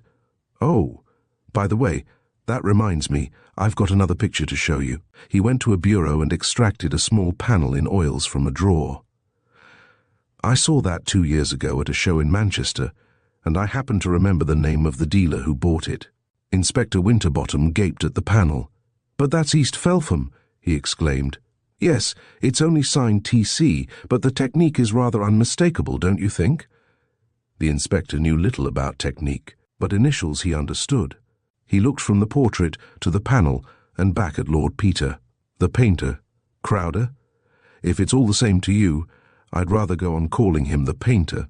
He packed up his traps on his push-bike carrier and took his tormented nerves down to this beloved and secret spot for a quiet weekend.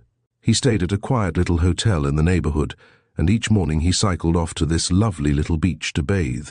He never told anybody at the hotel where he went, because it was his place, and he didn't want other people to find it out. Inspector Winterbottom set the panel down on the table and helped himself to whiskey. "One morning, it happened to be the Monday morning." Wimsey's voice became slower and more reluctant. He went down as usual. The tide was not yet fully in, but he ran out over the rocks to where he knew there was a deep bathing pool. He plunged in and swam about, and let the small noise of his jangling troubles be swallowed up in the innumerable laughter of the sea. Eh? Greek, kumaton anarithmon gelasma quotation from the classics. Some people say it means the dimpled surface of the waves in the sunlight, but how could Prometheus, bound upon his rock, have seen it? Surely it was the chuckle of the incoming tide among the stones that came up to his ears on the lonely peak where the vulture fretted at his heart. I remember arguing about it with old Philpotts in class and getting rapped over the knuckles for contradicting him. I didn't know at the time that he was engaged in producing a translation on his own account, or doubtless I should have contradicted him more rudely and been told to take my trousers down. Dear old Philpotts. I don't know anything about that, said the inspector. I beg your pardon. Shocking way I have of wandering. The painter well. He swam round the end of the rocks, for the tide was nearly in by that time, and, as he came up from the sea, he saw a man standing on the beach, that beloved beach, remember, which he thought was his own sacred haven of peace. He came wading towards it, cursing the bank holiday rabble who must needs swarm about everywhere with their cigarette packets and their Kodaks and their gramophones. And then he saw that it was a face he knew. He knew every hated line in it, on that clear sunny morning, and early as it was, the heat was coming up over the sea like a haze. It was a hot weekend, said the inspector, and then the man hailed him in his smug, mincing voice.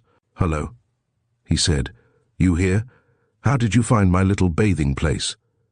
And that was too much for the painter. He felt as if his last sanctuary had been invaded. He leapt at the lean throat.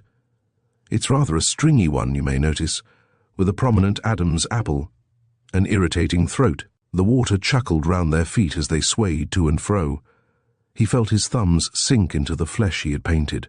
He saw, and laughed to see, the hateful familiarity of the features change and swell into an unrecognizable purple. He watched the sunken eyes bulge out, and the thin mouth distort itself as the blackened tongue thrust through it. "I am not unnerving you, I hope?" The inspector laughed. "Not a bit. It's wonderful the way you describe things. You ought to write a book." "I sing but as the throstle sings amid the branches dwelling," replied his lordship negligently, and went on without further comment. The painter throttled him. He flung him back on the sand. He looked at him, and his heart crowed within him. He stretched out his hand and found a broken bottle with a good jagged edge. He went to work with a will, stamping and tearing away every trace of the face he knew and loathed. He blotted it out and destroyed it utterly. He sat beside the thing he had made. He began to be frightened. They had staggered back beyond the edge of the water, and there were the marks of his feet on the sand. He had blood on his face and on his bathing suit, and he had cut his hand with the bottle. But the blessed sea was still coming in. He watched it pass over the bloodstains and the footprints and wipe the story of his madness away. He remembered that this man had gone from his place, leaving no address behind him. He went back, step by step, into the water, and as it came up to his breast, he saw the red stains smoke away like a faint mist in the brown blueness of the tide.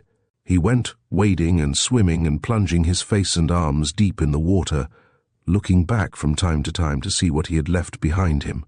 I think that when he got back to the point and drew himself out, clean and cool, upon the rocks, he remembered that he ought to have taken the body back with him and let the tide carry it away, but it was too late. He was clean, and he could not bear to go back for the thing. Besides, he was late, and they would wonder at the hotel if he was not back in time for breakfast. He ran lightly over the bare rocks and the grass that showed no footprint. He dressed himself, taking care to leave no trace of his presence. He took the car, which would have told a story. He put his bicycle in the back seat, under the rugs, and he went, but you know as well as I do where he went. Lord Peter got up with an impatient movement, and went over to the picture, rubbing his thumb meditatively over the texture of the painting. You may say, if he hated the face so much, why didn't he destroy the picture? He couldn't. It was the best thing he'd ever done. He took 100 guineas for it. It was cheap at 100 guineas. But then, I think he was afraid to refuse me. My name is rather well known. It was a sort of blackmail, I suppose, but I wanted that picture. Inspector Winterbottom laughed again. "Did you take any steps, my lord, to find out if Crowder has really been staying at East Feltham?" "No." Wimsey swung round abruptly. "I have taken no steps at all, that's your business. I have told you the story, and on my soul I'd rather have stood by and said nothing. You needn't worry." The inspector laughed for the third time. "It's a good story, my lord, and you told it well, but you're right when you say it's a fairy story. We found this Italian fellow Francesco, he called himself, and he's the man all right. How do you know? Has he confessed?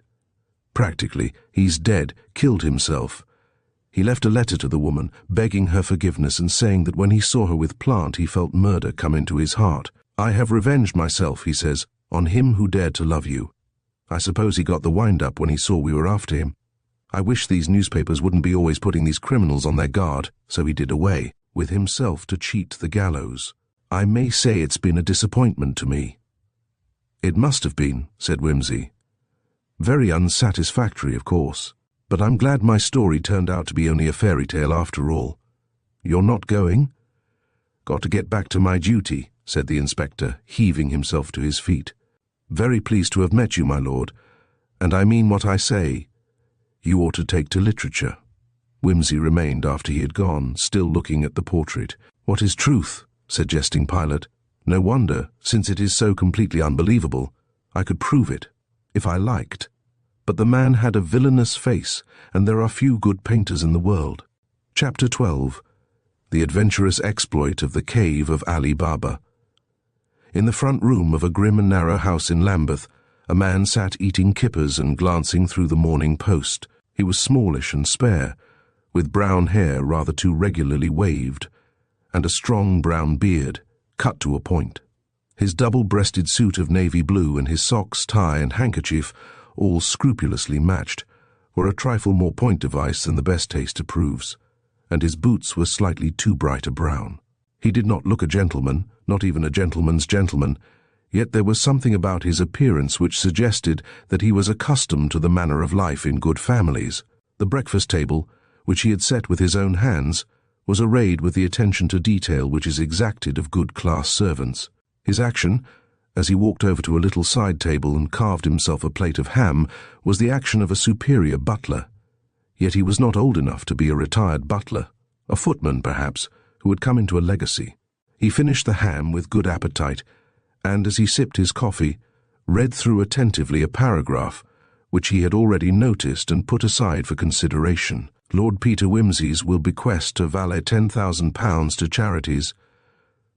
The will of Lord Peter Wimsey, who was killed last December while shooting big game in Tanganyika, was proved yesterday at £500,000. A sum of £10,000 was left to various charities, including, here followed a list of bequests.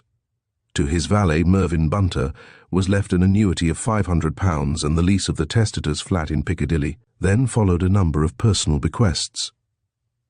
The remainder of the estate, including the valuable collection of books and pictures at 110 at Piccadilly, was left to the testator's mother, the Dowager Duchess of Denver. Lord Peter Wimsey was 37 at the time of his death. He was the younger brother of the present Duke of Denver, who is the wealthiest peer in the United Kingdom. Lord Peter was distinguished as a criminologist, and took an active part in the solution of several famous mysteries. He was a well-known book collector and man about town. The man gave a sigh of relief. No doubt about that, he said aloud. People don't give their money away if they're going to come back again. The blight is dead and buried right enough. I'm free. He finished his coffee, cleared the table, and washed up the crockery, took his bowler hat from the hall stand and went out. A bus took him to Bermondsey. He alighted and plunged into a network of gloomy streets, arriving after a quarter of an hour's walk at a seedy-looking public house in a low quarter. He entered and called for a double whisky. The house had only just opened, but a number of customers, who had apparently been waiting on the doorstep for this desirable event, were already clustered about the bar. The man who might have been a footman reached for his glass, and in doing so jostled the elbow of a flash person in a check suit and regrettable tie. "Here," expostulated the flash person. "What do you mean by it? We don't want your sort here. Get out." He emphasized his remarks with a few highly colored words and a violent push in the chest. "Bar's free to everybody, isn't it?" said the other, returning the shove with interest. "Now then," said the barmaid, "none of that. The gentleman didn't do it intentional, Mr. Jukes." "Didn't he?" said Mr. Jukes. "Well, aye, and you ought to be ashamed of yourself," retorted the young lady with a toss of the head. "I'll have no quarrelling in my bar, not this time in the morning." "It was quite an accident," said the man from Lambeth. "I'm not one to make a disturbance, having always been used to the best houses, but if any gentleman wants to make trouble, All right, said Mr. Jukes more pacifically. I'm not keen to give you a new face. Not but what any alteration wouldn't be for the better. Mind your manners another time, that's all. What'll you have? No, protested the other. This one must be on me. Sorry I pushed you, I didn't mean it. But I didn't like to be taken up so short. Say no more about it, said Mr. Jukes generously. I'm standing this. Another double whiskey, miss, and one of the usual. Come over here where there isn't so much of a crowd, or you'll be getting yourself into trouble again. He led the way to a small table in the corner of the room. That's all right, said Mr. Jukes. Very nicely done. I don't think there's any danger here, but you can't be too careful. Now what about it, Rogers? Have you made up your mind to come in with us? Yes, said Rogers with a glance over his shoulder. Yes, I have. That is, mind you, if everything seems all right. I'm not looking for trouble, and I don't want to get let in for any dangerous games. I don't mind giving you information, but it's understood as I take no active part in whatever goes on. Is that straight? You wouldn't be allowed to take an active part if you wanted to, said Mr. Jukes. Why, you poor fish, number one wouldn't have anybody but experts on his jobs. All you have to do is to let us know where the stuff is and how to get it. The society does the rest. It's some organization, I can tell you. You won't even know who's doing it or how it's done. You won't know anybody, and nobody will know you, except number one, of course. He knows everybody. And you, said Rogers. And me, of course. But I shall be transferred to another district. We shan't meet again after today, except at the general meetings, and then we shall all be masked. Go on, said Rogers incredulously. Fact. You'll be taken to number one. He'll see you, but you won't see him. Then, if he thinks you're any good, you'll be put on the roll, and after that, you'll be told where to make your reports to. There is a divisional meeting called once a fortnight, and every 3 months there's a general meeting and share out. Each member is called up by number and has his whack handed over to him. That's all. Well, but suppose 2 members are put on the same job together. If it's a daylight job, they'll be so disguised their mothers wouldn't know 'em, but it's mostly night work. I see. But look here, what's to prevent somebody following me home and giving me away to the police? Nothing, of course. Only I wouldn't advise him to try it, that's all. The last man who had that bright idea was fished out of the river down Rotherhithe Way before he had time to get his precious report in. Number one knows everybody, you see. Oh, and who is this number one? There's lots of people would give a good bit to know that. Does nobody know? Nobody. He's a fair marvel, is number one. He's a gentleman, I can tell you that, and a pretty high-up one from his ways, and he's got eyes all round his head, and he's got an arm as long as from here to Australia, but nobody knows anything about him, unless it's number two, and I'm not even sure about her. There are women in it, then? You can bet your boots there are. You can't do a job without 'em nowadays, but that needn't worry you. The women are safe enough. They don't want to come to a sticky end, no more than you and me. But look here, Jukes. How about the money? It's a big risk to take. Is it worth it? Worth it. Jukes leant across the little marble-topped table and whispered. Coo! Gasped Rogers. And how much of that would I get now? You'd share and share alike with the rest, whether you'd been in that particular job or not. There's 50 members, and you'd get 1/50th, same as number one and same as me. Really, no kidding. See that wet, see that dry. Jukes laughed. Say, can you beat it? There's never been anything like it. It's the biggest thing ever been known. He's a great man, is number one. And do you pull off many jobs? Many. Listen, you remember the Carruthers necklace and the Galston bank robbery, and the Faversham burglary, and the big Rubens that disappeared from the National Gallery, and the Frensham pearls, all done by the Society, and never one of them cleared up.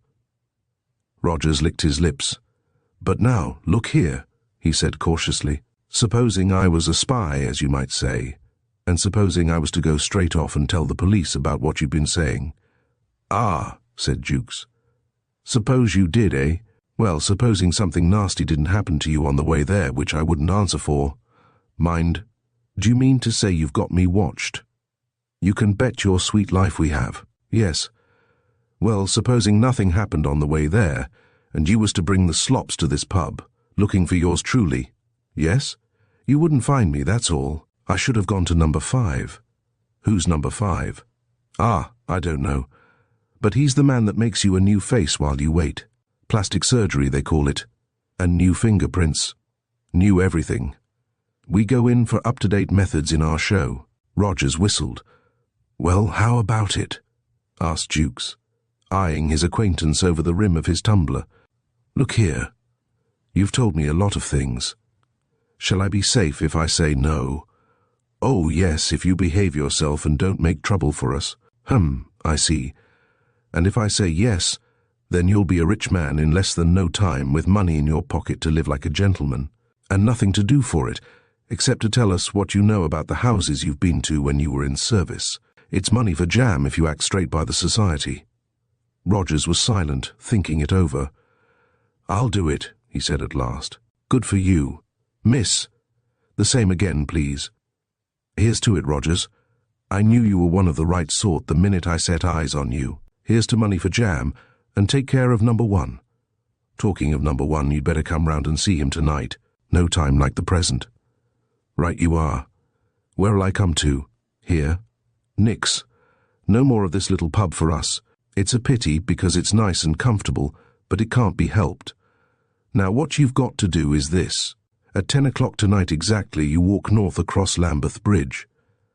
Rogers winced at this intimation that his abode was known, and you'll see a yellow taxi standing there with the driver doing something to his engine. You'll say to him, "Is your bus fit to go?"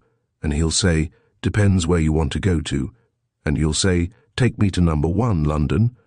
There's a shop called that, by the way, but he won't take you there. You won't know where he is taking you, because the taxi windows will be covered up. But you mustn't mind that. It's the rule for the first visit.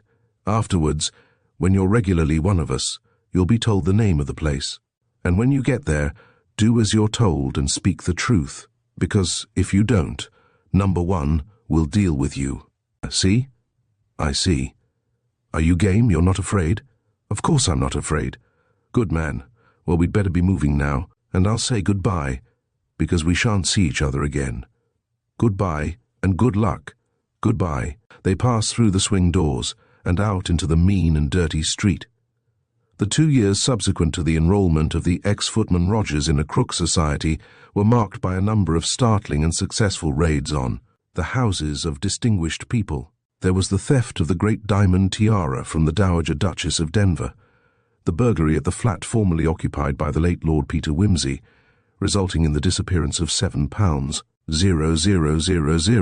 worth of silver and gold plate, the burglary at the country mansion of Theodore Winthrop, the millionaire, which, incidentally, exposed that thriving gentleman as a confirmed society blackmailer and caused a reverberating scandal in Mayfair, and the snatching of the famous 8-string necklace of pearls from the Marchioness of Dinglewood during the singing of the jewel song in Faust at Covent Garden. It is true that the pearls turned out to be imitation, the original string having been pawned by the noble lady under circumstances highly painful to the Marquis, but the coup was nevertheless a sensational one. On a Saturday afternoon in January, Rogers was sitting in his room in Lambeth when a slight noise at the front door caught his ear. He sprang up almost before it had ceased, dashed through the small hallway, and flung the door open.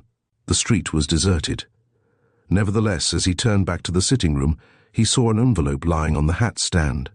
It was addressed briefly to number 21.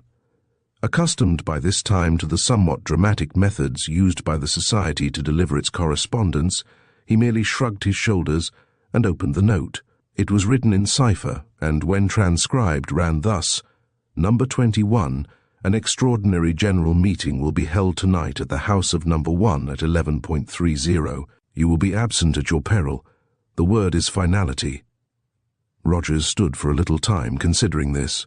Then he made his way to a room at the back of the house, in which there was a tall safe built into the wall. He manipulated the combination and walked into the safe, which ran back for some distance, forming, indeed, a small, strong room. He pulled out a drawer marked Correspondence, and added the paper he had just received to the contents. After a few moments he emerged, reset the lock to a new combination, and returned to the sitting room. "Finality," he said. "Yes, I think so." He stretched out his hand to the telephone, then appeared to alter his mind. He went upstairs to an attic, and thence climbed into a loft close under the roof. Crawling among the rafters, he made his way into the farthest corner, then carefully pressed a knot on the timber work. A concealed trap door swung open. He crept through it, and found himself in the corresponding loft of the next house. A soft cooing noise greeted him as he entered. Under the skylight stood 3 cages, each containing a carrier pigeon. He glanced cautiously out of the skylight, which looked out upon a high blank wall at the back of some factory or other. There was nobody in the dim little courtyard, and no window within sight. He drew his head in again, and taking a small fragment of thin paper from his pocketbook, wrote a few letters and numbers upon it. Going to the nearest cage, he took out the pigeon and attached the message to its wing. Then he carefully set the bird on the window ledge. It hesitated a moment, shifted its pink feet a few times, lifted its wings, and was gone. He saw it tower up into the already darkening sky over the factory roof and vanish into the distance. He glanced at his watch and returned downstairs. An hour later he released the second pigeon, and in another hour the third. Then he sat down to wait. At 9:30 he went up to the attic again. It was dark, but a few frosty stars were shining, and a cold air blew through the open window. Something pale gleamed faintly on the floor. He picked it up. It was warm and feathery. The answer had come. He ruffled the soft plumes and found the paper. Before reading it, he fed the pigeon and put it into one of the cages. As he was about to fasten the door, he checked himself. "If anything happens to me," he said, "there's no need for you to starve to death, my child." He pushed the window a little wider open and went downstairs again. The paper in his hand bore only the 2 letters, OK. It seemed to have been written hurriedly, for there was a long smear of ink in the upper left-hand corner. He noted this with a smile, put the paper in the fire, and going out into the kitchen, prepared and ate a hearty meal of eggs and corned beef from a new tin. He ate it without bread, though there was a loaf on the shelf near at hand, and washed it down with water from the tap, which he let run for some time before venturing to drink it. Even then he carefully wiped the tap, both inside and outside, before drinking. When he had finished, he took a revolver from a locked drawer, inspecting the mechanism with attention to see that it was in working order, and loaded it with new cartridges from an unbroken packet. Then he sat down to wait again. At 11:15, he rose and went out into the street. He walked briskly, keeping well away from the wall, till he came out into a well-lighted thoroughfare. Here he took a bus, securing the corner seat next the conductor, from which he could see everybody who got on and off. A succession of buses eventually brought him to a respectable residential quarter of Hampstead. Here he alighted, and, still keeping well away from the walls, made his way up to the heath. The night was moonless but not altogether black, and as he crossed a deserted part of the heath, he observed 1 or 2 other dark forms closing in upon him from various directions. He paused in the shelter of a large tree, and adjusted to his face a black velvet mask, which covered him from brow to chin. At its base the number 21 was clearly embroidered in white thread. At length, a slight dip in the ground disclosed one of those agreeable villas which stand, somewhat isolated, among the rural surroundings of the heath. One of the windows was lighted. As he made his way to the door, other dark figures, masked like himself, pressed forward and surrounded him. He counted 6 of them. The foremost man knocked on the door of the solitary house. After a moment it was opened slightly. The man advanced his head to the opening. There was a murmur, and the door opened wide. The man stepped in, and the door was shut. When 3 of the men had entered, Rogers found himself to be the next in turn. He knocked, 3 times loudly, then twice faintly. The door opened to the extent of 2 or 3 inches, and an ear was presented to the crack. Rogers whispered, "Finality." The ear was withdrawn, the door opened, and he passed in. Without any further word of greeting, number 21 passed into a small room on the left, which was furnished like an office, with a desk, a safe, and a couple of chairs. At the desk sat a massive man in evening dress, with a ledger before him. The new arrival shut the door carefully after him. It clicked to on a spring lock. Advancing to the desk, he announced, "Number 21, sir," and stood respectfully waiting. The big man looked up, showing the number 1 startlingly white on his velvet mask. His eyes, of a curious hard blue, scanned Rogers attentively. At a sign from him, Rogers removed his mask. Having verified his identity with care, the president said, "Very well, number 21, and made an entry in the ledger. The voice was hard and metallic, like his eyes. The close scrutiny from behind the immovable black mask seemed to make Rogers uneasy. He shifted his feet. Number 1 made a sign of dismissal, and Rogers, with a faint sigh as though of relief, replaced his mask and left the room. As he came out, the next comer passed in his place. The room in which the society met was a large one, made by knocking the 2 largest of the first-floor rooms into one. It was furnished in the standardized taste of 20th century suburbia and brilliantly lighted. A gramophone in one corner blared out a jazz tune, to which about 10 couples of masked men and women were dancing, some in evening dress and others in tweeds and jumpers. In one corner of the room was an American bar. Rogers went up and asked the masked man in charge for a double whiskey. He consumed it slowly, leaning on the bar. The room filled. Presently somebody moved across to the gramophone and stopped it. He looked round. Number 1 had appeared on the threshold. A tall woman in black stood beside him, the mask embroidered with a white two, covered hair and face completely. Only her fine bearing, and her white arms and bosom, and the dark eyes shining through the eye slits, proclaimed her a woman of power and physical attraction. "Ladies and gentlemen." Number 1 was standing at the upper end of the room. The woman sat beside him. Her eyes were cast down and betrayed nothing, but her hands were clenched on the arms of the chair, and her whole figure seemed tensely aware. "Ladies and gentlemen, our numbers are too short tonight." The masks moved. Eyes were turned, seeking and counting. "I need not inform you of the disastrous failure of our plan for securing the plans of the Court Windlesham helicopter. Our courageous and devoted comrades, number 15 and number 48, were betrayed and taken by the police." An uneasy murmur rose among the company. It may have occurred to some of you that even the well-known steadfastness of these comrades might give way under examination. There is no cause for alarm. The usual orders have been issued, and I have this evening received the report that their tongues have been effectually silenced. You will, I am sure, be glad to know that these 2 brave men have been spared the ordeal of so great a temptation to dishonor, and that they will not be called upon to face a public trial and the rigors of a long imprisonment. A hiss of intaken breath moved across the assembled members like the wind over a barley field. Their dependents will be discreetly compensated in the usual manner. I call upon numbers 12 and 34 to undertake this agreeable task. They will attend me in my office for their instructions after the meeting. Will the numbers I have named kindly signify that they are able and willing to perform this duty?" 2 hands were raised in salute. The president continued, looking at his watch. "Ladies and gentlemen, please take your partners for the next dance." The gramophone struck up again. Rogers turned to a girl near him in a red dress. She nodded, and they slipped into the movement of a foxtrot. The couples gyrated solemnly and in silence.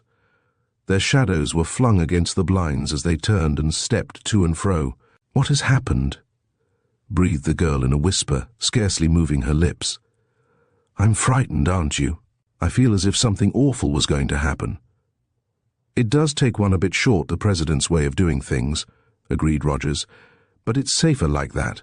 Those poor men—" A dancer, turning and following on their heels, touched Rogers on the shoulder. "No talking, please," he said. His eyes gleamed sternly. He twirled his partner into the middle of the crowd and was gone. The girl shuddered. The gramophone stopped. There was a burst of clapping.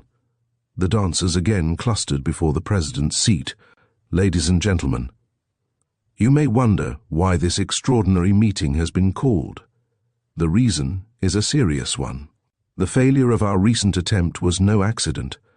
The police were not on the premises that night by chance. We have a traitor among us, Partners who had been standing close together fell distrustfully apart. Each member seemed to shrink, as a snail shrinks from the touch of a finger. "You will remember the disappointing outcome of the Dinglewood affair," went on the president in his harsh voice. "You may recall other smaller matters which have not turned out satisfactorily. All these troubles have been traced to their origin. I am happy to say that our minds can now be easy. The offender has been discovered and will be removed. There will be no more mistakes. The misguided member who introduced the traitor to our society will be placed in a position where his lack of caution will have no further ill effects. There is no cause for alarm." Every eye roved about the company, searching for the traitor and his unfortunate sponsor. Somewhere beneath the black masks a face must have turned white. Somewhere under the stifling velvet there must have been a brow sweating, not with the heat of the dance. But the masks hid everything. "Ladies and gentlemen, please take your partners for the next dance." The gramophone struck into an old and half-forgotten tune, "There Ain't Nobody Loves Me." The girl in red was claimed by a tall mask in evening dress. A hand laid on Roger's arm made him start. A small, plump woman in a green jumper slipped a cold hand into his. The dance went on. When it stopped, amid the usual applause, everyone stood, detached, stiffened in expectation. The president's voice was raised again. "Ladies and gentlemen, please behave naturally. This is a dance, not a public meeting." Rogers led his partner to a chair and fetched her an ice. As he stooped over her, he noticed the hurried rise and fall of her bosom. "Ladies and gentlemen." The endless interval was over. "You will no doubt wish to be immediately relieved from suspense. I will name the persons involved. Number 37. A man sprang up with a fearful, strangled cry. "Silence!" The wretch choked and gasped. I swear I never, I'm innocent." "Silence. You have failed in discretion. You will be dealt with. If you have anything to say in defense of your folly, I will hear it later. Sit down." Number 37 sank down upon a chair. He pushed his handkerchief under the mask to wipe his face. Two tall men closed in upon him. The rest fell back, feeling the recoil of humanity from one stricken by mortal disease. The gramophone struck up. "Ladies and gentlemen, I will now name the traitor. Number 21, stand forward." Rogers stepped forward. The concentrated fear and loathing of 48 pairs of eyes burned upon him. The miserable Duke set up a fresh wail. "Oh my God! Oh my God!" "Silence! Number 21, take off your mask." The traitor pulled the thick covering from his face. The intense hatred of the eyes devoured him. "Number 37, this man was introduced here by you under the name of Joseph Rogers, formerly second footman in the service of the Duke of Denver, dismissed for pilfering. Did you take steps to verify that statement?" I did. As God's my witness, it was all straight. I had him identified by 2 of the servants.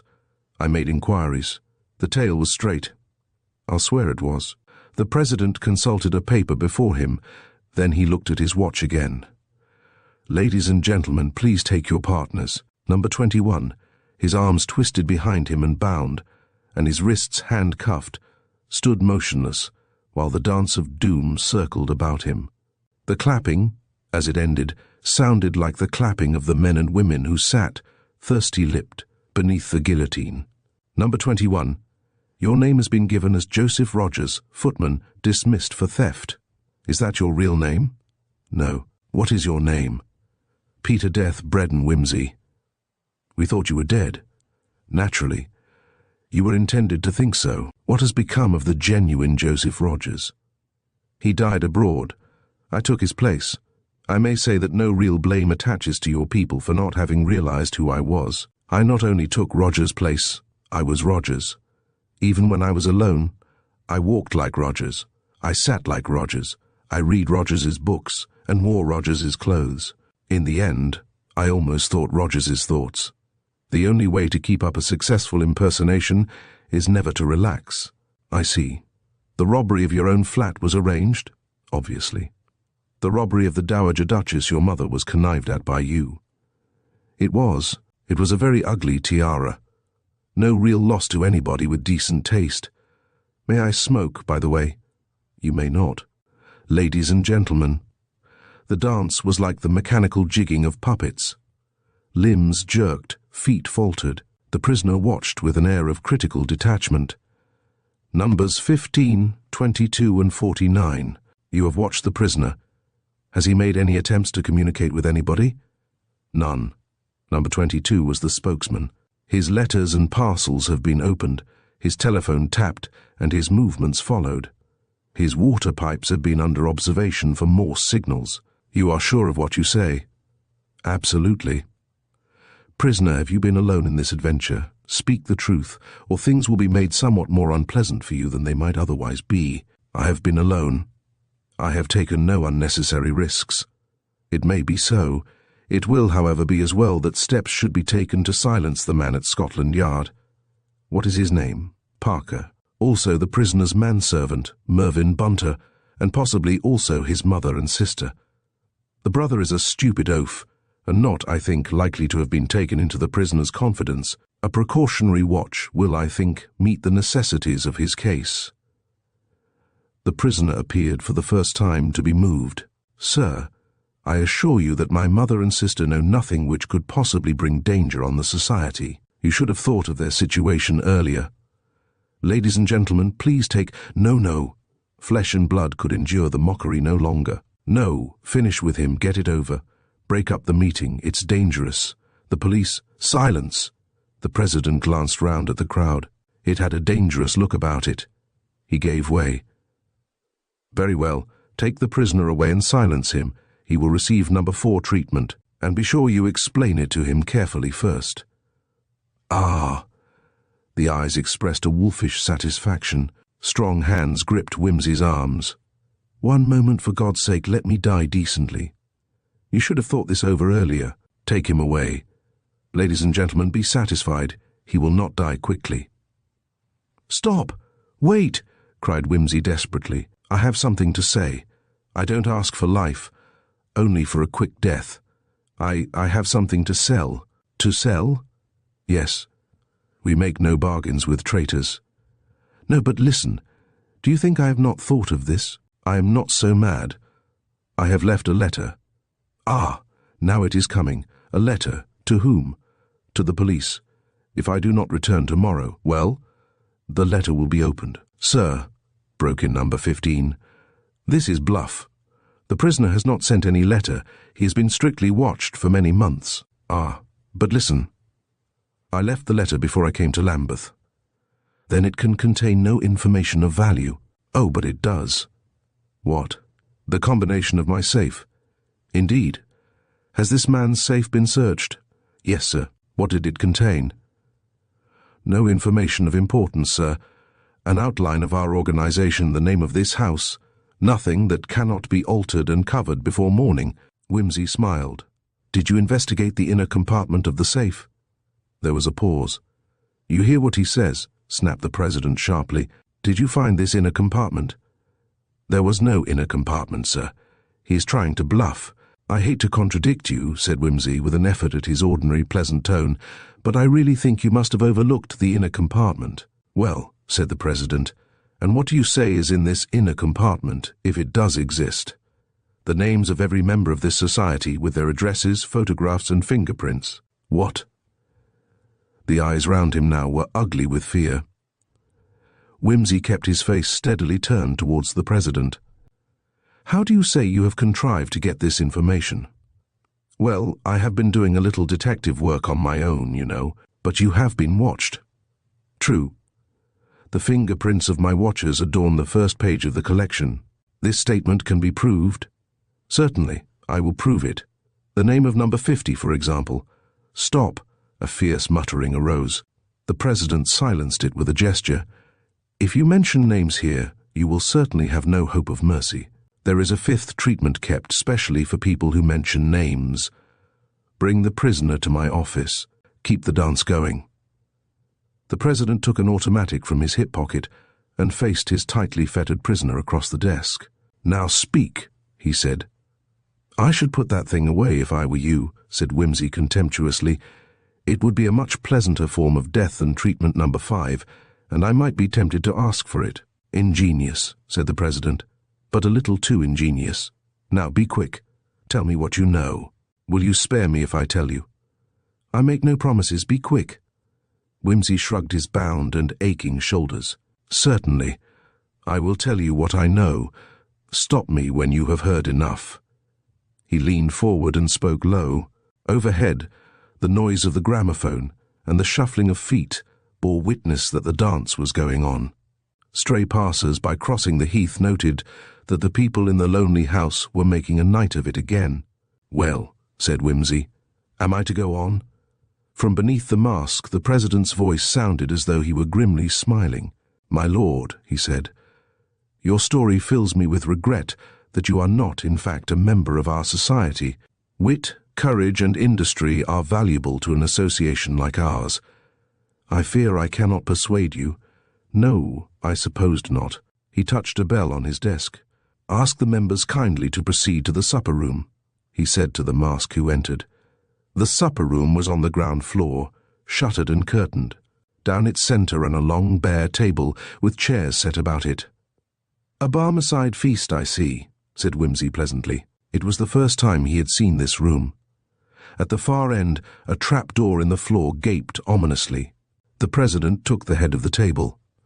"Ladies and gentlemen," he began as usual, and the foolish courtesy had never sounded so sinister, "I will not conceal from you the seriousness of the situation. The prisoner has recited to me more than 20 names and addresses which were thought to be unknown except to their owners and to me. There has been great carelessness." His voice rang harshly, "which will have to be looked into. Fingerprints have been obtained. He has shown me the photographs of some of them. How our investigators came to overlook the inner door of this safe is a matter which calls for inquiry." "Don't blame them," put in Wimsey. "It was meant to be overlooked, you know. I made it like that on purpose." The president went on without seeming to notice the interruption.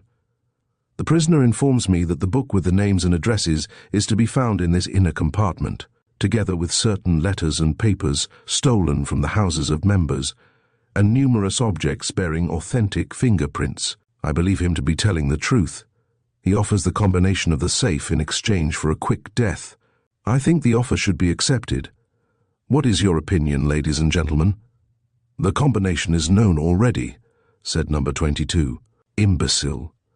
This man has told us and has proved to me that he is Lord Peter Wimsey. Do you think he will have forgotten to alter the combination? And then there is the secret of the inner door. If he disappears tonight and the police enter his house—" "I say," said a woman's rich voice, "that the promise should be given and the information used, and quickly. Time is getting short." A murmur of agreement went round the table.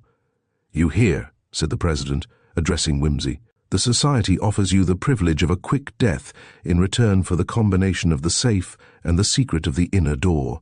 I have your word for it." "You have. Thank you. And my mother and sister. If you in your turn will give us your word, you are a man of honor, that these women know nothing that could harm us, they shall be spared." "Thank you, sir. You may rest assured upon my honor that they know nothing. I should not think of burdening any woman with such dangerous secrets, particularly those who are dear to me." "Very well. It is agreed, yes?" The murmur of assent was given, though with less readiness than before. "Then I am willing to give you the information you want. The word of the combination is unreliability. And the inner door?" "In anticipation of the visit of the police, the inner door, which might have presented difficulties, is open." "Good. You understand that if the police interfere with our messenger—" "That would not help me, would it?" "It is a risk," said the president thoughtfully, "but a risk which I think we must take. Carry the prisoner down to the cellar. He can amuse himself by contemplating apparatus number 5. In the meantime, numbers 12 and 46. "No, no!" A sullen mutter of dissent arose and swelled threateningly. "No," said a tall man with a voice like treacle. "No, why should any members be put in possession of this evidence? We have found one traitor among us tonight and more than one fool. How are we to know that numbers 12 and 46 are not fools and traitors also?" The two men turned savagely upon the speaker, but a girl's voice struck into the discussion, high and agitated. "Hear, hear. That's right, I say. How about us? We ain't going to have our names read by somebody we don't know nothing about. I've had enough of this. They might sell the whole lot of us to the narcs." "I agree," said another member. "Nobody ought to be trusted, nobody at all." The president shrugged his shoulders. "Then what, ladies and gentlemen, do you suggest?" There was a pause. Then the same girl shrilled out again. "I say Mr. President ought to go himself. He's the only one as knows all the names. It won't be no cop to him. Why should we take all the risk and trouble and him sit at home and collar the money? Let him go himself, that's what I say." A long rustle of approbation went round the table. "I second that motion," said a stout man who wore a bunch of gold seals at his fob. Wimsey smiled as he looked at the seals. It was that trifling vanity which had led him directly to the name and address of the stout man, and he felt a certain affection for the trinkets on that account. The president looked round. "It is the wish of the meeting, then, that I should go," he said in an ominous voice. 45 hands were raised in approbation. Only the woman known as number 2 remained motionless and silent. Her strong white hands clenched on the arm of the chair. The president rolled his eyes slowly round the threatening ring till they rested upon her. "Am I to take it that this vote is unanimous?" he inquired. The woman raised her head. "Don't go," she gasped faintly. "You hear," said the president in a faintly derisive tone. "This lady says, 'Don't go.' I submit that what number 2 says is neither here nor there," said the man with the treacly voice. "Our own ladies might not like us to be going if they were in Madame's privileged position." His voice was an insult. "Hear, hear," cried another man. "This is a democratic society, this is. We don't want no privileged classes." "Very well," said the president. "You hear, number 2. The feeling of the meeting is against you. Have you any reasons to put forward in favor of your opinion?" 100. "The president is the head and soul of our society. If anything should happen to him, where should we be? She swept the company magnificently with her eyes. You have all blundered. We have your carelessness to thank for all this. Do you think we should be safe for 5 minutes if the president were not here to repair your follies?" "Something in that," said a man who had not hitherto spoken. "Pardon my suggesting," said Wimsey maliciously, "that, as the lady appears to be in a position peculiarly favorable for the reception of the president's confidences, the contents of my modest volume will probably be no news to her.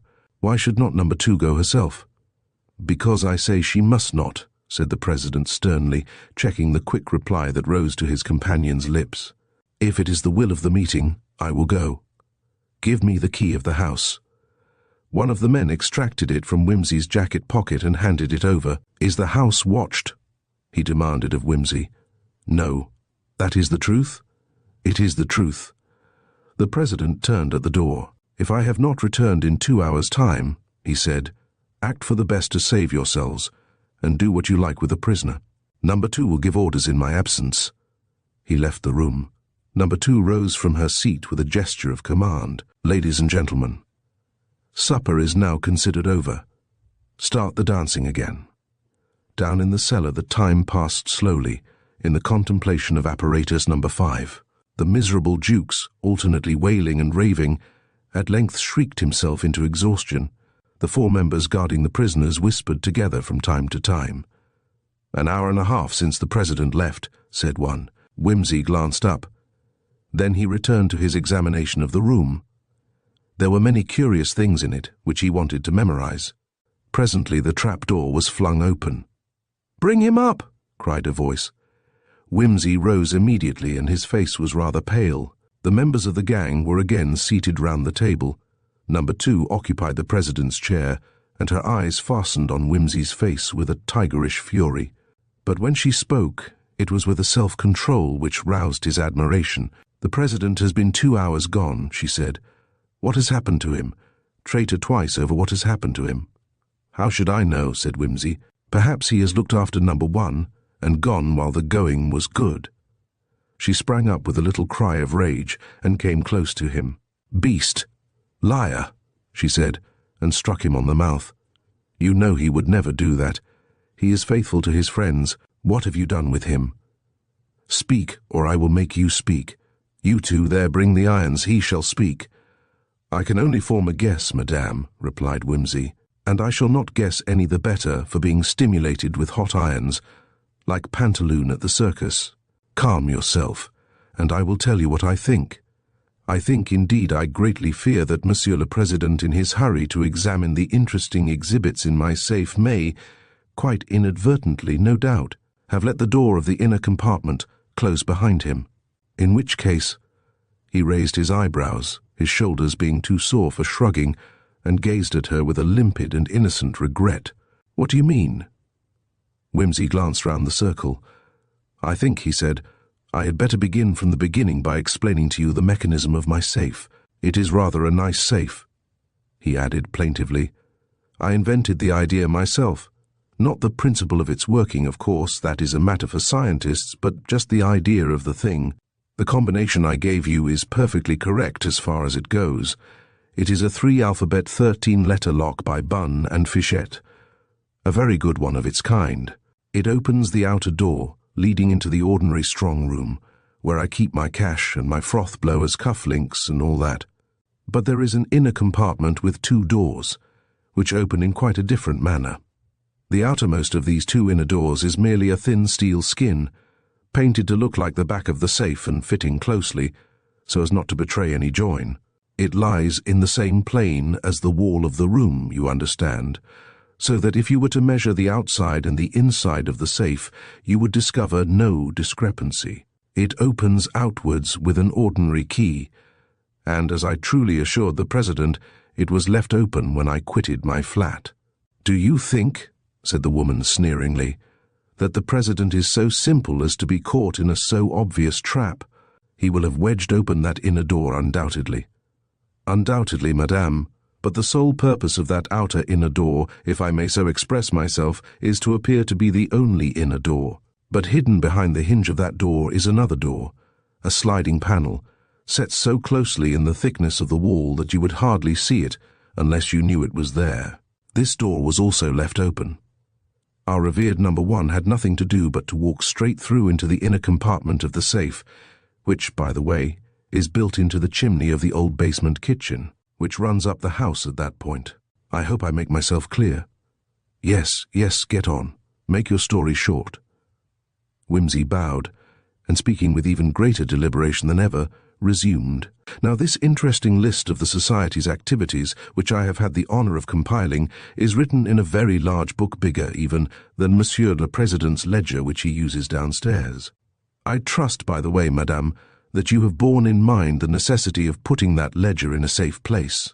Apart from the risk of investigation by some officious policeman, it would be inadvisable that any junior member of the Society should get hold of it. The feeling of the meeting would, I fancy, be opposed to such an occurrence. It is secure, she answered hastily. Mon Dieu. Get on with your story. Thank you, you have relieved my mind. Very good. This big book lies on a steel shelf at the back of the inner compartment. Just a moment. I have not described this inner compartment to you. It is 6 feet high, 3 feet wide, and 3 feet deep.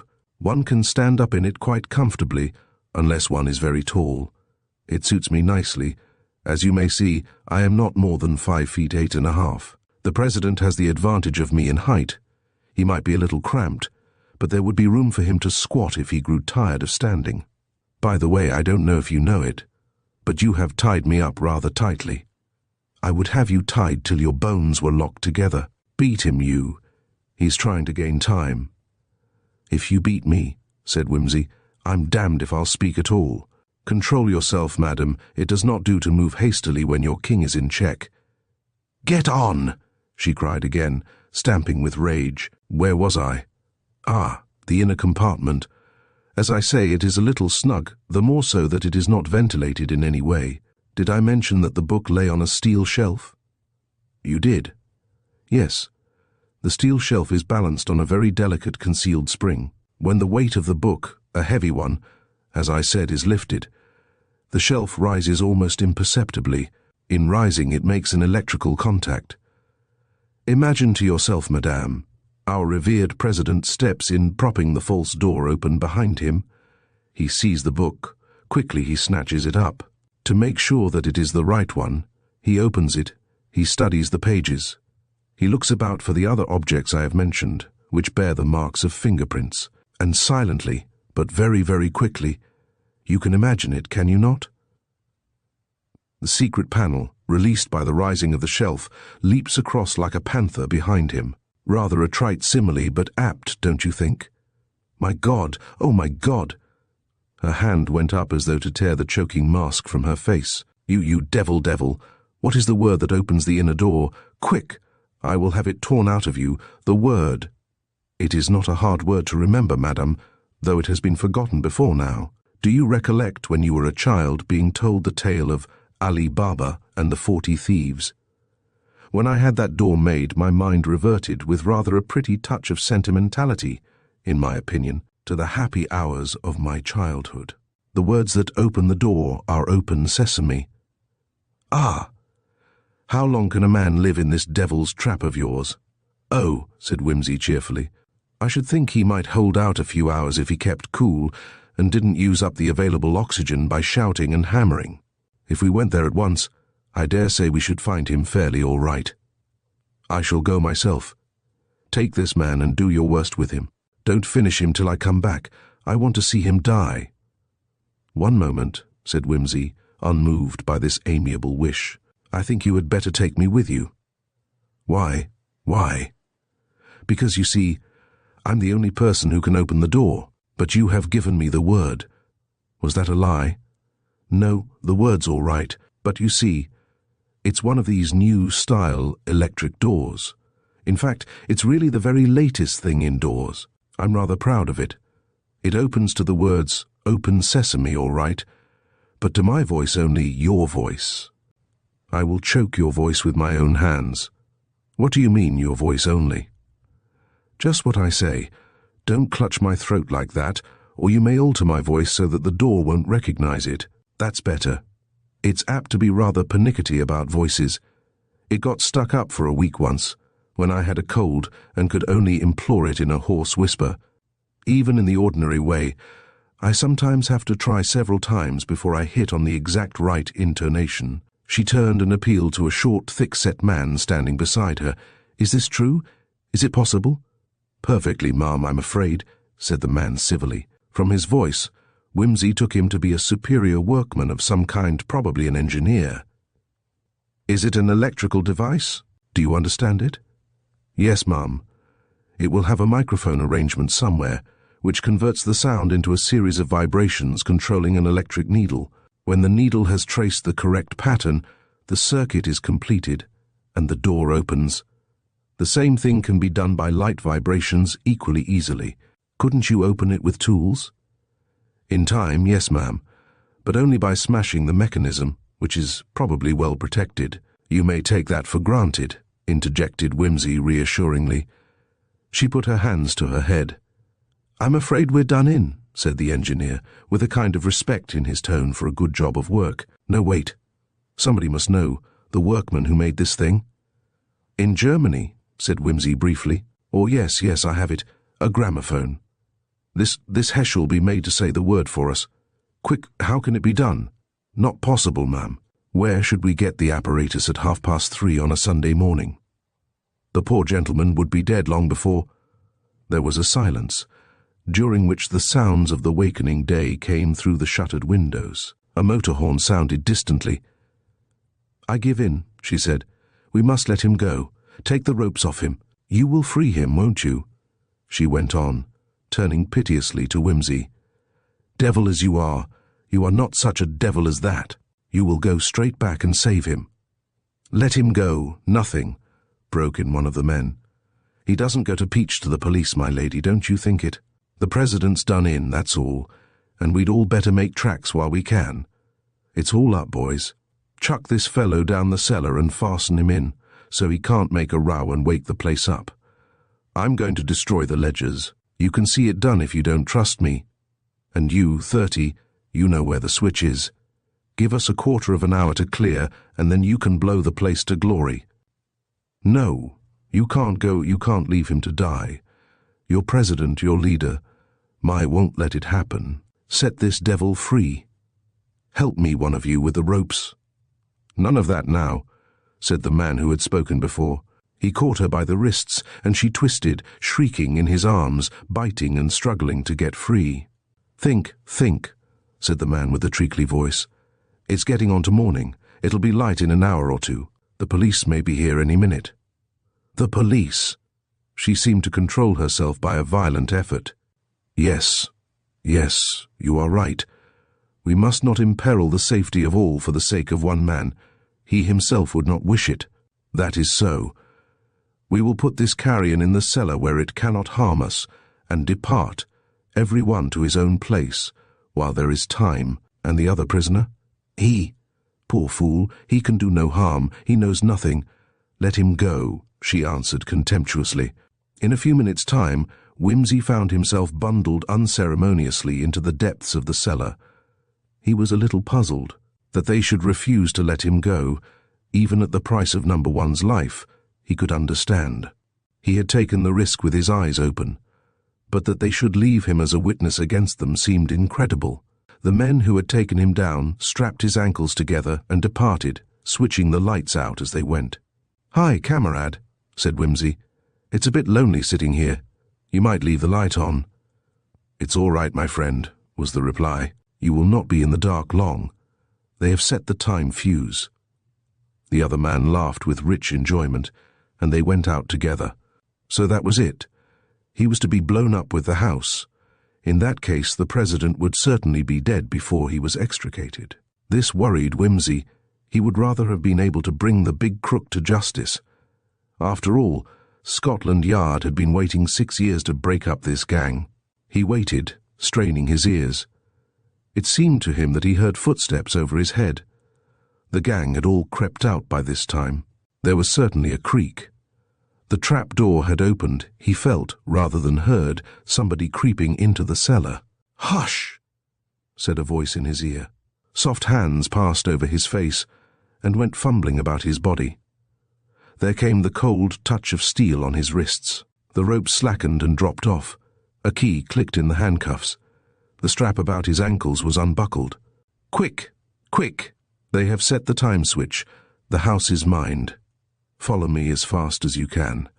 I stole back. I said I had left my jewelry. It was true. I left it on purpose. He must be saved, only you can do it. "Make haste." Wimsey, staggering with pain, as the blood rushed back into his bound and numbed arms, crawled after her into the room above. A moment, and she had flung back the shutters and thrown the window open. "Now go, release him, you promise?" "I promise, and I warn you, madame, that this house is surrounded." When my safe door closed, it gave a signal which sent my servant to Scotland Yard. "Your friends are all taken." "Ah, but you go, never mind me, quick. The time is almost up. Come away from this." He caught her by the arm, and they went running and stumbling across the little garden. An electric torch shone suddenly in the bushes. "That you, Parker?" cried Wimsey. "Get your fellows away. Quick! The house is going up in a minute."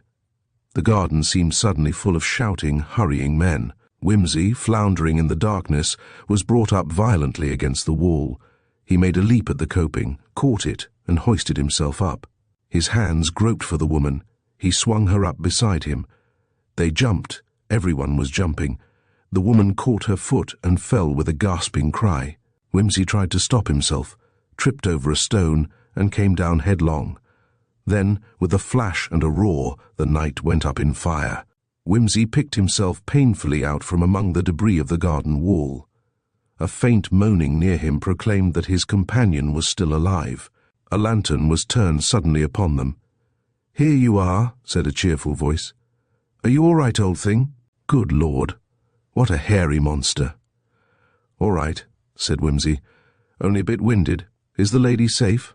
"I'm arm broken, apparently otherwise sound. What's happened?" "About half a dozen of 'em got blown up, the rest we've bagged." Wimsey became aware of a circle of dark forms in the wintry dawn. Good Lord, what a day! What a comeback for a public character. "You old stinker, to let us go on for 2 years thinking you were dead. I bought a bit of black for an armband." "I did, really. Did anybody know besides Bunter?" "Only my mother and sister. I put it in a secret trust, you know, the thing you send to executors and people. We shall have an awful time with the lawyers, I'm afraid, proving I'm me. Hullo, is that friend Sugg? Yes, my lord, said Inspector Sugg, grinning and nearly weeping with excitement.